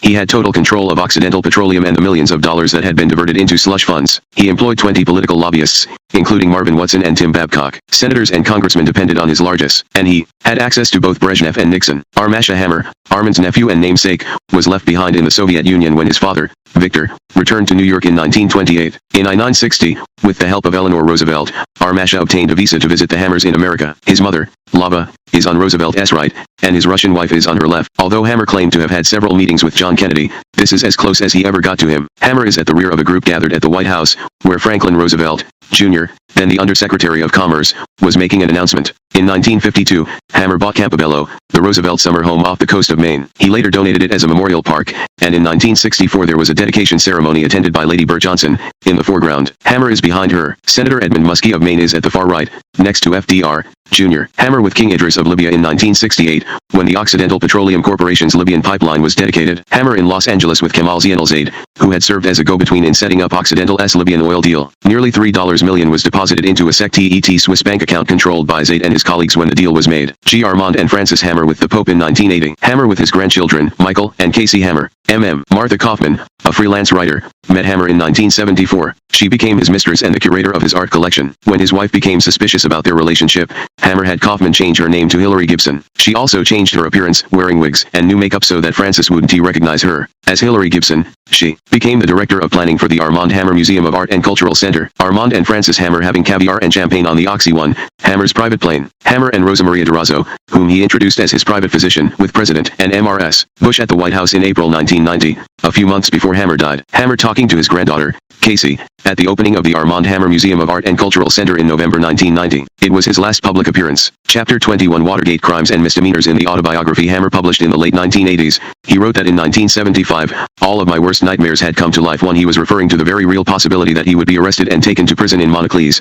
just as his father had been. The cause of this nightmare was Watergate. The same unrelenting investigation that had forced the resignation of President Nixon in August 1974 had zeroed in on Hammer's role in providing cash for the cover-up. 3 years earlier, in June 1972, Hammer had paid little attention to the news story concerning the arrest of 5 burglars in the suite occupied by the Democratic National Committee in the Watergate complex. The break-in had happened when Hammer was in Tondo laying the groundwork for his Moscow deals. The only reason he had even noticed the story was that he also maintained a suite in the Watergate and was concerned about the lapse in security. The men arrested in the Watergate were not hapless burglars, of course. They were clandestine operatives employed by Nixon's campaign to plant electronic listening devices in the Democrats' headquarters. The men assumed that the charges lodged against them would be quashed, and they refused to divulge anything to the authorities who had arrested them. In return, the Nixon re-election committee paid them in cash every week for their silence. Hammer with President-elect Nixon in Palm Springs, California, on December J. 1968. As the months dragged on, large amounts of cash were required. Maurice Stans, the Nixon campaign's principal fundraiser, found himself under increased pressure to provide, as he put it, safe money obtained out of channels 3. His problem was compounded by the Campaign Finance Act that had gone into effect on April 7, 1972, which made it a federal crime to contribute money anonymously to political campaigns. Stans thus had to search for contributors who had special qualifications. They had to have available to them safe money, preferably $100 bills that could not be traced to their source, and they had to be willing to evade the Campaign Finance Act and keep their contribution secret. Hammer qualified on both counts. He had a large cache of safe money. By July 1972, he had diverted more than $2.80 million of Occidental's money to the Union Bank of Switzerland account administered by Coons and Zaid. He was a member of Stans's $100,000 club, and he happily made an anonymous contribution of $54,000 in laundered $100 bills, though he was not told what the money would be used for. He had Babcock deliver the cash to Stans in 3 installments. The first brown envelope was delivered on September 8, 1972, the last, on January 17, 1973. Since the election was over by the latter date, Hammer's money surely went into the fund controlled by the White House that was used to pay for the Watergate cover-up. When the cover-up began collapsing in 1973, Nixon's re-election committee came under increasing pressure to reveal the names of all its contributors. Hammer was in trouble, but he believed he could slip out of it. Tim Babcock, once the governor of Montana and now an Occidental executive, was dependent on him for his livelihood. Babcock had little choice but to follow Hammer's instructions if he wanted to retain his position. Hammer therefore had Babcock report that he had made the late donations on behalf of himself and 4 businessmen in Montana. The problem was that if Babcock and his friends were asked where they had obtained the $54,000 in cash, they did not have a plausible source for it, so Hammer provided one. In June 1973, he contacted his consultant in London, who then specialized in, as the consultant himself later put it, solving sensitive problems outside the corporate structure. Before he had become involved with Hammer in 1964, he had been a successful and well-respected businessman in his own right, but Hammer offered him an opportunity for something that conventional business lacked. international adventure. For him, at the age of 50, it was a new life, one in which he traveled through underdeveloped African countries and barren sheikdoms in the Middle East to reconnoiter the routes to officials in a position to award oil concessions. In helping Hammer devise means of influencing these officials, he gradually became engaged in a dimension of finance that involved setting up numbered Swiss bank accounts owned by Liechtenstein foundations and shuttling money through them in a way that produced virtually untraceable cash. Hammer was a complete master of these machinations. He was the most devious man I ever met or could imagine, the consultant later reflected. I shouldn't have stayed with him, but I was fascinated. When he had helped Hammer generate cash in September 1972, he had no idea that it would be used as a post-election contribution to Nixon and go to help finance the Watergate cover-up. Now Hammer asked him to provide a cover story for where Babcock and his friends had gotten the cash to make their putative contribution. Hammer asked him to take responsibility for the $54,000. He was to say that he, not Hammer, had lent the cash to Babcock the previous September. Hammer also asked him to write out a backdated promissory note. Without realizing the purpose of this maneuver, he accommodated Hammer. Marvin Watson then flew with the note from London to Washington and had Babcock sign it. Point 4 with the paperwork for this elaborate cover-up in place. Hammer denied all responsibility for the illegal contributions. When he was interviewed by 2 FBI agents on August 23, 1973, he told them that his only contribution to Nixon's campaign was the $46,000 he had delivered in March 1972. This sum, which had already been disclosed by Stans as Hammer's contribution to the committee to re-elect the president, was legal, since it had been delivered before anonymous contributions were prohibited by the new Campaign Finance Act. Point 5 Hammer did not tell the FBI about the additional $54,000 in cash he had donated, which was not legal. 2 weeks later, the Senate Select Committee investigating the Watergate affair asked Hammer about his contribution. He again stated that his only contribution was the $46,000 he had given in March. Although his hastily improvised cover-up might have withstood a reckoned on the Watergate scandal and one of the most intensive investigations in the history of the country, one by one, Hammer's dominoes toppled. The 4 businessmen in Montana admitted to the FBI that they were sham donors recruited by Babcock. Hammer's London consultant, after being given immunity from prosecution, admitted that he had never actually lent the money to Babcock and that he had backdated the promissory note. Watson, in a deal with the prosecutor, admitted he had taken the backdated promissory note to Babcock in June 1973 and had him sign it. Babcock, confronted with this evidence, broke down and admitted that he had lied. In his FBI statements, he identified Hammer as the true source of the illegal $54,000 and the organizer of the cover-up. The Watergate prosecutors now moved against Hammer. If Babcock's chronology was accurate, Hammer had arranged for 6 people, including himself, to lie to FBI agents, mislead a Senate investigation, and create false documentation. Such a concerted obstruction of justice was a serious matter. Hammer had retained the legendary trial lawyer Edward Bennett Williams as his Washington attorney. Williams straightforwardly told Hammer how serious his legal situation had become. The prosecutors had 2 of Hammer's top executives, Watson and Babcock, pleading guilty to criminal misconduct.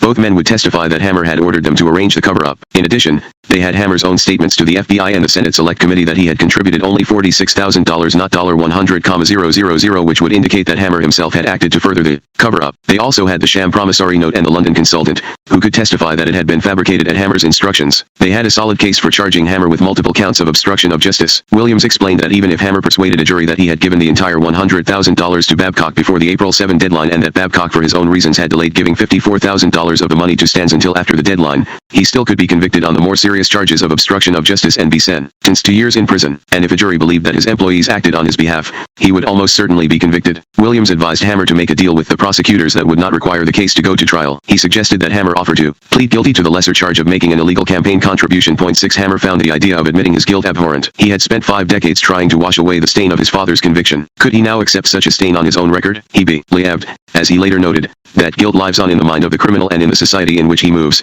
where he will always be suspected and distrusted. 7 Yet he also realized that there was no easy way out of this dilemma. If he pleaded guilty, he faced public disgrace and the possible loss of control of Occidental. If he did not plead guilty, the FBI investigation of the laundered funds contributed to the campaign would only intensify. With hundreds of agents at its disposal, the Bureau was capable of cutting through the veils on his offshore banking activities with the power of a buzzsaw, and it could expose the UBS account and lead to Zaid and Coons. Hammer's diversion of millions of dollars from Occidental, an unauthorized diversion that could result in embezzlement charges against him, would likely be discovered then. He could not permit that to happen. He had no choice but to authorize Williams to make a deal. Williams, who was experienced in dealing with the Watergate prosecutors, carefully assessed the situation. He saw that the prosecutors had little interest in going on with the Watergate investigation after Nixon resigned. They appeared in their discussions with him to consider the Hammer case an annoying loose end that they still had to resolve. Williams thus offered them a way of both ending and justifying the investigation. Hammer would plead guilty to misdemeanor charges of making an illegal campaign contribution, which would mean that he would be put on probation and fined rather than sent to prison. In return for this admission of guilt, the prosecutors would not bring felony charges against Hammer for obstruction of justice. Williams persuaded them that the solution would best serve the public interest,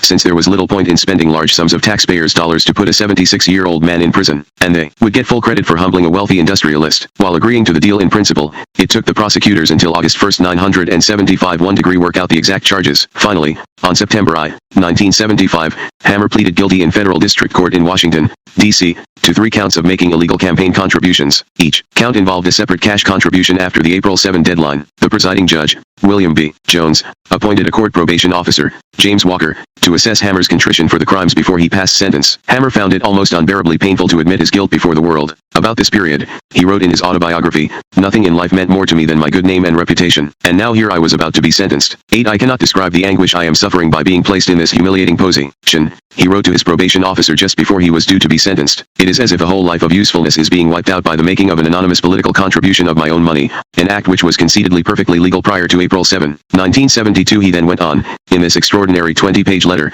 to deny the very thing he was supposed to admit, his guilt. "The fact is that I was the victim, not the principal," he wrote. He asserted that he was pleading guilty not because he believed he was guilty of the crime he had been charged with, but because he was too infirm to endure a trial. He claimed that the worst he might be guilty of was a lapse of memory, noting that in the hectic life I lead, with problems of global scope often engaging me day and night, this matter could conceivably have been overlooked. 9. Williams reviewed the letter, aghast. It undercut the deal he had negotiated with the prosecutors, and he strongly advised Hammer not to send it. But Hammer could not resist trying once again to do what he had done so successfully in the past, manipulate information to his advantage. He overrode his lawyer and sent the letter to the court. As Williams feared, Judge Jones found the letter to be inconsistent with the agreed-upon guilty plea. He ruled that if Hammer believed he was not guilty, he could not plead guilty. Stunning Hammer, he ordered the guilty plea withdrawn. The prosecution then announced that since the terms of the plea bargain had been violated, it would convene a grand jury to indict Hammer on 2 additional felony charges of obstruction of justice. Williams abruptly withdrew from the case. "Now I had the worst of all possible worlds," Hammer reflected later. 10. The nightmare, rather than ending, intensified. Although Occidental was paying Hammer's legal expenses,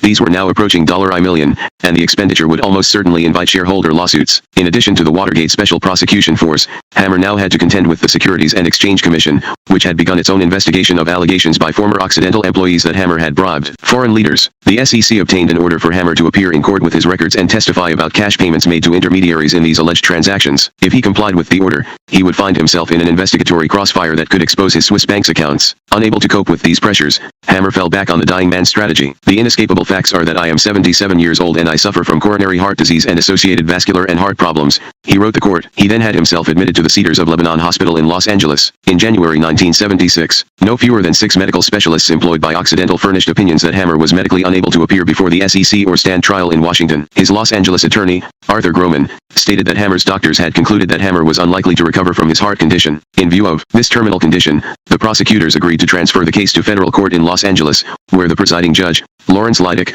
allowed Hammer to again plead guilty to the 3 misdemeanors. Hammer attempted one last time to avoid a public admission of guilt by requesting that Judge Leidick sentence him in Cedars of Lebanon, suggesting that he might die of a heart attack if he left the hospital. Judge Leidick turned down this request but allowed Hammer to be attended by a medical team in the courtroom. 11. The long-delayed day of reckoning came on March 23, 1976. Hammer arrived in federal court in a wheelchair. His face, usually tan, was ashen, his eyes were downcast, his body quivered. 2 doctors attached dozens of wires to him so that they could monitor his heart in an adjoining room. Attendants stood by with an oxygen tent and other emergency paraphernalia. This courtroom spectacle was staged for an event that took only a few minutes. Judge Leidick recited the 3 misdemeanor charges. After each one, Hammer replied in a weak but alert voice, "Guilty." Judge Leidick then charged Hammer a $3,000 fine and sentenced him to 1 year's probation. On leaving the courtroom, Hammer had, as his lawyer delicately put it, a miraculous recovery. He checked out of the hospital, discarding, like the props they were, his wheelchair, electrocardiograph, and emergency oxygen tent. The next day, he was back in his office at Occidental. He also now arranged to end the SEC investigation by signing a consent decree in which Occidental agreed to disclose past questionable payments. Occidental subsequently appointed a special committee to investigate these payments, and it issued a report of its findings in 1976. Hurrah! The ordeal is over, Frances Hammer wrote the next week. 12. She had been a dutiful wife for the past 20 years, making her Los Angeles home and her financial resources available to her husband. She had accompanied him on a half-dozen trips to Russia, although she found them physically tiring. She had stayed at his side throughout his 3-year legal nightmare. That January, she had delayed the celebration of their wedding anniversary while he retreated to the hospital. Now, with Hammer back home, she invited the other members of his family to a small gathering. The guests were his son, Julian, who had recently divorced his wife, and Victor Hamiai and his wife, Irene. Harry was now dead. Armasha lived in Moscow, and Francis did not know of the existence of Victoria, Armand's 20-year-old daughter. Hammer looked exceedingly fit. He had lost 40 pounds on a high-protein diet and regained his suntan. He eloquently toasted Francis for the support she had given him during his years of legal difficulties, saying that he felt as if he had come back from the dead. He smiled broadly. 13. In June 1976, Hammer returned to Moscow. His reputation had not been tarnished there. On the contrary, It was, if anything, enhanced by his perceived ability to prevail over the U.S. government. In the Soviet Union, he was still Lenin's great capitalist. His fertilizer project was described by the Soviet press as the deal of the century and valued at $20 billion, which represented roughly 90% of all foreign investment in the Soviet Union at the time. With the money he had procured from the Export-Import Bank and a syndicate of U.S. commercial banks, a giant complex of high-tech ammonia plants was being erected along the Volga. With subsidies he had got from the U.S. Maritime Administration, a fleet of tankers was being built in American shipyards to carry phosphoric concentrate to Russia. The first ship was to be named the Julius Hammer. With other credits Hammer had obtained from American banks, the ground had been broken for the skyscrapers in his International Trade Center project. The first building would be called Hammer House. With oil prices quadrupling on the world market, an explosion due in part to Hammer's deal with Gaddafi, Occidental was now a highly profitable corporation that could easily afford to finance the uncompleted elements of these projects. Later that summer, Hammer arranged for the Soviet government to grant him yet another privilege, his own apartment near the Kremlin. It was not as spacious as Brown House, his former residence in Moscow, now the Australian embassy, but it was a luxurious 5-room suite equipped with Western amenities and its own staff of servants. No other capitalist had ever been accorded such privileged status. Mikhail Bruck, Hammer's Moscow facilitator, recalled. His housewarming party that October was attended by elite members of the Soviet hierarchy, including Brezhnev's national security advisor,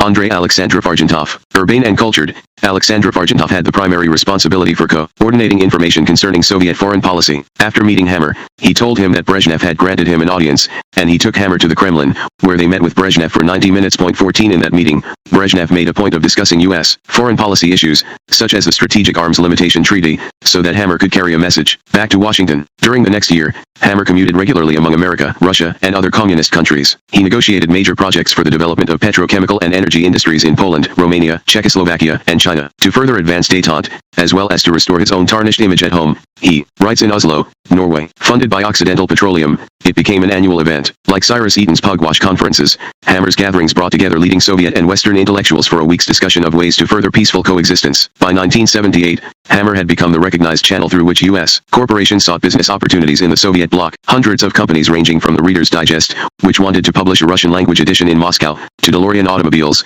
which wanted to manufacture components of its aluminum sports cars in Soviet factories, worked through Hammer. What Lenin had described as a small path to American business had now expanded to a superhighway. In recognition of his achievements, Brezhnev honored Hammer on his 80th birthday by giving him the Lenin Order of Friendship, an award that no other foreign businessman had ever received or would ever receive. Whatever his crimes in the United States, Hammer was a hero in the Soviet Union. Hammer, with his mistress, Martha Kaufman, later Hillary Gibson, his wife, Frances, stands behind him. The painting is Rembrandt's Juno. Chapter 22. Old masters and young Hammer described the art world as a jungle defined by vicious jealousies and ruthless combat between dealers and collectors, where he had to fight tooth and nail tour pictures. In this respect, he found it similar to his experiences walking in the jungles of business. One, he first saw this side of the art world in Moscow in 1927, when he was struggling to keep his family's business afloat in a sea of debt. Stalin's right-hand man, Anastas Mikoyan, offered him the opportunity to earn the foreign currency he desperately needed through the sale abroad of selected pieces of art from the Goskran, the government committee responsible for the national treasure. Since the export of the national treasure was a capital offense, such an enterprise could not be undertaken without the sanction and lull support of the Soviet state. 2. The role that Mikoyan had proposed for Hammer was that of an intermediary. The Soviet authorities would remove art from the Hermitage and other Soviet museums and provide it, along with documents attesting to a plausible provenance, to Hammer, who would then offer it to collectors in Germany, France, and the United States. Mikoyan told Hammer, "You can have the old masters now, but we are making a revolution in we country, and we will get them back." 3. For his assistance in acting as a go-between, he would earn a 10% commission on each sale. 4. In March 1927, Hammer was given his first masterpiece to dispose of. It was an oil painting, 24 inches by 30 inches, depicting the circumcision of a child surrounded by angels. According to the Soviets, it was a work by Rembrandt entitled The Circumcision of Christ, an extraordinary subject, since it called attention to Christ's Jewish heritage. The picture was purportedly a lost Rembrandt that had been sold to a Russian collector in the 19th century. It then supposedly remained in his family's collection until the Russian Revolution. Hammer was to claim that he had acquired it from an art restorer who had bought it from the family. Hammer contacted an art collector in Berlin who had already expressed an interest in the lost Rembrandt and offered to sell him the picture for $500,000, the equivalent of roughly $4 million today. The collector insisted that the painting be authenticated before the negotiations proceeded, and on April 8 Hammer sent his brother Victor to Berlin with the painting. The Circumcision of Christ was then taken to Max Friedlander, the director of the Berlin Museum and one of the leading experts on Rembrandt. In Friedlander's initial examination, the age of the paint appeared to match that of other Rembrandts of the period, and the brushwork appeared to be the work of the master. But further testing and a chemical analysis revealed that the paint had been manufactured in the 20th century. Friedlander then reported to Victor that the painting was a clever and recent Forgery. 5. Hammer found himself caught in the midst of a major art fraud. Whether or not they realized it, the Soviets had provided him with a forgery. He could not admit that he had fronted for the Soviets in the deal, that not only would jeopardize his other business dealings in Russia but also might expose his laundering activities in the West. Since he had offered the Rembrandt for sale as a painting he owned, he appeared to be the perpetrator of the fraud. Although no action was taken against him in Germany, the story of the fake Rembrandt quickly circulated and effectively discredited Hammer as a dealer in old masters. He was now of little further use to Mikoyan as an intermediary in the trafficking of museum-quality art. 6. Despite his public humiliation, Hammer had learned an important lesson. A collector had been willing to pay a fortune for the painting when he believed it was an authentic Rembrandt but would pay nothing for it when he realized that it did not come from the brush of the master. Thus, when Hammer marketed the so-called Romanov treasure, he went to great lengths to embellish its history. The treasure was of recent manufacture and imaginatively labeled as having belonged to the Tsars. Still later, Hammer specialized in selling art from the collections of celebrities. He proposed in 1941, for example, to sell to the general public rather than to private art collectors the art collected by William Randolph Hearst. He suggested that if the art were sold at R. H. Macy's in New York, it would be the greatest department store promotion that's ever been pulled off. 7. Hammer's cynical manipulation of the authenticity of works of art reached its height with objects attributed to the Faberge workshops. When he returned to New York in 193, the Soviets provided him with a set of Faberge signature stamps so that he could sign reproductions. As late as 1954, when Hammer brought Betty Murphy to the Hammer Gallery's workshop on West 57th Street in New York, he was still using these stamps to simulate the Faberge imprint. His face beaming with pride, he demonstrated to Betty how the 19th century tools provided the appearance of an authentic Faberge signature. He told her how collectors who fancied themselves experts on Faberge were duped by the forgeries. He would let them discover the signature on their own and then, if they told him about it, act surprised. Hammer thus enjoyed not merely the monetary profit from the sale but a sense of superiority in outwitting the art buyer. To him, collecting was a confidence game in which he supplied the necessary authentication, which took the form of a label, genuine or fake. 8. Hammer treated forgeries as a sort of private joke. In his home in Los Angeles, he hung imitations of the paintings he had acquired. Some of these were painted by Frances, who had always been interested in art and who had allowed Hammer great leeway in investing part of her wealth in paintings. In building the Armand Hammer collection during the 1960s, Hammer focused on acquiring works of the old masters. This strategy led him to buy things of dubious quality, especially since a low price often took precedence over any other consideration. Nevertheless, Hammer considered himself a shrewd buyer. 9. He collected his bargains relentlessly, and by 1970, he had acquired over 80 paintings. He attempted to arrange an exhibition of his collection at two museums in Washington, D.C., the National Gallery of Art and the National Collection of Fine Arts, but both declined. Finally, in March 1970, he persuaded the Smithsonian Institution to exhibit the collection in its National Museum of Natural History. He spared no expense in making the opening night gala an event. He invited congressmen, senators, Supreme Court justices, and White House officials as well as most of the diplomatic corps. While the party was a success, the collection itself was ridiculed by critics. 10. For example, Paul Richard, the arts reviewer for the Washington Post, described the paintings as both trivial and ugly and, adding in jury to insult, suggested that some might be forgeries. He scathingly wrote, "Never have so many major masters been represented in the city by canvases so poor," and took them as evidence that even the greatest artists had bad days. 11. After having invested millions of dollars of his own and his wife's money in the collection, Hammer found himself exposed to derision from the very art establishment he had hoped to enter. But rather than admitting defeat, he decided to improve the collection's credentials. "I needed a jolt like that," he later reflected. "It was hard for me to believe that great artists had bad days." 12. He went straight to the group that had scorned him, asking John Walker, Director Emeritus of the National Gallery of Art, to take a look at his collection. Walker was appalled. Much of the collection was mediocre, and some of the work was probably not authentic. He advised Hammer that at least half of the paintings should be discarded. 13. To Walker's surprise, Hammer not only took his advice but retained him as a consultant. Walker was impressed by Hammer and by the way he learned from his mistakes. With his brilliant mind, Hammer quickly grasped why he had erred. Walker recalled later, he had been a colossal bargain hunter. 14. With Walker's assistance, Hammer now set out to build a more serious collection. He instructed Walker that the new collection should include only art up to the standards of the finest museums in the world. These new acquisitions required sums of money that went beyond Hammer's and his wife's resources. To pay for them, Hammer used the Armand Hammer Foundation, which he had set up as a tax shelter in 1968. He had Occidental make substantial donations to the foundation, and later he also channeled substantial funds into it from the secret Union Bank of Switzerland slush fund. 16. He justified using corporate funds to finance his personal art collection by telling Occidental's board of directors that his name was so closely associated with Occidental's that whatever enhanced his own prestige enhanced the corporation's. The board, which Hammer controlled, had little choice but to acquiesce. 1. Hammer saw art as a powerful form of public relations, a means of creating a brand name for himself. To this end, he arranged to send the Armand Hammer collection to the Soviet Union in early 1971, through the good offices of Madame Furtseva. It would be exhibited at 6 Soviet museums, including the Hermitage in Leningrad and the Pushkin Museum of Fine Art in Moscow. It would also be sent that year to London and Dublin. The cost of these and other international exhibitions of the collection, as well as the cost of the lavish receptions that attended them, were fully paid by Occidental as a corporate public relations expense. Although these world tours of the Hammer collection may have added to the prestige of Occidental, they also benefited the Hammer galleries, which dealt in the art that the Armand Hammer Foundation bought partly with Occidental's money. The same year he initiated his prestigious art exchanges with the Soviet Union,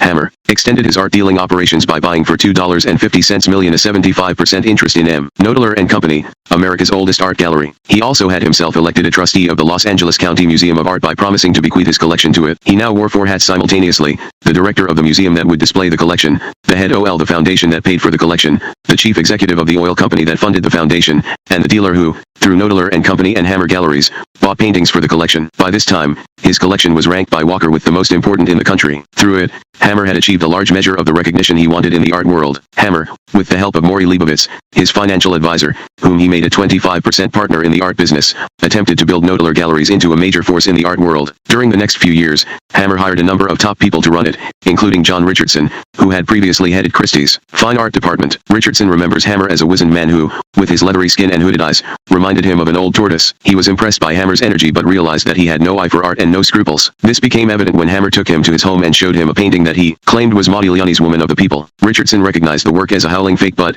guessing that he was being set up, tactfully said, "Interesting." Hammer chose to take Richardson's laconic comment as a sign that he believed the painting was genuine and exclaimed with great glee, "That painting fools all you experts. It's a copy by Francis." Richardson also noticed that Hammer's putative Rembrandt engraving of the goddess Juno had Francis's face in place of Juno's. 18 Richardson found that Hammer crossed the same line between art and illusion in his business relations. "It did not take me long to discover that Hammer knew and cared as much about art as A1 Capone," he later wrote, explaining, "So long as one was not too closely involved, working for Hammer above all, watching him fabricate something out of nothing was entertaining. The boasts, the lies, the corners he cut, it was an education in chutzpah, in abracadabra, like being backstage at a conjuring show and seeing how the tricks were done." 19 Richardson was appalled at the way Hammer used the prestigious firm of Knoedler to further his tax avoidance maneuvers. He used paintings once attributed to great artists but now recognized as copies as devices by means of which would-be tax dodgers, the prospective buyers, could attempt to get deductions. The tax avoidance scheme worked fairly well, Richardson recalled, until the IRS began retaining outside experts to assess the value of suspicious art donations. Hammer himself was sued by the IRS for taking excessive deductions and was forced to pay $237,000 in back taxes and penalties. 20 Richardson also witnessed Hammer's skills and connections in exchanging art with the Soviet government. In 1972,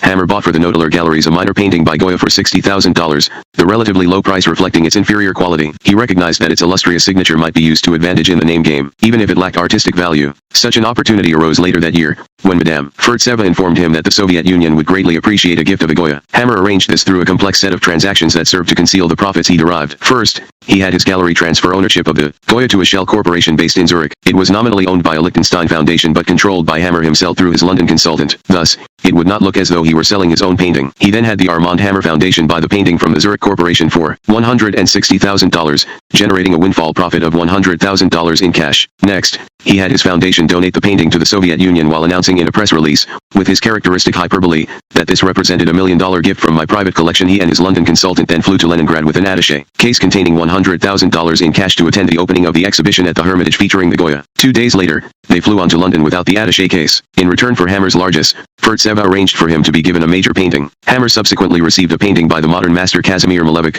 which he then turned around and sold to a German buyer for $750,000 that went into his personal account. So while his foundation lost money, and his gallery lost a bargain pieced Goya, he made a tidy profit. 21 By the mid-1970s, Richardson was no longer entertained by Hammer's magic. When he objected to the liberties that Hammer took in upgrading Knoedler's inventory by trading it like baseball cards, he found that he had fallen from favor. Soon afterward, he resigned. By this time, Hammer had found a more compatible art advisor, Martha Wade Kaufman. Kaufman, an attractive freelance writer with flaming red hair, had first met Hammer in August 1974. She had been commissioned by a publisher of magazines for airlines to write an article on Hammer's art, and Occidental's public relations department had arranged for her to meet Hammer at 9 in the morning in his 16th floor of FICE of their Wilshire Boulevard headquarters. When she arrived that morning, he was not there. She elected to wait, sitting in a cubicle outside his door most of the day. When he finally arrived, at 5 in the afternoon, he profusely apologized for the 8-hour delay and ordered his secretary to bring them both iced tea. He was heavier than she expected. He then weighed 206 pounds, but walked with a robust spring to his step. She noticed that he was dressed in an immaculately tailored gray suit,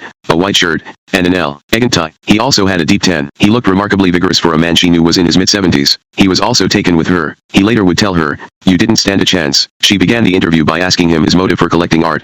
Was it another business or a profound passion? Instead of answering her questions, he abruptly changed the subject to a painting in his collection by Rubens. "It could be you," he said, looking at her with a fixed gaze. He then explained that Rubens's mistress was the model for the painting, and he told her that her colors perfectly matched the flesh tones in the painting. He looked at his watch and told her he had an appointment with his barber and asked her if she minded continuing the interview while he was getting his hair cut. But at the barber shop, instead of the discussion about art she expected, he interviewed her about her marital status. She was flattered by the attention and told him that she was married to a USC professor and had 2 daughters but did not get along with her husband. She explained that she wanted to learn more about art, and that was why she had chosen to write the profile of him. When his haircut was complete after only a few minutes, he pulled her by the hand toward his waiting limousine. He told her he was on his way to the airport and would fly to Moscow that evening. He told her that it would be his 11th flight to Moscow that year. He asked her to write her home telephone number on his yellow pad. A moment later, he was gone, and she realized she had not got the answers she needed to write the article. Except for redheads and nudes, he had not even discussed art. 23 Hammer called her a few weeks later. In a very businesslike way, he told her he was back in Los Angeles,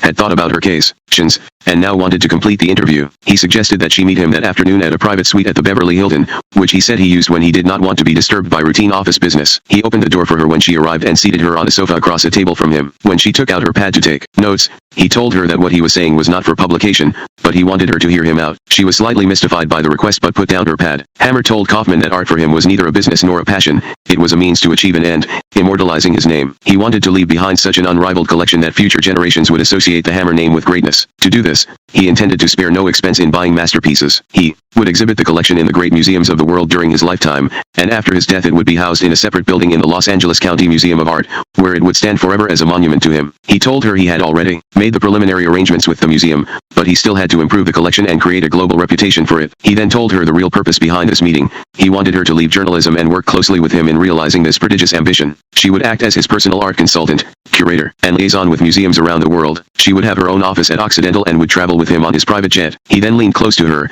suggesting this would be more than a professional relationship, and told her he was offering her a new life. If she accepted, she would, as he put it, never have to worry about money again. She was overwhelmed by this sweeping proposal and the conlident manner in which he had delivered it. "Why me?" she asked. He replied that he had felt himself drawn to her from the moment they met. He said he could sense that she wanted to learn from him. "I want to take care of you," he said, embracing her. 24 He then led her to the adjoining bedroom and began a relationship with her that would continue for more than 10 years. After Hammer left the suite, Kaufman saw that he had left 5 $100 bills on the table for her. She was insulted, and she left them behind, but his message was clear if crude. On September 22, 1974 Kaufman was put on the payroll of Occidental. She nominally worked for Occidental's public relations department, but in reality she could come and go as she liked. She met Hammer in Venezuela, Peru, Mexico, Japan, Great Britain, and other countries where he mixed business and art over the next decade. When Hammer traveled with Francis on the corporate jet, Kaufman would take a commercial flight to the same destination. Officially, her role in these countries was to arrange exhibitions of the Armand Hammer collection, which now included more than 160 paintings at local museums. She would also organize a gala reception,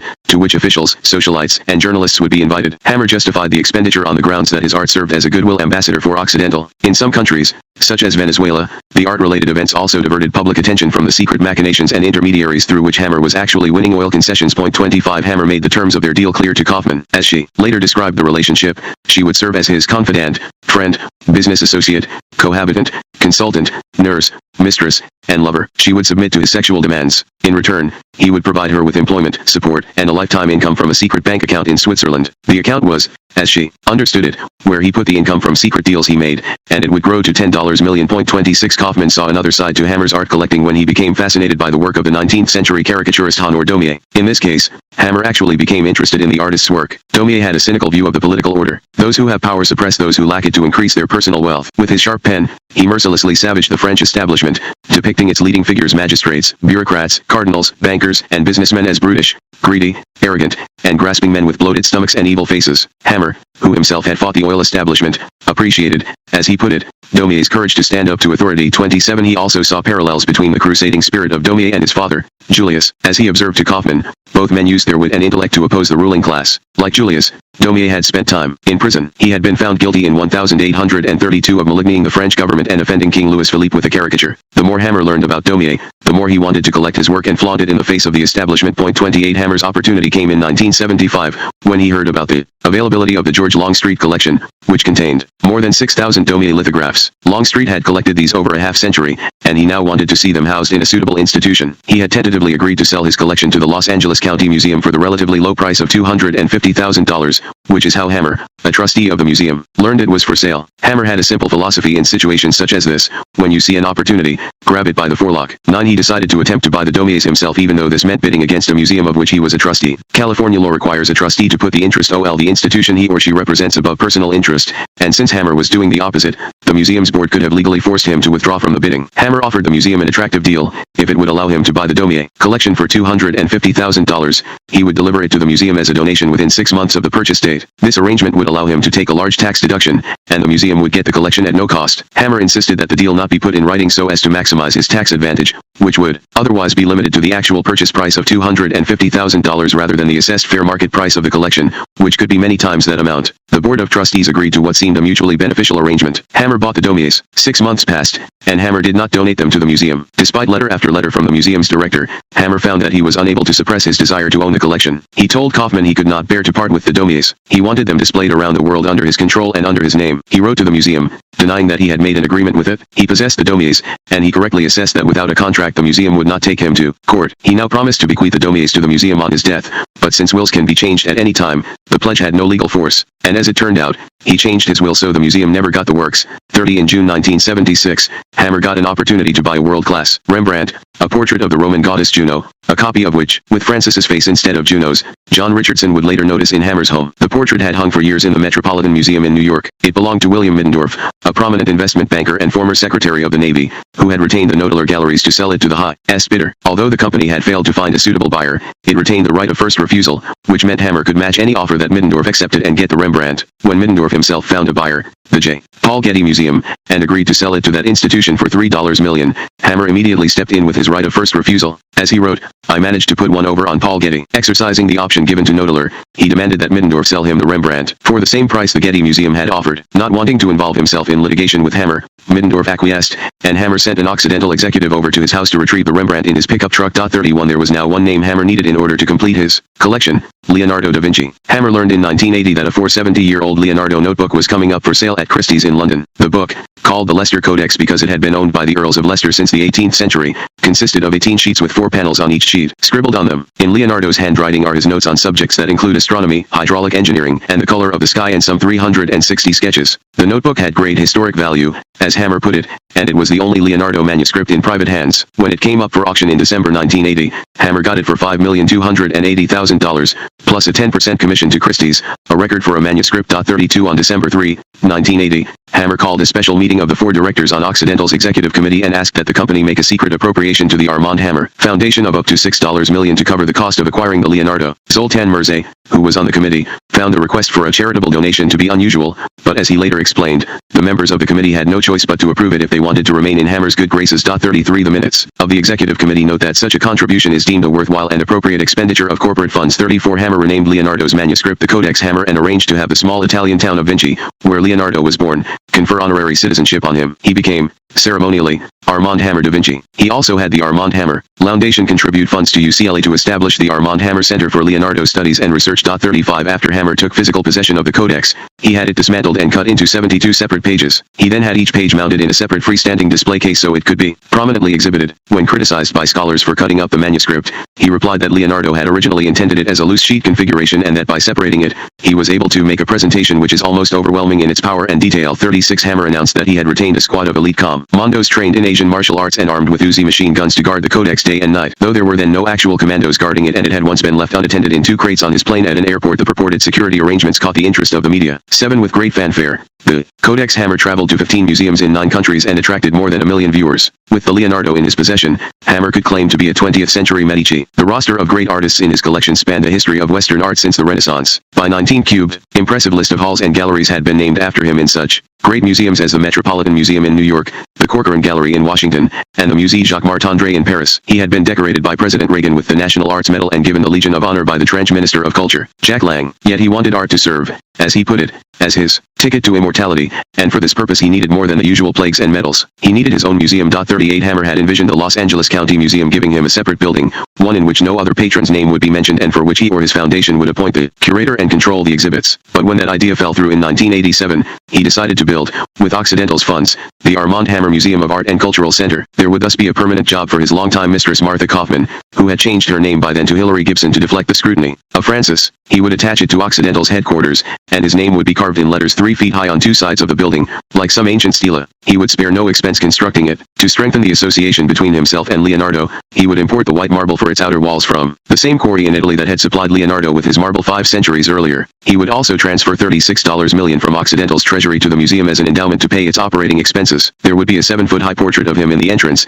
and inside there would be the Codex Hammer and a Armand Hammer collection. including the Dossier collection. It would be art displayed, as Newsweek later described it, more like a mausoleum than a museum. 39 For Armand Hammer, there was little difference. Chapter 23 Between just before noon on January 20, 1981, Ronald Reagan, the president-elect, and Jimmy Carter, the outgoing president, took their respective places at the podium on Capitol Hill, and Reagan was sworn in as the 40th President of the United States. Hammer, who had attended every president's inauguration since FDR's in 1933, watched the performance with great interest a few feet away from the principals. He was the guest of Albert Gore, Jr., the freshman senator from Tennessee, and future vice president. At 5 previous inaugurations, he had been the guest of Gore's father, Albert Gore, Sr., who now headed Occidental's coal division and earned more than $500,000 a year. Hammer, despite his advancing age, still moved about with great energy, flailing his hand to greet other VIPs. His positioning was excellent. He was seated in the section of the stands reserved for the 100 senators of the United States. That evening at the inaugural ball, he placed himself strategically at the side door through which the new president was scheduled to make his entrance and waited patiently to greet him. But when Reagan arrived,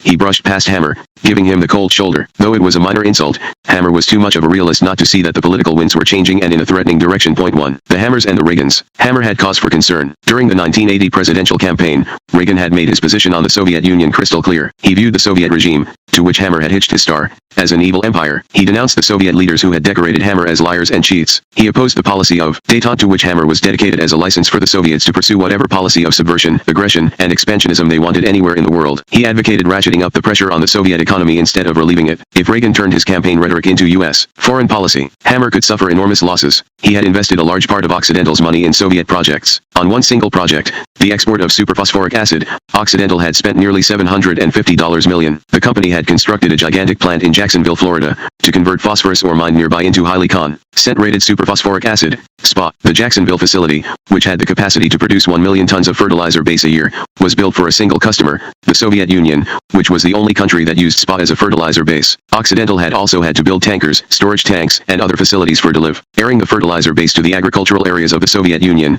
and these construction projects had delayed deliveries until 1978. Then, in December 1979, the Soviet Union had invaded Afghanistan, and Afghan rebels launched a guerrilla war against the Soviet occupation. The United States began supplying these guerrillas with guns and other armaments. President Carter placed an embargo on exports to Russia. The SPA shipments were suspended indefinitely. Occidental's other projects in the Soviet Union were also frozen. At first, Hammer used accounting tricks, as one executive described them, to conceal the amount of money Occidental was losing in the Soviet Union because of this interruption. But unless the embargo was lifted soon, Occidental's auditors would have no choice but to recognize the huge loss, one that could easily exceed $1 bil. Lion.3 Hammer had written Brezhnev on January 23, 1980, offering his services as a go-between in the conflict with the United States over Afghanistan. He said, "I believe I can make a positive contribution to the easing of the tension which has arisen in relations between our two countries." For less than a month later, he was in Moscow. He went directly to the Soviet Ministry of Trade to explain the potentially disastrous consequences of the embargo. After he described the losses that Occidental was already suffering, a Soviet deputy minister asked, "Is there anything we can do to help?" Hammer shot back,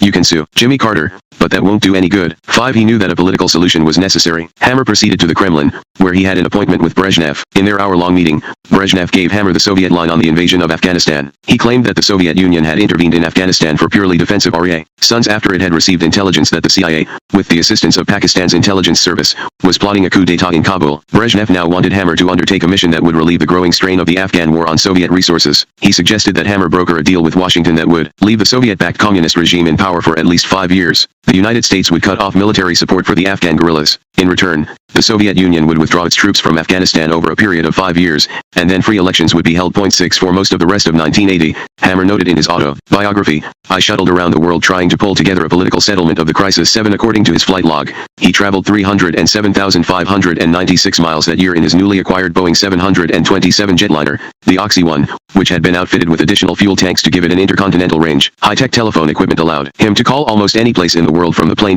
8. As the head of a multi-billion-dollar corporation, Hammer had connections with businessmen, lawyers, financiers, and politicians who could open doors for him in most of the countries pertinent to the settlement. He was able to arrange meetings with the top officials of a half-dozen European countries in a matter of weeks. His initial objective in this self-styled shuttle diplomacy was to find an internationally respected statesman who would champion his peace plan. He made this strategy clear in tape recordings he dictated during his mission, on which he referred to himself in the third person, as a H, and described the officials with whom he had met, their political position on Afghanistan, and their reaction to his proposal. By early April 1980, Hammer had settled on a possible candidate to advance his plan, Valéry Giscard d'Estaing, the president of France. Edgar Faure, a former president of the French Senate who was a close associate of Giscard's, was hired as an attorney for Occidental in France. Hammer reported in his taped diary that this relationship will enable H to keep a close connection with the president. 9 And it did. 4 Arranged for Hammer and his wife to lunch with Giscard at the presidential palace on April 2. Hammer notes on the tape that Giscard was an impressive figure with aristocratic bearing, very fine features, and very stylishly cut clothes. He had learned that Giscard wanted to be invited by Brezhnev to Moscow for a Franco-Soviet summit. Presumably,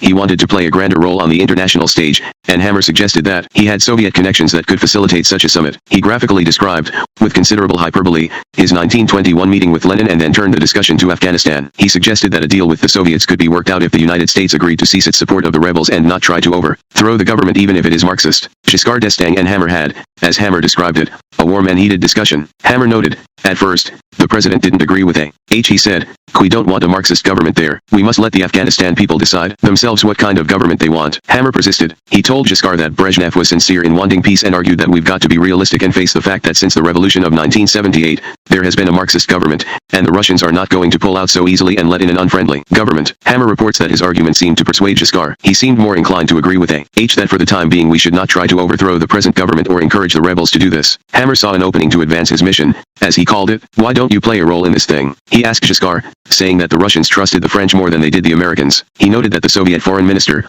Andrei Gromyko, had scheduled a trip to Paris the following week and proposed that we get Secretary of State Cyrus Vance over at the same time and have you mediate between the two of them and start the talks going. Although Giscard did not agree to this approach, he showed interest in discussing the peace plan with Brezhnev, especially after Hammer suggested it could lead to an invitation to Moscow. After the meeting, Hammer reported on tape that he was making progress. He was also elated with his performance. Before the luncheon was over, AH had won Giscard d'Estaing over completely. In fact, Francis said, "You certainly scored. You accomplished your mission with him." Hammer still had to persuade President Carter to consider his peace plan for Afghanistan, but he had not been able to get an appointment. He blamed Zbigniew Brzezinski, Carter's hardline national security advisor, noting on tape that he was the man who had been blocking A.H.'s appointment with President Carter. 11 Brzezinski had indeed opposed Hammer's access to the White House that spring. Deeply suspicious of Soviet intentions in Afghanistan, he regarded Brezhnev's plan to be, as he later explained, inconsistent with the foreign policy aims of the U.S. As he saw it, the United States had committed itself to reversing the Soviet invasion of Afghanistan, which meant getting rid of the regime in Kabul. The key to achieving this objective was supplying weapons to the guerrillas. If the United States cut off this aid as part of a deal with Brezhnev,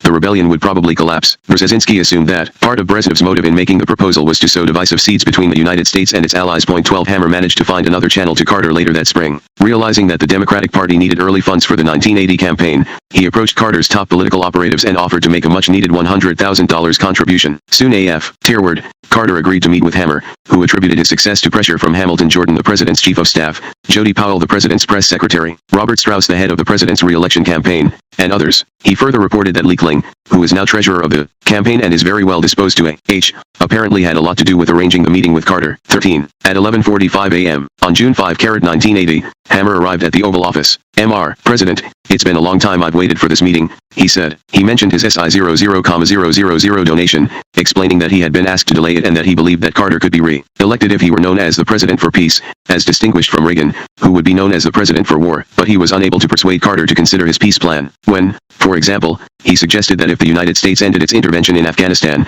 in 5 years there would be free elections, Carter coolly responded, "I don't think we can wait that long." 14. Although rebuffed by Carter, Hammer did not give up. Since Pakistan was the principal staging area through which U.S. arms were funneled into Afghanistan, and since Pakistan's intelligence service was the main mechanism for organizing, training, and directing the guerrilla bands opposing the Soviet army in Afghanistan, he next turned to Mohammad Zia-ul-Haq, the president and military dictator of Pakistan. 15. He realized that without Zia's active cooperation, the United States would have little choice but to seek a negotiated solution along the lines that Brezhnev had offered. Zia was a pivotal figure in settling the Afghanistan crisis. 16. Eager to gain Zia's confidence and cooperation, Hammer flew to Islamabad in August 1980 and met with him at his home. Although Zia was a military man who lived austerely, without any visible trace of personal indulgences, he had grand ambitions for developing Pakistan, one of which involved finding oil so as to reduce the country's dependence on oil imports. Hammer used this. Even though he had heard from Occidental's executives that there was no economic logic to justify investing in Pakistan, Hammer had his own political logic. He offered to develop a major oil industry in Pakistan. He told Zia that Occidental had the resources and ability to find along Pakistan's coast quantities of oil large enough to satisfy the country's domestic needs and even make it an exporter. He also offered to construct a state-of-the-art oil refinery in Pakistan and a pipeline to the country's interior. Since such projects,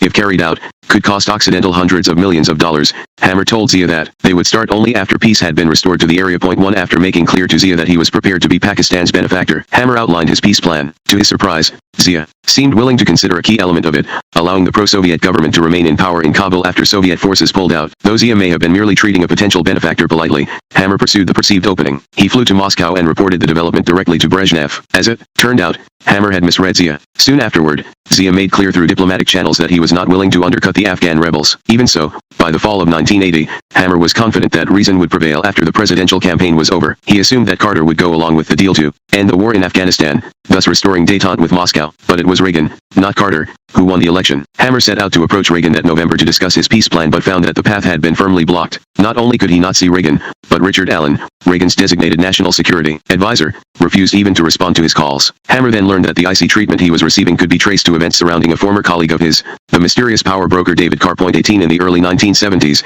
Hammer had found Carr to be a useful intermediary. In the Soviet Union, he helped Hammer negotiate a number of deals with the State Committee for Science and Technology, and in France he helped Hammer extract Occidental from unfavorable contracts to charter tankers. But when Carr demanded that he participate as a partner in the Soviet deals, Hammer abruptly dispensed with his services. In retaliation, Carr began leaking information to SEC investigators about Hammer's business dealings, including an unsubstantiated charge that Hammer had bribed officials in the Nixon administration. Hammer characterized these allegations as pure trash, but in 1978 he attempted to placate Carr by agreeing to allow him to participate in a potentially lucrative arrangement in which the Soviet government would give Occidental and its partners the exclusive right to sell gold coins commemorating the Olympic Games scheduled to be held in Moscow in the summer of I-98. 0.19 This did not quiet Carr. Testifying before the SEC in June 1979, he alleged that Hammer had made substantial payoffs to Soviet officials, including a $100,000 bribe to Yekaterina Furtseva, who had died in Moscow in 1974 after coming under investigation for corruption. 20 Carr's allegation suggests that he may have learned about the final destination of the attaché case that Hammer brought to Leningrad in 1972. Soon after a report of Carr's testimony appeared in the New York Times, the 60-year-old Carr was found dead in his apartment on the Avenue Foch in Paris. Although his doctors concluded that the cause of death was a heart attack, his wife, who had been in New York, suspected that he had been murdered. She obtained a court order that stopped the funeral and cremation ceremony while it was in progress. Carr's body was taken to the Institut Medico-Legal for an autopsy, which failed to turn up any evidence of foul play. 21 The concern over Carr's abrupt death did not end, however, since he had been in Moscow less than 12 hours before he died and complained there to his daughter about severe stomach pains. France's equivalent of the CIA, the External Documentation and Counter-Espionage Service, STIS, began investigating the possibility that Carr had been administered an exotic time-delayed poison in Moscow that simulated the symptoms of a heart attack. Since such a poison was believed to be available to the KGB, the STIS devil op-ed the theory that Carr was murdered by Soviet intelligence. Before going to Moscow, he had dangled before the CIA a tidbit about money Hammer had paid a high Soviet minister and other Soviet officials. STIS officers had an interest in this that went beyond the circumstances surrounding Carr's death. If Soviet officials had taken bribes from Hammer, they also could be vulnerable to recruitment for intelligence purposes. The STIS began amassing a dossier on Hammer, the man in the middle of the putative payoffs. On November 21, 1980, Colonel Alexander Demarin CHES, the head of the STIS, met with President-elect Reagan at his transition headquarters in California to brief him on the French assessment of Soviet intelligence threats. An imposing man with a flamboyant mustache, Marin CHES spoke flawless English. In discussing Soviet agents of influence, a term that he didn't precisely define, he warned Reagan that there was one man of whom he should be particularly wary. Armand Hammer. He explained that French intelligence had investigated Hammer's contacts with Soviet officials and had reason to believe that he acted as a vehicle through which they extended their influence. He then recommended that Reagan avoid Hammer. 23 Reagan was taken aback by this extraordinary warning. He told Marin CHES that although he was not acquainted with Hammer, he had recently found that every time he went to his barbershop in Beverly Hills for a haircut, Hammer was seated in the chair next to him. Marin CHES replied, with a knowing nod, "See what I mean?" 24 Even before the inauguration, Hammer had learned that Reagan had been told that he had acted on behalf of the Soviet Union, but he was determined to gain access to the White House. Nonetheless, to do this, he had to find some means to dispel Reagan's suspicions about his loyalty. He knew from his unreturned calls that Richard Allen and the National Security Staff would not be helpful, so he sought alternative routes. 25 One path was the president's wife, Nancy Reagan. Almost immediately after the inauguration, Hammer set out to cultivate her through her extensive social and civic interests. To begin with, he contributed $20,000 that January to the redecoration of the White House, a project that she was personally supervising. He then invited her to host the reopening of the Corcoran Gallery, a museum to which he had donated $1 million. She accepted and appeared with him at the gala event. He also won favor with her by establishing a scholarship in honor of her father at the American College of Surgeons and by donating $50,000 to her Just Say No campaign against drug abuse. 26 He invited her to a dinner he was hosting for Prince Charles, whom she had expressed an interest in meeting, and he seated her between himself and the prince. On this and other social occasions, Hammer expounded on his commitment to capitalism and his admiration for her husband's policies. 27 Hammer also attempted to approach President Reagan directly. He used Occidental's government relations office in Washington, which in 1981 employed men with a wide range of political connections, including William McSweeney, a former high-level aide in the Johnson administration, Gerald L. Schechter, the former spokesman for the National Security Council in the Carter administration, Rear Admiral Tazewell Shepard, Jr., a former aide in the Kennedy administration, Gordon Reese, a former public relations advisor to Prime Minister Margaret Thatcher, and Jack King, a former spokesman for the National Aeronautics and Space Administration. They spent much of their time in 1981 arranging for Hammer to attend political functions at which Reagan was expected to appear. In one instance, when Reagan went to Ottawa to sign a trade treaty, Hammer got himself invited to a reception given by Prime Minister Pierre Trudeau. When he arrived, he determinedly worked his way through the crowd of Canadian officials and security men to where Reagan was standing. His face beamed as he approached. Thrusting his hand out to Reagan and introducing himself, Hammer reminded the president that they had previously met in the barbershop in Beverly Hills, without realizing that this had become a sensitive subject for Reagan after his conversation with Marin Ches. Reagan quickly turned away to speak to a Canadian official, and Hammer did not get a chance to resume the conversation. Though Hammer had flown all the way from Los Angeles to see Reagan, he was not discouraged by the fleeting encounter, since he had at least demonstrated to Reagan that he was treated seriously by the Canadian government. Less than a week later, Hammer was in London at a black-tie dinner given by Prime Minister Thatcher for the Reagans. Even though it was little more than a repeat of the scene in Canada, Hammer was determined to insinuate himself into Reagan's presence, over and over again if necessary, until he was accepted. During this time, Hammer opened a less direct path to the White House, through David Murdoch, a high school dropout who had made a fortune buying and reorganizing industrial companies. Murdoch had also become one of the chief fundraisers in the Republican Party in California, and what was of more interest to Hammer, he had powerful ties to Reagan's top aides in the White House's 9. Hammer recognized that Murdoch's political connections could be useful to him, and he sought to cement a bond between them. 3,1 He knew that Murdoch was an avid collector of Arabian horses. He had also gleaned from a casual conversation with him that Murdoch desperately wanted to obtain a stallion from a Russian strain of Arabian horses but had not been able to get the necessary permission from the Soviet authorities. Hammer, with his contacts in Moscow, was in a position to solve this problem. In early February 1981, he called Murdoch, who had his offices diagonally across the street from Occidental's on Wilshire Boulevard, and offered him a champion Russian Arabian stallion, Pesnier. He explained that he could arrange to get permission to export the stallion through his connection with Brezhnev. In return, he asked to be partners with Murdoch in breeding the horse. Murdoch jumped at Hammer's offer and 2 months later went with Hammer on Oxy 1 to Moscow. They then flew to Piatigorsk, on a plateau on the northern slopes of the Caucasus Mountains, to visit the Tursk breeding farm, a facility ordinarily not open to foreigners. To see Pesnier, they would pay $1.40 million for the stallion. Murdoch estimated that they would earn at least $15 million from the breeding rights. Once Murdoch had become interested in Pesnier, Hammer offered him a deeper financial alliance. Murdoch owned 19% of Iowa Beef Processors, the nation's largest beef packing company, which made him that company's largest stockholder. Hammer told Murdoch that once the trade embargo was lifted, he could make the meat company vastly more profitable by selling millions of tons of frozen beef directly to the Soviet bloc. In light of Hammer's success in obtaining Pesnier, Murdoch had no reason to doubt that Hammer had the connections in Moscow to benefit Iowa Beef. Hammer proposed that Occidental, with Murdoch's support, buy Iowa Beef for $800 million, which was about 30% more than the market value of the company, and would give Murdoch a sizable profit on his shares. To avoid negative tax consequences, Hammer further proposed that Occidental pay in stock, which would make Murdoch the largest shareholder in Occidental. It would also make Murdoch, who was only 58, the logical successor to Hammer, who was then 82. Under these conditions, Murdoch eagerly supported the merger, which was consummated later that year. While this alliance was still being negotiated that winter, Murdoch accommodated Hammer by using his good offices, as he put it, to clear up misunderstandings about Hammer at the Reagan White House. He made the case that Hammer used his contacts in Moscow, only to benefit his business interests. 31 By the spring of 1981, Hammer detected cracks in the barricade that had been erected around him at the White House. He had established a warm relationship with White House aide Michael Deaver, whom he later offered to employ at Occidental at 3 times his government salary. Nancy Reagan began putting Hammer on the White House invitation list, and even Richard Allen could no longer cold shoulder him at receptions. On April 25, 1981, Reagan ended the embargo on Soviet trade, a decision that proceeded mainly from concern about American farmers losing their share of the grain market. Hammer wrote Reagan, commending his courageous decision and asserting that renewed trade with the Soviet Union was in the national interest. 32 It certainly was in Occidental's interest. Occidental had lost $383 million because of the 16-month interruption of its Soviet business, and it instantly prepared to resume shipments of spot to Odessa. The day after he heard the news that the embargo had ended, Hammer canceled all his scheduled engagements and departed for Moscow. 33 As on Hammer's other 30 flights to Russia in the past 5 years, his jetliner stopped in London to take on 2 Soviet navigators. When the plane landed at Sheremetyevo Airport outside Moscow,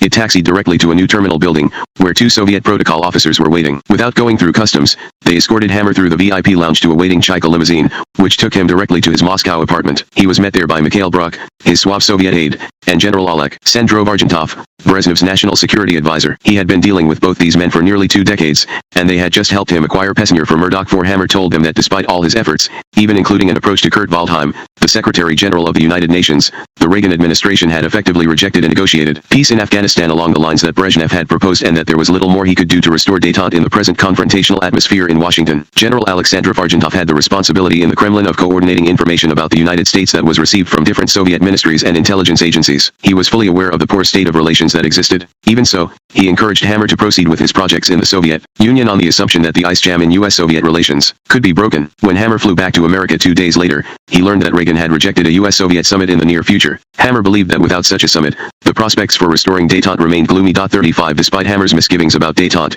his mission to gain acceptance by the Reagan White House was progressing. On October 4, 1981, Reagan made Hammer the chairman of an unpaid advisory board called the President's Cancer Panel. Although the appointment was an honorary one, Hammer skillfully used it to portray himself as an insider in the Reagan administration. He also used it to dispel lingering doubts about his loyalty by claiming that he had received FBI clearance for it, although, in fact, his appointment neither required nor received any FBI scrutiny. 36 Hammer benefited from Richard Allen's departure as National Security Advisor in 1982. Allen was replaced by Judge William Clark, a California lawyer in Reagan's inner circle whom Hammer knew from Los Angeles. Unlike Allen, Judge Clark felt no antipathy for Hammer. Hammer won further favor from Nancy Reagan by giving some paintings that the president admired to the White House, including one of Reagan's favorite paintings of the West, Charles Marion Russell's Fording the Horse Herd. He also pledged $1 million to the construction of the Ronald Reagan Library. By July 1983, he was able to describe President Reagan as a good friend. 37 Though Hammer's access to the Reagan White House was mainly at the social level during the mid-1980s, it served his purposes as a go-between. 38 Hammer never lost sight of his geopolitical objective, getting détente back on track, but he found, as he later wrote, that the road back to Moscow was long and winding. 39 There were also a number of detours. In short order, 3 Soviet leaders died. Brezhnev, in November 1982, his successor, Yuri Andropov, in February 1984, and then Andropov's successor, Konstantin Chernenko, in March 1985. Hammer flew to Moscow to attend each of their funerals. Shortly after the funeral of Andropov, General Alexandrov-Argentov brought Hammer to meet Chernenko. Then, in December 1984, Hammer, along with Alexandrov-Argentov and Bruck, had an extraordinary 1.5-hour meeting with the new Soviet leader. Hammer was surprised to find that Chernenko, who had been rumored in the press to have been in feeble health, looked robust and confident. After presenting Hammer with the gift of a vase as a token of appreciation for his services, Chernenko asked Hammer to give him his assessment of Reagan. Hammer spoke in English with Bruck translating for him. He told Chernenko that by now he knew Reagan well, and he was convinced that despite the president's anti-Soviet rhetoric, he was driven by a powerful desire to go down in history as a great leader. He also said that Reagan received further impetus in this direction from his wife, who desperately wanted her husband, as she had confided to Hammer, to win the Nobel Peace Prize. Hammer suggested to Chernenko that Reagan would be amenable to holding a summit. 40 Chernenko authorized Hammer to convey to Reagan that he was ready to meet, and Hammer fired off letters to members of the National Security Staff, APPRizing them of this. When he did not receive a favorable reply that December, he decided that he was not going to get to the president by going through channels. Reagan was not being fully informed by some members of his circle, who were almost as suspicious of the Soviet Union as some members of the Politburo were of the USA. Hammer had hoped that through Nancy Reagan, to whom he spoke with increasing regularity, he would be able to set up a direct line of communication between himself and the president. But he made little headway in 1985. Despite my constant knocking, he wrote about this period, *LTHE doors to the Oval Office in the White House remained jammed. 41 His frustration increased when Chernenko died after less than a year in office. It was as if he had to begin the entire process over. Again he went to Red Square and stood in a blizzard, to guard against the bone-chilling wind. Hammer wore cashmere undergarments, wool-lined galoshes, a la hat, and a mink coat. He again heard the sad strains of Chopin's funeral march. He again watched as the designated successor delivered a long eulogy from atop Lenin's tomb. But there was a dramatic difference this time. The successor was Mikhail Gorbachev. He was articulate and vigorous, and appeared to be attuned to the values of capitalist countries. Later that day, Hammer met Gorbachev at a reception. He was struck, as he later wrote, by how his face brightened with charming warmth. He recognized that this affability would greatly facilitate his task of bringing about a summit. Events moved quickly in that direction. By the next spring, Reagan and Gorbachev had agreed in principle that a summit would be useful,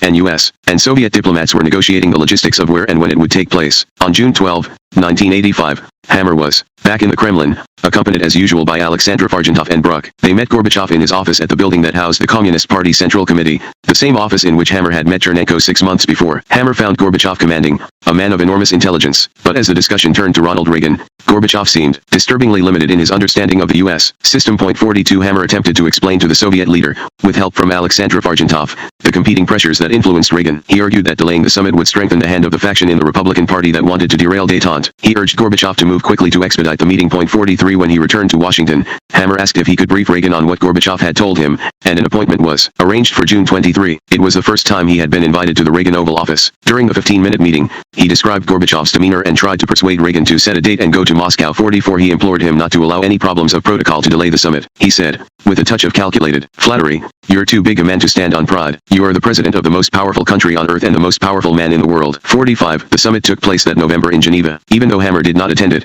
he took satisfaction that his efforts as a go-between had helped bring it about. It was a role for which he expected to be rewarded. Chapter 24 Balance of Power. In the early 1980s, Hammer became fascinated, almost to the point of obsession, with Marlon Brando's portrayal of a Machiavellian oil tycoon, supposedly modeled on him, in the film thriller The Formula. This fictional tycoon, Adam Stoffel, successfully masterminds a conspiracy to artificially inflate the price of world oil. Though Stoffel is ruthless, power-hungry, and engaged in criminal activities, Hammer spoke publicly about this homage to himself, but he was not entirely satisfied with the character's physical appearance. "I was disappointed," he told People magazine. "Brando was trying to characterize me without any hair and wearing a hearing aid. Well, I still have my hair, and I've never used a hearing aid too." On another occasion, he complained in a speech to the American Petroleum Institute that Brando wore rimless specs in the film, whereas he always wore horn-rimmed glasses. 1 He also complained that Brando looked overweight in the film, whereas he was lean and fit, but he took as a tribute to himself the immense power attributed to Stoffel. Hammer recognized that Stoffel derived this power not from his position in a corporate hierarchy but from his extraordinary ability to perceive human weakness and exploit it. This corresponded closely with his own view of power. To Hammer,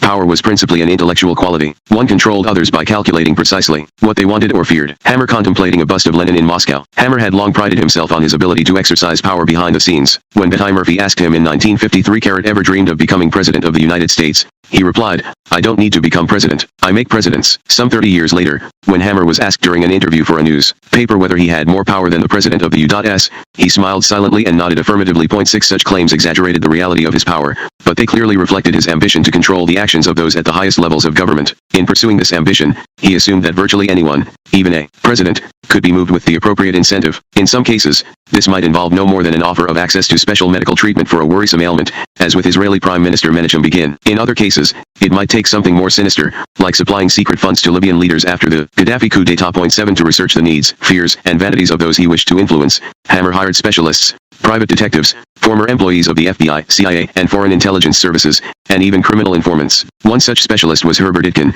who had been used by the FBI and other law enforcement agencies to penetrate organized crime by pretending to collaborate with criminals. Itkin then entered the Federal Witness Protection Program and worked for Hammer under assumed names. Over the years, Hammer developed a wide network of such operatives. For him, information was power. 9 Hammer's quest for data that could be used as leverage became almost an end in itself. At one point in the late 1970s, he attempted to widen his access to the records of politicians in financial distress by buying a controlling interest in the First National Bank of Washington, D.C. After spending almost $5 million to buy 5.2% of its holding company, Financial General Bank shares, he attempted to persuade a foreign financier who was seeking to do business in the United States to join him in the takeover attempt. The financier could not see the point of the deal. Hammer looked at him as if he were naive and explained that the bank had outstanding loans to more than 100 U.S. senators and congressmen. When his prospective partner still failed to see the point, Hammer explained that all these congressional borrowers had submitted statements to the bank that revealed their precise financial status, including their debts, earnings, real estate holdings, and other assets. He suggested that this data would be worth more in terms of influence than the entire investment they would need to make. The financier declined to participate when he realized that Hammer had blackmail in mind. Hammer did not succeed in the takeover,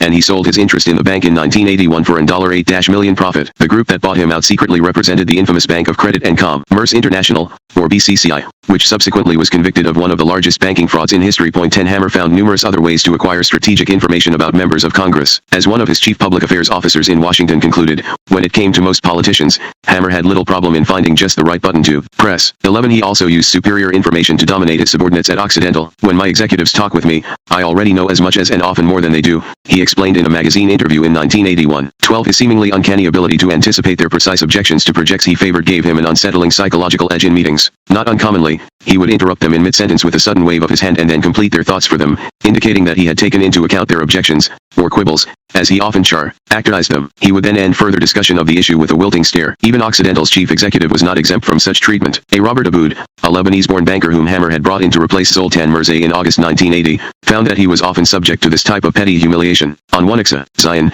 In March 1981, Abood was on the telephone with Occidental's representative in London, discussing strategy for dealing with a British plan to increase taxes on the company's oil concession. Hammer walked into the room and signaled him to put his hand over the receiver. In front of a room full of people, Hammer then stood behind Abood and, treating him more like a stenographer than the company's president, told him, sentence by sentence, what he should say. He demonstrated to everyone present that he was fully versed in, and in control of, the issue. Point 13. Although Hammer made a point of attributing his knowledge of corporate activities to intuition, he derived at least some of it from surreptitious internal investigations. At times, these involved planting concealed microphones in subordinates' offices and cars. When he did not want even Occidental security people to know about this James Bond stuff, as he referred to it, he used his son, Julian, to install the electronic devices. Hammer's purpose, as Julian understood it, was to keep absolute control over Oxy 14 up until 1982. Hammer had little problem achieving this objective, even after the SEC had forced him in 1972 to end his practice of getting signed, undated letters of resignation from the members of the board of directors. He continued to select board members on the basis of their allegiance to him. They included lawyers and financiers who depended on him for a large share of their business,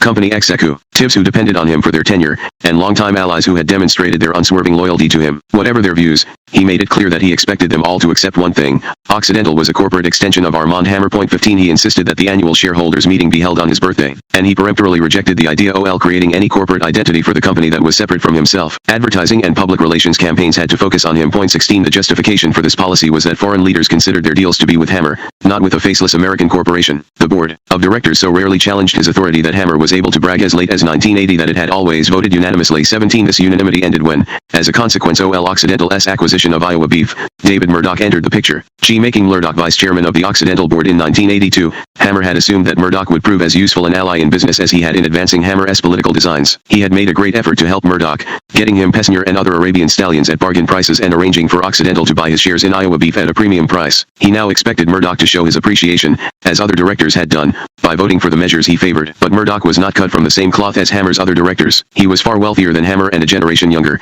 and more to the point, he was the largest shareholder in Occidental. Murdoch had a shrewd and independent understanding of the situation. On one occasion in 1981, while showing two guests his private club atop Murdoch Plaza, he pointed to Hammer's helicopter taking off from the roof of the Occidental building across the street and commented, with an acid tone in his voice, "That's my partner Doc Hammer up there. His private helicopter is going to take him to his private jet, which is going to fly him to his private apartment in Moscow, all paid for by the shareholders of Oxy. Now I don't have a helicopter, private jetliner, or any of those corporate amenities, but I own 4 times as many shares in Oxy as Hammer, though one wouldn't know it from the way he talks about the company." 18. As it turned out, Murdoch was also concerned with Hammer's sons for flying to Moscow. He now had access to Occidental's financial data and found that the company had used dangerously optimistic accounting assumptions in evaluating its Soviet projects. In the case of the fertilizer deal, for example, it had assumed that it could sell the ammonia it received from the Soviets for artificially high prices. When more realistic assumptions were applied to the data, it appeared that Occidental would suffer multi-billion-dollar losses in Russia. Whatever Hammer's purpose had been in making these grandiose deals, they had not produced any tangible benefit for the company, and Murdoch was not prepared to allow Hammer to bleed Occidental any further. Point 19. Hammer was then pressing forward with a scheme to develop a giant open-pit coal mine in the interior of China. The plan involved mining some 15 million tons of coal a year, which would have made it the largest coal mine in the world, transporting the coal by rail to a port in the Sea of Japan, and then exporting it by ship to utility companies in Japan and South Korea. To finance the mine, Hammer proposed that Occidental guarantee bank loans of $345 million, which would be repaid through the sale of the coal. Point 20. Even though the price of coal on the world market was sinking, Hammer said that this does not concern me a great deal. He took the long-term point of view. He explained, "I feel now about China as I felt when I first went to Russia in the time of Lenin." 21. Murdoch was not moved by such nostalgia. If coal prices were falling, he wanted Occidental to get out of the coal business. Hammer argued that even if the coal venture lost money, it would help Occidental get oil concessions in China. Murdoch scoffed at this logic, suggesting that the only connection between the two endeavors was that they would both lose money, and he rubbed salt into the wound by comparing the proposed China ventures with Occidental's money-losing Soviet fertilizer venture. Hammer bristled at this opposition. As soon as he got on the inside, David Murdoch began to throw his weight around. He wrote later, opposing most of our corporate strategies and, in particular, criticizing me in board meetings. Murdoch also asked that his personal representative be installed in Occidental's executive offices to monitor Hammer's activities, and even though he had agreed to limit his holdings in Occidental to 5%, he began pressing the board for permission to buy a larger stake. As Hammer put it, it was getting nasty. 22. In April 1982, Murdoch invited Hammer to lunch at his club. The meal remained amiable until dessert, when Murdoch looked Hammer straight in the eye and told him, "I think you should resign. I think you're too old to be running Occidental." Hammer described the discussion that ensued in dramatic detail. Initially, he was taken aback by Murdoch's aggressive request. He noted that very few people on earth would have the nerve to speak to me like that. Yet Murdoch was as cool as a cucumber. But Hammer was not about to give up the base of his power. He told Murdoch, just as coolly, "I'm going to finish my term. You and I are at war." Murdoch said, "I never lose." Hammer, getting up from the table, shot back, "One never lose either." 23 Despite his bravado, Hammer realized that it was a war that he could lose. Murdoch had an impressive track record of taking over companies from the inside. It was indeed his specialty, and he was now vice chairman of Occidental's board. Even with the support of a majority of the board,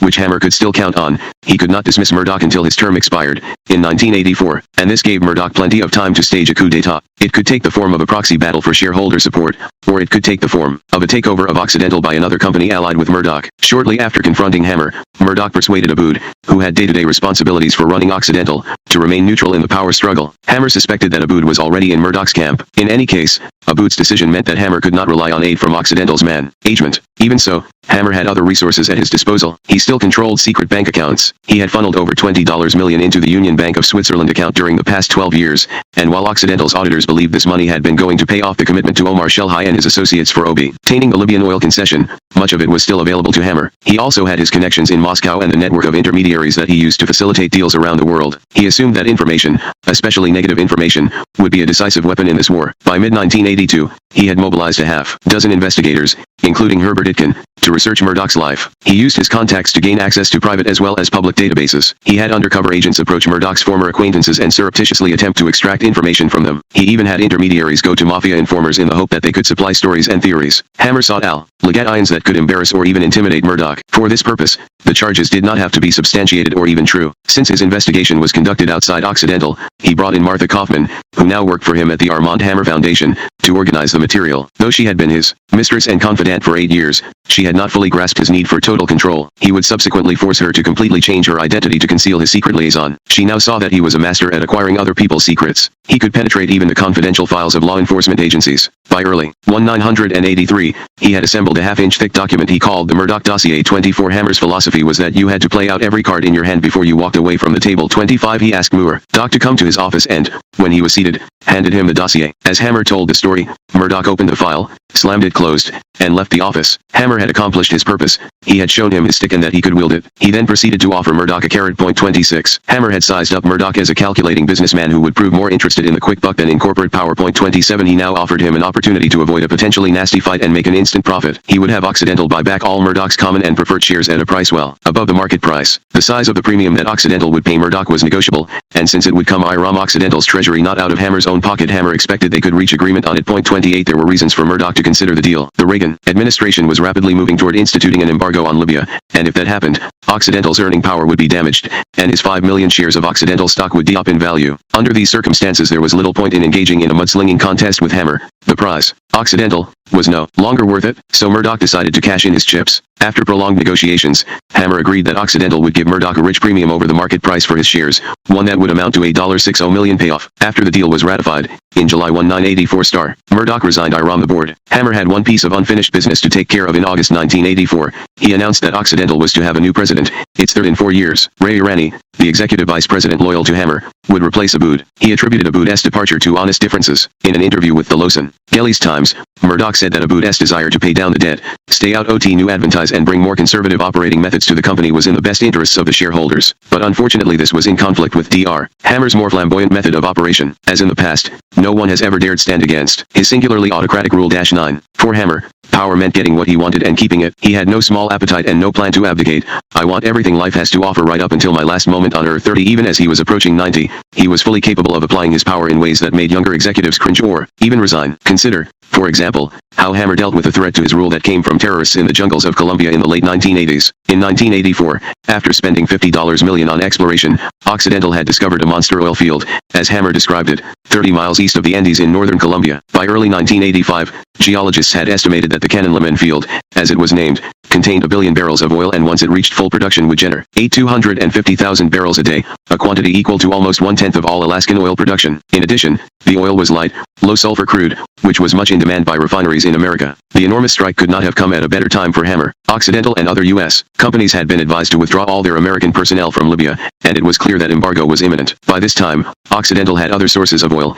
including an offshore platform in the North Sea, but most of its reserves were in Libya. Hammer realized that the Cannon Lemon discovery could go far in making up for the expected loss of Libyan oil. It could also help alleviate the growing burden of debt that stemmed in part from the company's projects in communist countries. When Hammer went to Bogota to sign an agreement with President Belisario Betancur, he boldly announced that he intended to have the field in production by 1986. Since the oil had to be transported over the Andes to the Caribbean port of Cavinas, a 286-mile pipeline had to be built over extremely difficult terrain at a projected cost of $400 million. 31 To help organize the crash program, Hammer retained IMEG, the consulting firm of his longtime associates Coons and Zaid, who were still acting as the custodians of the secret UBS account through which the Libyan payments were funneled. Zaid later told an associate that Hammer expected them to kick back part of their fees on the pipeline to the Armand Hammer Foundation. 32 Hammer retained Bechtel to build the pipeline. Drilling and engineering contractors were flown in from around the world to ready Canonleman for production, while Hammer's intermediaries in Bogota obtained the construction permissions and environmental waivers. 33 Oil flowed on schedule from test wells in Canonleman in late 1985, but it could not be brought to market because an unforeseen problem. Armed guerrillas had interrupted work on the pipeline. They were part of the formidable People's Liberation Army,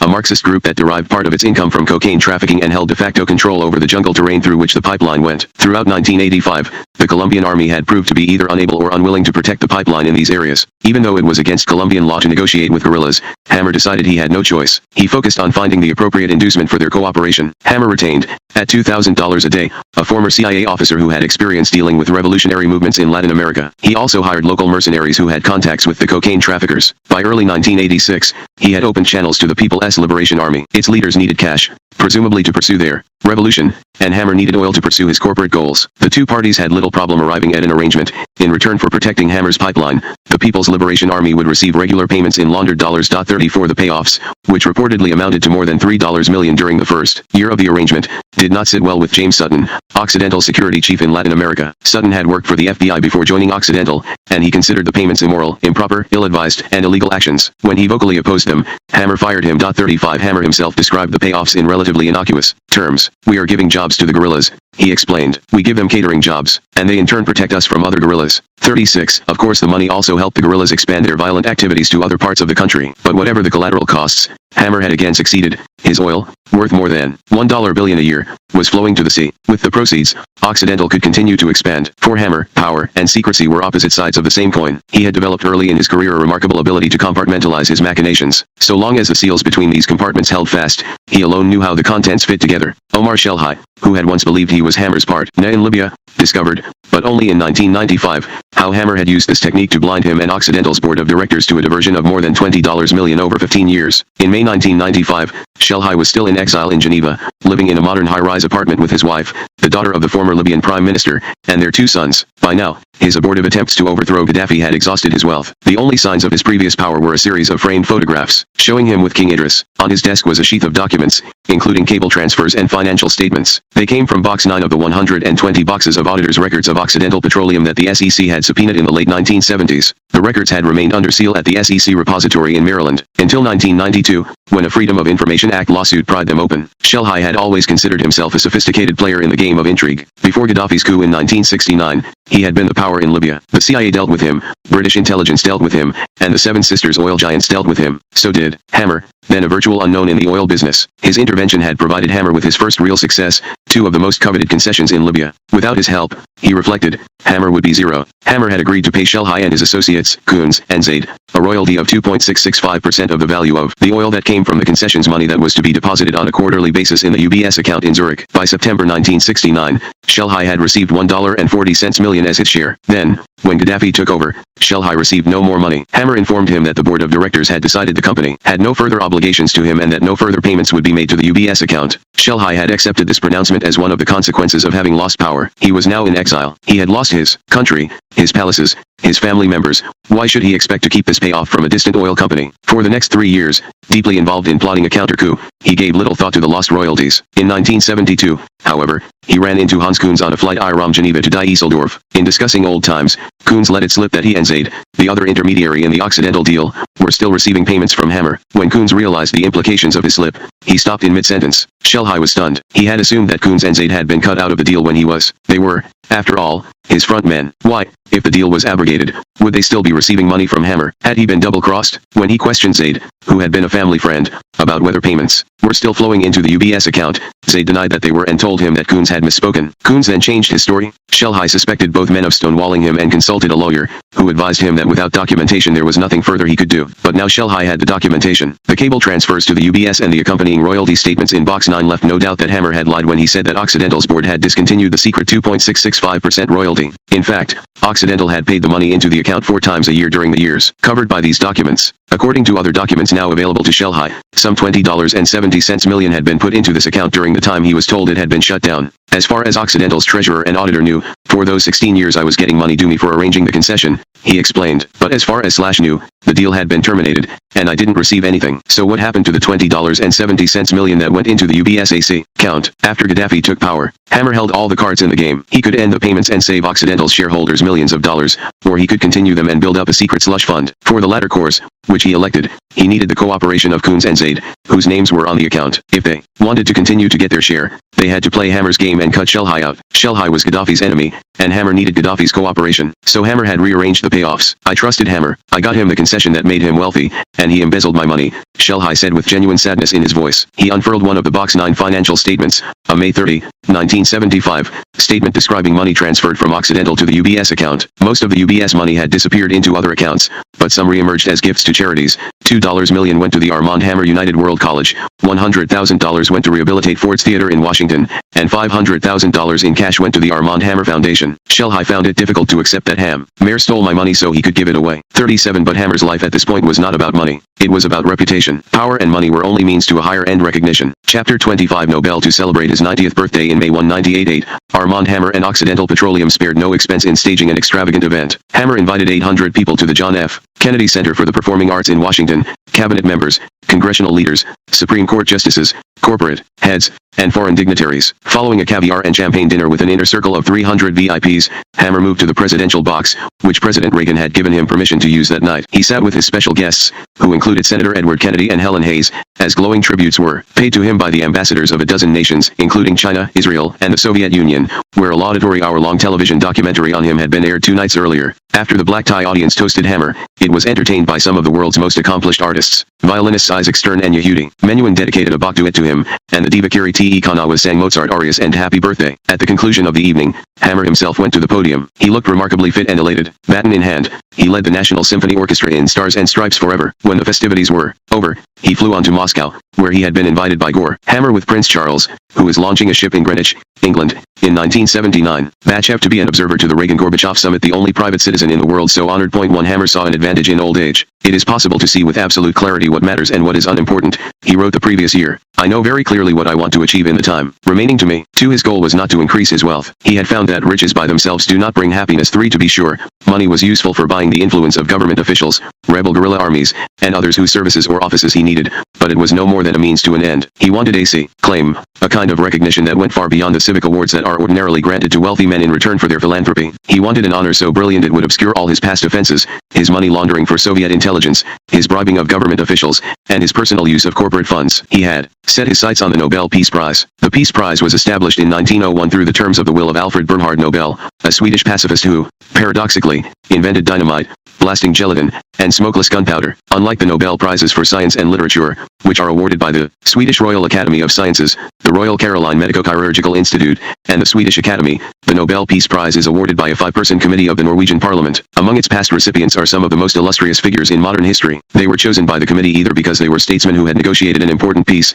as did, for example, Theodore Roosevelt, Woodrow Wilson, Dag Hammarskjöld, and Henry Kissinger, or because they have been leaders in the quest for human rights, as were Dr. Martin Luther King, Jr., Bishop Desmond Tutu, Mother Teresa, Andrei Sakharov, and Albert Schweitzer. Hammer did not fit into either category. Moreover, no business person had ever received the prize. When this was pointed out to Hammer in 1981, he answered, unfazed, if necessary, I'll make my own categories. Some executives at Occidental feared that he had lost contact with reality, but he was genuinely confident that he could and would qualify as a serious Nobel Peace Prize candidate. 4 Hammer had laid the foundation 3 years earlier, when he inaugurated the Armand Hammer Conference on Peace and Human Rights, which dealt with the 2 categories for which the Peace Prize was given. The stated purpose of the conference, which was paid for by Occidental, was to encourage a dialogue between the Soviet bloc and the West. Hammer had little problem winning the support of the Soviet government for these gatherings. If nothing else, They provided, as did the Pugwash Conference earlier, opportunities for its operatives, who often acted as interpreters, to acquaint themselves with Western scientists, intellectuals, and diplomats. Mikhail Bruch played a major role in organizing the Soviet side of the conferences for Hammer, but Hammer also had his own agenda,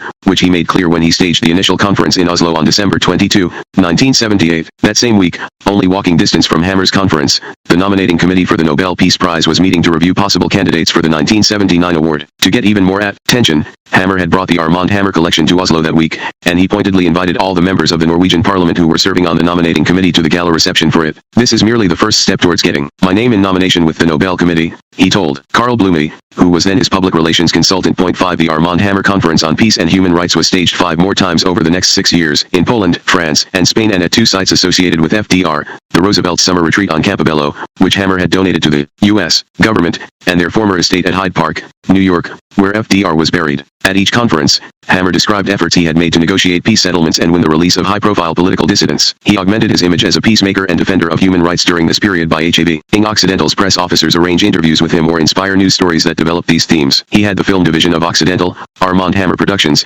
follow him around with film crews and photographers. The dozens of meetings he attended with world leaders all became part of his campaign. 6 Hammer had to find a prestigious person to nominate him for the prize. Initially, after Rosalind Carter attended a ceremony at which he received a Civic Organization's Man of Conscience Award, Hammer focused his efforts on inducing President Carter to place his name in nomination, but Carter refused. 7 Undaunted, Hammer turned to an equally prestigious potential nominator, Prime Minister Margaret Thatcher of Great Britain. He was convinced that Prince Charles would be able to persuade Thatcher to nominate him and would himself support him. Hammer had met Charles in May 1977 at an opening of an exhibition of paintings and drawings by Sir Winston Churchill at the Nodeler Gallery in London. Hammer had offered him a Churchill painting as a present for the Queen's Silver Jubilee Fund. This gift was, as Hammer described it, the beginning of a deeply cherished and wide-ranging friendship. 8 As soon as he learned that one of Charles's hobbies was painting in watercolors, he retained the American watercolorist Bob Timberlake to give the prince lessons and offered to exhibit his paintings at Nodeler. Hammer's staff, meanwhile, made lists of the philanthropic projects Charles supported. They found that he had shown a special interest in the World Wildlife Fund, particularly its effort to protect whales, the Transglobe Expedition, which had undertaken a mission to circumnavigate the world from pole to pole, and the Mary Rose Trust, which was financing the effort to raise the British ship Mary Rose, which sank in 1545. Even though Hammer considered some of these endeavors odd, he made major contributions to them. He also made it clear to the prince that there was virtually no limit to his generosity or what he would do for him. On one occasion, he pointed to a window in Buckingham Palace and told Princess Diana that if Charles asked me to jump through that window there, I think I'd jump through the window. 9 The same metaphoric feat he had earlier stated he would perform for Lenin. Hammer soon found the cause that meant the most to Charles. It was an unconventional educational enterprise called the United World Colleges. The first United World College was established in Wales in 1962, a 2-year preparatory school based on the ideas of Kurt Hahn, the German-born founder of the Outward Bound Survival Program. It sought to give students from different nations a combination of rigorous physical and academic training. Selection committees were set up in 40 different countries, additional campuses were maintained in Singapore and Victoria, Canada, and an international advisory council was convened. Prince Charles had become involved in the movement through his great-uncle, the Earl of Mountbatten, Britain's last Viceroy of India, who as president of the United World Colleges International Council had tried unsuccessfully to raise money to establish a campus in the United States. When Mountbatten was killed by terrorists in 1979,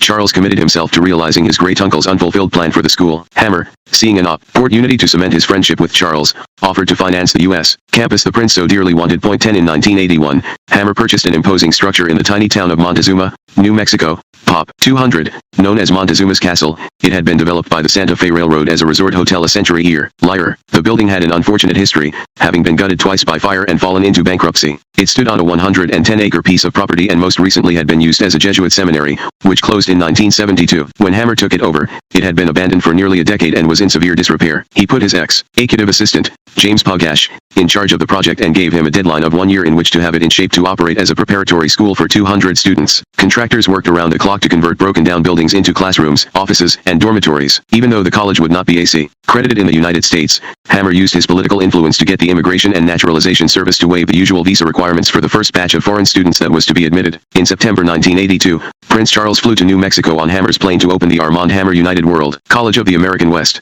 It took nearly $5 million to realize Prince Charles's impossible dream, as Hammer called the school. To help subsidize the project, he drew large sums of money from the funds that remained in the Union Bank of Switzerland account. The Libyan concession had now ended, and so had the diversion of the royalty to the UBS, but several million dollars remained in the account. The money was delivered to the college by Hammer's colleagues. 8.11 The balance of the funds came from Hammer's own foundation, which had also been a recipient of money from the UBS account, and from star-studded benefits that Hammer staged for the school, such as the one in Palm Beach in November 1985 at which Prince Charles and Princess Diana appeared as guests of honor. 12 Hammer had done his part, He now expected Prince Charles to show his appreciation by helping him win the Nobel Peace Prize. Though the Peace Prize is awarded in Oslo, the Nobel Foundation is based in Stockholm. Norway and Sweden had been united at the time of Nobel's death. To survey the scene, Hammer had himself invited to the ceremonies for the Science and Literature Awards, and he arranged an exhibition of the Armand Hammer collection to coincide with the event. He invited the Swedish royal family and other dignitaries to the opening, and got an impressive turnout. He also contributed substantial amounts of money to the Swedish Academy and retained local public relations specialists to help him find and contact the key players in the selection process for the Peace Prize. He relentlessly cultivated people who he thought could help him, inviting them to dinner and offering to assist philanthropies they favored. In some cases, he subtly dangled before businessmen the prospect of lucrative deals with Occidental. In other cases, he directly lobbied people connected with the administration of the prize, recounting, for instance, the story of his effort to restore peace to Afghanistan. He concluded one such presentation by saying, "I must tell you in all candor, I have dedicated my life and my fortune to the greatest goal I can imagine, world peace." 13. He also used his secret funds for this campaign. According to his London consultant, he spent some $5 million buying himself awards and honors that he believed would favorably influence his selection. During this period, Hammer learned of a serious problem. The Nobel Prize had never been awarded to a convicted criminal, with the exception of political dissidents, and Hammer had pleaded guilty to 3 crimes in 1976. Even though the crimes were misdemeanors and Hammer had served his year on probation, he was told that his record would weigh against him, if not entirely preclude him from consideration for the Peace Prize. Hammer felt that he had to expunge these blemishes from his record. In 1977 he had donated $5 million to Columbia University in return for its naming the Health Sciences Center after his father and himself. He now had to clear his own name. Once convicted, a human being can never be free again, he had observed, until the world acknowledges his innocence. 14. For Hammer, the task was especially difficult since, unlike his father, he had pleaded guilty. In 1984, Hammer retained Bruce Kaufman, a former Pennsylvania Supreme Court justice, and a team of top Washington lawyers to apply for a pardon on his behalf from President Reagan. Although almost all presidential pardons are based on a finding of compassion, Hammer insisted that his should be based on a finding of innocence, making Kaufman's job far more difficult. Hammer also pressed Kaufman to move as fast as possible, explaining that his consideration for the Nobel Prize depended on it. Kaufman filed the application with the Department of Justice on November 6, 1984. In his petition, Kaufman asserted that the need for rectification is urgent because, among other things, the Nobel Prize will be decided soon. It is reliably reported that Dr. Hammer is under consideration for such honor, but will be impeded by this unjust blot on his otherwise unblemished record. 15. While his application was pending, Hammer made a direct appeal for assistance in the matter to Edwin Meese III, Reagan's newly appointed Attorney General. He stressed to Meese the need to clear my name from the unjust blemish received in the aftermath of the Nixon administration. In response, Meese promised Hammer that after he had received the pardon attorney's recommendation, he would make his report to the White House. Hammer took Meese's interest as an indication that Reagan would sign his pardon. He made a point of inviting Meese and others in Reagan's inner circle to his gala 90th birthday party, and he made a large contribution to the presidential dinner, which helped fund the Republican Party and other causes backed by the administration. Hammer's application still had to go through the legal machinery of the Department of Justice, which involved reviews by dozens of investigators, lawyers, and administrators. The FBI began the process on December 1, 1984, as it did with any other convicted criminal applying for a pardon, by checking its central files and other appropriate computer databases to determine whether the applicant had been investigated for any crimes after his probation had ended. The only pertinent information the search turned up was that Dr. Hammer was the subject of a corruption of public officials. Investigation initiated in October 1979, following the receipt by the FBI of allegations that Dr. Hammer and his associates entered into a conspiracy to bribe members of the Los Angeles City Council to permit oil drilling off the coast of Pacific Palisades, California. The allegations were that Hammer had secretly transferred $120,000 to Herbert Itkin, the former FBI informant in his employ, who had then used part of the money to bribe and blackmail public officials. This investigation, the FBI's sixth major investigation of Hammer for bribery since 1938, ended inconclusively in 1980. The FBI reported to the pardon attorney that the results of the investigation were insufficient to warrant a presentation of testimony and evidence to a grand jury. 16. The balance of the FBI review was largely routine. Agents interviewed Hammer,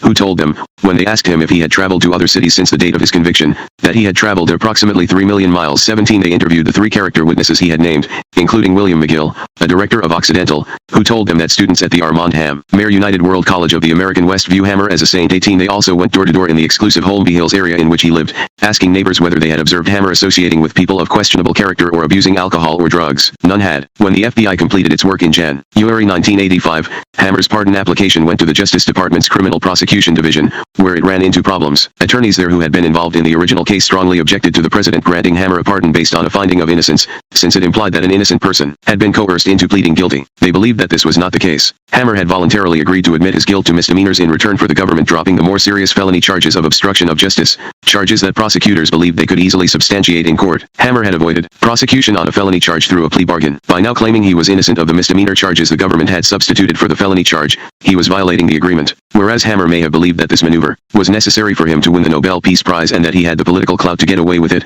the prosecutors refused to sign off on the pardon, and without such approval Mies refused to send it on to the White House and risk an explosive leak. 19. Hammer thus did not find his name on President Reagan's list of pardons in 1985. In 1986, he pledged $1 million to the Ronald Reagan Library, which would stand as a monument to Reagan when he left office. This made Hammer the largest single pledger of funds for the project. 20. But he did not receive his pardon in 1986 or in 1987. Despite these disheartening delays, Hammer wrote in 1987, by which time he had increased his commitment to the Reagan Library to $1.3 million. I hope to be vindicated. 21. Reagan granted 32 pardons at the end of his final term of office, but once again Hammer's name was not on the list. Hammer subsequently left his pledge to the Reagan Library Fund unfulfilled. 22. When George Bush took the oath of office on January 20, 1989, Hammer was at the inauguration. Even with the benefit of makeup, he appeared ashen and frail. The week before, he had been hospitalized in Los Angeles and was in considerable pain, but he insisted on attending the inauguration and was accompanied to Washington by Rosa Maria Durazo, his close friend and now an anesthesiologist at UCLA. At his side during the inauguration was Howard Baker, Reagan's former chief of staff, who was also close to Bush when he served as vice president. He was now helping Hammer in Washington. After spending most of that week attending inauguration parties, Hammer moved to bolster his credentials within the Republican Party by contributing SNO 000 to its National State Election Committee. Hammer, now 91, realized that he no longer had the time to wait for complete vindication. To get his application through the bureaucracy of the Justice Department and into the White House, Hammer had his lawyers modify the request so that President Bush could base the pardon on compassion rather than a finding of innocence. The prosecutors did not object. On August 14, Bush granted Hammer his pardon. The Nobel Peace Prize,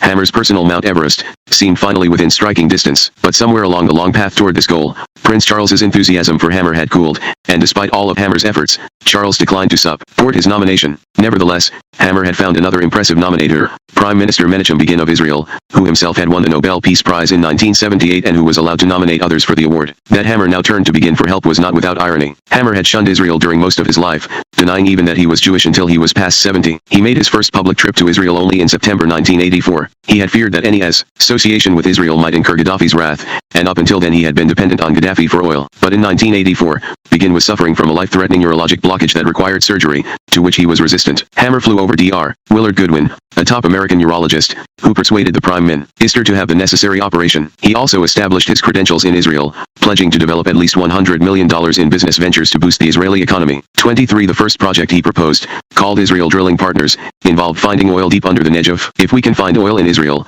he said, we can transform Israel into a self-sufficient state. 24. The second project was his Elders of Zion aircraft deal, which if it succeeded, promised to make Israel a major international aircraft manufacturer. Begin, who had enthusiastically endorsed both these projects, was willing to be Hammer's sponsor for the Peace Prize. In 1988, he wrote a letter to the selection committee nominating Hammer. Meanwhile, Hammer had Occidental's Washington office contact other world leaders and send them selected material about his life with which they might support his nomination. As it turned out, the 1989 Nobel Peace Prize was awarded to the Dalai Lama in recognition of his work toward ending China's domination of Tibet. Hammer intensified his efforts, hoping he might be chosen for the 1990 prize. His campaign ended abruptly on October 12, 199 on that day. X-rays revealed that cancer was rapidly spreading through Hammer's bones. Epilogue. GJJC, F_PUC. The architect's plans for the entrance to Hammer's mausoleum in Los Angeles. Armand Hammer died on December 1990. The next night, some 500 people in formal attire gathered in the grand ballroom of the Beverly Hilton for what now was a posthumous bar mitzvah. Months earlier, they had been invited to honor Hammer for his years of devotion to the Jewish Renaissance in Israel, the Soviet Union and the United States. His bar mitzvah, at the age of 9 Taitwo,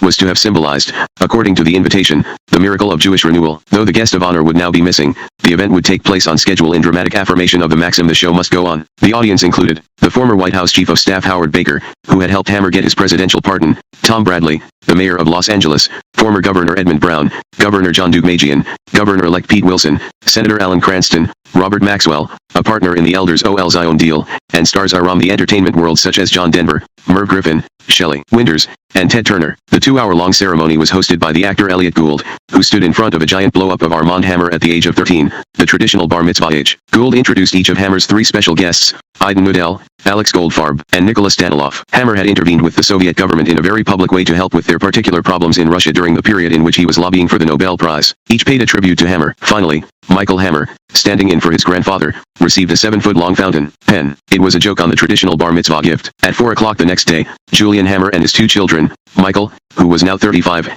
and Casey, now 30, arrived at the law offices of Arthur Groman. Groman, who had been Hammer's lawyer for more than 3 decades, read the will. When he finished 15 minutes later, Julian sat in shocked disbelief. His father had not kept any of the promises he had made to him shortly before he died. He had made no provision in his will to pay off Julian's mortgage and other debts. He had not provided him an employment contract with Occidental. He had not provided a multimillion-dollar inheritance. Instead, he had left him, his only son, $250,000, which was not even enough to pay off the mortgage. 1 Casey and Michael fared no better. It turned out that there was no great Hammer fortune. Far from being the billionaire the obituaries portrayed, Hammer had an estate worth about $40 million. Against this sum, the estate had potential liabilities that included personal debts, legal bills, estate taxes, and commitments of millions of dollars to various charities. There was also the pending $440 million lawsuit filed by Francis's estate, which could wipe out any money that remained. The funeral service took place at 11:00 a.m. in a small chapel at Westwood Memorial Park on December 13. Hammer had chosen this cemetery because it was only a few hundred yards from Occidental, and he had wanted to be able to see his mausoleum from his office window. The event was an anticlimax to the jubilant bar mitzvah 2 days earlier, and indeed,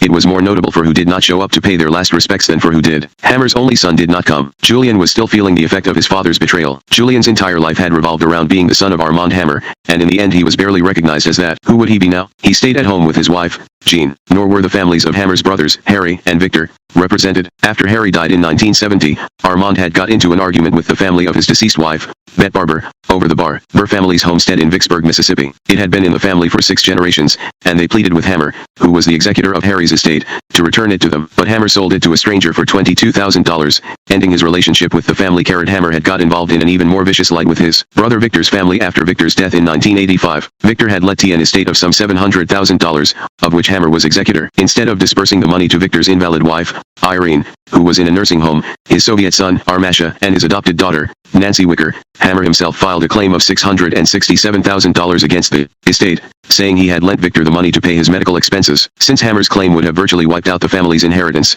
Nancy not only resisted Hammer's orders to sell the family house in Stamford, Connecticut, but threatened to make the ugly dispute public. In a preemptive strike, Hammer cut off the monthly payments to the nursing home taking care of Irene and confronted Nancy with the possibility that her mother would be rendered destitute. As the dispute leaked to the press, Hammer abruptly changed his tactics and gave up most of his claim against Victor's estate in return for Nancy's agreeing not to say derogatory things about him in public. 3 Victor's son, Armasha Hammer, had his own reasons for not attending the funeral. Armand Hammer had given him his name but little else of value. He blamed Hammer, not his father, for his abandonment in Russia. 4 When they were reunited, Armand Hammer treated him as if he were nothing more than just an old stupid mistake. As Armasha wrote. 5 Hammer had almost never inquired about his wife or children, and in recent years he had prohibited him from going to the offices of Occidental in Moscow. Why should he go to his uncle's funeral? Among those attending the service, Ray Irani, in a somber dark suit and tinted glasses, stood with the other 12 directors of Occidental in the front row of the chapel. He was Hammer's successor. When the directors returned from the funeral that afternoon, they would officially elect him chairman, president, and key executive officer. His first order of business would be to disassociate Occidental Petroleum from the image of Armand Hammer. He would begin by destroying the cult of personality. He would have the portraits and statues of Hammer removed from Occidental's headquarters. He would scrap the planned biography of Hammer on which Occidental had already spent $200,000. He would shut down Armand Hammer Productions, the film unit dedicated to Hammer's image building. 6 He would liquidate Occidental's interest in the company that manufactured Armand Hammer baking soda, an investment that Hammer had made based solely on the coincidence of his name and the brand name. He would terminate the Arabian horse breeding business, which had been little more than a personal indulgence of Hammer's. He would revise the Occidental annual report so that it contained no photographs or obituaries of Hammer and no homages to him. The only reference would appear, in small print, in memoriam, Dr. Armand Hammer, 1898-1990. 7 Irani would also eliminate most of the projects that Hammer had used to advance his personal agenda of opening a path to the communist world. The giant coal mine in China would be abandoned. The petrochemical ventures in Eastern Europe would be sold or closed. The multi-billion-dollar barter deals with the Soviet Union would be phased out. In his reassessment of them, Irani would find that Occidental had sunk into these projects vast sums of money that could never be recovered. While Hammer had used accounting license to conceal the magnitude of the losses, Irani, in closing them down, would have to recognize the real losses of the Hammer projects, a staggering $2.50 billion. 8 At the funeral, Hillary Gibson stood alone in the row immediately behind Irani and the board of directors, already feeling a sense of isolation. She had not fared well in the corporate machinations that had preceded Hammer's death. She had been Hammer's art consultant, friend, and mistress,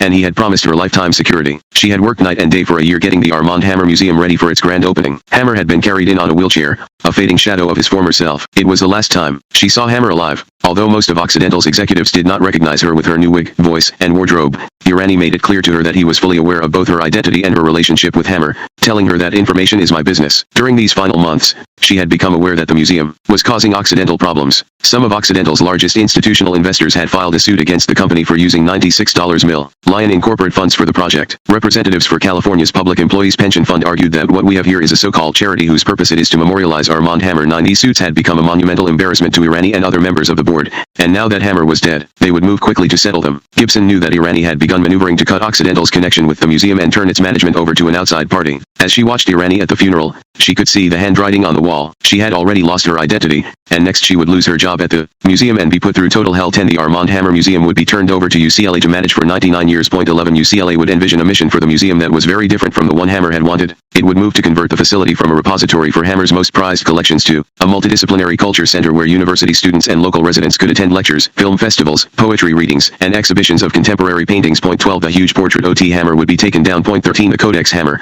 the Leonardo da Vinci notebook that Hammer had renamed after himself and had made the centerpiece of his museum, would be sold at auction for $32 million. Its new owner, William Gates, the founder of Microsoft Corporation, would erase Hammer's name from its title, calling it, as it had been called before Hammer had acquired it, the Lester Codex. The museum would still have Hammer's name on the exterior. Its contract with Occidental specified that the name Armand Hammer must appear on the building in 3-foot-high letters in perpetuity, but it was not the personal memorial he had so desperately wanted. Michael Hammer, now very much in charge, presided over the brief ceremony at the chapel, but he would not follow in his grandfather's footsteps at Occidental. That year, he would resign his position as vice president and corporate secretary. He would also agree that when his term on the board expired, he would not seek re-election. In return for signing a confidentiality agreement, he would be paid a severance bonus of SI $5 million. 14. Michael Hammer would remain president of the Armand Hammer Foundation. The endowment established by his grandfather included an extraordinary golden casket arrangement, under which Occidental was committed to pay Hammer's salary of $1.8 million a year to the foundation for 10 years after his death. But Michael Hammer would not be able to devote his full time to the foundation's charitable work. Also the executor of his grandfather's will,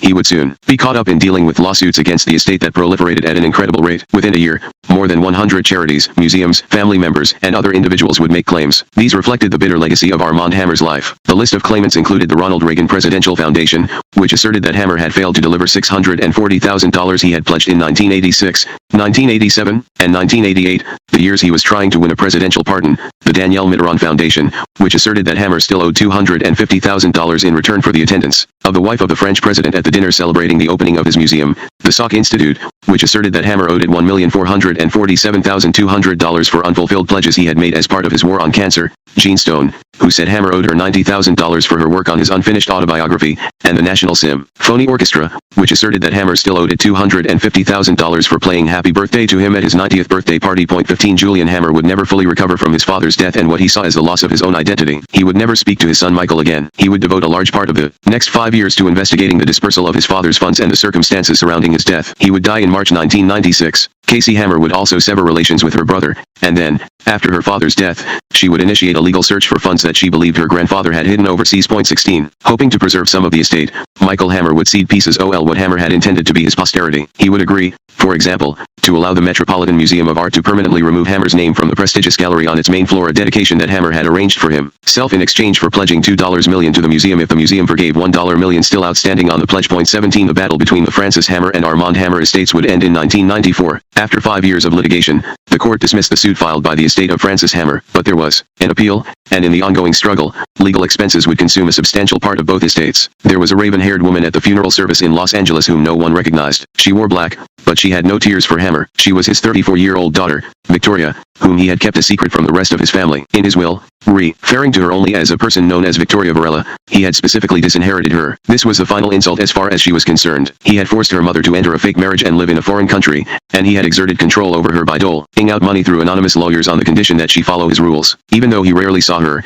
he intervened in her life like some remote god, and now it turned out that the promises he had made to take care of her meant nothing. She had come to the funeral not out of respect for him but to avenge the wrong he had done her. She would sue his estate. Her mother, Betty Murphy, who was standing at her side, would also sue. 18. Rosa Maria Durazo was standing in the background. Many there believed she was Hammer's doctor, which was the way Hammer had often introduced her. She had been closer to him during that past year than anyone else, and she had met some of the most powerful men in the world while traveling with him. She would go back to her own life. Casey Hammer was in tears. She had been distraught to find that the casket was closed. She had wanted to see her grandfather and place a photograph of herself in his jacket pocket after the service. She asked that the casket be opened, but her brother, Michael, refused her request. 19. The pallbearers were Hammer's chauffeur, male nurse, and other retainers. They carried the sealed casket past the board of directors and other mourners, who then filed away. Michael and Casey Hammer accompanied the casket to the Armand Hammer family mausoleum. The marble vault contained 4 other caskets, those holding the remains of Julius Hammer, Rose Hammer, Victor Hammer, and Harry Hammer. Michael and Casey stood by as the casket of Armand Hammer was placed inside the vault, and they watched as the doors were sealed shut. The surveillance of the Hammer family,